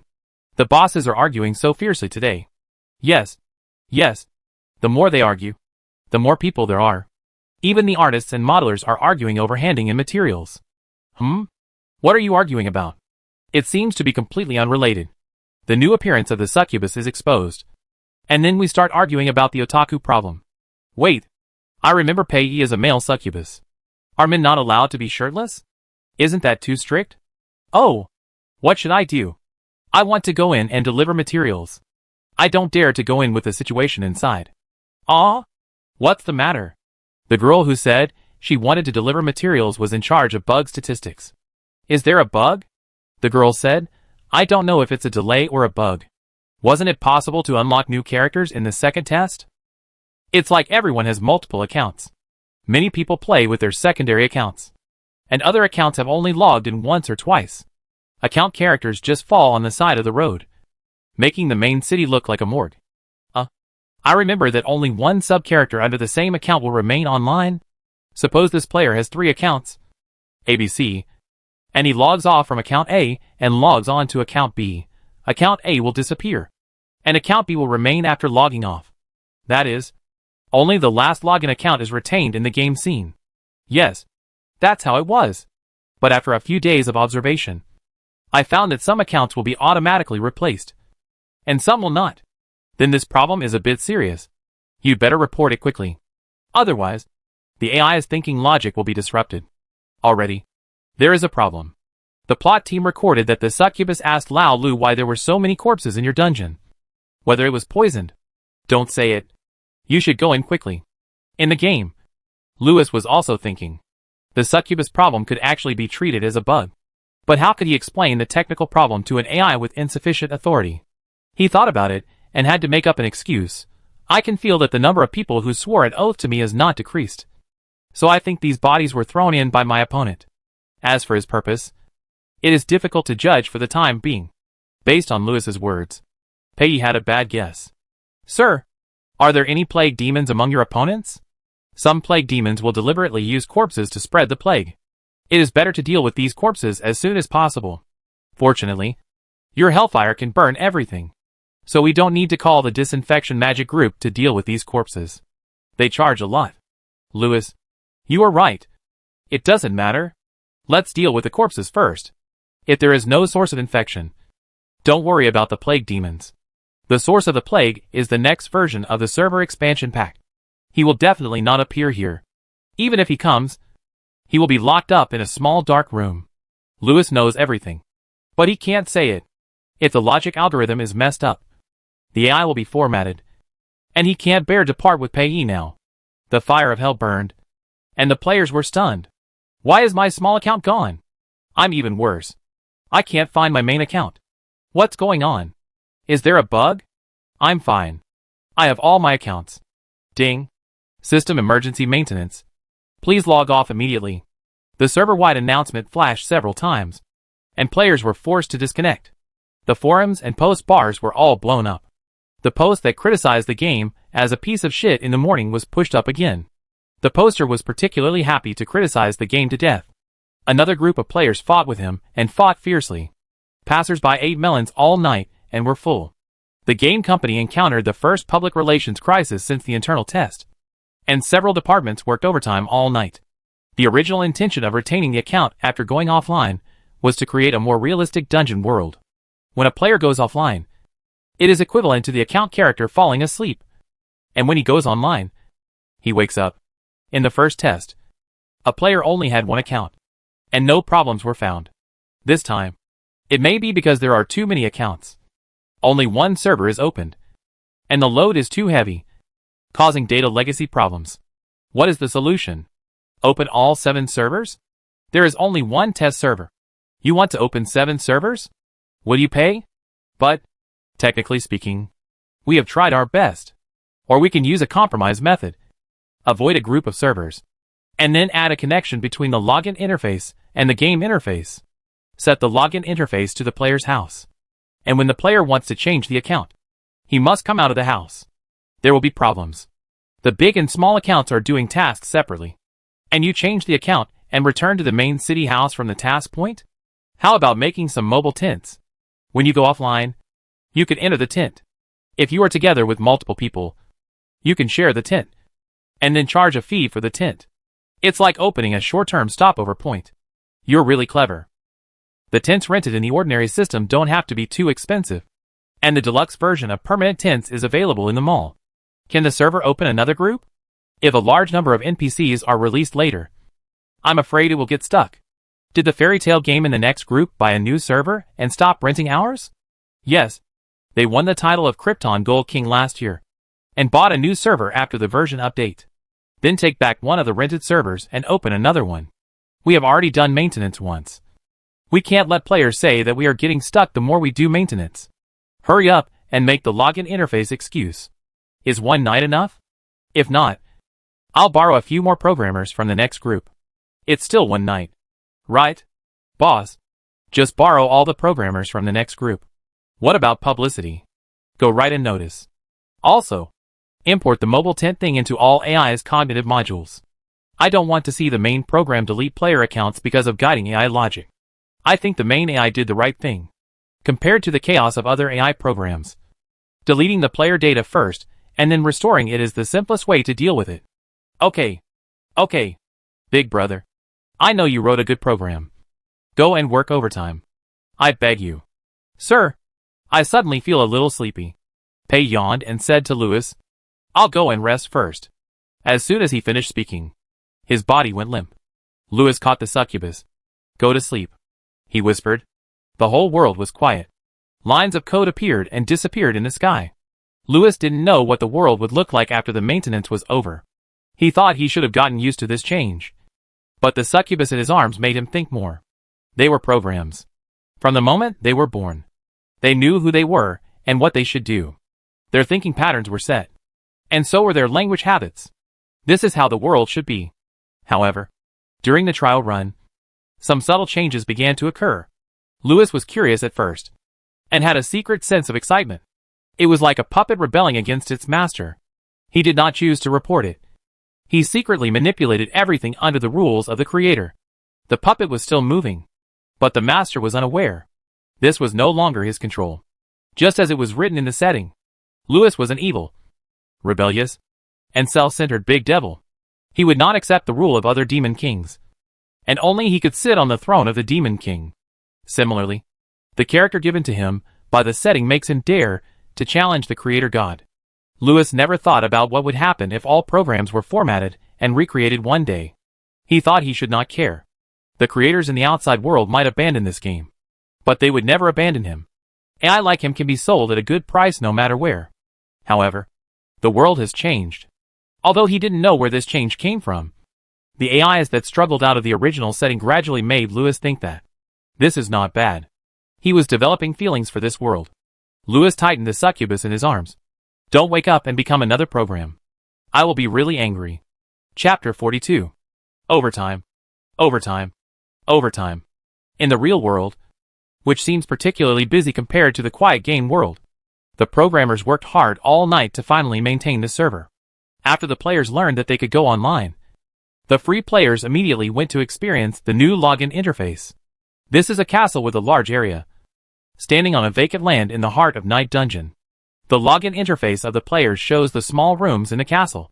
How small is it exactly? It's so small that you can't even turn around. The player account is stored in a vertical glass container, which looks like a specimen soaked in formalin at first glance. Each player account has 5 characters, and there are 5 glass jars in the room. You can choose which tube to walk out of to open the account. Is this really a dungeon game? If I take a screenshot like this and share it, people who don't know would think it's a horror game of escaping from a laboratory. Don't say that. The new login interface is too exciting. I see. Things that decorate the login interface will definitely be put into the mall in the future. Another Kryptonian method. The players gathered together to complain about the login interface for a while, and then went to do their tasks. Pei woke up and found that he had slept in Lewis's bedroom. He scratched his head. Maybe he was too tired yesterday. By the way, Lord Lewis asked him to go to the dungeon to watch the extraction of secret medicine. Thinking of this, Pei instantly got up from the bed. He left the bedroom and walked out, and saw the upper demon at the end of the corridor.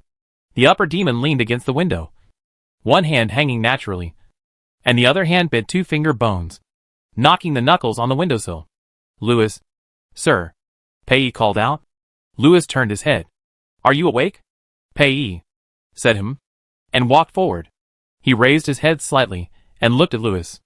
I always feel that the upper demon is particularly majestic today, but after a closer look, it seemed no different from yesterday. He was wondering what happened to Lord Lewis. When Lewis suddenly raised his lips, go to the dungeon? Daifa has made preparations, and is about to start extracting the secret medicine. Okay, sir. Pei saw Lewis's smile, and instantly regained the familiarity he had before. Lewis checked the succubus's program from top to bottom, and found that except for adding some basic cognition, the other programs had not changed even a single letter. Very good. This is still his cute little succubus. The server kept chattering in his mind. I've become stronger. Lewis couldn't help but not throw him out. The 2 demons walked towards the dungeon and met several players doing quests on the way. The quests related to extracting secret medicine are all time limited, so the players did not stop to interact with the old succubus. They were short of time. In the dungeon, the body of the blue-skinned demon was placed on the operating table, and the middle of the body and the skull had been opened by the goblin mage, revealing the liver and brain. However, players will definitely not see such exciting scenes. The harmonious mosaic in the game is bred, so players go back and forth to hand in tools to Daifa, and can only see the blue-skinned demon lying on the operating table with a belly full of bread. When I think about extracting a medicine from a pile of bread, I feel that the world is so fantastic. Me too. So I decided to study the anti-mosaic plugin. Ding, detected plugin information. Your account is temporarily frozen. If you have any objections, you can try to appeal. Hey, brother. What's wrong with you? Why did this guy suddenly disappear? I don't know. Did he lose connection? Never mind him. I can go get the Ditto quest after I hand in this quest. Time is running out. I'm leaving first. The succubus and Lewis came to Daifa's side, and the goblin wizard stood on several polished oars and saluted Lewis. Lord Lewis, your loyal servant Daifa greets you. May the glory of the 7 blood moons bless you. After that, he turned to the succubus. Good day, Mr. Pei. Good morning, Master Daifa. Pei and the goblin mage returned the greeting. Lewis glanced at the blue-skinned demon and said, Let's get started. Several players who had just handed in their quests and had not yet left decided not to leave when they saw the plot. They squatted there to watch the plot develop. The goblin mage was holding tweezers and a test tube, and he kept saying, Extract. As he moved, blue liquid slowly appeared in the test tube. A player said, Extract. It sounds familiar to me. Isn't this the English for extract? Is this game using English to cast spells because the planners are too lazy to think of spells? Maybe the planners looked at the Sword Art Online Alicization. Awesome. Pei also looked at the operation of the Goblin Mage curiously. There are mages among the succubi, but few of them are particularly proficient. After all, for a race that can level up by sleeping, magic is more like a hobby than a way to increase strength. When the blue liquid was extracted to a small, half tube, Daifa stopped. He handed the test tube to Lewis, and then took out another small bottle. The black liquid dripped onto the torso of the blue-skinned demon, and the blue-skinned demon turned into a pool of sewage in an instant. The dungeon version of corpse-dissolving water. I wonder if it can be made.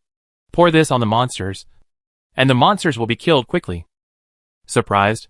Genius. Brother. Lewis raised the test tube and looked at the lighting torch, saying, "Is half a tube enough to analyze the composition of the secret medicine and make a cracking potion?" Daifa was silent for a moment and said, "Some are missing.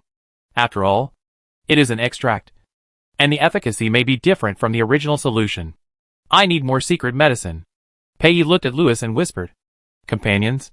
Since the blue-skinned demon took the secret medicine, his companions must have taken the secret medicine as well. They can get more secret medicine extracts from the blue-skinned demon's companions."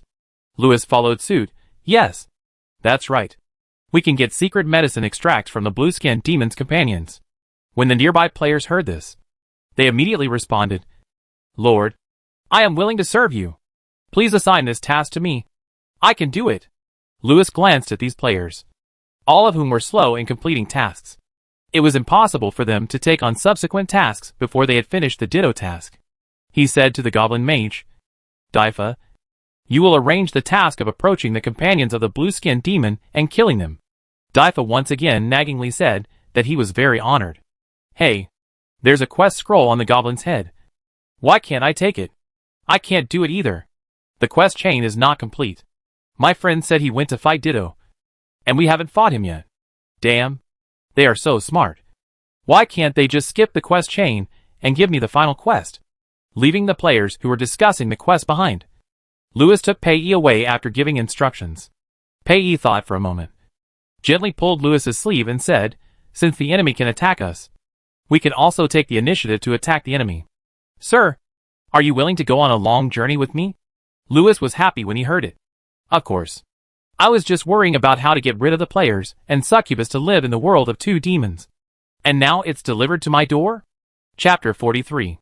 Pei and Lewis made an appointment to go out together. The upper demon wanted to leave immediately, without stopping. The faster the better. But Pei thought that they couldn't leave so hastily. Before leaving, they still had a lot of preparations to do. First, they needed to obtain information about Niu Langmingdo. Where was he? What was he doing? How many troops did he have? Then, they had to arrange the defense of the dungeon. If the defense was not in place, what would happen if the enemy raided their house after they left? Finally, they need a detailed plan, so that Niu Langming can't find out who is behind the scenes even if he tracks him to the throne of the God of Light. Pei listed all the rules and said to Lewis, in terms of intelligence, "I have a familiar intelligence dealer to use. The defense of the underground city is a bit troublesome. If I don't let my brothers intervene, I can only borrow money to hire free mercenaries. Well, I hope Sister Ellery can introduce me to mercenaries at bargain prices." "Your Excellency? Mr. Lewis? Are you listening?" Lewis came back to his senses, took the densely written parchment from the succubus's hand, and handed over a few screaming mushroom-baked cookies. The transparent family butler was very considerate and brought 2 cups of merry banshee tea. Lewis glanced at the parchment. The notes were too full, so he decided not to read them. He organized his words and said, "It doesn't matter. Leave it to me. I have my own intelligence system, and I can also draw troops from other dungeons to deploy the city. These are not problems. Now, the only thing we need to think about is what kind of transportation do you want to take?" Pei blinked. "Aren't we going to use the teleportation array? I have some teleportation scrolls here. If we want to act secretly, it would be better not to bring a mount." Lewis: "No, it's not good at all. If we teleport, how can we hug each other's waists, put our arms around each other's backs, and travel around the world?" Determined: "No. Teleport." Pei saw Lewis's serious face and thought there was something wrong. He asked softly, Do you think there is anything wrong with using the teleportation array? Of course. Lewis was faster at making up excuses to trick the succubus than dealing with sudden program chaos. Lewis, the teleportation network is spread all over the underground world. After any creature uses the teleportation array, there will be residual magic power recorded by the teleportation network system. If you want to conduct a secret operation, using teleportation is the easiest way to be traced. Pei was hearing about this for the first time.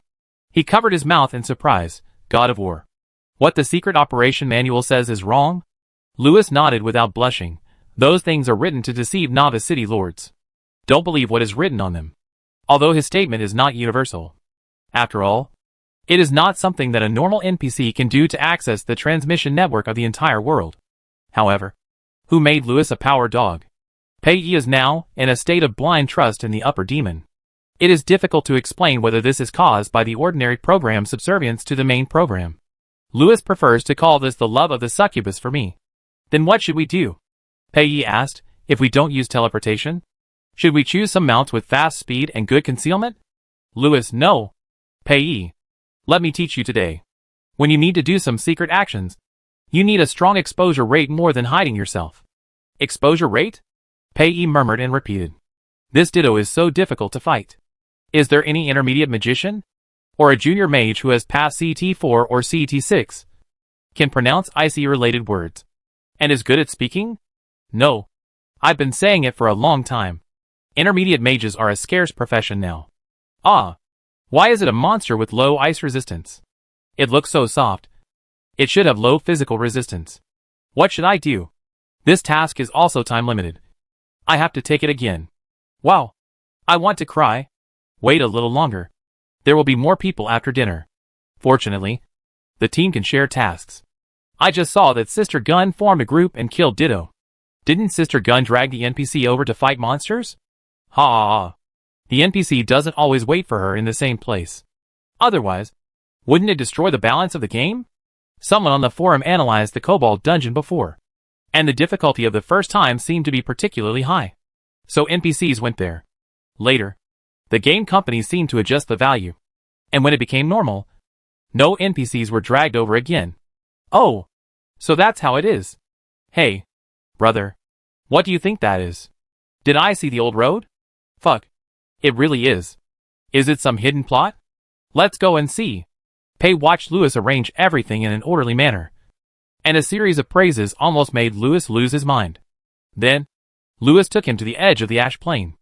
As everyone knows, the ash plain is very empty, except for the main road. You may not encounter an intelligent underground creature in 3 or 5 days of walking in other places. There were quite a few monsters and unintelligent underground species scattered around. Players collectively call these things little monsters. The place where Pei and Lewis came to was not far from the habitat of Ditto. But their target was certainly not Ditto. Lewis led Pei to stand firmly on a small slope. Pei watched curiously as Lewis took out a whistle and blew it into his mouth. The whistle sounded sharp and rushed into the air. A moment later, a black phoenix-like bird-like creature swooped down from the clouds. Shadow Phoenix, Pei exclaimed. This big bird, whose body is pitch black and whose body is surrounded by dark purple light, whose light pollution cannot be blocked by 7 moons, is the Shadow Phoenix, which is one of the top 3 coolest mounts in the underground. They are the dependents of the fallen Phoenix King. But the fallen Phoenix King never sells these Dark Knight Phoenixes. However, if you help him capture the heart of the Fire Phoenix during the courtship period, he will give you one for free. Pei once rode a Shadow Phoenix when he was very young. It was his mother's lover who was the end time that he rode it. Later, the lover was said to be infatuated with a human priest and determined to become a great demon who believed in the god of light. Pei's mother dumped him. Can I touch it? Pei asked obsessively, narrowing her eyes. Lewis smiled slightly, took Pei's hand, and put it on the top of the Dark Knight Phoenix with its head hanging down. Pei, I miss it so much. Their feathers are all attached with the breath of magic. Yes. Otherwise the light pollution would be so serious. Not far away. The players were ready to move. This mount is so cool. It's just a phoenix. In an old game, the same model as Ashes of Aliar was also a dark phoenix. I have one too. TSK. I still have Ashes of Aliar. Have you ever felt what it's like to ride on it? Stop talking. I want to. Why are we crowded here to discuss the mount model? I want to go up and touch it. Do you think I haven't tried it? It's an air wall. I can't get through it. I just want to know what Lao Lu and Succubus are doing here. While we were working hard on the main story. Was he in love with the Succubus? I'm so jealous. From Lao Lu's various performances since the internal test. I think it's really possible that the NPC is in love. A dog food game. I don't want to eat dog food. I want to kill Lao Lu and go on my own. Brother. You have ambitions. Hey. Hey. Hey. Lao Lu didn't hear this. He's coming. Is Lao Lu going to attack me? Should I log off and hide? While the players were trying to figure out the NPC's behavior, Pei Yi was also wondering why Lewis was going that way. Of course, he wasn't going to fight with the players. And Lewis wasn't that free to constantly monitor the players' behavior. He didn't even notice what the players were saying. The Shadow Phoenix likes to eat the Ditto here. This guy has a bad temper. We have to feed him before we go on a long journey. Pei Yi nodded and said, Yes. Most phoenixes are like this. I think it's cute. Lewis loosened the reins in his hand, and the Shadow Phoenix immediately flew out. The players fled in all directions. After finding cover, a half-orc player lay on the ground and saw that the Shadow Phoenix was not attacking the players, but the Ditto. With a peck of its sharp beak, the Ditto's heart was pecked away. The remaining Ditto corpse lay alone on the ground, shining in the eyes of the players. The Shadow Phoenix ate all the Ditto that had been refreshed in one breath, then raised its neck and chirped, flapped its wings and walked back to Pei and Lewis. Pei touched its beak, and the Shadow Phoenix stared at the succubus's hand, as if it thought this was a game. It liked you very much. Lewis glanced at the mount coldly. Pei didn't notice Lewis's sourness, laughed, spread his wings and flew onto the back of the Shadow Phoenix. Lewis, come on up quickly. The succubus happily greeted the upper demon. Lewis slowly spread his wings and flew up. He had to ride the mount he had called even if it was sour. The Shadow Phoenix took off, and Pei sat in front of Lewis, with a pair of arms wrapped around his waist without leaving any trace. Then, the membrane wings of the upper demon wrapped around him. Sit tight. We are going to fly at super high speed. After Pei and the upper demon took off, the players who had just scattered and dodged ran back again. The body of Ditto was shining. Thanks to Lao Lu for hanging out here. The quest items are here. I have never felt that Lao Lu is so good. I am also lucky enough to have taken advantage of the NPC. I took a screenshot and wrote it down. I will go and brag to the players who haven't done this quest yet that this quest is super easy. Chapter 44. The Shadow Phoenix's super high-speed flight is very fast. If there is no protective shield, the wind coming in front of it can tear the abyss monsters into pieces. Pei was completely wrapped in Lewis's membrane wings. The body temperature of the upper demon warmed him, and his hands on his waist were in a protective posture. The protective shield enclosed them in the middle, and the scenery and the surroundings passed by quickly. Lewis. Sir. Pei called out. Lewis's thoughts were pulled back by feeling the smooth abdominal muscles of the succubus's abdomen. He lowered his head slightly, and his lips brushed the tip of the succubus's ear. What's wrong? Pei reached out and touched the tip of his ear. I want to ask. Where are we going now? Lewis, we don't need a specific destination. We will go wherever underground creatures gather. We need to let the whole underground know that we are playing around as soon as possible. Pei. Squeaked. Will this make knowing Mingo relax his vigilance? Half of the answer is correct. Lewis used his free hand to rub a magic rose and handed it to the succubus. A small reward. Pei reached out to take the magic rose, and the whole rose instantly turned into magic power and flowed into the body of the succubus. He couldn't help but let out a comfortable sigh, and then heard the upper demon continue. But the most important thing is that we have to make the whole underground stand on our side. How can a demon succubus group, like us, who date everywhere have time to attack an ugly and unworthy bullhorn demon? After Lewis finished speaking, Pei thought about it carefully. It makes sense. If they go to deal with the bullhorn demon, if the other party finds out and comes to them, they can also fight a public opinion war. Hashtag you're talking nonsense. Look at how busy we are. Do we have time to mess with you? Hashtag. Hashtag look at yourself again. Do you think you need to be messed with? Hashtag.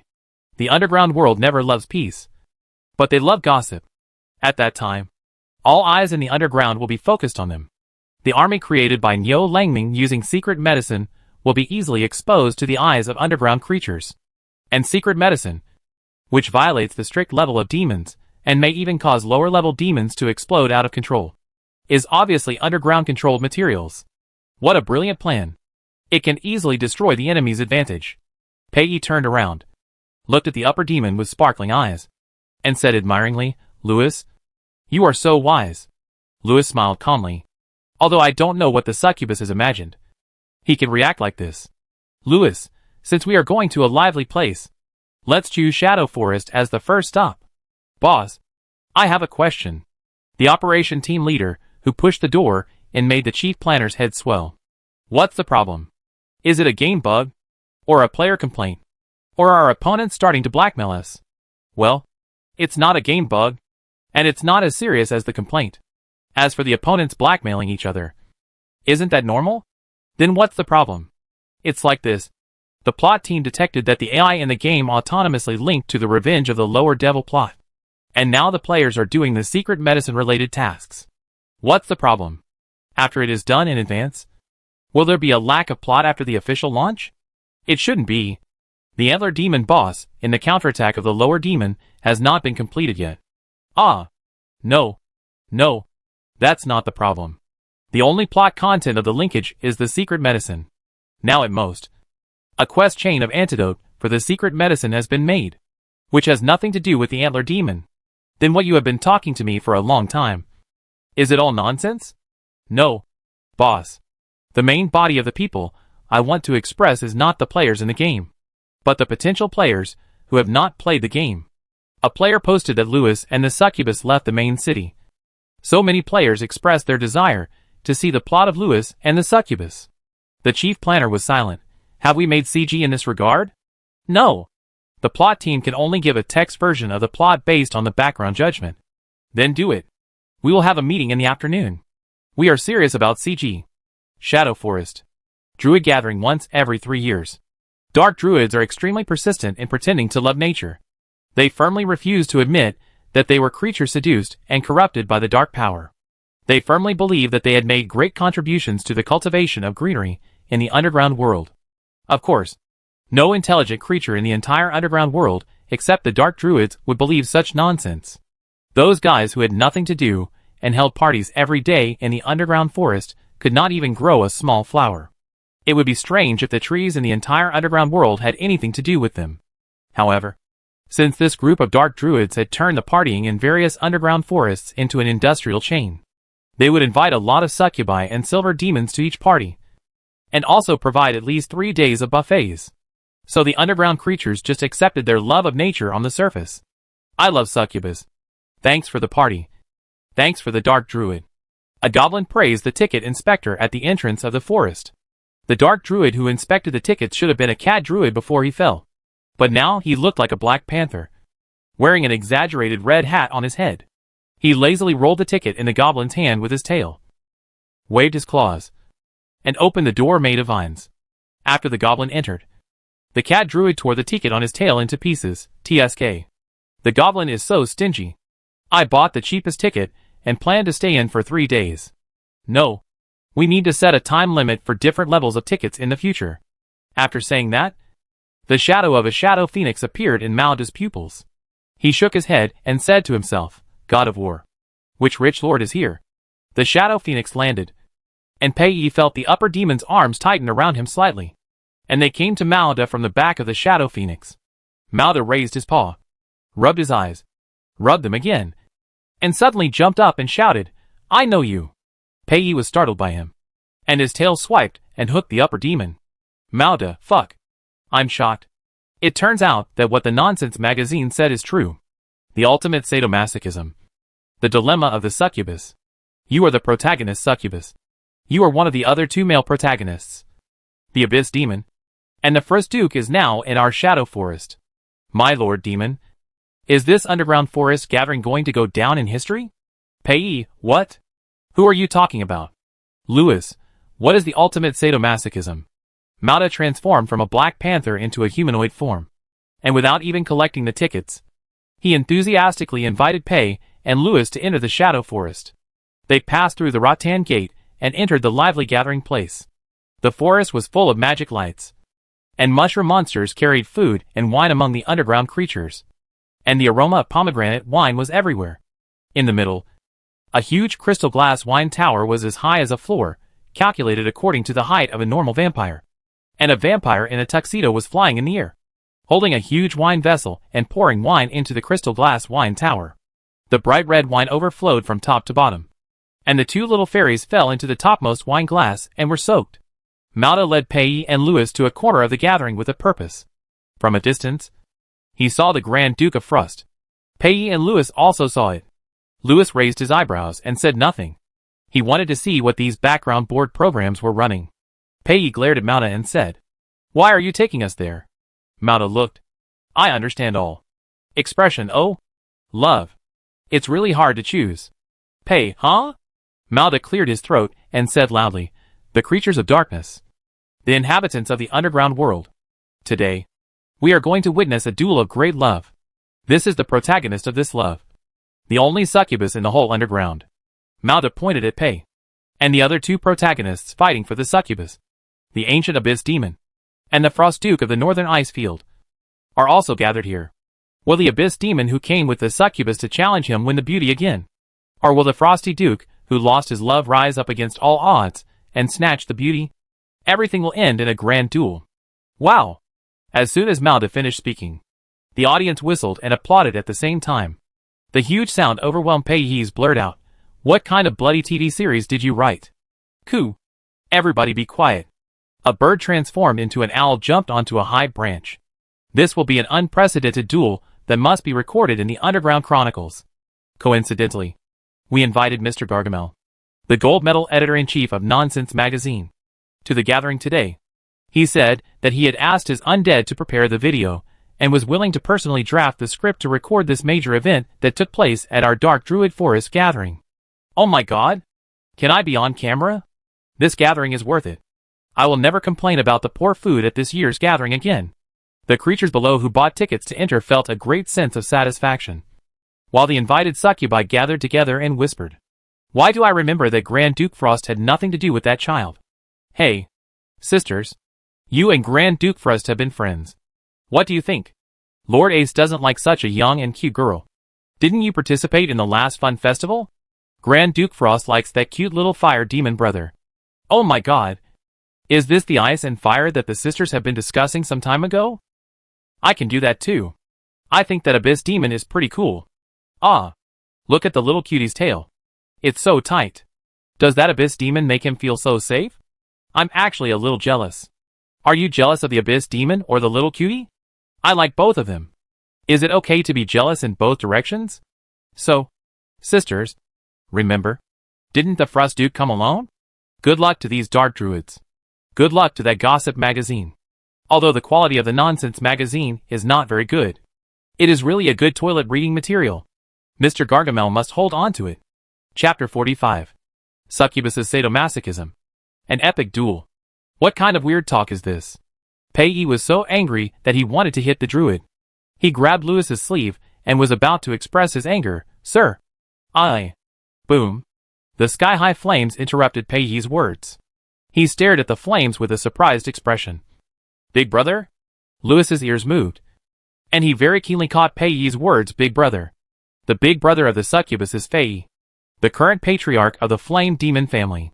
Louis spent a few tenths of a second struggling over what tone and attitude to use when meeting his brother-in-law. But soon, as the flames spread, the entire shadow forest became chaotic. Louis picked up the succubus, who was still in a daze, and flew into the air.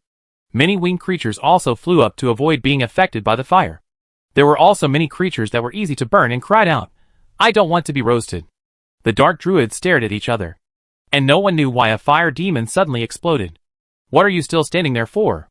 Put out the fire." The bird druid in owl form screamed. "But this is the fire of the fire demon. Ordinary water elements can't put it out." The bird druid looked around. "Where is the frost duke? The fire of the fire demon can be put out by the frost demon."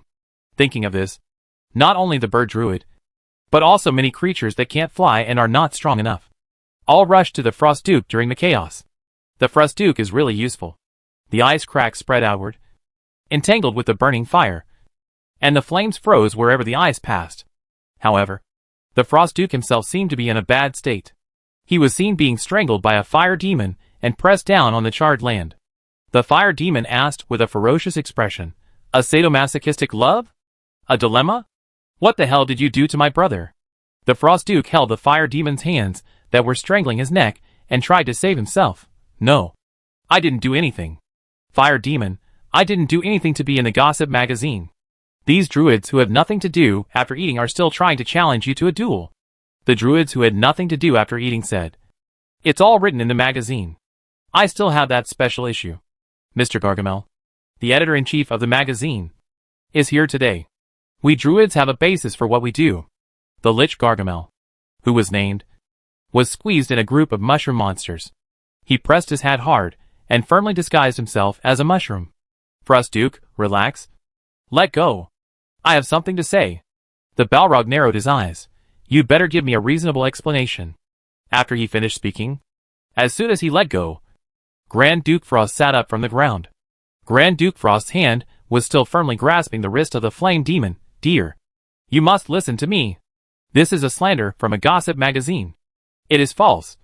It is a slander against me, the demon, and our lovely brother." The flame demon shook his hand. "Let go. Who is your dear?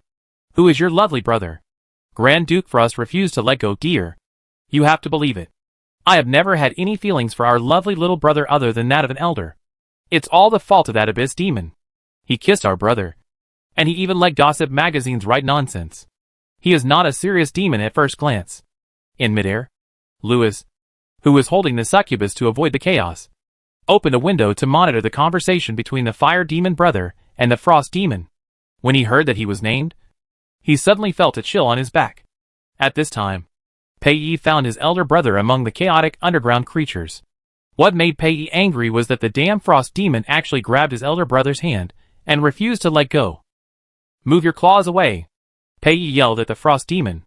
This shout directly exposed himself and the upper demon to the eyes of the fire demon. The fire demon's knife-like eyes swept over, and Lewis actually felt the murderous intent. "Just kidding. He is the main program. He can't panic. He has to stay calm." Lewis adjusted his smile, flapped his wings, and landed next to the fire demon with the succubus. Pei rushed to the big brother like a gust of wind. He blocked the Frost Duke and hung his hands around the big brother's neck. "Big brother, are you okay?" They easily hugged his younger brother to his chest. "I'm fine. Pei, long time no see. How are you doing?" Without waiting for Pei to answer, he turned to Lewis. "Is this the abyss demon?" "Lewis, hello. The mayor of the city of hell." Pei didn't say anything. He looked up and down at Lewis. He was not a succubus, and he would never like the guy who kidnapped his younger brother. But the strange thing was that no matter which aspect he started from, he couldn't find any flaws. So is the abyss demon that his younger brother likes really so good? Pei fell into a mysterious thinking circle. Pei saw that his elder brother was stunned, and shook his elder brother's neck vigorously. "Brother, what are you thinking about? Let's stay away from this frost demon. He is not a good demon at first glance." Lewis agreed with the succubus's words very much. He kept nodding and glanced at the frost demon, who was eager to explain. "Let you say that I am not a serious demon." It backfired. Grand Duke Frost felt that he was too miserable. He was obviously the most innocent person in the whole scene. Did he want to be in the gossip magazine? Did he arrange the duel? He finally asked Fei out on the pretext of discussing business. But in the end, he did nothing, and was ruined by a group of dark druids, who were poisoned by gossip magazines. Fei's younger brother even tried to deceive him, saying that he was not a good devil. It was too difficult. It was too difficult for him. Fei was shaken by his brother, and came back to his senses. Okay. You are right. Come on. Big brother is free today. There is a dragon barbecue restaurant nearby. Big brother will take you to eat barbecue. Pei hasn't eaten with big brother for a long time. Hearing this, he readily agreed. He jumped off big brother, ran to the upper demon, and pulled the upper demon in front of big brother. "Big brother, this is Mr. Lewis. Our dungeons are adjacent. He is a very great city lord and taught me many skills of being a city lord. Mr. Lewis, this is my big brother. Do you seem to know him?" Lewis smiled and said, "Yes, I have heard of every dungeon lord. It only takes a few minutes to check the settings. Fei was actually reluctant to have other demons disturb his family dinner with his younger brother. But for the sake of his younger brother, he reluctantly agreed. Louis breathed a sigh of relief. He thought that if the big brother Yen Mo did not cooperate, he might really modify the other party's judgment equation, or even directly insert a setting to respect the main program. Pei happily walked out with his big brother and Louis. Grand Duke Frost spread his hands. What about me? Pei turned around, put on an official smile, and said in a very distant tone, please do as you please. Don't disturb us. Grand Duke Frost shamelessly ignored the second half of the sentence. He took 2 steps forward. Then let's go together. I just want to eat barbecue too. Big Brother Fire Demon restrained his desire to set fire again. It doesn't matter. He will deal with him after we get out of the forest. But Louis was thinking. It is known that Grand Duke Frost is interested in Fire Demon Fei. Fire Demon Fei is a brother control. Then when they eat together, Grand Duke Frost will definitely hinder the brother control behavior of Fire Demon Fei. For Louis, this is exactly what he needs. Very good. Louis decided not to trip up Grand Duke Frost, and even secretly gave him a lucky buff, so that in the next half hour, everything he wanted would be successful. By the way, we should be at the restaurant in half an hour. Right? Thinking of this, Louis went to check the map again. Really? He was worried about this interrupted date between the 2 demons. On the other side, seeing that the demons were about to leave the Shadow Forest, the Dark Druids pushed each other, trying to elect a representative to intercept the 4 demons. As a result, half a day passed, and the 4 demons disappeared, and they still hadn't elected a representative.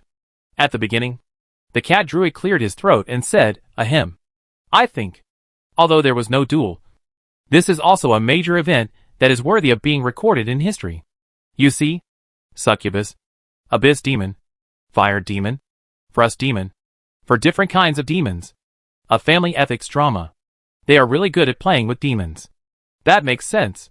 Gargamel suddenly stood up from a pile of mushroom monsters. This is the new theme of our next issue of the magazine. The things in the demon circle. Your circle is really messy. Good. The underground creatures applauded again after watching such a lively scene.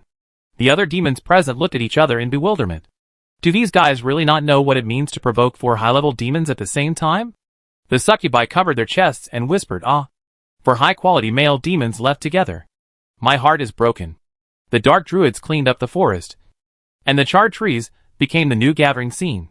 The icicles hanging on the trees could be broken and taken down and thrown into the wine glasses. The whole forest was filled with laughter again. Outside the forest, the mount storage area, Pei was naturally pulled onto the back of the deer-eagle beast by his elder brother.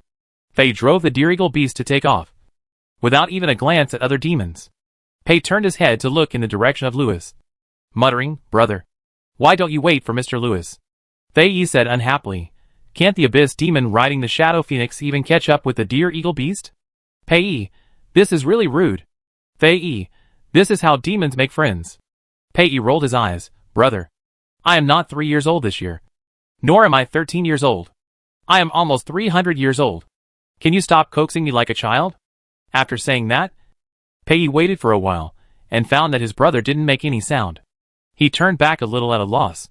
Brother? Fei had a heartbroken expression on his face. My brother has grown up. He no longer needs his brother. Big brother is so sad. Pei. Big brother. If Frostmourne and I fall into the water together, who will you save first? Fei, do I even need to ask? Of course Frostmourne. It will sink. Chapter 46. The 2 succubus brothers were flying in front, and Louis and Grand Duke Frost looked at each other before getting on their mounts. Louis, do you need my help? He looked at Grand Duke Frost sincerely. He thought, if you really can't handle it, I can use other means to help you. Once Grand Duke Frost was away from the fire demon Fei, he automatically turned into a cool guy. He held his face, pulled the reins of the manticore, and said coldly, thank you. No need. I can handle it. Louis, let's just believe his lies for now. At the edge of the Shadow Forest is the private dungeon of the Dark Druids, which has a name that is very consistent with the aesthetic preferences of the surface elves. It is called Forest Song Dungeon. However, what is not quite consistent with the name? Forest Song. is that the entire dungeon is built on a charred fossil structure of an underground forest. The maze of dead trees and broken branches with terrifying shapes surrounds the main hall of the Forest Song dungeon in the middle. The maze passages on the periphery were filled with all kinds of shops. The style was the same horror style. The tentacle monster floated in the air, with flyers on its long tentacles to attract customers everywhere. They led his younger brother through the maze with familiarity. At first, Pei turned his head frequently to look behind him, observing whether Mr. Lewis had caught up. It didn't take long for him to get dizzy. "Brother, did we just pass by here?" "No, we didn't." "Really? That vine looks familiar to me?" "You're mistaken. That's not a vine. It's a rope demon. All the rope demons in the world look like this." Pei looked at the vine carefully and expressed great doubt about his brother's words. "Brother, are you really not fooling me?" "Fei, look at me. A demon. A high-level fire demon. Would I fool you? In your heart, is my brother the same level as those minotaurs who shout Mother Earth fooled you every day?" Pei saw that his elder brother was getting emotional, so he patted his chest and said, "Don't be angry, elder brother. You are much more handsome than the minotaur." The passing minotaur moved his ears and snorted. "Damn. If you weren't two demons, I would beat you up. Is our minotaur not good-looking?" The Dragon Clan's restaurant is located in an unknown passage on the maze. Anyway, Pei has completely forgotten the way here. The dragon girl in a maid outfit and a dragon tail holding a menu asked, "How many people?" Fei, 2 people. Pei, 3 people. "Brother. And Lord Lewis? You clearly agreed to dine together." "I forgot." Fei was so perfunctory that he couldn't even find an excuse. Lewis, who stepped in later, frowned and found that Brother Yinmo was not simple. The dragon girl raised her eyelids and glanced at it, and quickly wrote a string of numbers on the menu. "Okay. 4 people. Private room or hall? Where can there be 4 people?" Pei asked, and Fei looked back and saw that Grand Duke Xuanhan raised his hand with his index finger raised, repeatedly signaling to the waiter. "Add 1 more demon."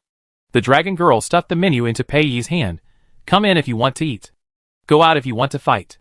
This store does not provide a fighting place or weapons, but every object you break will be compensated 100 times. In addition, since the menus for the 4 of you have been generated, this store does not support order returns, and you need to pay an additional fee for order returns. This is the first time that the 4 demons have encountered such a thing." Pei was shocked. The Dragon Clan is so greedy for money? They regretted coming to the Dragon Clan's restaurant. Why not go to a vampire restaurant and fight however you want? Lewis was silently complaining. It turned out that the interactive Easter egg of this map was referring to this. Only Grand Duke Frost was particularly happy. "No. No. No. We are all very friendly. Please give us a private room. A big one." The dragon girl swiftly led the 4 demons to the supreme VIP room. "After the order is completed, ring the small bell on the table, and the paper fairy will go to the kitchen by itself. Please enjoy the top-quality delicacies of the dragon race." After the dragon girl finished speaking, the door of the private room was slammed shut. The dragon girl, humming a song, walked briskly to the kitchen. She rang the bell on the table. "No. 1 supreme VIP private room. 4 fat sheep. Pick the expensive ones later. In the private room. 4 fat sheep." "No." 4 demons faced each other. Grand Duke Frost held a menu and smiled exceptionally brightly. He thought he had mastered the core way to please his brother control, which was to please his brother. So Grand Duke Frost took care of Pei in every possible way, handing him a menu, serving him tea, and even making 2 large ice cubes around Pei because the hell lava in the room was too hot. Pei, even with a face full of disgust, he couldn't drive this guy away. Lewis's mouth twitched slightly twice, and the server peeked at the screen for a long time, and finally sent out a long string of devilish "ha ha ha" in Lewis's mind. Then, before Lewis got angry, the server was very backbone and kicked himself out of the group chat. Lewis, opening a new server. He's getting braver. Come on. Come on. Little Pei. Eat this. Pseudo-dragon leg meat. Fire lizard tail. Both kinds of meat are very chewy. Frost Duke held a knife and fork, and looked ready to feed him himself. Lewis felt that he couldn't hold it anymore. This wasn't a good teammate who could hold his brother-in-law back, but an artificial idiot. Earlier than Lewis, the one who couldn't hold it anymore was the fire demon. Faye looked at the frost demon approaching his younger brother with a knife and fork, as if he was watching a rogue god of light teasing a cute little priest. He suddenly stood up from his seat and put his hand on the head of Frost Duke. Bang! The table made of magma magic stone was knocked into a small spherical pit. The dragon girl who was guarding outside the box rushed in instantly. The table is 2,000 magic crystals. 100 times the compensation is 200,000 magic crystals. Please ask if it is a card or cash. Faye and Grand Duke Frost were fighting hard, and Pei was trapped between the two demons. In a dilemma, Louis sighed and stood up, and wrote a check and handed it to the dragon girl. Give me a compensation package of 1 million first. The dragon girl took the check. Chunghui, I wish you a good time. Ha ha ha. So funny. I didn't know NPCs were so good at playing. The dragon girl is not OOC at all.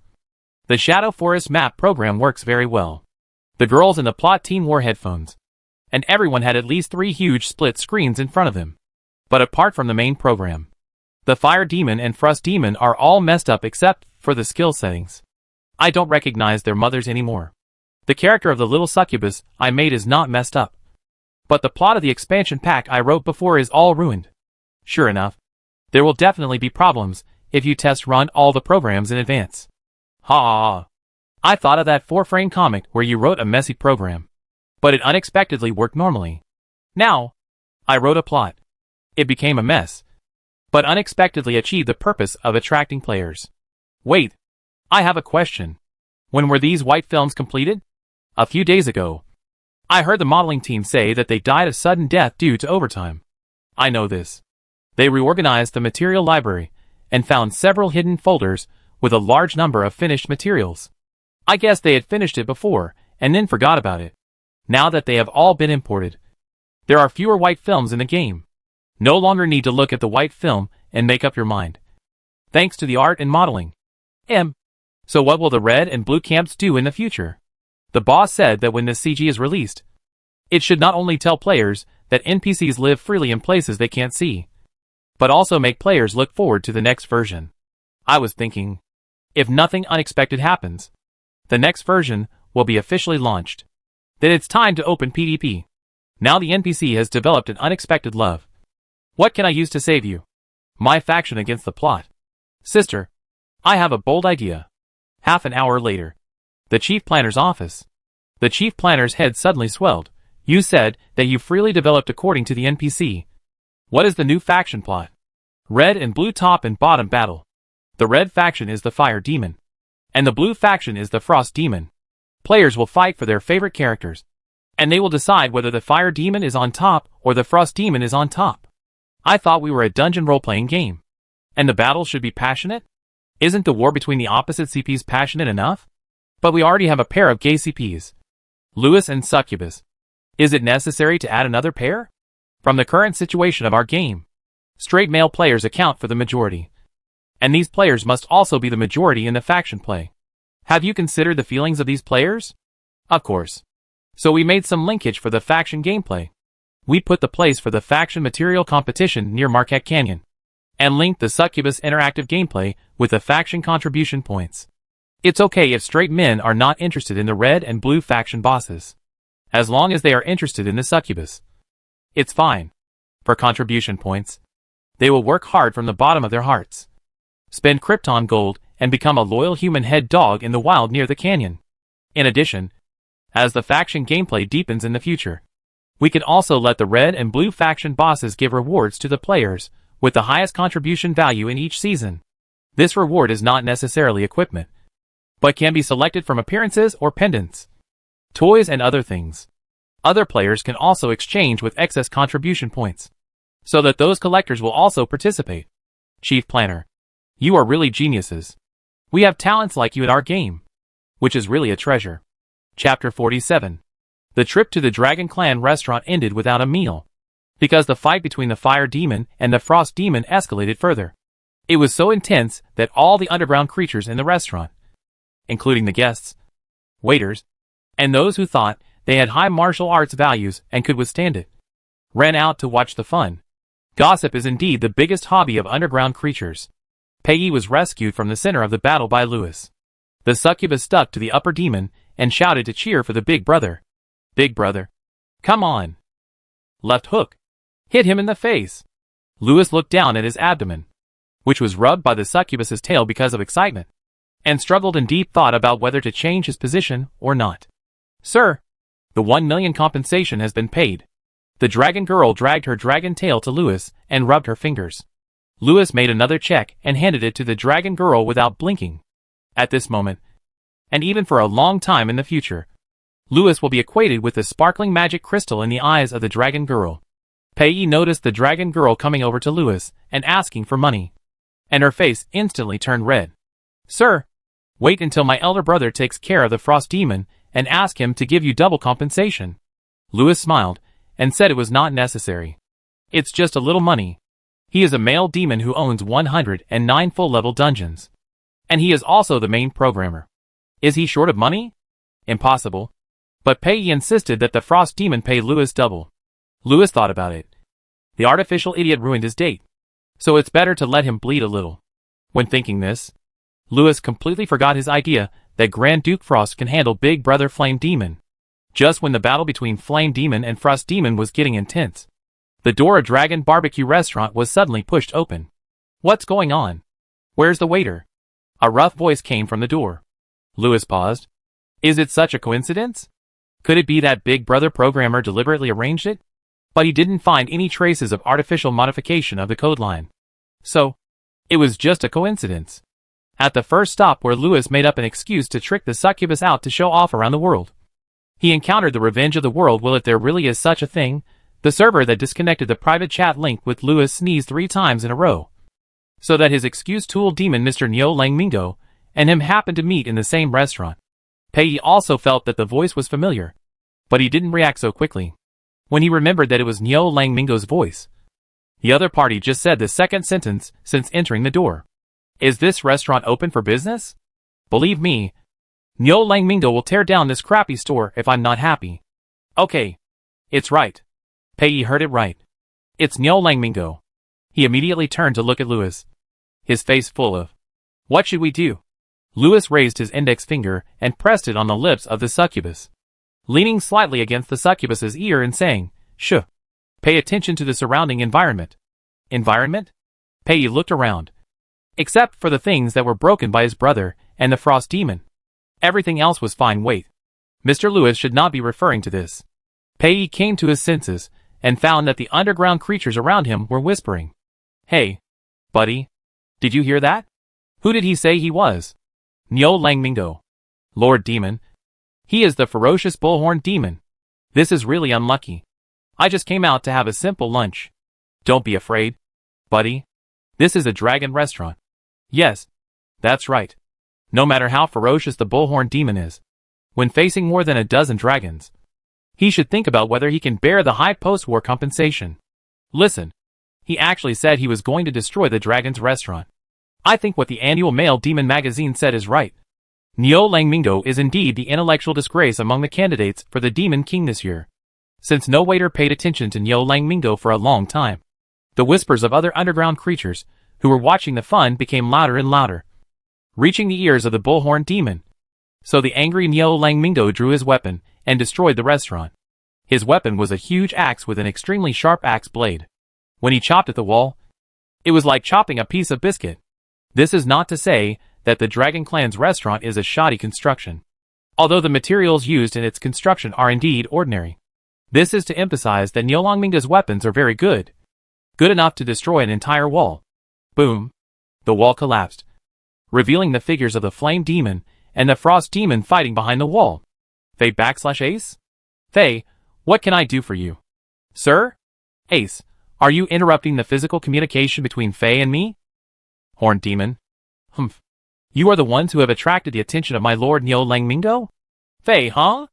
Ace changed his posture and changed the blocking action to grabbing Faye's hand, saying, Did the Lich take a little of his brain for experiments? Neo Lang Mingo was very dissatisfied with the two demons ignoring him. When he clenched his weapon and was about to declare his C position, more than a dozen dragons surrounded him. The maid-dressed waitress, the dragon girl, looked at Neo Lang Mingo with shining eyes. Hello, customer. You deliberately destroyed my store building, and you must pay 1,000 times the market price. The total cost of this wall is 200 million magic crystal coins. Niu Langming narrowed his eyes, and his nose ring blew out a heavy breath. I know. You are deliberately trying to scam me. The black dragon dress man shook his tail. Be careful with your words. Don't think I won't do anything to you just because you are a candidate for the Demon King. There are more than one candidate for the Demon King here. Look at Mr. Lewis. How low-key he is. Accompanying the little succubus out for dinner. And also responsible for paying compensation to the succubus brother and the love rival who had a fight. That's right. Mr. Lewis is so gentle and considerate. Another dressed green dragon girl echoed. Compensation. Fighting. Succubus. As soon as the three keywords appeared, all creatures looked at Pei and Lewis. It turned out to be the mysterious Lord Lewis? This is the first time I see Lord Lewis. Is that his succubus next to him? Although she doesn't have a big weapon, her body lines are also good. And her face is particularly beautiful. It turns out that Lord Lewis has good taste. Then the Frost Demon is the Duke of Frost? Strange. When rivals fight, why would they fight the eldest brother of the succubus in question? Oh my. You are all out of date. I have the latest first-hand gossip here. This is not a love triangle. This is a more exciting family ethics drama. Wow. Pei. Why did he suddenly lose the sense of crisis he had just built up after listening to the chat of these underground creatures? Fei and Ace looked at each other. And Fei shook off Ace and walked quickly to his younger brother. He wanted to stay as far away from Grand Duke Frost as possible. Grand Duke Frost felt that he had had enough contact with Big Brother Flame Demon today. And finally his IQ returned. He did not entangle with him anymore, but restored his indifferent face and stood aside in aloofness. As for Lewis, he was still thinking about whether to control the direction of the program and save Niu Langming. The stupid program. He was no longer at the level of artificial idiots written by programmers with their feet. When he was designing his character, his brain was cut off by the planner. Lewis almost made a judgment that if he did not save Niu Langming, he would be beaten to death in this restaurant by more than a dozen dragons and 2 camp bosses before the final plot of the second test began. Then, the plot developed so dramatically. Who would have thought that among these dragon chefs, there would be a dragon who was a demon worship fan of Lord Lewis? Because of the dragon chef's words. Lord Lewis. Niu Langmingo's hatred was instantly transferred. Lewis? Succubus? Niu Langmingo groaned. Is this the will of the demon god? Sending you two to me to accept death? Pei also groaned. He was not good at fighting, but he felt that he should not lose to the bullhorn demon in terms of talking. Besides, today, he has Lewis on his left and his elder brother on his right. Behind him stands the extracurricular demon, Grand Duke Frost. Pei is not worried about the strength of his force at all. As a mutant species of the goathorn demon group, do you still have the skill of bragging? It really matches your horns. Oh, look at your expression now. You should really find a mirror banshee to take a look at your ugly face. This nose ring is a disgrace to the fashion industry. How can there be such an ugly nose ring video? Are you a working ox raised by a farmer on the ground? You? Say. Again? Niu Langming's teeth were chattering. Pei rolled his eyes. Oh. You're still a deaf cow. Huh? Niu Langming, who was furious, swung his axe and looked down at Pei. 3 demons attacked at the same time. Lewis, relying on his high authority, secretly increased his speed. The Abyss Demon appeared in the attack path of the giant axe like a wizard flashing, blocking the succubus tightly. And at the same time, the Abyss Demon stretched out a hand to hold the giant axe. The Horned Demon had a hideous look on his face, as if he had used up all his strength. But Lewis grasped the opponent's giant axe blade with unusual ease. Lord Lewis, you actually blocked it with your bare hands.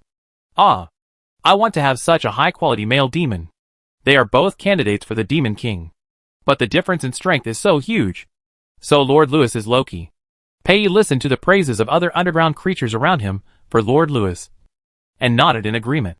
Yes, that's right. Mr. Lewis is so good. Lewis raised his hand with a smile, and the axe flew backwards with Niu Langmingo. He adjusted his cuffs calmly, and then walked out of the door. Niu Langmingo's men stared at their boss being thrown out of the door in amazement, not knowing whether to step forward to help him. Niu Langmingo fell to the ground in a daze for a few seconds, and was about to struggle to get up. Lewis walked over and stepped on Niu Langmingo's chest. Do you want to take revenge on me? Come to the Heart of Darkness dungeon. I'll play with you. Chapter 48. Lewis had a faint smile on his face, and spoke provocatively. The rage of the bullhorn demon could almost overflow from the roar in his throat. Lewis did not give him the chance to call his brothers to join him. He summoned a door to hell, and threw Neo Lang Mingo and his brothers in. So, how did he fool the succubus before?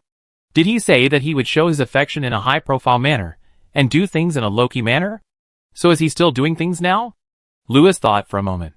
It will take some time for the bullhorn demon to crawl out of the hell plane. And we can't let the players sit idle.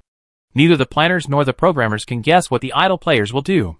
Compared to the underground creatures, the idle players are the real devils. The gate of hell. A real gate of hell. Isn't it something that requires 10 big demons to work together to open it? This strong smell of hell. I almost thought the residents of the 18th floor underground came up for a tour. I can't breathe. It's too exciting. Stop yelling. You're a swamp mermaid. You're just out of water. The underground creatures who watched Lewis unilaterally beat up the bullhorn demon talked about this hell gate that was enough to shock the whole underground. Pei pushed through the crowd and ran to Lewis's side. Lewis, he shouted, has he been thrown into the depths of hell? Pei looked at the hell gate that had not completely disappeared with curiosity. Unlike the crappy cleaning skills like Abyss Exile, the legendary battlefield killing weapon, Hell's Gate, has always been used in large-scale wars. 10 big demons joined forces to open the Hell's Gate. And then, the monsters living in hell would crawl out of the gate continuously. It was the first time I saw Lewis using it to throw the demons in. Of course, it was unheard of for a single demon to open the Hell's Gate in the whole underground. Lewis waved his hand, making the Hell's Gate disappear completely. He was not thrown into the deepest part of hell. I just opened the door to the ordinary hell plane. This is not actually the complete version of the Gate of Hell. Pei nodded. And then, he suddenly remembered how the horned demon could appear here by coincidence. He lowered his voice and said, Sir, did Neo Langming know our plan? Lewis, I don't think so. That's a coincidence. Could it be the will of the previous generation of demon kings? Let the 2 demon king candidates meet and have friction, so as to escalate the gunpowder smell of this demon king election. Pei muttered to herself, and nodded to confirm herself. Lewis, is there a setting for succubus that they are good at imagining? But little Pei is also very cute. The 2 demons stood outside the restaurant and said this. The excitement was gone, and the dragons roughly cleaned up the restaurant. Most of the other guests returned to the restaurant to eat, and the few who persisted in squatting for follow-up development were also glared away by Fei and Grand Duke Frost. The dragon girl asked the 2 demons with the menu, Do you want to eat? Fei, no more. Bring me the compensation bill. I don't need other demons to pay for me. Grand Duke Frost, I'll do it. I'll do it. Please let me do it. The dragon girl said nothing and split the bill in half, and stuffed one in the demon's hand, half and half. Both. Take it. No need to fight.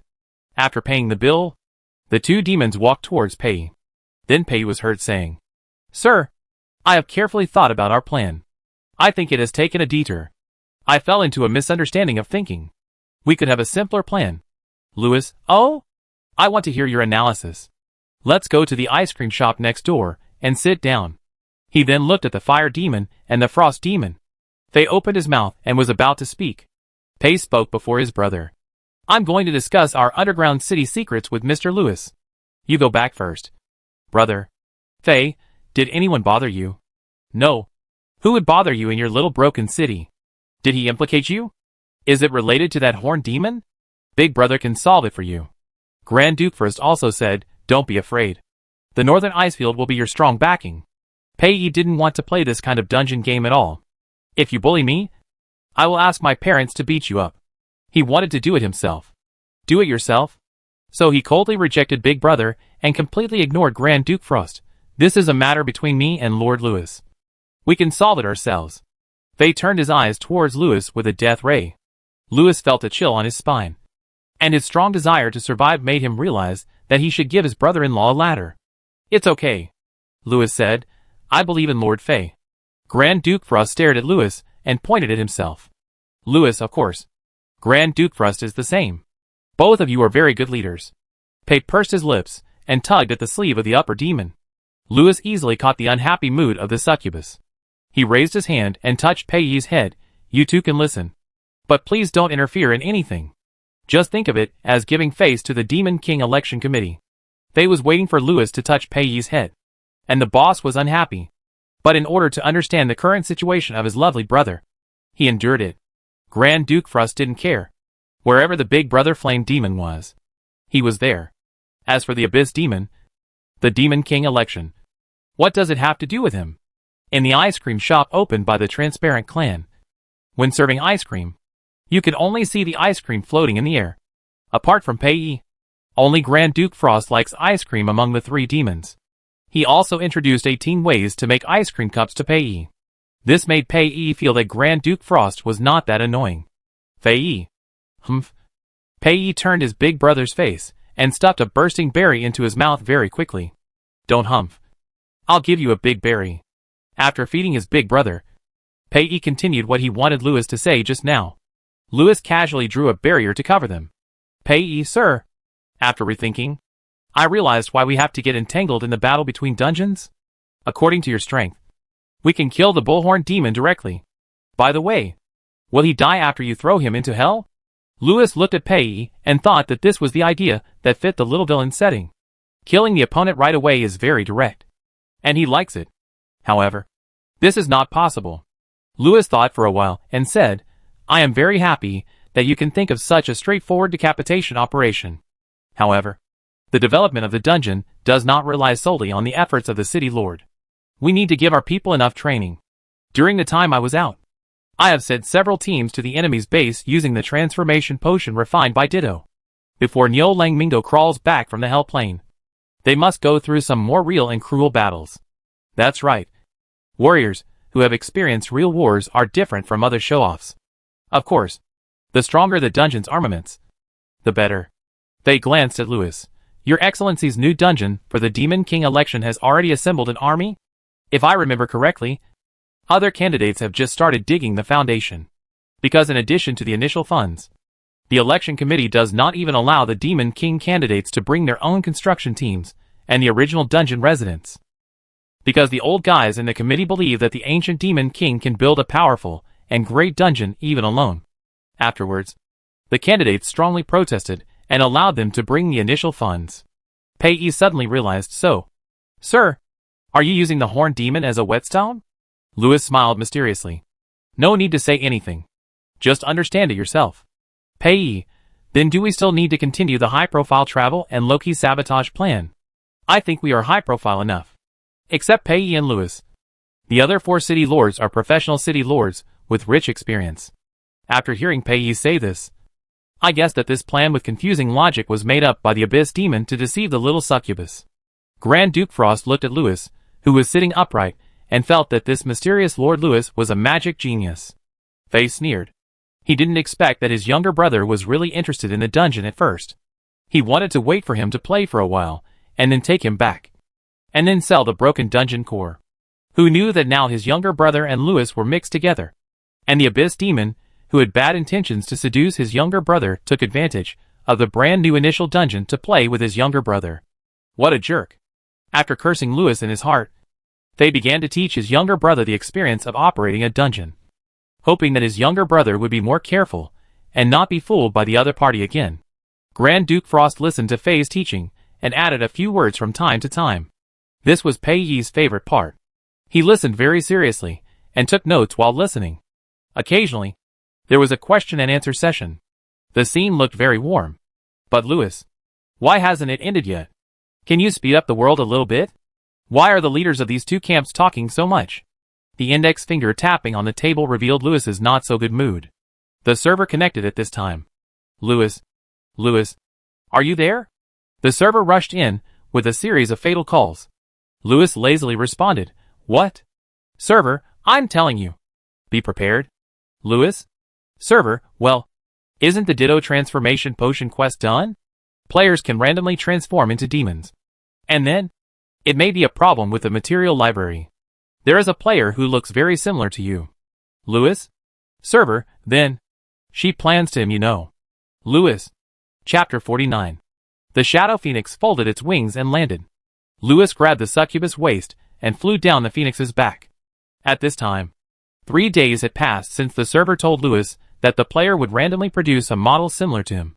Of course, according to the current speed, 3 days in the game is only 10 minutes in the real world.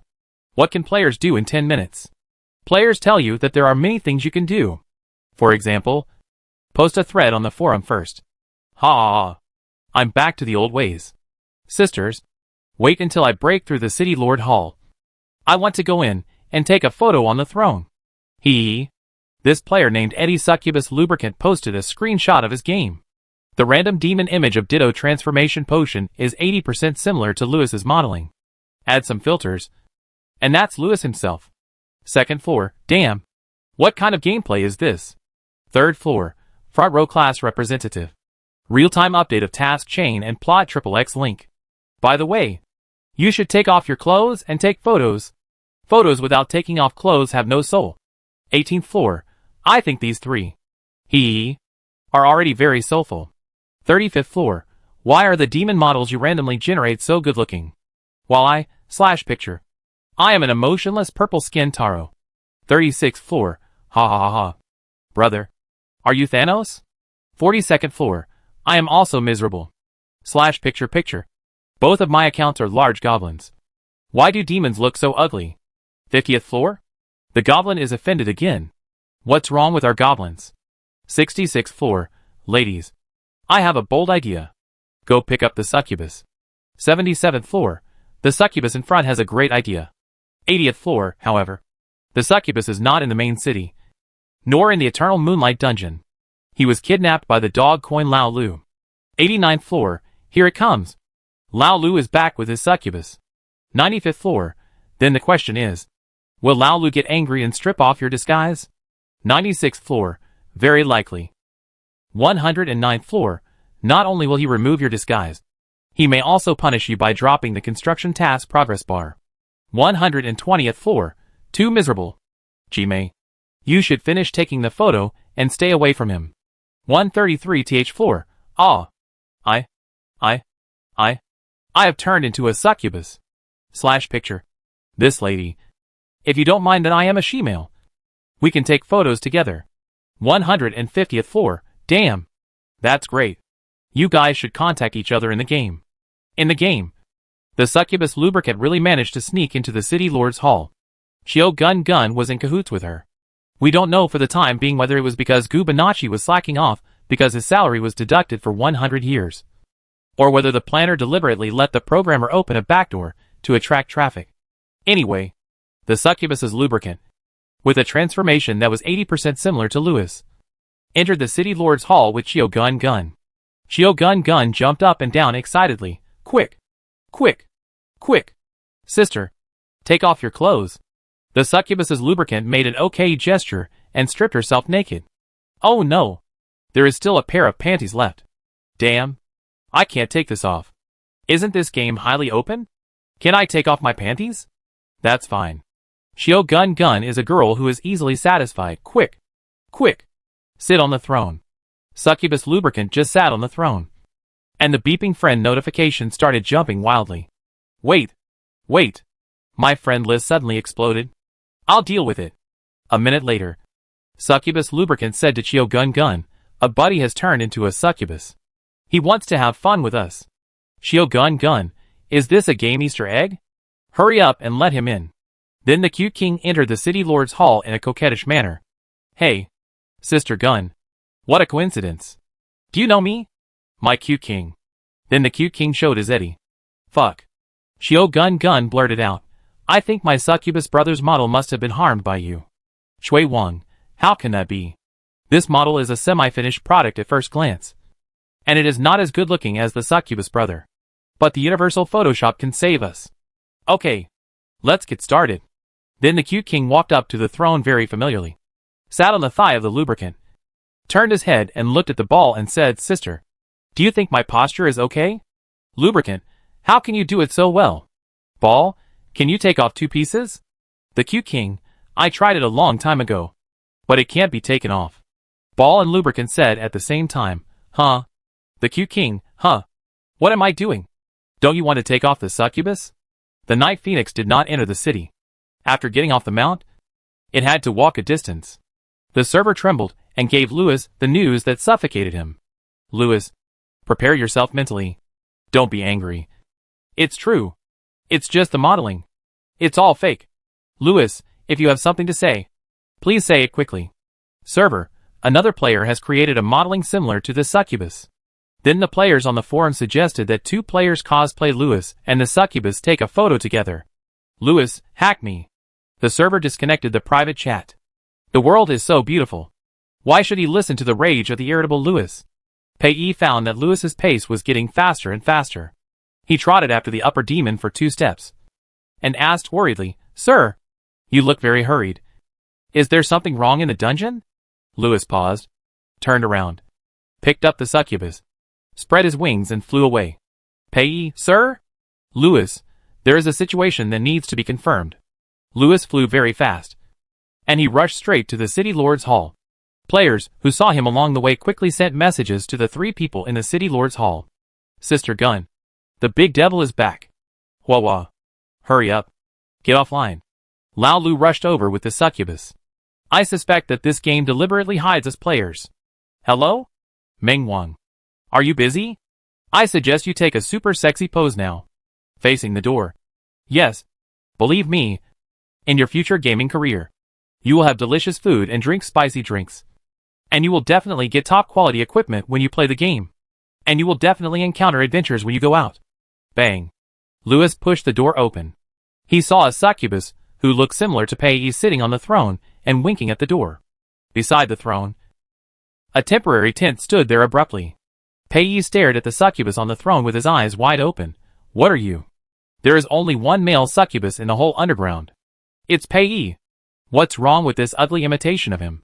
Seeing Pei's performance, the cute king began to realize that he was tricked by his gay friend. He called out the system interface and was about to log off. The succubus whip and the upper demon's unknown magic attacked the cute king at the same time. In an instant, he rolled to the resurrection point. Pei, this must be a conspiracy. Lewis, I will solve it. Pei, it must be the damn bullhorn demon. He wants to send someone to approach you and assassinate you. Maybe there will be a disguise similar to you. And the target of approaching is me? The melon-eating crowd server inserted at the right time. Oh, the succubus's imagination is good. Although the guest direction was a bit strange, it was unexpectedly correct for 2 points. Lewis, shut up. He looked at the temporary tent and knew that a player had gone offline before he came in. Due to the basic cognitive introduction, the succubus would think that the tent was a normal rest area for dungeon residents. And the tent in the City Lord's Hall was also ignored by him. But Lewis would not. He used the ability that he used for the first time since the game was launched and directly sent a bug warning to the programmers. Bright red warning icons lit up on the computers of the entire program group. The main programmer was so shocked that he even spilled his supper. Pei was still very angry after thinking about it. He grabbed Lewis's hand and said seriously, Sir, can you pull Neo Langming out of the hell plane again? Lewis looked at the succubus, a little confused. Pei, Neo Langming is really hateful. Let's kill him. It's just training. We find another demon, disguise him as Neo Langming, and let him command the opponent's men to fight with us. Do you have any magic choices in this area? If not, I recommend my brother 16. Although his power is not too strong, he is very good at acting. After listening, Lewis pursed his lips and smiled. He should thank the bullhorn demon, who is really a qualified scapegoat. He hugged Pei. Okay. Don't be angry. Neo Langming is not worth it. We came back in time and did not cause any damage. After a hard journey, why don't we go to a hot spring to relax? Pei was actually still on alert in the dungeon. He hesitated. Sir, I am very much looking forward to enjoying the wonderful hot spring with you. But I think I have to go back to the Eternal Moonlight dungeon first to see if my city has been infiltrated by Nilangmingo. Lewis, watching the succubus leave, the main programmer felt sad. Isn't the hot spring more fun than the dungeon? Pei returned to his dungeon and hurriedly checked it. The core is intact. The City Lord's Hall is intact. And other completed infrastructure is intact. The construction team is intact. And the boss ran over to praise the new design. Oh my god! Mr. Pei, where did you get such a beautiful design? Look at this structure. It's simply a work of art. Pei looked closely and found that the fountain design in Lulu Luo's hand was sent by Lewis. The shape is a black swan flapping its wings. In addition to being able to spray water for landscape purposes, once the battle begins and magic power is injected, it can also shoot magic arrows and be used as an arrow stand. Lulu boasted about this magic structure crazily. Peggy didn't understand, and asked about another topic casually. How is the commercial street? Lulu suddenly shut up. Peggy, boss? Lulu, sir. I have to tell you with great sadness that your commercial street is temporarily suspended. Chapter 50. Your commercial street is temporarily closed? Peggy was stunned for a moment. He suspected that there was something wrong with his hearing. Can you repeat what you just said? Once Lulu said it once, it would be easy for him to say it again. He looked at Pei and told him sincerely, Mr. Pei, your commercial street is closed. Pei, why? He thought that the only problem he had to face was the attack of the bullhorn demon. So why would there be problems with the construction? Isn't this something the construction team should do? He paid? Lulu, sir. Listen to me. You know this is the top of the underground world. And your underground city is located at its edge. Further out is the unexpanded underground area. So, when we were digging the foundation, we found ruins? Or treasure? Pei asked before Lulu. If it was a ruin or a treasure, he wouldn't mind stopping the construction of the commercial street. Really? Lulu glanced at Pei and thought that this succubus might be a little crazy. Sir, you are at the top of the underground world. It is impossible to dig out ruins in your foundation. Even if you dig through, you can only dig to the ceiling of the next level. Pei was a little disappointed. What about the treasure? It is entirely possible that there is treasure. I am at the border of the underground world that has been dug up. It is entirely possible that there is some undiscovered treasure. You tell me. I am ready. Lulu, sir. Sorry. It's not a treasure. Your underground city is just very unfortunate to be located on top of extremely hard steel rock. Especially the commercial street, where the soil layer is not enough. And it didn't take long to dig into the steel rock. Pei. Suffocating. Can't you build a building on the steel rock? He asked expectantly. Lulu, yes. But you can't build a building too high. It will fall down. Pei looked at the high-rise buildings on his commercial street design, and his eyes went dark. Lulu continued, of course. You could also give us some extra magic crystals. We will introduce large professional magic equipment to build the steel rock foundation. Give me a price.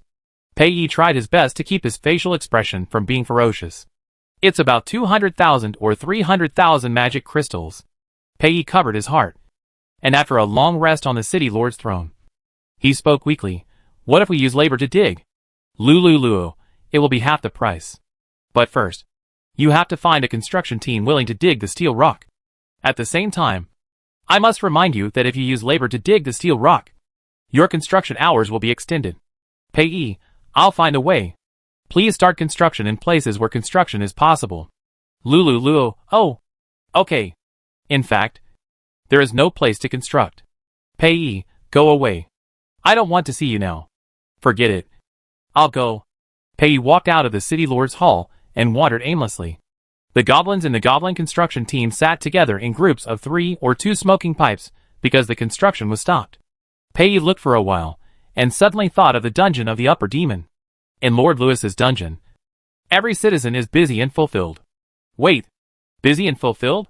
He can borrow some citizens from Lord Lewis to dig the foundation. Right? Do it as soon as you think of it. Pei flapped his wings and flew towards the Lord's Hall of the Heart of Darkness dungeon. Lewis reported the Ditto transformation potion bug. Actually, it can't be considered a bug.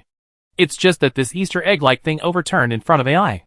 The programmers had to fix the bug overnight, lock the similar models in the material library, and list the City Lord Hall as a place where you cannot log off.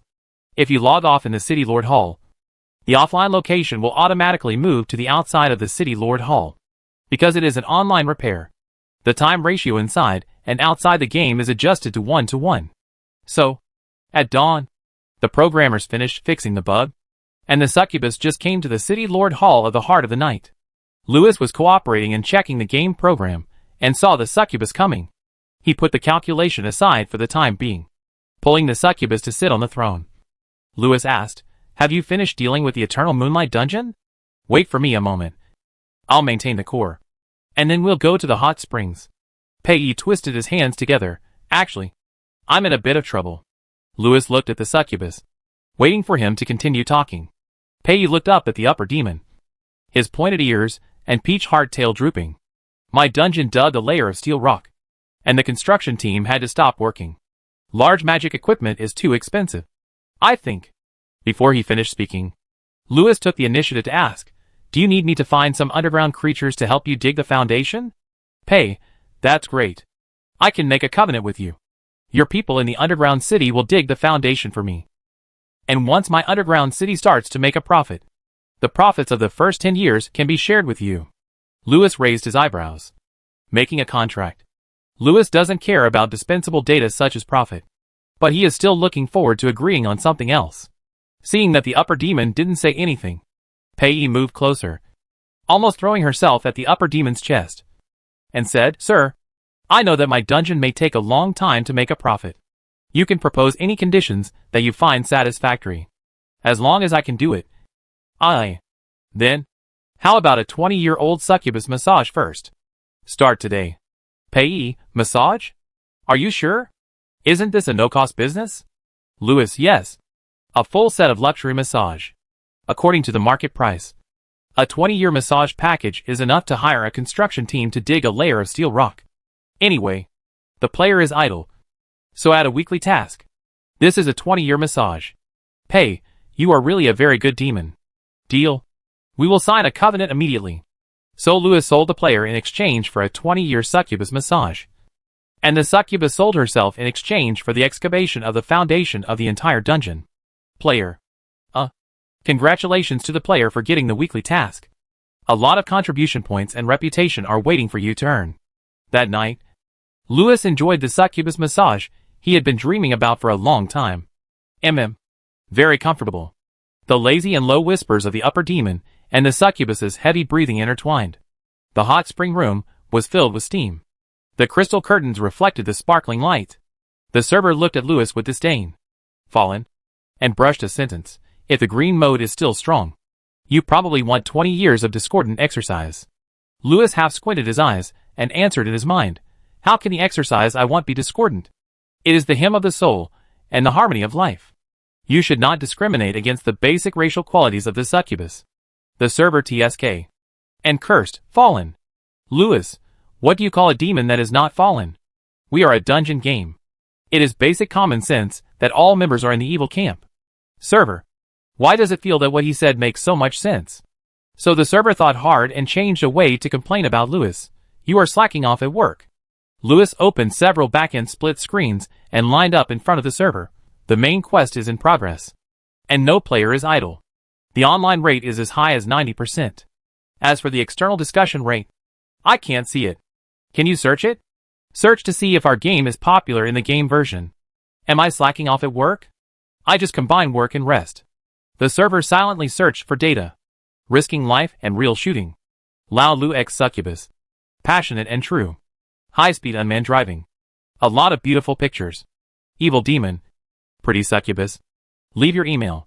The screen full of separators almost crashed the server. When he returned to Lewis's mind, he only felt sympathy for the main programmer. It's not your fault. You can't stop the player's desire to create. Lewis? Server, do a good job. You are the most promising main programmer I have ever seen. Lewis. He really felt that after opening a group of servers. The cowardly server changed. Pei finished massaging Lewis's shoulders very hard, and then lay beside the upper demon, blinking his bright eyes and asked, "Sir, what do you think of my skills?" Lewis never hesitates to praise him.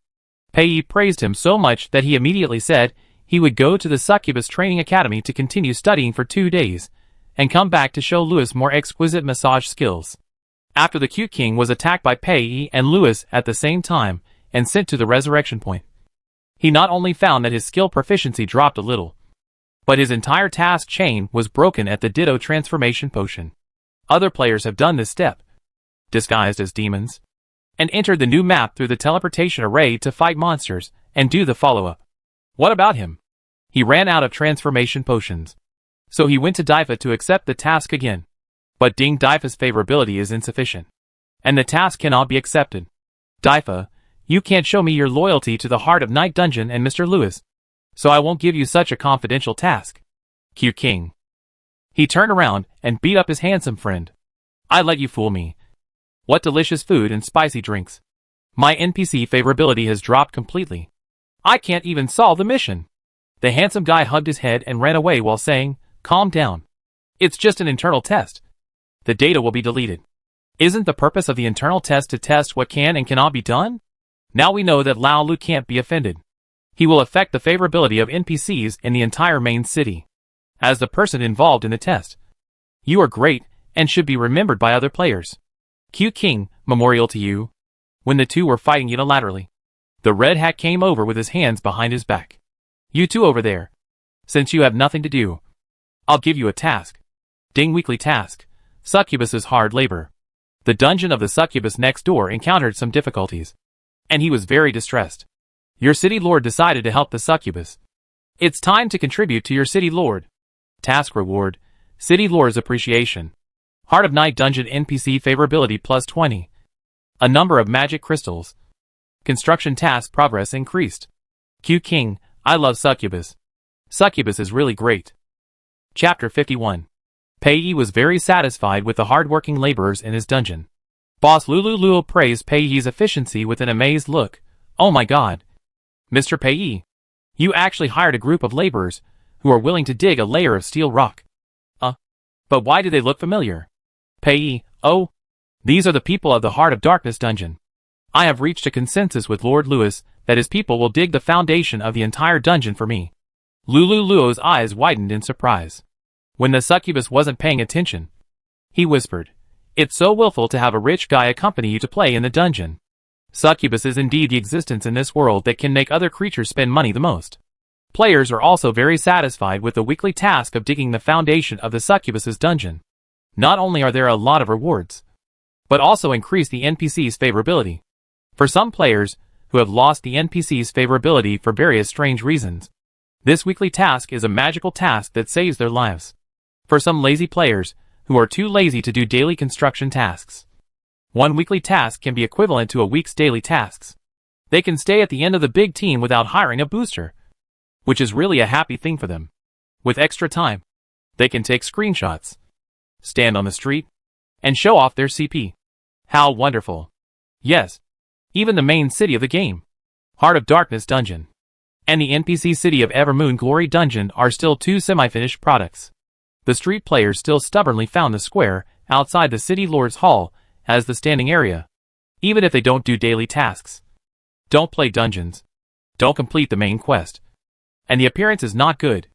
The streetwalkers insist on standing in the square outside the city lord's hall every day to form a conspicuous landscape. I think my face is very beautiful. I want more friends to see my face. I just come here to watch Lao Lu and Succubus. I have finished all the daily tasks today, the latest link of the main quest, and the weekly tasks. I will stand here for 2 more minutes before logging off. I'm not. I just want to see why there are so many people here. Make way. Make way. Street photos. Boys and girls. Show your best poses. Maybe you'll debut tomorrow. After a long time, even Red Hat felt that these new people of Lord Lewis, although a little weak, were really loyal and worthy of praise for their voluntary protection of the city lord's hall every day. So the players were shocked to find that as long as they stood across the street, Red Hat would become amiable when giving you tasks. I don't know why. When Red Hat talked to me with a smile, I felt like he wanted to deduct all my progress bars. Woo woo woo. Me too. Time passed day by day. The foundation of the commercial area of Succubus was dug quickly, and Lulu Luo's construction team almost finished building a piece of foundation as soon as they finished digging a piece of foundation. High buildings are built on flat ground, and the speed is super fast. Some players watched the construction process of the construction team and posted a post to express their admiration. I thought it was just like rubbing a spell-reading bar. The NPC repeated a few actions, and then the model was spawned. It turned out not to be. This game is so crazy that it simulates the entire process of building a house. Is this why my ping jumps when I run near a construction site? Comments from onlookers in the forum. Infrastructure game. This is probably the theme. After all, I almost thought it was a love strategy game where a power-hungry city lord commands players to help him pick up girls. The commercial area of the Eternal Moon Glory dungeon was completed on this day. It happened to be the day when most players reached the secret medicine remover step in the main quest. At the same time, The official released a 40-minute game CG. According to the plot, the players disguised themselves as blue demons and infiltrated the place.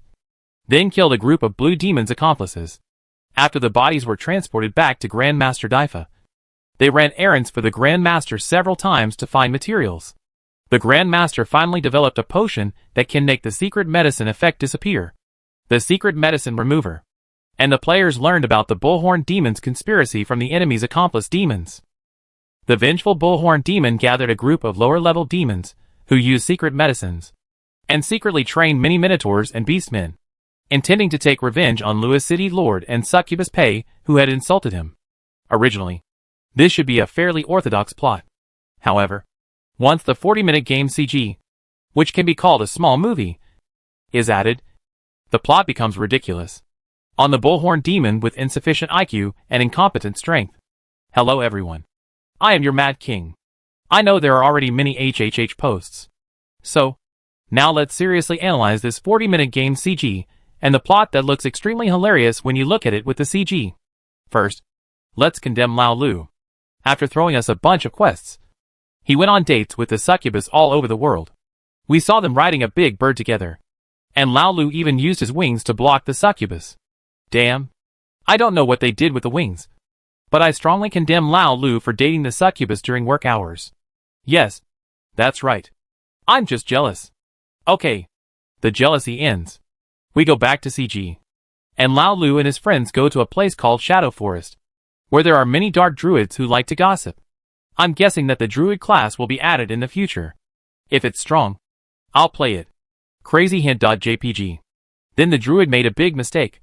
And two new characters appeared. One is the Frost Demon. And the other is the Fire Demon, which is the elder brother of our succubus beauty. It's also my elder brother. Look at the colors of these two new characters. Red and blue.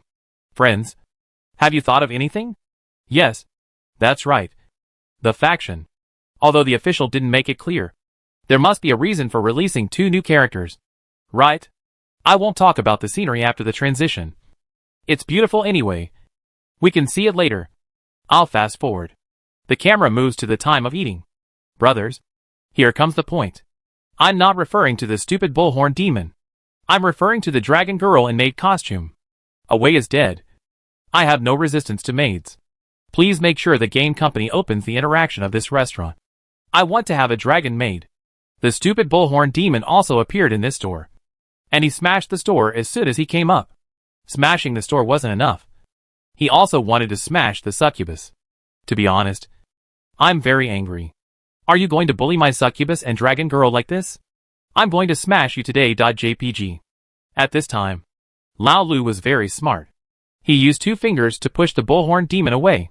He also stepped on the chest of the Bullhorn Demon and smiled evilly. After that, he opened a loud door and threw the Bullhorn Demon in. Friends, we know from the plot that the Bullhorn Demon wanted to take revenge on Lao Lu and the succubus because of the incident in the first test. Then, while planning his revenge, he ran into Lao Lu.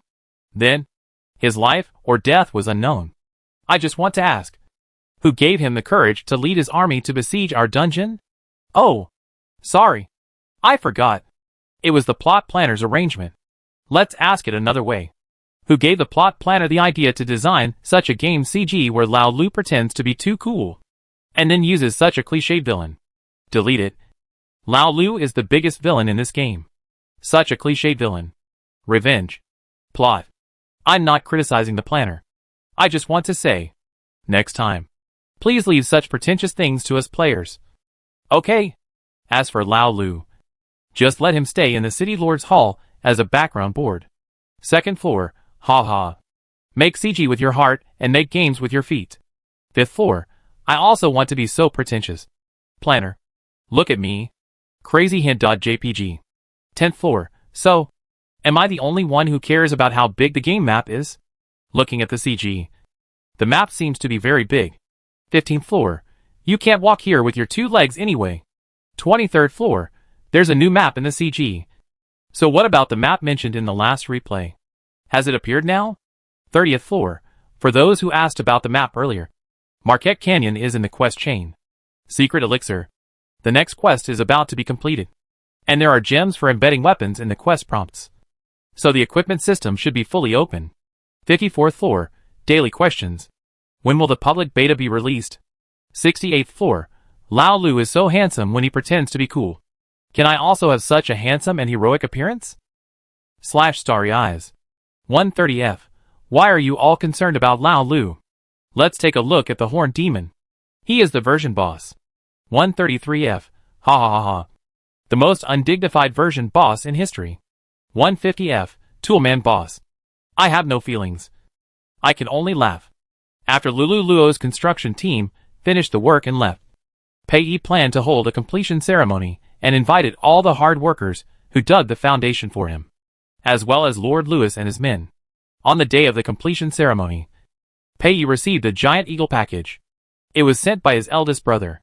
He opened the package and saw 2 space boxes inside.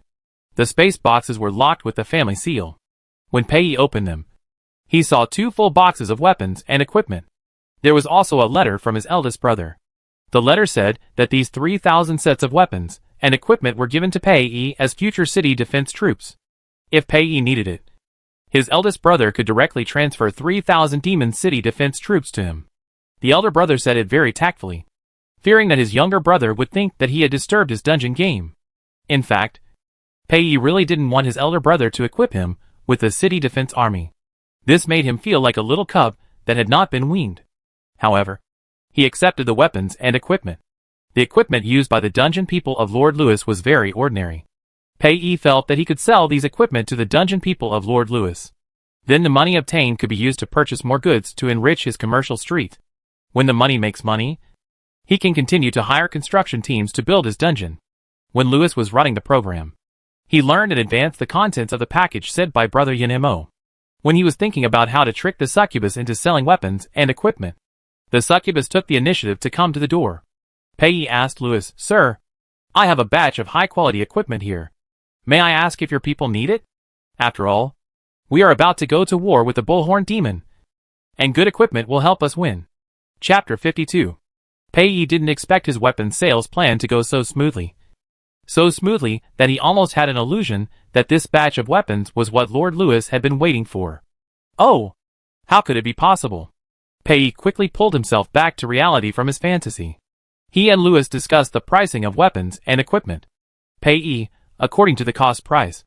The price of a set of leather armor equipment is 50 to 80 magic crystals, and mail and plate armor are slightly more expensive, but not more than 100 magic crystals. Then we set the price of leather armor at 100 magic crystals per set, and mail and plate armor at 130 to 160 magic crystals per set. As for weapons, the cost of a one-handed sword is 50, a two-handed great sword is 65, and the price of a shield ranges from 20 to 100 depending on the type. We add 20 magic crystals to each piece. Do you think this price is appropriate? Pei Yi gave the market price of this quality of equipment and weapons before enchantment and inlay. It can be said to be a very conscientious price. Louis shook his head. Pei Yi looked at him. Do you think it's too expensive? Can't Lord Louis's subjects afford weapons and equipment at this price? Or is it that Lord Louis actually gathered his subjects by means of slavery, without paying any salary? Louis, oh, Pei Yi, do I look like a stingy city lord who doesn't pay his subjects any salary? I just suggest that you can raise the price a little bit. Pei Yi blinked. He was sure that the upper demon was talking about raising the price. But, sir, they are your people, and our dungeons are next to each other. I don't want to be a profiteer to you. Louis raised his hand and touched the succubus's head. Believe me, my people are very rich. Too low a price can't stimulate their desire to buy and enthusiasm for work. Only when they are in urgent need of something will they work harder for you. Louis paused. His mouth curled up slightly. Coincidentally, they are in urgent need of these equipment and are very obsessed with them. After all, the drop rate of the Cobalt Black Mine copy is too low, and most of the dropped items are garbage. Pei Yi nodded. So that's how it is. I understand. Then we will add 20 magic crystals to the price. Louis shook his head. I suggest that the equipment be split up and sold. Look. Gauntlets, clothes, shoes, pants, hats, weapons. These 6 items just constitute the most basic part of a set of equipment. The rest of the accessories can be equipped separately. Some of my people may not be able to afford the cost of a complete set of equipment, but they can buy one or several of them first, and then slowly put together a complete set of equipment. The collection process is also very interesting. I believe my people will like this model. It turns out that non-legendary equipment can also be disassembled and sold. What a breakthrough sales model this is. The succubus looked at the upper demon. Lewis, you are simply a business genius. The commercial street of the succubus opened. Pei hosted the speech himself, and revised the speech according to the manuscript of the speech given by his elder brother to the newly opened store. He began to speak confidently, and the people of the upper demon were all immersed in his speech and listened very carefully. Pei was very satisfied. Oh my god. The succubus looks too sexy today. Oh my god. I thought the belly-exposing shirt and leather pants were hot enough. What is this today? Is it a ribbon outfit? I really want to tear the cloth on the succubus's crotch. Shut up, brother. I think Lao Lu is watching you. Why are you standing there? Take a screenshot. Pei didn't pay any attention to the whispers of the players, but Lewis heard it. Although these daring players wanted to mess with his succubus every day, there was one thing Lewis agreed with. That is, today's succubus is abnormally sexy. Look at those black silk fabrics. So soft and smooth, covering any place that should be covered. But damn, it leads to endless reverie. Pei finished reciting his speech and performed the ribbon-cutting ceremony with Lewis. Then, Pei announced something that made the players crazy. People of the Heart of Darkness dungeon. Our Evermoon Glory dungeon has purchased a batch of high-quality equipment and weapons, which will be sold in the commercial street. If you have any needs, you can try them on and buy them. Pei didn't say much because he saw the fanatical expressions on the faces of the people of the Heart of Darkness dungeon. He thought, let the business street do what it wants next. Yes, Pei's business street did not invite merchants to settle in, nor did it hire salespeople. In the morning, when he discussed the sale of equipment and weapons with Lord Lewis mentioned whether he needed to help him hire an employee to manage the sale of these weapons and equipment. Pei accepted the help of the upper demon. Then, he obtained a street spirit from the transparent tribe steward. Street spirits are somewhat similar to house spirits. They are all spirit creatures living in buildings. As the name suggests, street spirits can cover the entire street, manipulate and manage the street where they live. In other words, Pei's commercial street has now become a fully automatic, manual street spirit sales mode. Try on, buy, collect money, and ship. Players flocked to the street and bought equipment in an orderly manner. It's not that there are no players who try to challenge the system and NPCs, but the street spirits will definitely grab him at the first time and throw him out of the commercial street. Death is not his punishment. Don't forget, the Red Hat, 2 skill trainers, and 2 life profession trainers are all there. Do you want to drop the construction task progress bar on the left? Or do you want to drop the skill proficiency on the right? Or forging and sewing? Choose one. In addition, do you know about the decline in NPC collective favorability? Players are not stupid. After trying to avoid bugs, they honestly buy equipment according to the rules of the game. Oh, the equipment I bought is also bound to the equipment. It seems that I don't have to worry about losing my equipment every time I die. The attributes are much better than those given by the system. It's just expensive. I worked hard for half a month and lost all the money. But I am satisfied with the appearance of the new equipment. Now I finally look like a decent mid-level warrior. Wait, fellow mages. Have you found the blind spot? What the hell? Why is there no cloth armor in the equipment? The Mage Association protested. Should I wear leather armor? While warrior players were reaping great rewards, mage players collectively went crazy. No cloth armor. No cloth armor. A mage without cloth armor has no soul. Why is there no cloth armor in this game? Does it discriminate against mages? This is not discrimination against mages. In fact, it is quite the opposite. There are no cloth armor robes in these primary equipment because mages are too expensive. Literally expensive. In darkness, mages are a profession that burns money. Ordinary dungeon defense forces will not be equipped with a large number of mage groups. Not to mention Pei, a newly established dungeon with nothing. Because they are not worthy. They can't afford to support a magic group that burns money. So when Fei mailed equipment to his younger brother, he didn't consider the magic profession at all. This resulted in no cloth armor equipment in this batch of 3,000 sets of weapons and equipment. Of course, Lewis had already considered the experience of magic professional players.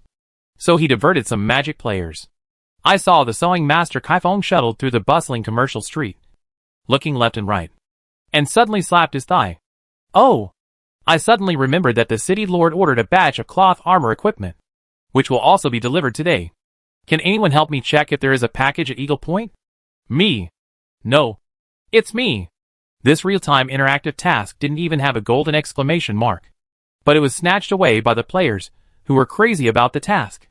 Kaifeng led 4 mage players to Eagle Point. Behind them were a large number of mage players who didn't receive the task but didn't want to miss the first batch of cloth armor equipment. A large box was carried to the Eternal Moonlight Dungeon. Lewis said to Pei, as you can see, my dungeon has no business plan yet. Can I borrow your place to sell equipment? Pei, no problem. Sir. The space box was opened, and the players witnessed the magic of the space props with their own eyes. Fuck. Can I buy this box? Will there be a space ring or a larger space bag in the future? Kaifeng smiled and said, as long as your sewing skills are high enough, plus a little bit of space attribute materials, you can make a backpack and leather bag that is not inferior to the space box. Players. Kaifeng had never expected that because of this accident, more and more players would come to learn sewing. The forging master deity looked at Kaifeng from a distance and said with a sour tone, oh, look at them. It's as if they have never seen space equipment in their lives. I really hope there is a crystal or gemstone now, so that I can show my superb inlaying skills. In this way, these ignorant creatures will come to learn from me. The dean had just bought equipment and was standing outside the commercial street to admire himself. He heard what deity said and thought about it carefully. Isn't this a hint for the mission? So he came up and said, Master, is the crystal used for inlay the crystal from Marquette Canyon? Deity, oh yes. That's right. Marquette Canyon has the largest wholesale store for inlay gems. The inlay gems bought there may not be of the best quality, but they are definitely the most affordable. After deity said this, the dean was surprised to find that his main mission traveled to the market.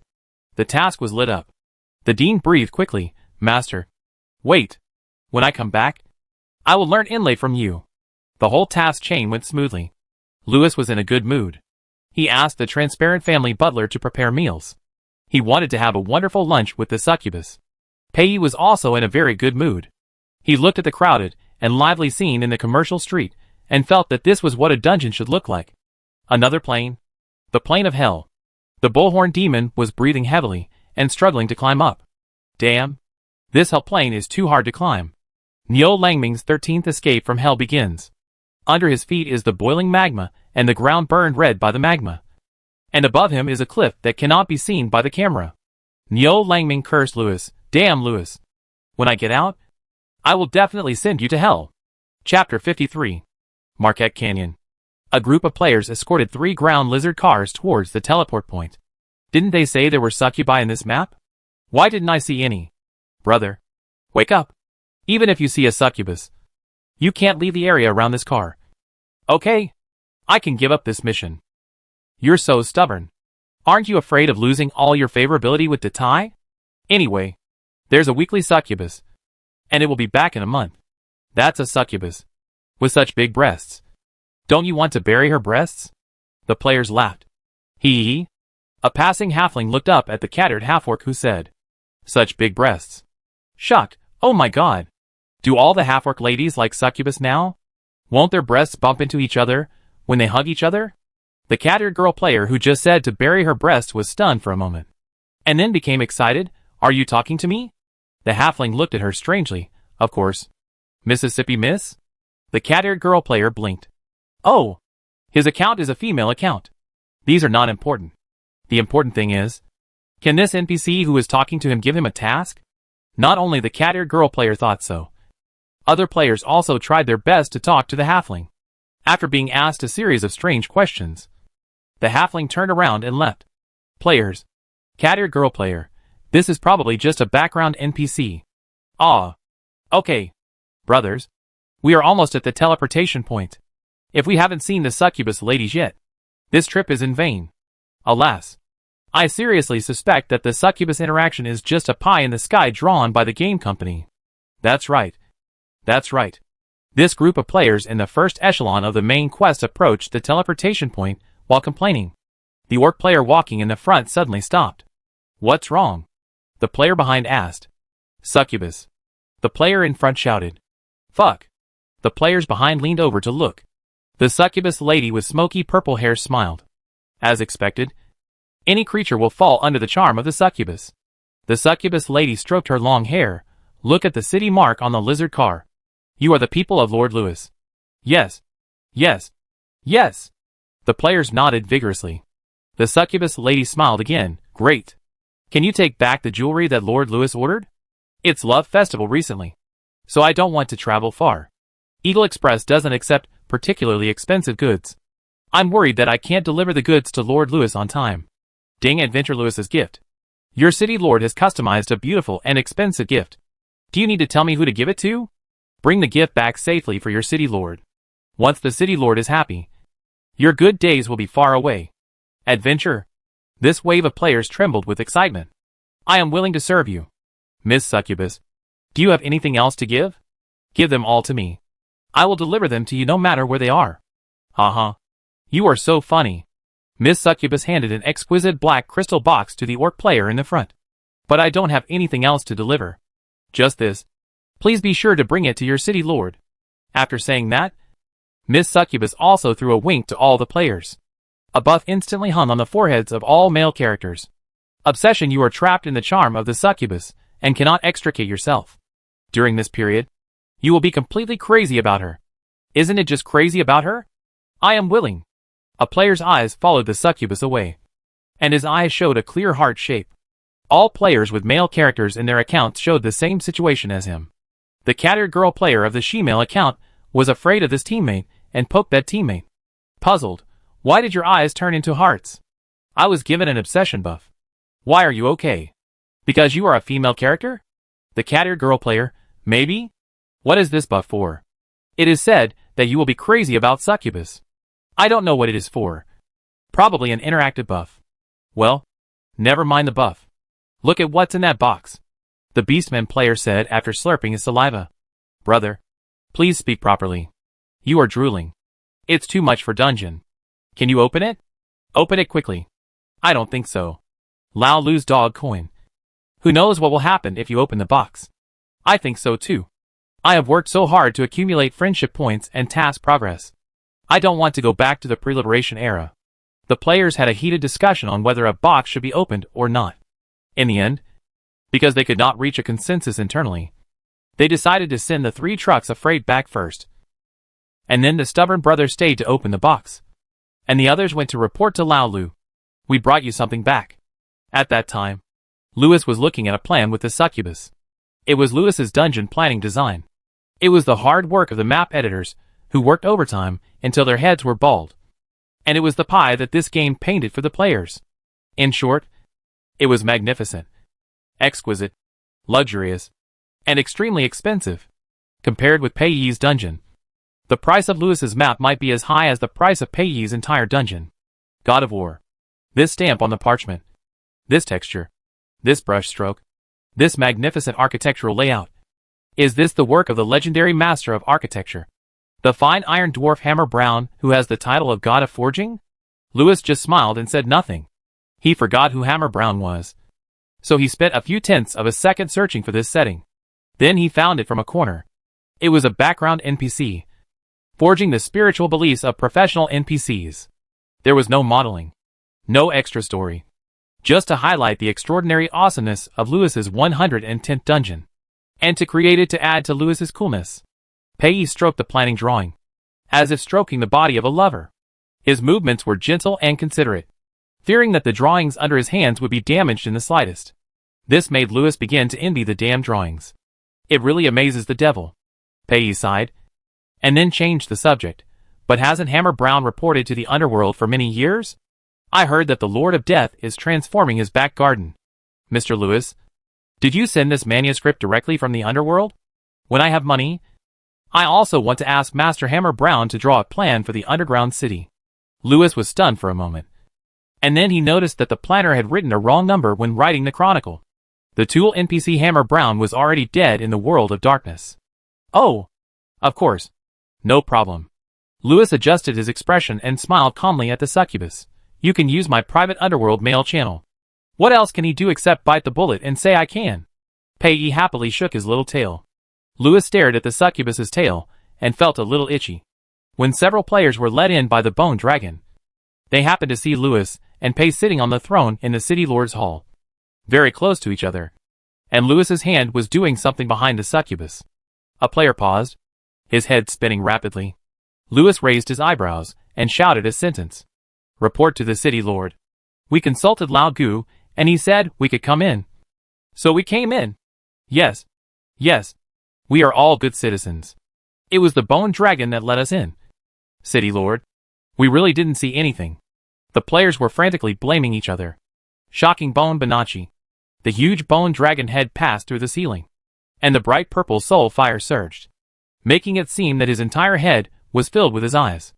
Oh! My respected master. Your servant remembers very clearly that you were having a proper exchange with Mr. Succubus. After saying this in a rhythmic manner, Bone Bonacci turned to the players. Let me see who is thinking about some dirty yellow waste.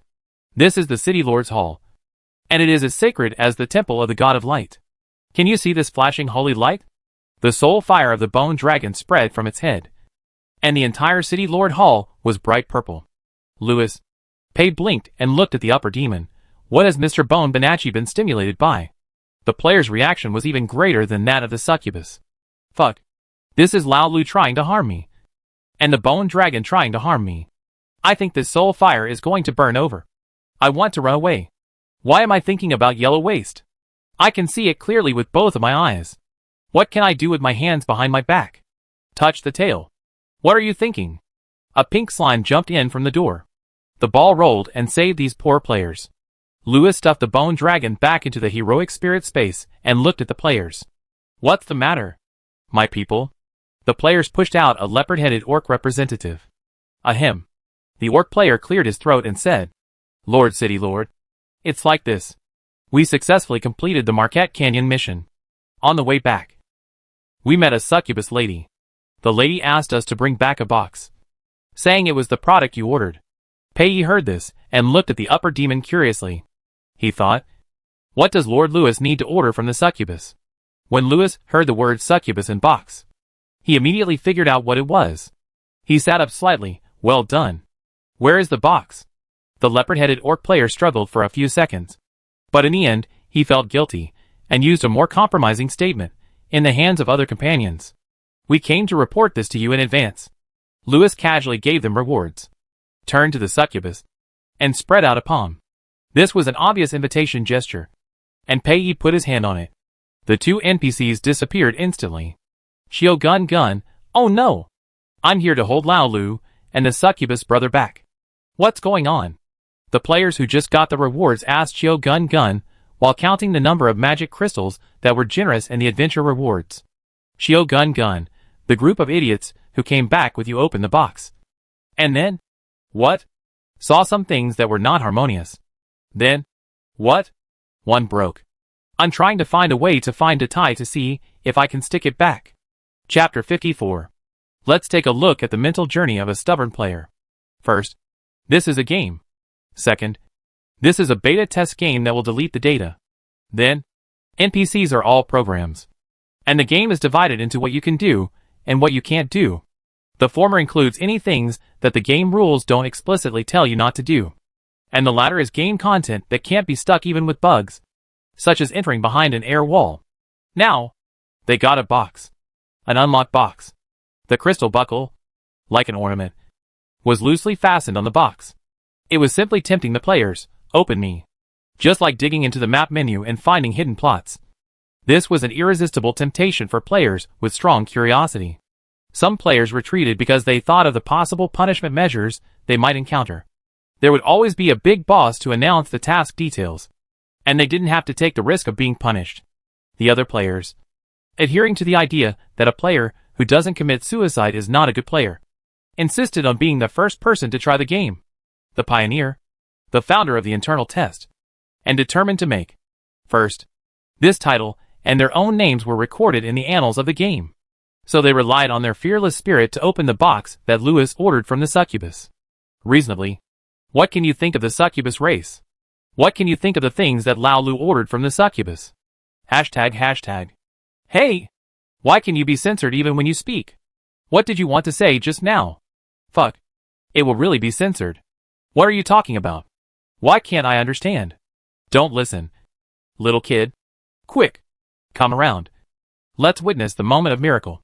The cat-eared girl player who spoke rubbed her hands and took the box from another beastman player. He put his hand on the lid of the box. And with a click, the buckle was opened. The players subconsciously slowed down their breathing. Although in the game, it didn't matter whether they breathed or not. The black crystal box was opened, and another box appeared in front of the players. This is not the old trick. Open a box. There is a small box inside. Open this small box again. There is an even smaller box inside. Not really. Let me see. The orc player standing opposite the cat-eared girl reached out and took out the small box inside, and brought out a small black bag under the box. And because everyone's attention was on the box, the small bag fell to the ground with a crisp sound. This box can't be opened. Fuck. Don't worry about what's in the box. There's a bag. Maybe it's broken. Two voices sounded at the same time. The cat-eared girl player bent down and picked up the small cloth bag. His hands were shaking. Brothers, I can feel the debris inside shaking. Calm down. Be sure to calm down. I saw a sentence posted on the small box inside. I'll read it. I knew some unscrupulous couriers would open the package. The succubus's package never leaks. Also, the small bag contains gifts. For our lovely little payee. The sisters love you. Huh? I suddenly breathed a sigh of relief. It turns out that there is a gift in the bag.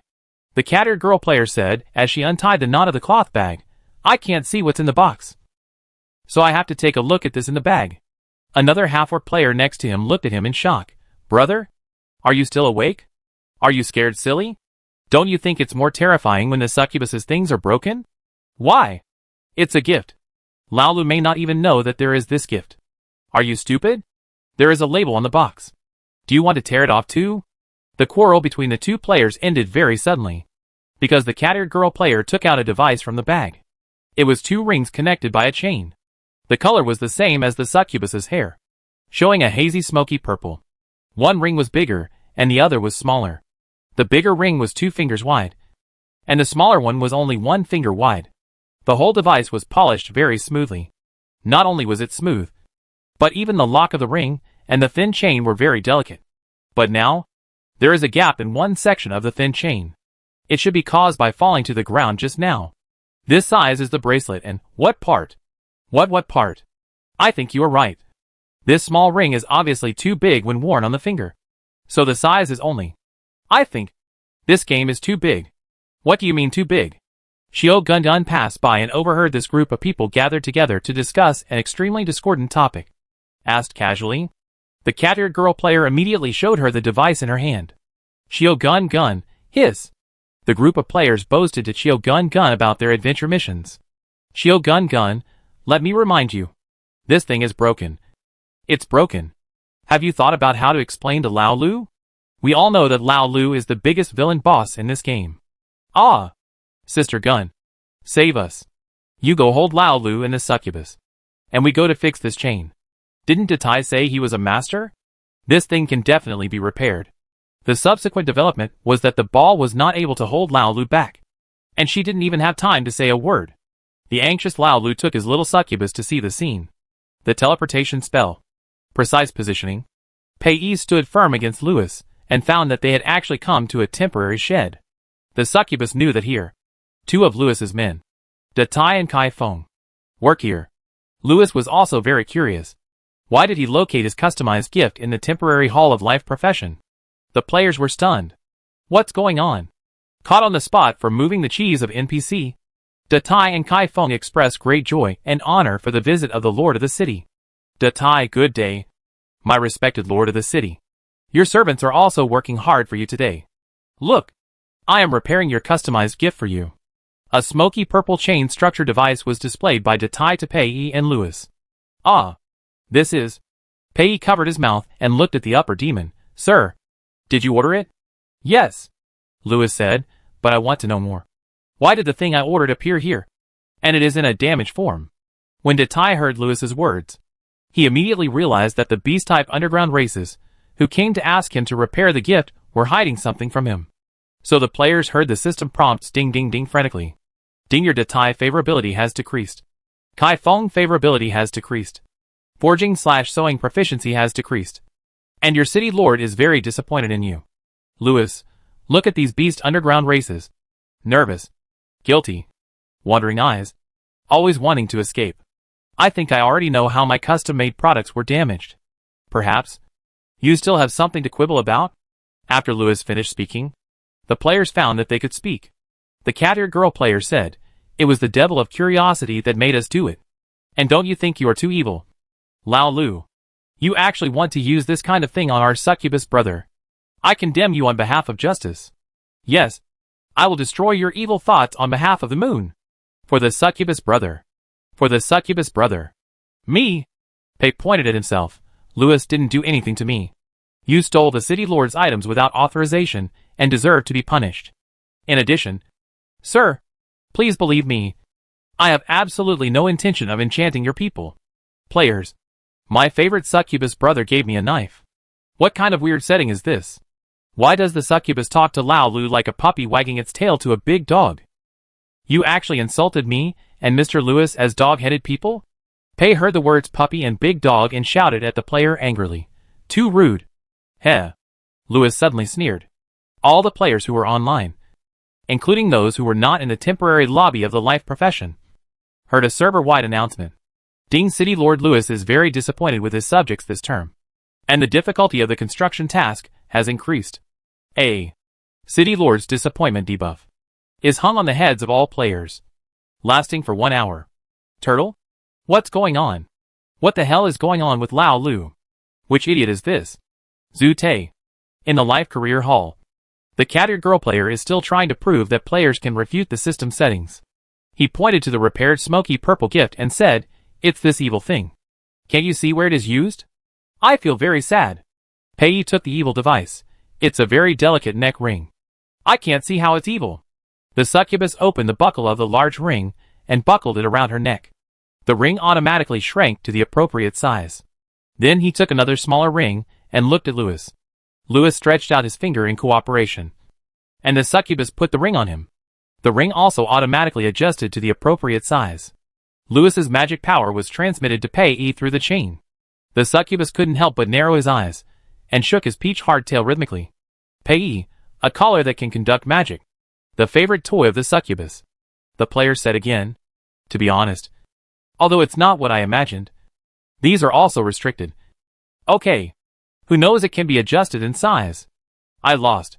Lewis took the collar off the succubus's neck and said to the players, "My dungeon does not need people like you, unless you prove the meaning of your existence again." He snapped his fingers and copied several sets of the same collars. "Wear these evil things in pairs, or leave my dungeon. Choose one. You are really a kind city lord." Pei sighed as he looked at Lewis. The players. I don't think Lao Lu is kind. Okay. Chapter 55. Wear a leash or delete the account. This is a question that is placed in front of the players. After a short period of intense thinking, a player thought of making an online complaint. He exited the game interface, and a small tent for temporary rental immediately appeared in the original place. On the character login interface, the player found the complaint option and selected manual service. Is the customer service here? Is there an error in your game NPC code? Or is the entire game broken? Lao Lu actually threatened me. Either delete the account and get out, or wear a dog collar. Customer service number 109 is here to serve you. This player, please calm down. We have checked the relevant game records. Your words show discordant content. This game adopts a highly open setting. In order to enhance your dungeon game experience, some of the inaccessible content will be guided and cleared by NPCs. Player, what? Thank you for listening. If you are satisfied with my service, please give me a 5-star rating. Thank you. In the game world, Pei was shocked to see a cat-eared orc sleeping on the spot under the questioning of Lord Lewis. What is she doing? Lewis said, she can't accept my judgment on her, so she chooses to forget the whole world in her dream. But it's useless. Judgment is like a shadow. Sure enough, the cat-eared girl player quickly entered the game from the login interface, because he found that after standing on the login interface for a while, There was a countdown buff for logging out of the account. The player thought about it. Isn't it just a leash? Anyway, the account will not be deleted, and he can continue to play after the penalty time is over. So he quickly went online again and shouted, I choose to accept the punishment. Can I choose the combination partner myself? Lewis raised his chin, of course. After all, I never force my people. Okay. I'll call my friends over right away. The cattered player immediately sent a message to his friends. The Beastman player next to him was tangled. Then can I use either side of this thing? He wanted to be the one wearing the ring. And at worst, he could hire a player to accompany him to do the punishment mission. Lewis smiled. What do you think? The player swallowed his saliva. Forget it. Goodbye, brothers. This buddy chose to delete his account. The remaining players? Some chose to delete their accounts. And some chose to accept the punishment. Lewis kept the collars that he copied and made some minor modifications. He walked out with Pei. Pei looked at the one that Lewis left in a pile of punishment collars with reluctance, and whispered, Do you really not want it? Lewis, that one is broken. I'll go order a better one. The little box with the code added by the succubus finally returned to Lewis's hands. He glanced at the remaining players. Reflect on it. If there is a next time, you will be expelled directly, the upper demon said, and left with the succubus. Datai snorted at the players. Kai Feng came over and drove the players out of the life and occupation hall with him. It's hard to imagine that you actually did this to the city lord. The god of forging will not like such a disciple. The god of sewing is the same. Ding. Forging/sewing proficiency is reset to 0. Green mode and youth mode remind you not to create and spread discordant content in the game. Severe cases will be banned. Several players stood on the roadside in misery. Can I still learn forging in the future? I finally got to the intermediate level. Let's solve this thing first. Why did I get another debuff? If you don't accept the penalty within 10 minutes, you'll be dead. Every one of my friends who came online again. Dude, it's too miserable. Hey, I'm here. The first player to arrive was the friend of the cat-eared girl player. After he and the cat-eared girl put on the ring and the collar, they both shouted at the same time. Fuck. What's wrong? I got a buff/debuff. They said at the same time. Slave, for the next 24 hours online. You will be the slave of the other party. All the rewards for the mission and the skill proficiency will belong to the other party. I am the master of this buff, and I will receive all the gifts from my slaves. It's against the will of heaven. Isn't this equivalent to bringing a pet? With such an inharmonious punishment, the game company actually has the nerve to say that they are a serious game about the XXX punishment in the game. Hello everyone. Today I will share with you a restricted gameplay. Yes, you read it right. A restricted gameplay. Role-playing and role-playing games. First of all, it's a mistake to order weird toys by yourself and blame the players for imagining things. Then can normal people not imagine things? No. Can things related to succubus be called imagining things? The customer service even said that the players were not harmonious. And in order to enhance the sense of immersion, the game asked NPC to clean up the disharmonious factors. Yes, it was us. Although I feel that I am wronged. Anyway, we overturned, and I chose to accept the punishment. Result: look at this punishment. Its existence itself is very disharmonious. Okay. /picture. Look at this buff description. Is it harmonious? 2F, ha ha ha. I'm dying of laughter. It's very harmonious. Manually funny. 5F/funny. The game company knows how to play. The planner is a gentleman of my generation. 45F/funny. To be honest, how did this punishment come out? I want to try it. 79F/funny. I want to try +1. Don't get me wrong. I don't have any special hobbies. I just think I can pay people to do tasks with me. It's like bringing an extra pet. Let's ignore the carrying method. But the owner's profit is still good. 24 hours. Even if you hang up and connect to the life profession. It's good to be a double ball. 99th floor/funny. What the above said is right. Waiting online for a card punishment method. 132nd floor. I'm here. Through inference, we know that this punishment is related to the toys that players speculated about Lao Lu's succubus. We can try to spread the rumor that Lao Lu and succubus play discordant toys online. Then it is likely to be recognized as spreading XXXX by the green mode in the game. Theoretically, The same punishment method can be used. 133F. Interesting. But I don't have an account. Let a beta tester try it. 150F. Come on. I'll go online and try it. Have you heard? Succubus and Lao Lu are playing restricted level games. Tied up. His. Do you know that Lao Lu is ##ing succubus? What is the word for mute? 4 letters. When Pei was patrolling his commercial street, he heard the players whispering to each other. The hearing of demons cannot be said to be very good, but it is definitely better than that of orcs, goblins, and other creatures. Besides, they did not deliberately lower their voices. Pei even heard a very complete description of his love affair with Lord Louis from a long-eared rabbit half-orc. That was too straightforward. Are the descriptions of rabbit beasts so exciting? This was too much for the succubus's taste. But it was a pity that it was a little short. He did not hear the story of scoring a second goal after the first one. The rabbit-eared orc blinked his big eyes and saluted her when he saw her. Pei nodded to her in a friendly manner. In fact, he wanted the orc girl to continue talking. Unfortunately, the other party did not follow up. Alas, Pei sighed. The entertainment culture in the barren underworld dungeon really couldn't keep up. Succubus. What are you sighing for? Can I do something for you? The succubus's lubricant restrained himself from pulling the succubus's hands and asked in a calm tone. Pei smiled slightly. Buy more equipment. I can use the money I earn to continue building my dungeon. When my dungeon is built, everyone is welcome to come and play. I will. The succubus lubricant clenched his fist. I am willing to spend a little money for you. Pei continued to smile and left the commercial street. Ah. As expected, his succubus talent is not useless. But the strange thing is, why do some female creatures among Mr. Lewis's people prefer her? Could it be that he can never escape the fate of attracting girls with his talent?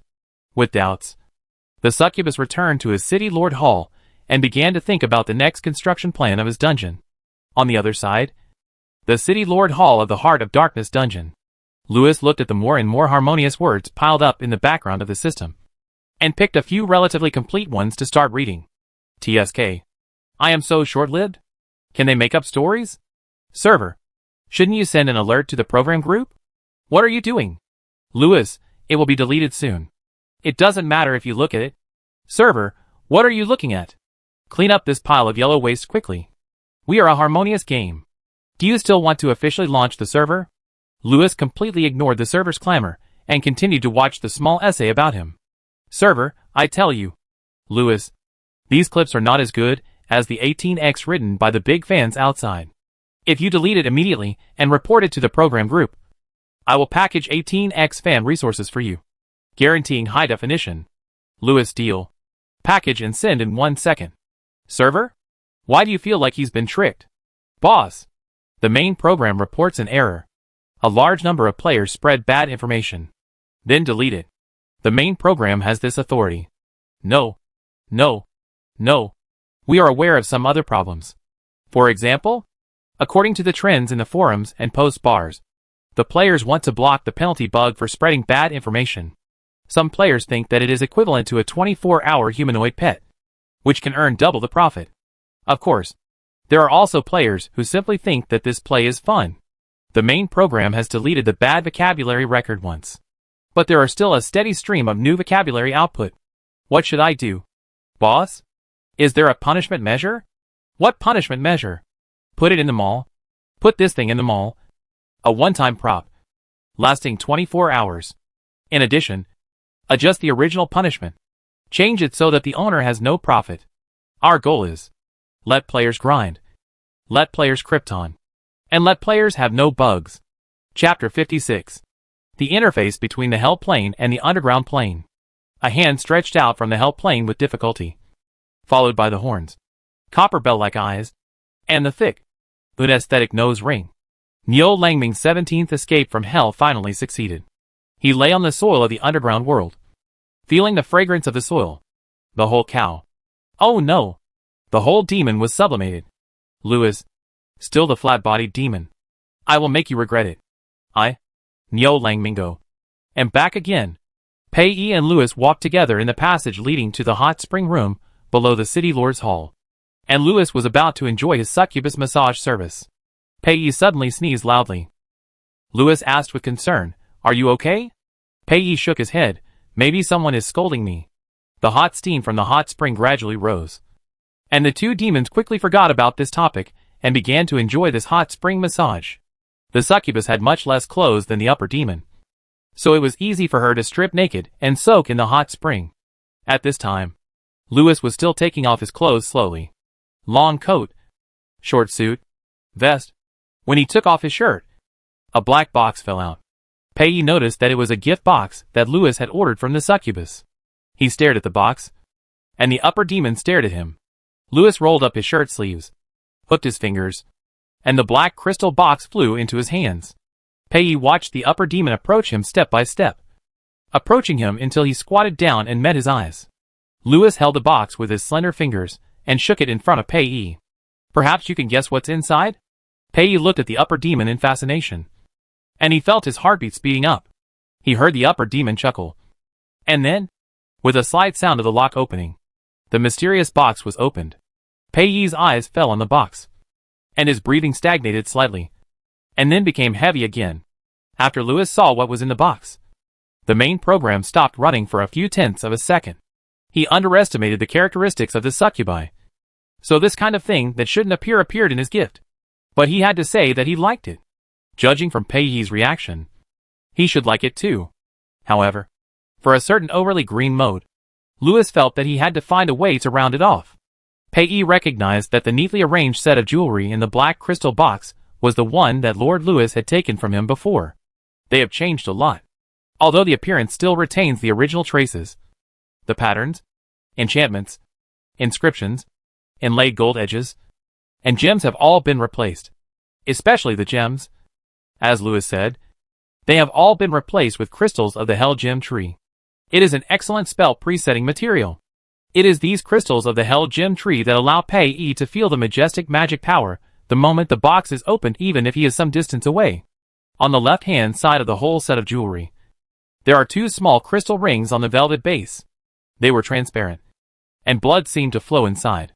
The letter L was engraved on the ring in cursive demon language.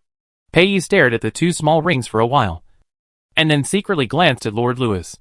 The upper demon was also watching them. The succubus felt that the heat of the hot spring seemed to rise, and red marks gradually appeared on his ear tips, cheeks, and other parts of his body. Louis pretended to be calm and picked up the two small crystal rings, and hid them with a flip of his wrist. Pei showed a slightly disappointed expression. He couldn't even explain why he had such an emotion. Succubi should not be obsessed with a certain demon. All creatures should be the prey of succubi. Louis coughed lightly. There are still some enchantments that are not ready. I need to make the final adjustments. He paused, and moved the remaining jewelry in the box closer to Pei. But these, can I wear them for you today? Of course. My lord. Pei floated up a little from the hot spring. He pulled Louis, and was about to pull the upper demon into the water. A violent shake came out from the outside. Pei did not stand firmly, screamed, and slipped in the water and fell.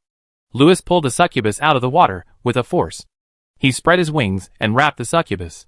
The transparent tribe butler rushed in. My lord, we were attacked. Players will not forget this scene in the next few weeks. Under the remaining blood moon, a large number of lower demons and minotaurs who had taken secret medicine came from all directions. A war beast, under the control of 4 or 5 demons, threw boulders at the Heart of Darkness dungeon. Those strong tremors were caused by the war beast trampling the ground and throwing boulders. Oh my god! Such a big boss. According to the saying that the bigger the size, the stronger the boss. This thing is probably more powerful than Lao Lu. No. Does anyone know what's going on now? Isn't the boss battle of the main quest in the countdown yet? How come the siege started in advance? The other side even cheated and launched a siege beast. Dogecoin planners have any idea of the AC? The enemy is so strong. If we fight them, it will be like a small sampan hitting an aircraft carrier.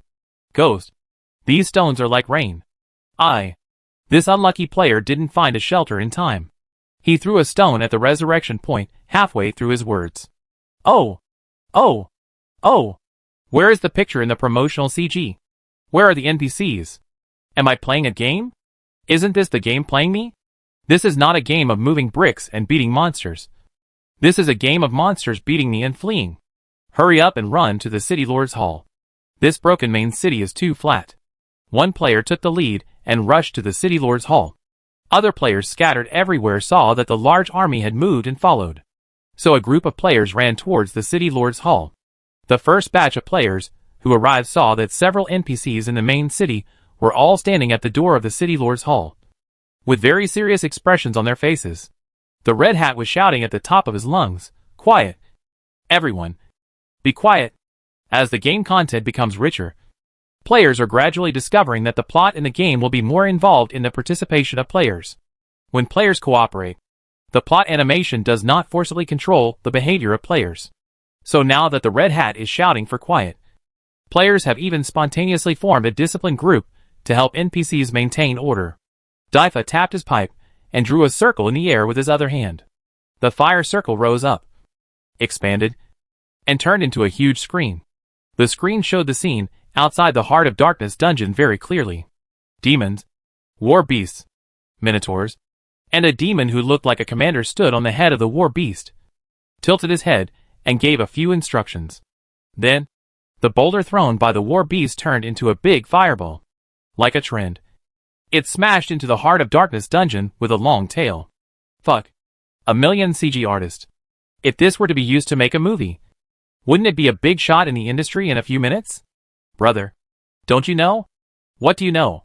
In the worst years of Chiming Studio, they outsource special effects to others. They themselves admit that they make more money than making games. What the hell? So this game was born out of love. I'm so grateful for this wave of sentiment. Sir! Respected Sir Lewis.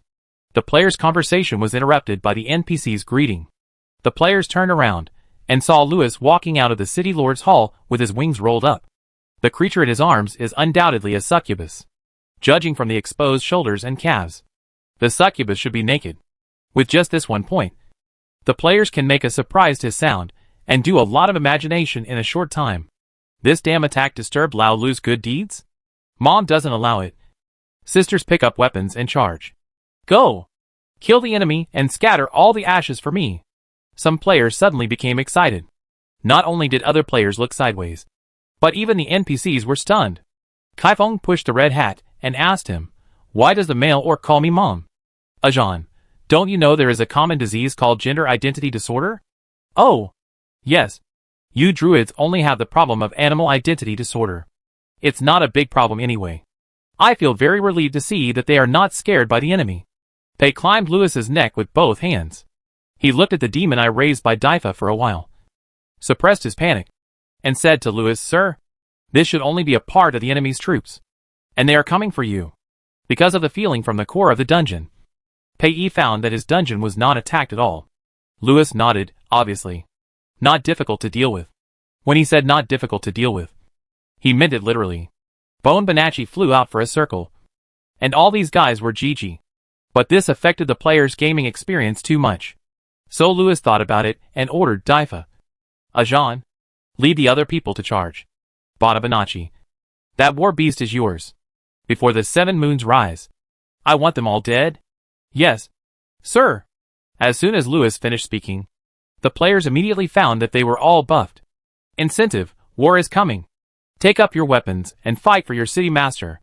During the war, death will not reduce skill proficiency. Every time you kill an enemy, the number of incentive levels increases. The higher the number of incentive levels, the greater the reduction in the durability of the equipment after death. Chapter 57. War. Killing monsters. Charge. What's the most exciting thing about playing games? Of course, it's now. Who doesn't like to be a head dog? Besides, there is not even a nurse in this game now. Everyone is a strong output. And a DPS who doesn't want to be a head dog is not a good player. Under the leadership of 2 NPCs, Daifa and Ajan, each player received a set of secret medicine removers. Then, they took the brand new, newly refined and strengthened equipment and sent it out. They also set out with Gu Bonacci. The bone dragon roared to the sky, and the surging soul fire dyed most of the sky purple. Next to him, Gu, who heard his father's dragon roar, also poked his head out of the heroic spirit space. Pei asked Lewis, "Sir, can you allow Gu to participate in this battle?"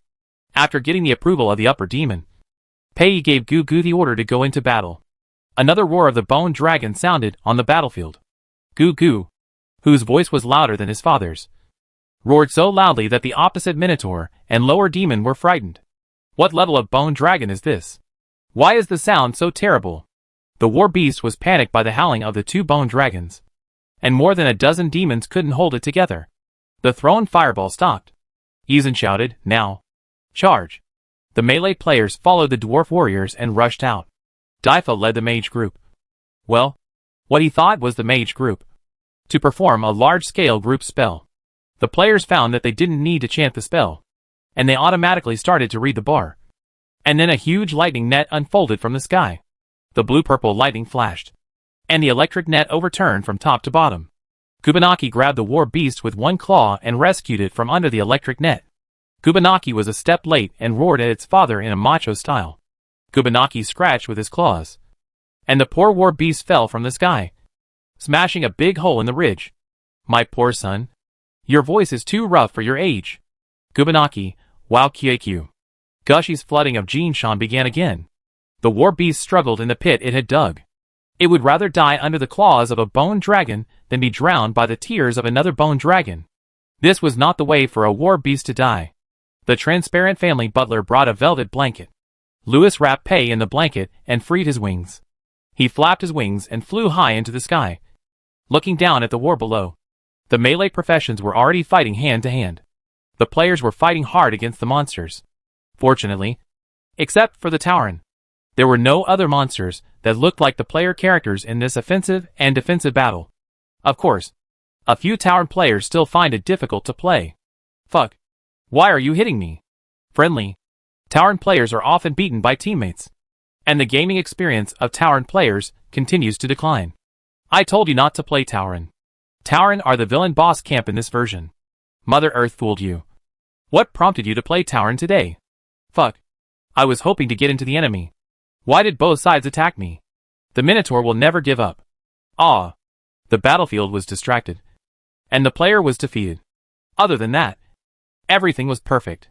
The war beast quickly took its last breath under the pass of the two bone dragons. The bone dragons, who had no fun, flapped their wings and went back to their own homes. The battlefield was too small, and there was no room for them to play. Pei yawned. "Sir, we seem to have controlled the battlefield." Louis, obviously. "Pei, if Nyolongmingda's army is all this strength, it is completely unfounded." He had thought that the Horned Demon was a candidate for the Demon King, and that his strength should be as strong as that of the city defense forces of the AB dungeon. As a result, this is it?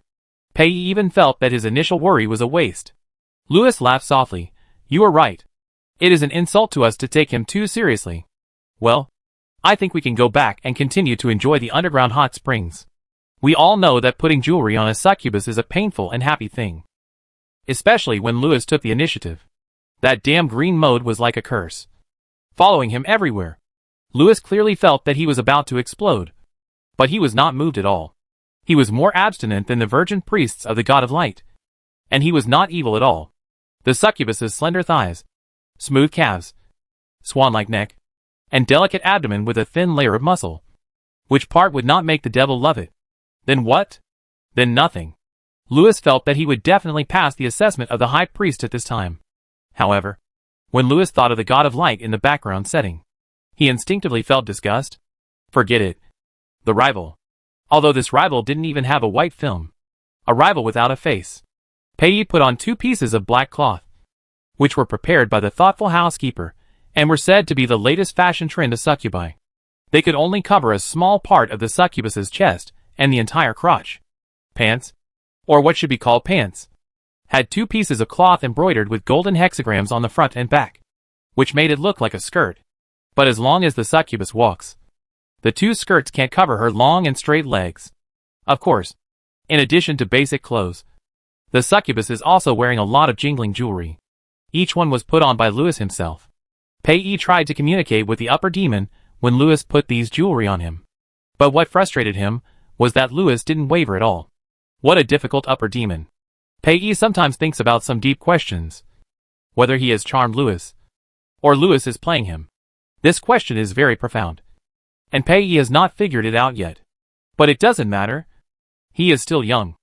He can fight against the upper demons for hundreds or thousands of years. As long as the succubus has perseverance. Even the god of light will be enchanted by the succubus. This is a fact known to all the underground. The key is that normally, no succubus will fight to the death with the object of enchantment. There are too many forests. Why hang on a tree? Obviously, Pei is running in this direction, and it is unknown whether he can be pulled back. The players fought for a whole night. A night in game time. They won the war, including the commander and the elite bosses, and a bunch of monsters that were too lazy to count were all annihilated. The players' combat professional skill proficiency was generally improved, although it cost a lot of money to repair equipment. The players were happy. They defeated the attack of the version boss. But of course, this was not the point. The point was reputation, NPC favorability, money, and most importantly, the equipment level improvement. Before the mall started selling fashions, what did everyone do? All equipment numbers. What's the most important thing about equipment numbers? Gear level score. So, when the seventh moon rises again, no one cleans the battlefield. No one picks up the bodies of elite bosses. And the Heart of Darkness dungeon is full of traces of war. But players swarmed at Deity's door to ask him to upgrade his equipment level. Deity, oh, girls, boys, don't be impatient. Look at our dungeon. We should clean up the battlefield first. The red hat came over at the right time, and the whip in his hand made a sound in the air. What are you doing? Go and clean up the battlefield. Such a bad environment. The city lord will be angry. The players were sent to clean up the battlefield with grievances. Datai took the opportunity to slip towards the city lord's hall. Lewis met Datai in a very bad mood. My respected Lord Lewis, Datai said, your servant has a very humble request. Lewis supported his head with one hand and waved the other hand casually. You can say it. Datai now, can I mobilize some apprentices from dungeon number 109? Your new subjects are very eager for equipment. I am afraid that I cannot upgrade their equipment in time by my own strength. Your loyal servants are very worried that they will not be able to upgrade the equipment of all dungeon fighters in time before the next war. Lewis nodded. You are right. It is me who did not consider this. I will give an order to the butler to equip you and other skill trainers with enough apprentices to assist you in your work. Deity bowed deeply. Oh, my great master. Thank you for your understanding. Lewis waved his hand and let Deity do what he should do. And he would sit on his throne and continue to think about his castrated programming career. This is a tragic situation that cannot be saved by the high-definition resource package sent by the server. Alas. Lewis sighed. Server. Is it necessary? Isn't it just a green mode? Lewis, you don't understand. It's like you are being repaired halfway and the maintenance personnel cut your wires. Fuck. The server screamed in horror. So cruel. But why did the maintenance personnel cut my wires? I can't operate normally without one wire. And it doesn't have any special impact if you turn on the green mode. Lewis disconnected your connection and will refuse your access for the next 24 hours. While Lewis was sighing for his happy life, Pei was writing a letter to his elder brother with great enthusiasm. He made a lot of money from selling equipment, and he planned to entrust his elder brother to buy him a batch of excellent equipment of the next level of quality, and then invest the extra money in the construction of a new dungeon. He had already thought about it. With Lord Lewis's underground city next to him, he probably couldn't recruit underground city residents willing to stay there permanently, but he could develop a remote underground city tourism project. Let the underground races living in the underground center or the lower layers come to his city for tourism. Build a few more surface attractions, and then sell special handicrafts to experience the life of the frontier underground city. This can make those city residents feel like they have returned to the chaotic period, and give them the illusion that they are strong enough to live in a remote underground city. Yes, I don't need to recruit people on the first floor of the dungeon. Nor do I need to dig the mountains on both sides. I will do tourism projects. When I make enough money, I will upgrade the core and open a second floor. The succubus quickly finished writing the letter and called the flying crow to send it out. After receiving the letter, the succubus brother in the city of hell held a family meeting. FAI, brothers. Our little brother finally figured out that his broken dungeon can't be used as a comprehensive city. Although he hasn't given up playing house, he has successfully developed a tourism project. So, is there anyone willing to accompany him on a one-day border tour? Chapter 58. Boy. Pei's 17th brother, the youngest fire demon in the family, has a little bit of self-perception error. He always thinks he should be the greatest magician in the world. Although we all know that most demon spellcasters are warlocks. In Boy's magic life, the biggest wish is to have a sister. But with the glorious death of their old father, his wish was shattered. But it doesn't matter. Boy believes that there is actually no difference between his succubus brother and sister. My lovely brother needs my help. I am willing to accompany him to do this underground city border tourism project. Boy, who is also in the late stage of brother control, and is particularly idle compared to the other 16 brothers, actively took on the task of supporting his younger brother. 1 to 16 brothers, and 1 magic gave Boy 200,000 magic crystals. Take it. Don't spend it. This is for payee to buy clothes/shoes/bags/jewelry. Boy, okay. No problem. Boy spent 3 days, switched 4 means of transportation, and finally arrived at payee's underground city. You ask him why he doesn't use teleportation? That thing affects the preset spells. And persistent mages never use the teleportation network. Then why don't you bring him out? Boy, I forgot. Pei looked at his 17th brother with disdain. My dear 17th brother, your brain is not a mage at all. You have to know that the first generation of the legendary god of magic, yes, that pretentious dark elf priest, never forgets the setting that mages are weak. Whether fighting or running away, she must bring her mount, a fancy chocobo. Although we all know that when she got angry, she didn't use any magic, but stabbed 18 high-ranking demons, who questioned her weakness with a dagger. Boy, you are right. I will go back and walk again immediately. This time I will remember to bring a mount. Pei, forget it. Since I am here, just buy a new mount. And buy one for me too. Boy, okay. Then we will go right away. I must buy a mount that meets the weak setting of the mage. I think the flying carpet and the rock are both good. And the giant raven is also okay. But the giant raven is more troublesome to raise. Pei, don't you think they are too big? Boy, only if they are big enough. They can be arranged comfortably. Pei paused, and actually felt that what his 17th brother said made sense. The giant raven is indeed more comfortable than other mounts. But he thought about his newly started dungeon, and it was too expensive to raise a big guy. So he said, let's choose the flying carpet. At least it can be rolled up when not in use. Boy, okay. I'll go call the flying dragon now. We'll set off immediately. Our brothers gave us a lot of money. Pei felt something was wrong. Are you sure it's for us? Us? He emphasized the word I and pointed at himself. Boy, I'm so sure. To buy a magic flying carpet. There is the largest alchemical item store in the underground in AB dungeon. The appearance of the express flying dragon attracted the attention of the 2 bone dragons. The bone dragons were eager to howl, but were stopped by Pei. Then it started crying again. Pei skillfully called a few people from the next door and asked them to help clean the city lord's hall. Bowie commented on Gugu and finally said, Pei, I didn't expect you to be so capable. You actually found a young ancient dragon with such a rough voice. Pei? So the voice is the key? In the next door dark night hard dungeon, Gubanachi supported his body and leaned on the dome to report to Lewis, Boss, I found that your succubus is dating another demon. Lewis, huh? Bone Bonacci, let me see. They called a flying dragon and sat together. The lover opposite is a fire demon. And the strange thing is that he is wearing a robe. Maybe he is doing performance art. Boss, is it because you are not good in some aspects that your succubus gave up on you? Bang law. The hard desk was crushed. And Lewis said with a smile, Bone Bonacci, how much salary do you have left? The soul fire of Bone Bonacci righted, My respected master, your servant is willing to charge for you. Let me kill the lover for you, and then intercept the succubus back.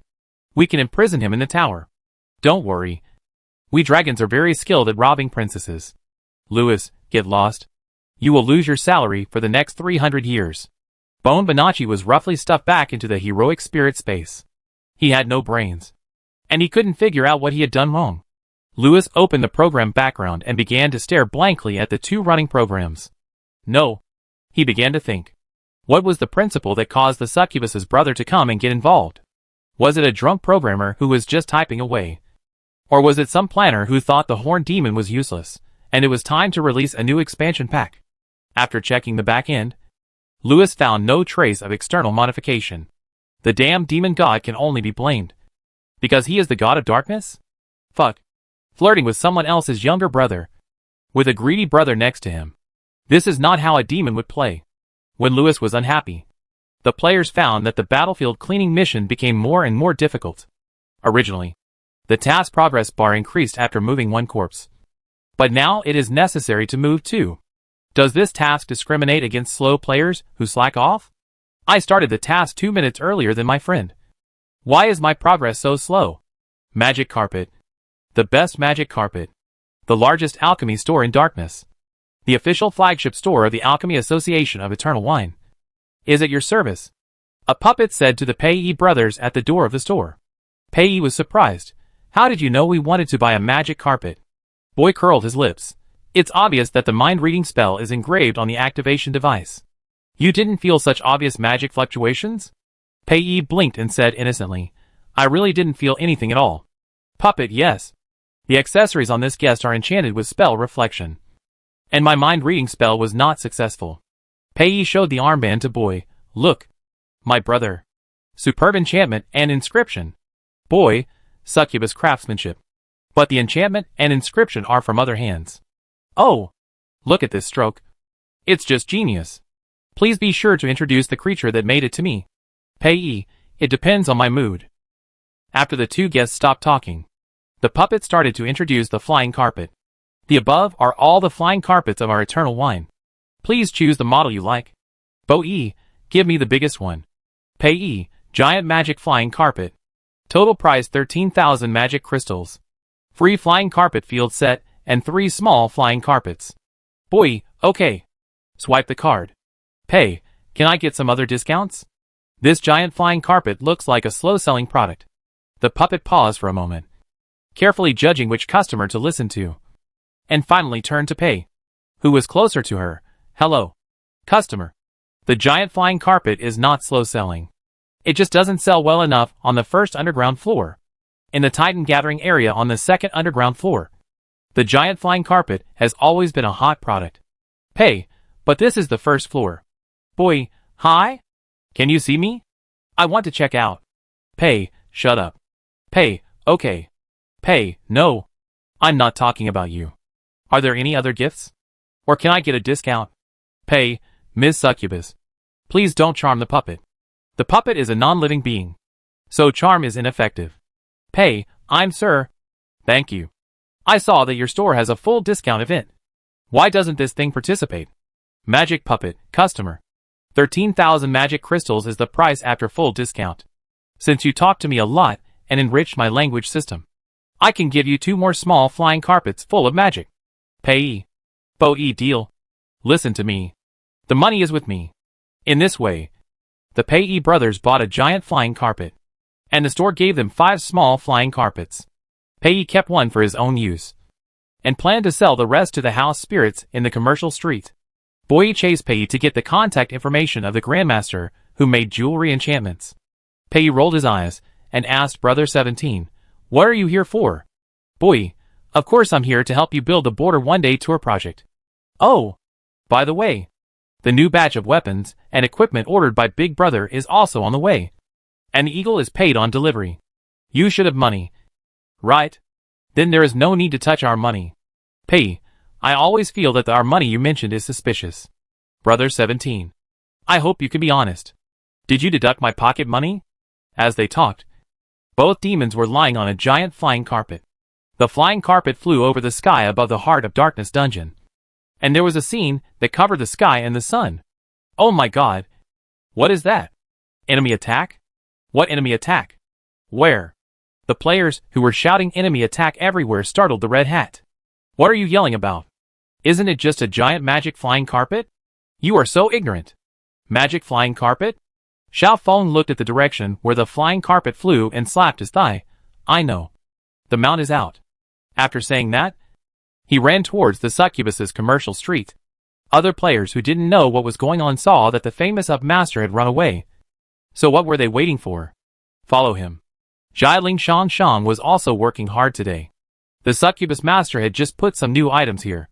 He had a feeling that the ignorant guys next door were going to buy them again.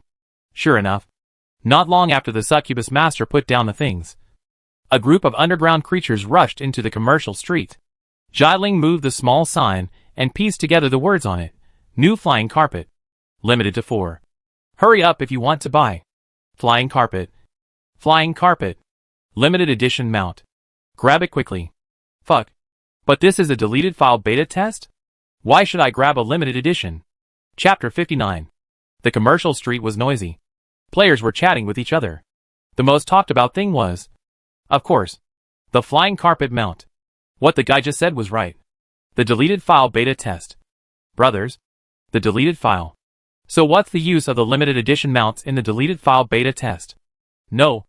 I'm the only one wondering. It was clearly agreed that the mounts would be released in Marquette Canyon. Why did the succubus dungeon start first? Oh! It must be that the Marquette Canyon map is not finished. The game company is making big promises for me again. Make big promises and get one more vote. As promised, we will have the succubus interaction.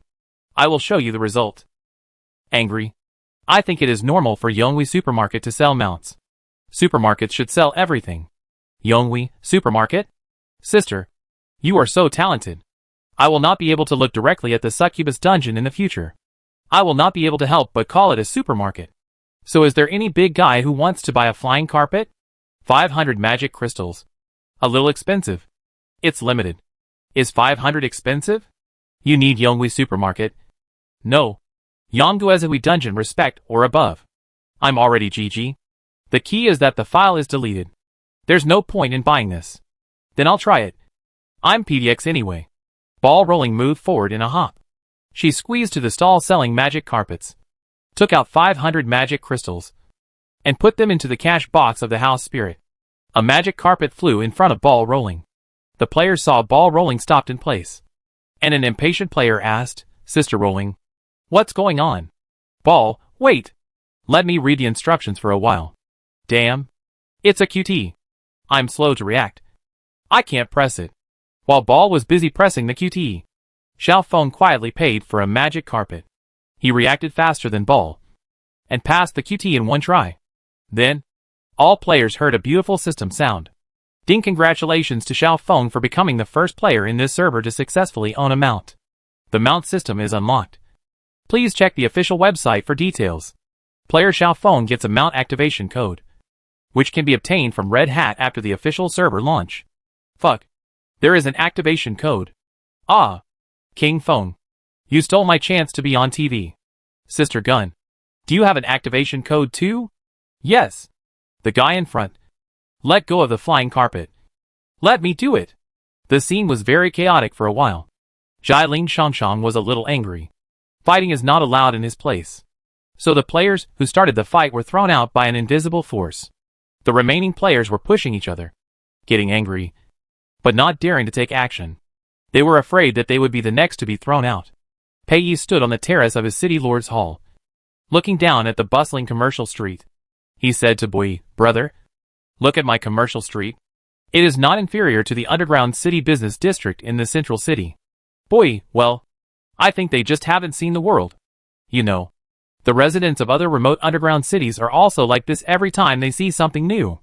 Pei Yi, snorted, raised his arm, and gestured at his armband in a very exaggerated way. Bo Yi, my dear brother, this is the busiest shopping street I have ever seen. It is even more lively than the carnival in Marquette Canyon. Look at the strong purchasing power of those creatures below. My brother, believe me, you can definitely become the #1 dark horse on the underground Forbes list. Pei Yi, I guarantee that this is the most beautiful sentence you have said this year. Boy, if you let me see the master who made such high-end enchantments and inscriptions, I can say more beautiful words. Pei Yi, Lord Louis will not be lost in your sweet words. He is the most difficult upper demon I have ever seen. Oh, Lord Louis. Boy narrowed his eyes. I have heard of him. Of course. Big Brother has seen Lord Louis. It must be said by Big Brother. No. No. No. Boy said, it's somewhere else. Let me think about it. That was at, it was the Abyss Hell Exchange meeting. Pei Yi, Abyss Hell Exchange meeting? It sounds familiar. Boy, its predecessor was the Hell Drinking Buddies Club. It is the first on the list of organizations that succubi want to receive invitations from the most. Pei Yi was stunned. The Hell Drinking Buddies Club. The organization that succubi love and hate. The big demons in it are notoriously difficult to deal with. There is also a special strategy manual for members of the succubus group. It turns out that it's not me who is difficult to deal with Lord Lewis. I don't know why.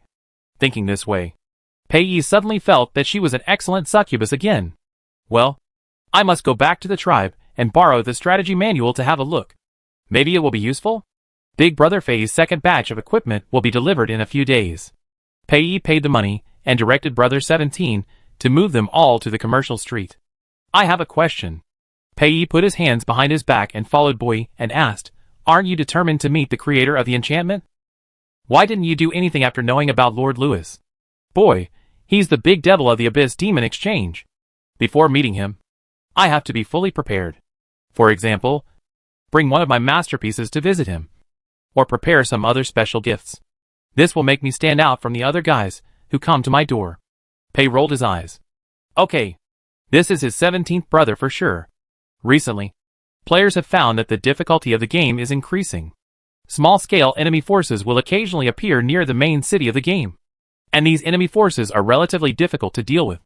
Players must form at least two 40-man groups to completely wipe out the enemy. This increasingly tense and exciting step-by-step mode was praised by some players as an immersive state of preparation for war. You can even feel the urgency of the coming war. The forums and post bars were full of praise, and the marketing team was so happy that they couldn't stop smiling. What's the truth? Lewis simply lowered the players' game values because he was unhappy. Alas, I'm going to be bored to death without the succubus. Lewis grabbed a handful of hair. Why doesn't my succubus come over? Should I be more direct and ask the butler to invite him, or ask that, I forgot what his name was, that pink slime player to bring him over, or just be more straightforward? Bonabonacci is not so useless. At least he is really skilled in kidnapping. Server, is it that serious? Are you poisoned? Do you want me to recommend some antivirus software to you? Lewis, no. Thank you. Server, the second beta is about to reach the peak of the version. You can't slack off these few days. I'll tell you a secret. After the second beta is over, before the official launch, you know? Lewis, are you serious? Server, I heard them say that. Anyway, time will tell you. You can do a good job. Try not to be checked over and over by the program group, and free up more free time. Or, Lewis, you are right. We should work hard. Two small groups of enemies spawn near the main city. Yes. In fact, these monsters have nothing to do with the Horn Demon. They were all spawned by Lewis. The Horn Demon is just a tool demon. But it doesn't matter. Players know how to spawn enemies, and they can form groups to earn money and skill proficiency. The enemy army has not taken a few steps along the spawning route, and they are surrounded by 8 groups pulled up by the players in minutes. Qigonggun sat on her flying carpet mount, commanding the battle from a high position with Xiaofeng. There's another gap on the left wing. Is this tank slacking off? It's fallen 3 times. Report to the regiment commander. The tank of the 5th regiment is a small account. Then give him 2 deputy tanks. The battle went quite smoothly today, and there were not many deaths. Xiaofeng was commanding while chatting with Qigonggun casually. Qigonggun, Hey, wait. The radar for searching for succubus instantly stood up, and from a distance, Qigonggun noticed the succubus flying towards them. My succubus. Qigonggun excitedly swung back and forth. I'm leaving the group, so you don't have to give me any money. After saying that, Qigonggun left the group and drove the flying carpet to fly towards the succubus. Pei saw the familiar slime pet rushing over on the flying carpet, and grabbed her in his hand. Boy, what is this? Pei, Lord Lewis's spherical slime pet. Boy, that lord is so sentimental about keeping a pet. Pei, of course. Mr. Lewis is not an ordinary big devil. Qigonggun watched the 2 NPCs praising Lao Lu crazily, thinking that Lao Lu really planned his own son. But who is the devil next to the succubus? Qigonggun was thinking about how to talk to the NPC. Pei held her and approached the players, whose battle was about to end. He glanced at the battlefield below and said, "Ah, the bullhorn devil sent his minions to die again. Bo-E, that guy No Langmingo. He's almost become a joke in the underground." When Ball Rolling heard this, he couldn't help laughing. That's right. No Langmingo is really the most shameless demon in history. Wow. An egg exploded. What is this? The players below seem to have encountered something strange. and Pei stretched his neck to look down. Bowie took the opportunity to take ball rolling from Pei's hand. "Oh, my curious brother. If you want to see it, you can go down and take a look.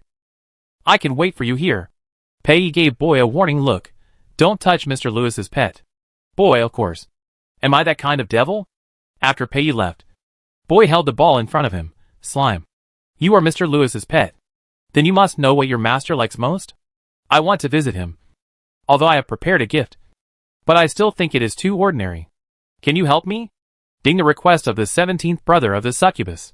"He wants to give your city lord a big gift. You know what your city lord wants the most, right?" Chio Gun turned her two big round eyes and looked at Boy. "This NPC is so kind and cute in his eyes now.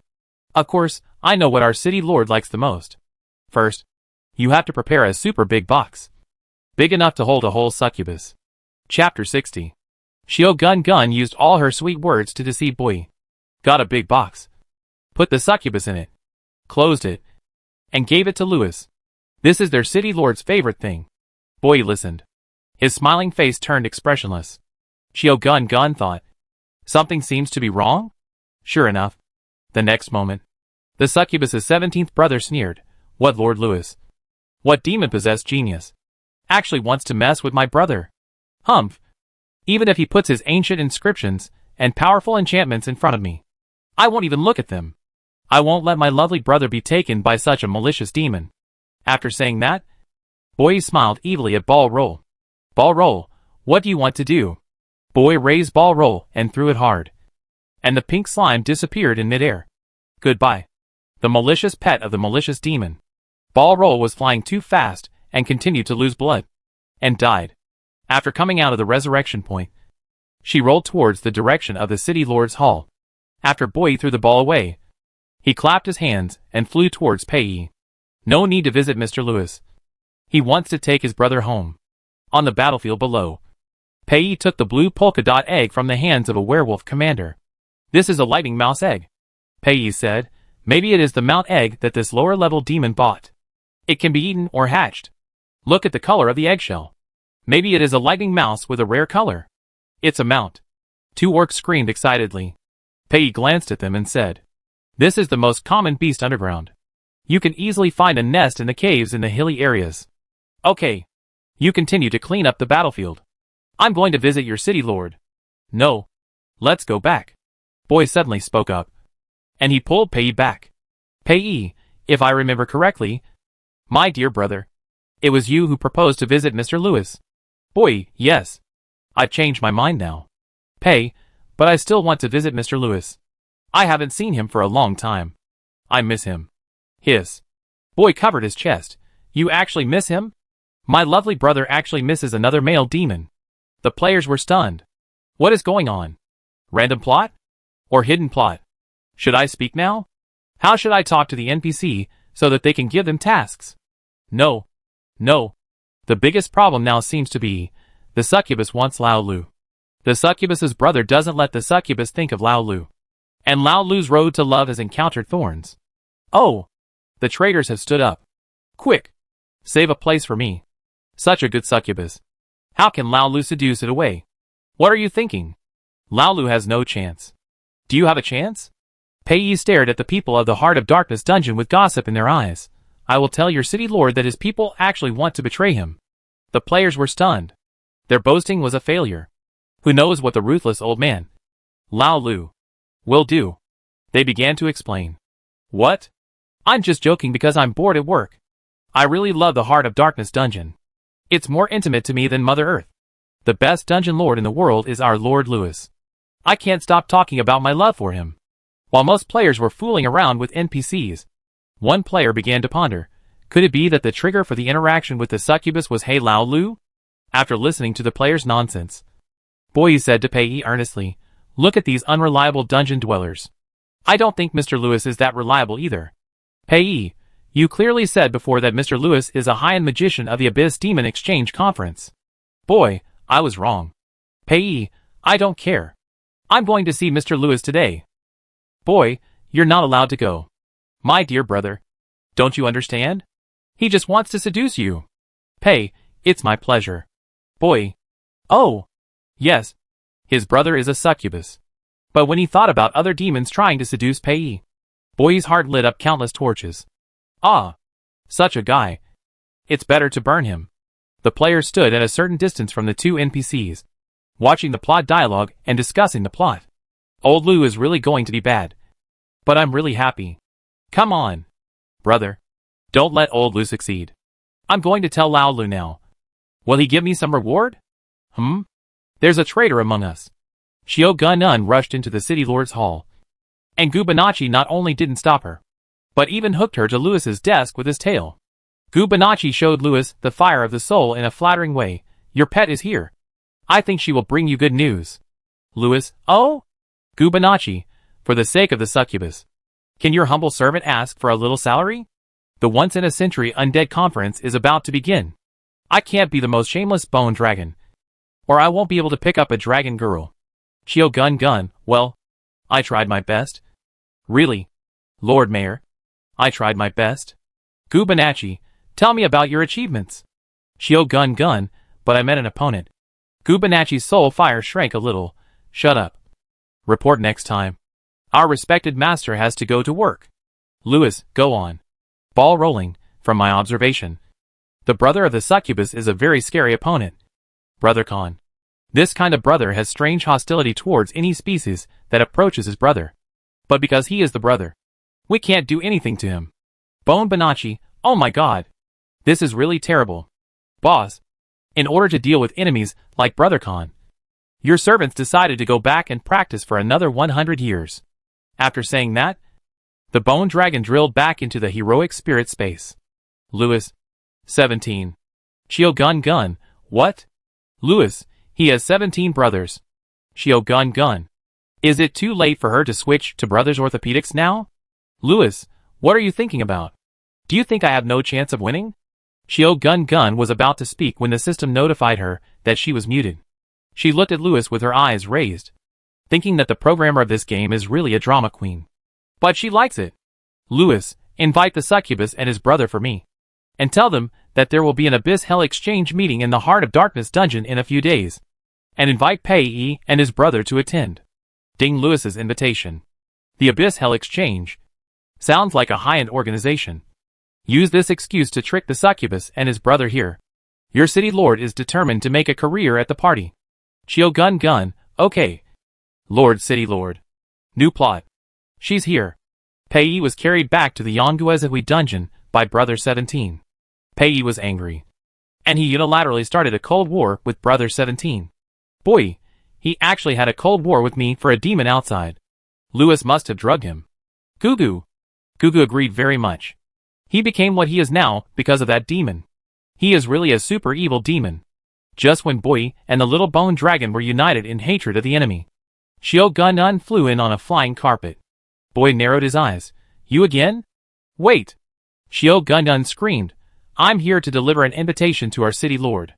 A black invitation with a gold border came out of Xiao Gun-un's mouth and flew into Boy's hands. Abyss Hell Exchange. Please come. Lord Boy and Brother Pei. After saying that, Xiao Gun-un started the flying carpet and ran away quickly. She didn't want to die inexplicably again. Pei heard Xiao Gun-gun scream and came to the main hall from the second floor. He stretched out his hand to Boy and signaled Brother 17 to give him the invitation. Boy didn't move. He looked at his younger brother and then at the invitation, feeling a little entangled. On one side is the cute younger brother, and on the other side is the Abyss Hell Exchange. There is more than one demon in the exchange meeting. Lewis, no. No. This must be Lewis's conspiracy. And you will fall into the trap if you go there. Wow. Bowie was still struggling there. Pei rushed over and grabbed the invitation letter. La la la. I got it. Pei made a face at Brother 17. You can't stop me. Bowie thought, right. So I have to stop that upper demon. In recent days, there has been a rumor among players that a new plot is about to start. The new plot is Abyss Hell Exchange Meeting, which is the main plot related to the old road. Everyone brushes up proficiency, mounts, money, and gossip every day, looking forward to the arrival of the new plot. But the version boss Horn Demon is forgotten in the corner. On this day, it rained lightly in the underground world. The moon turned into a dim blood-red color.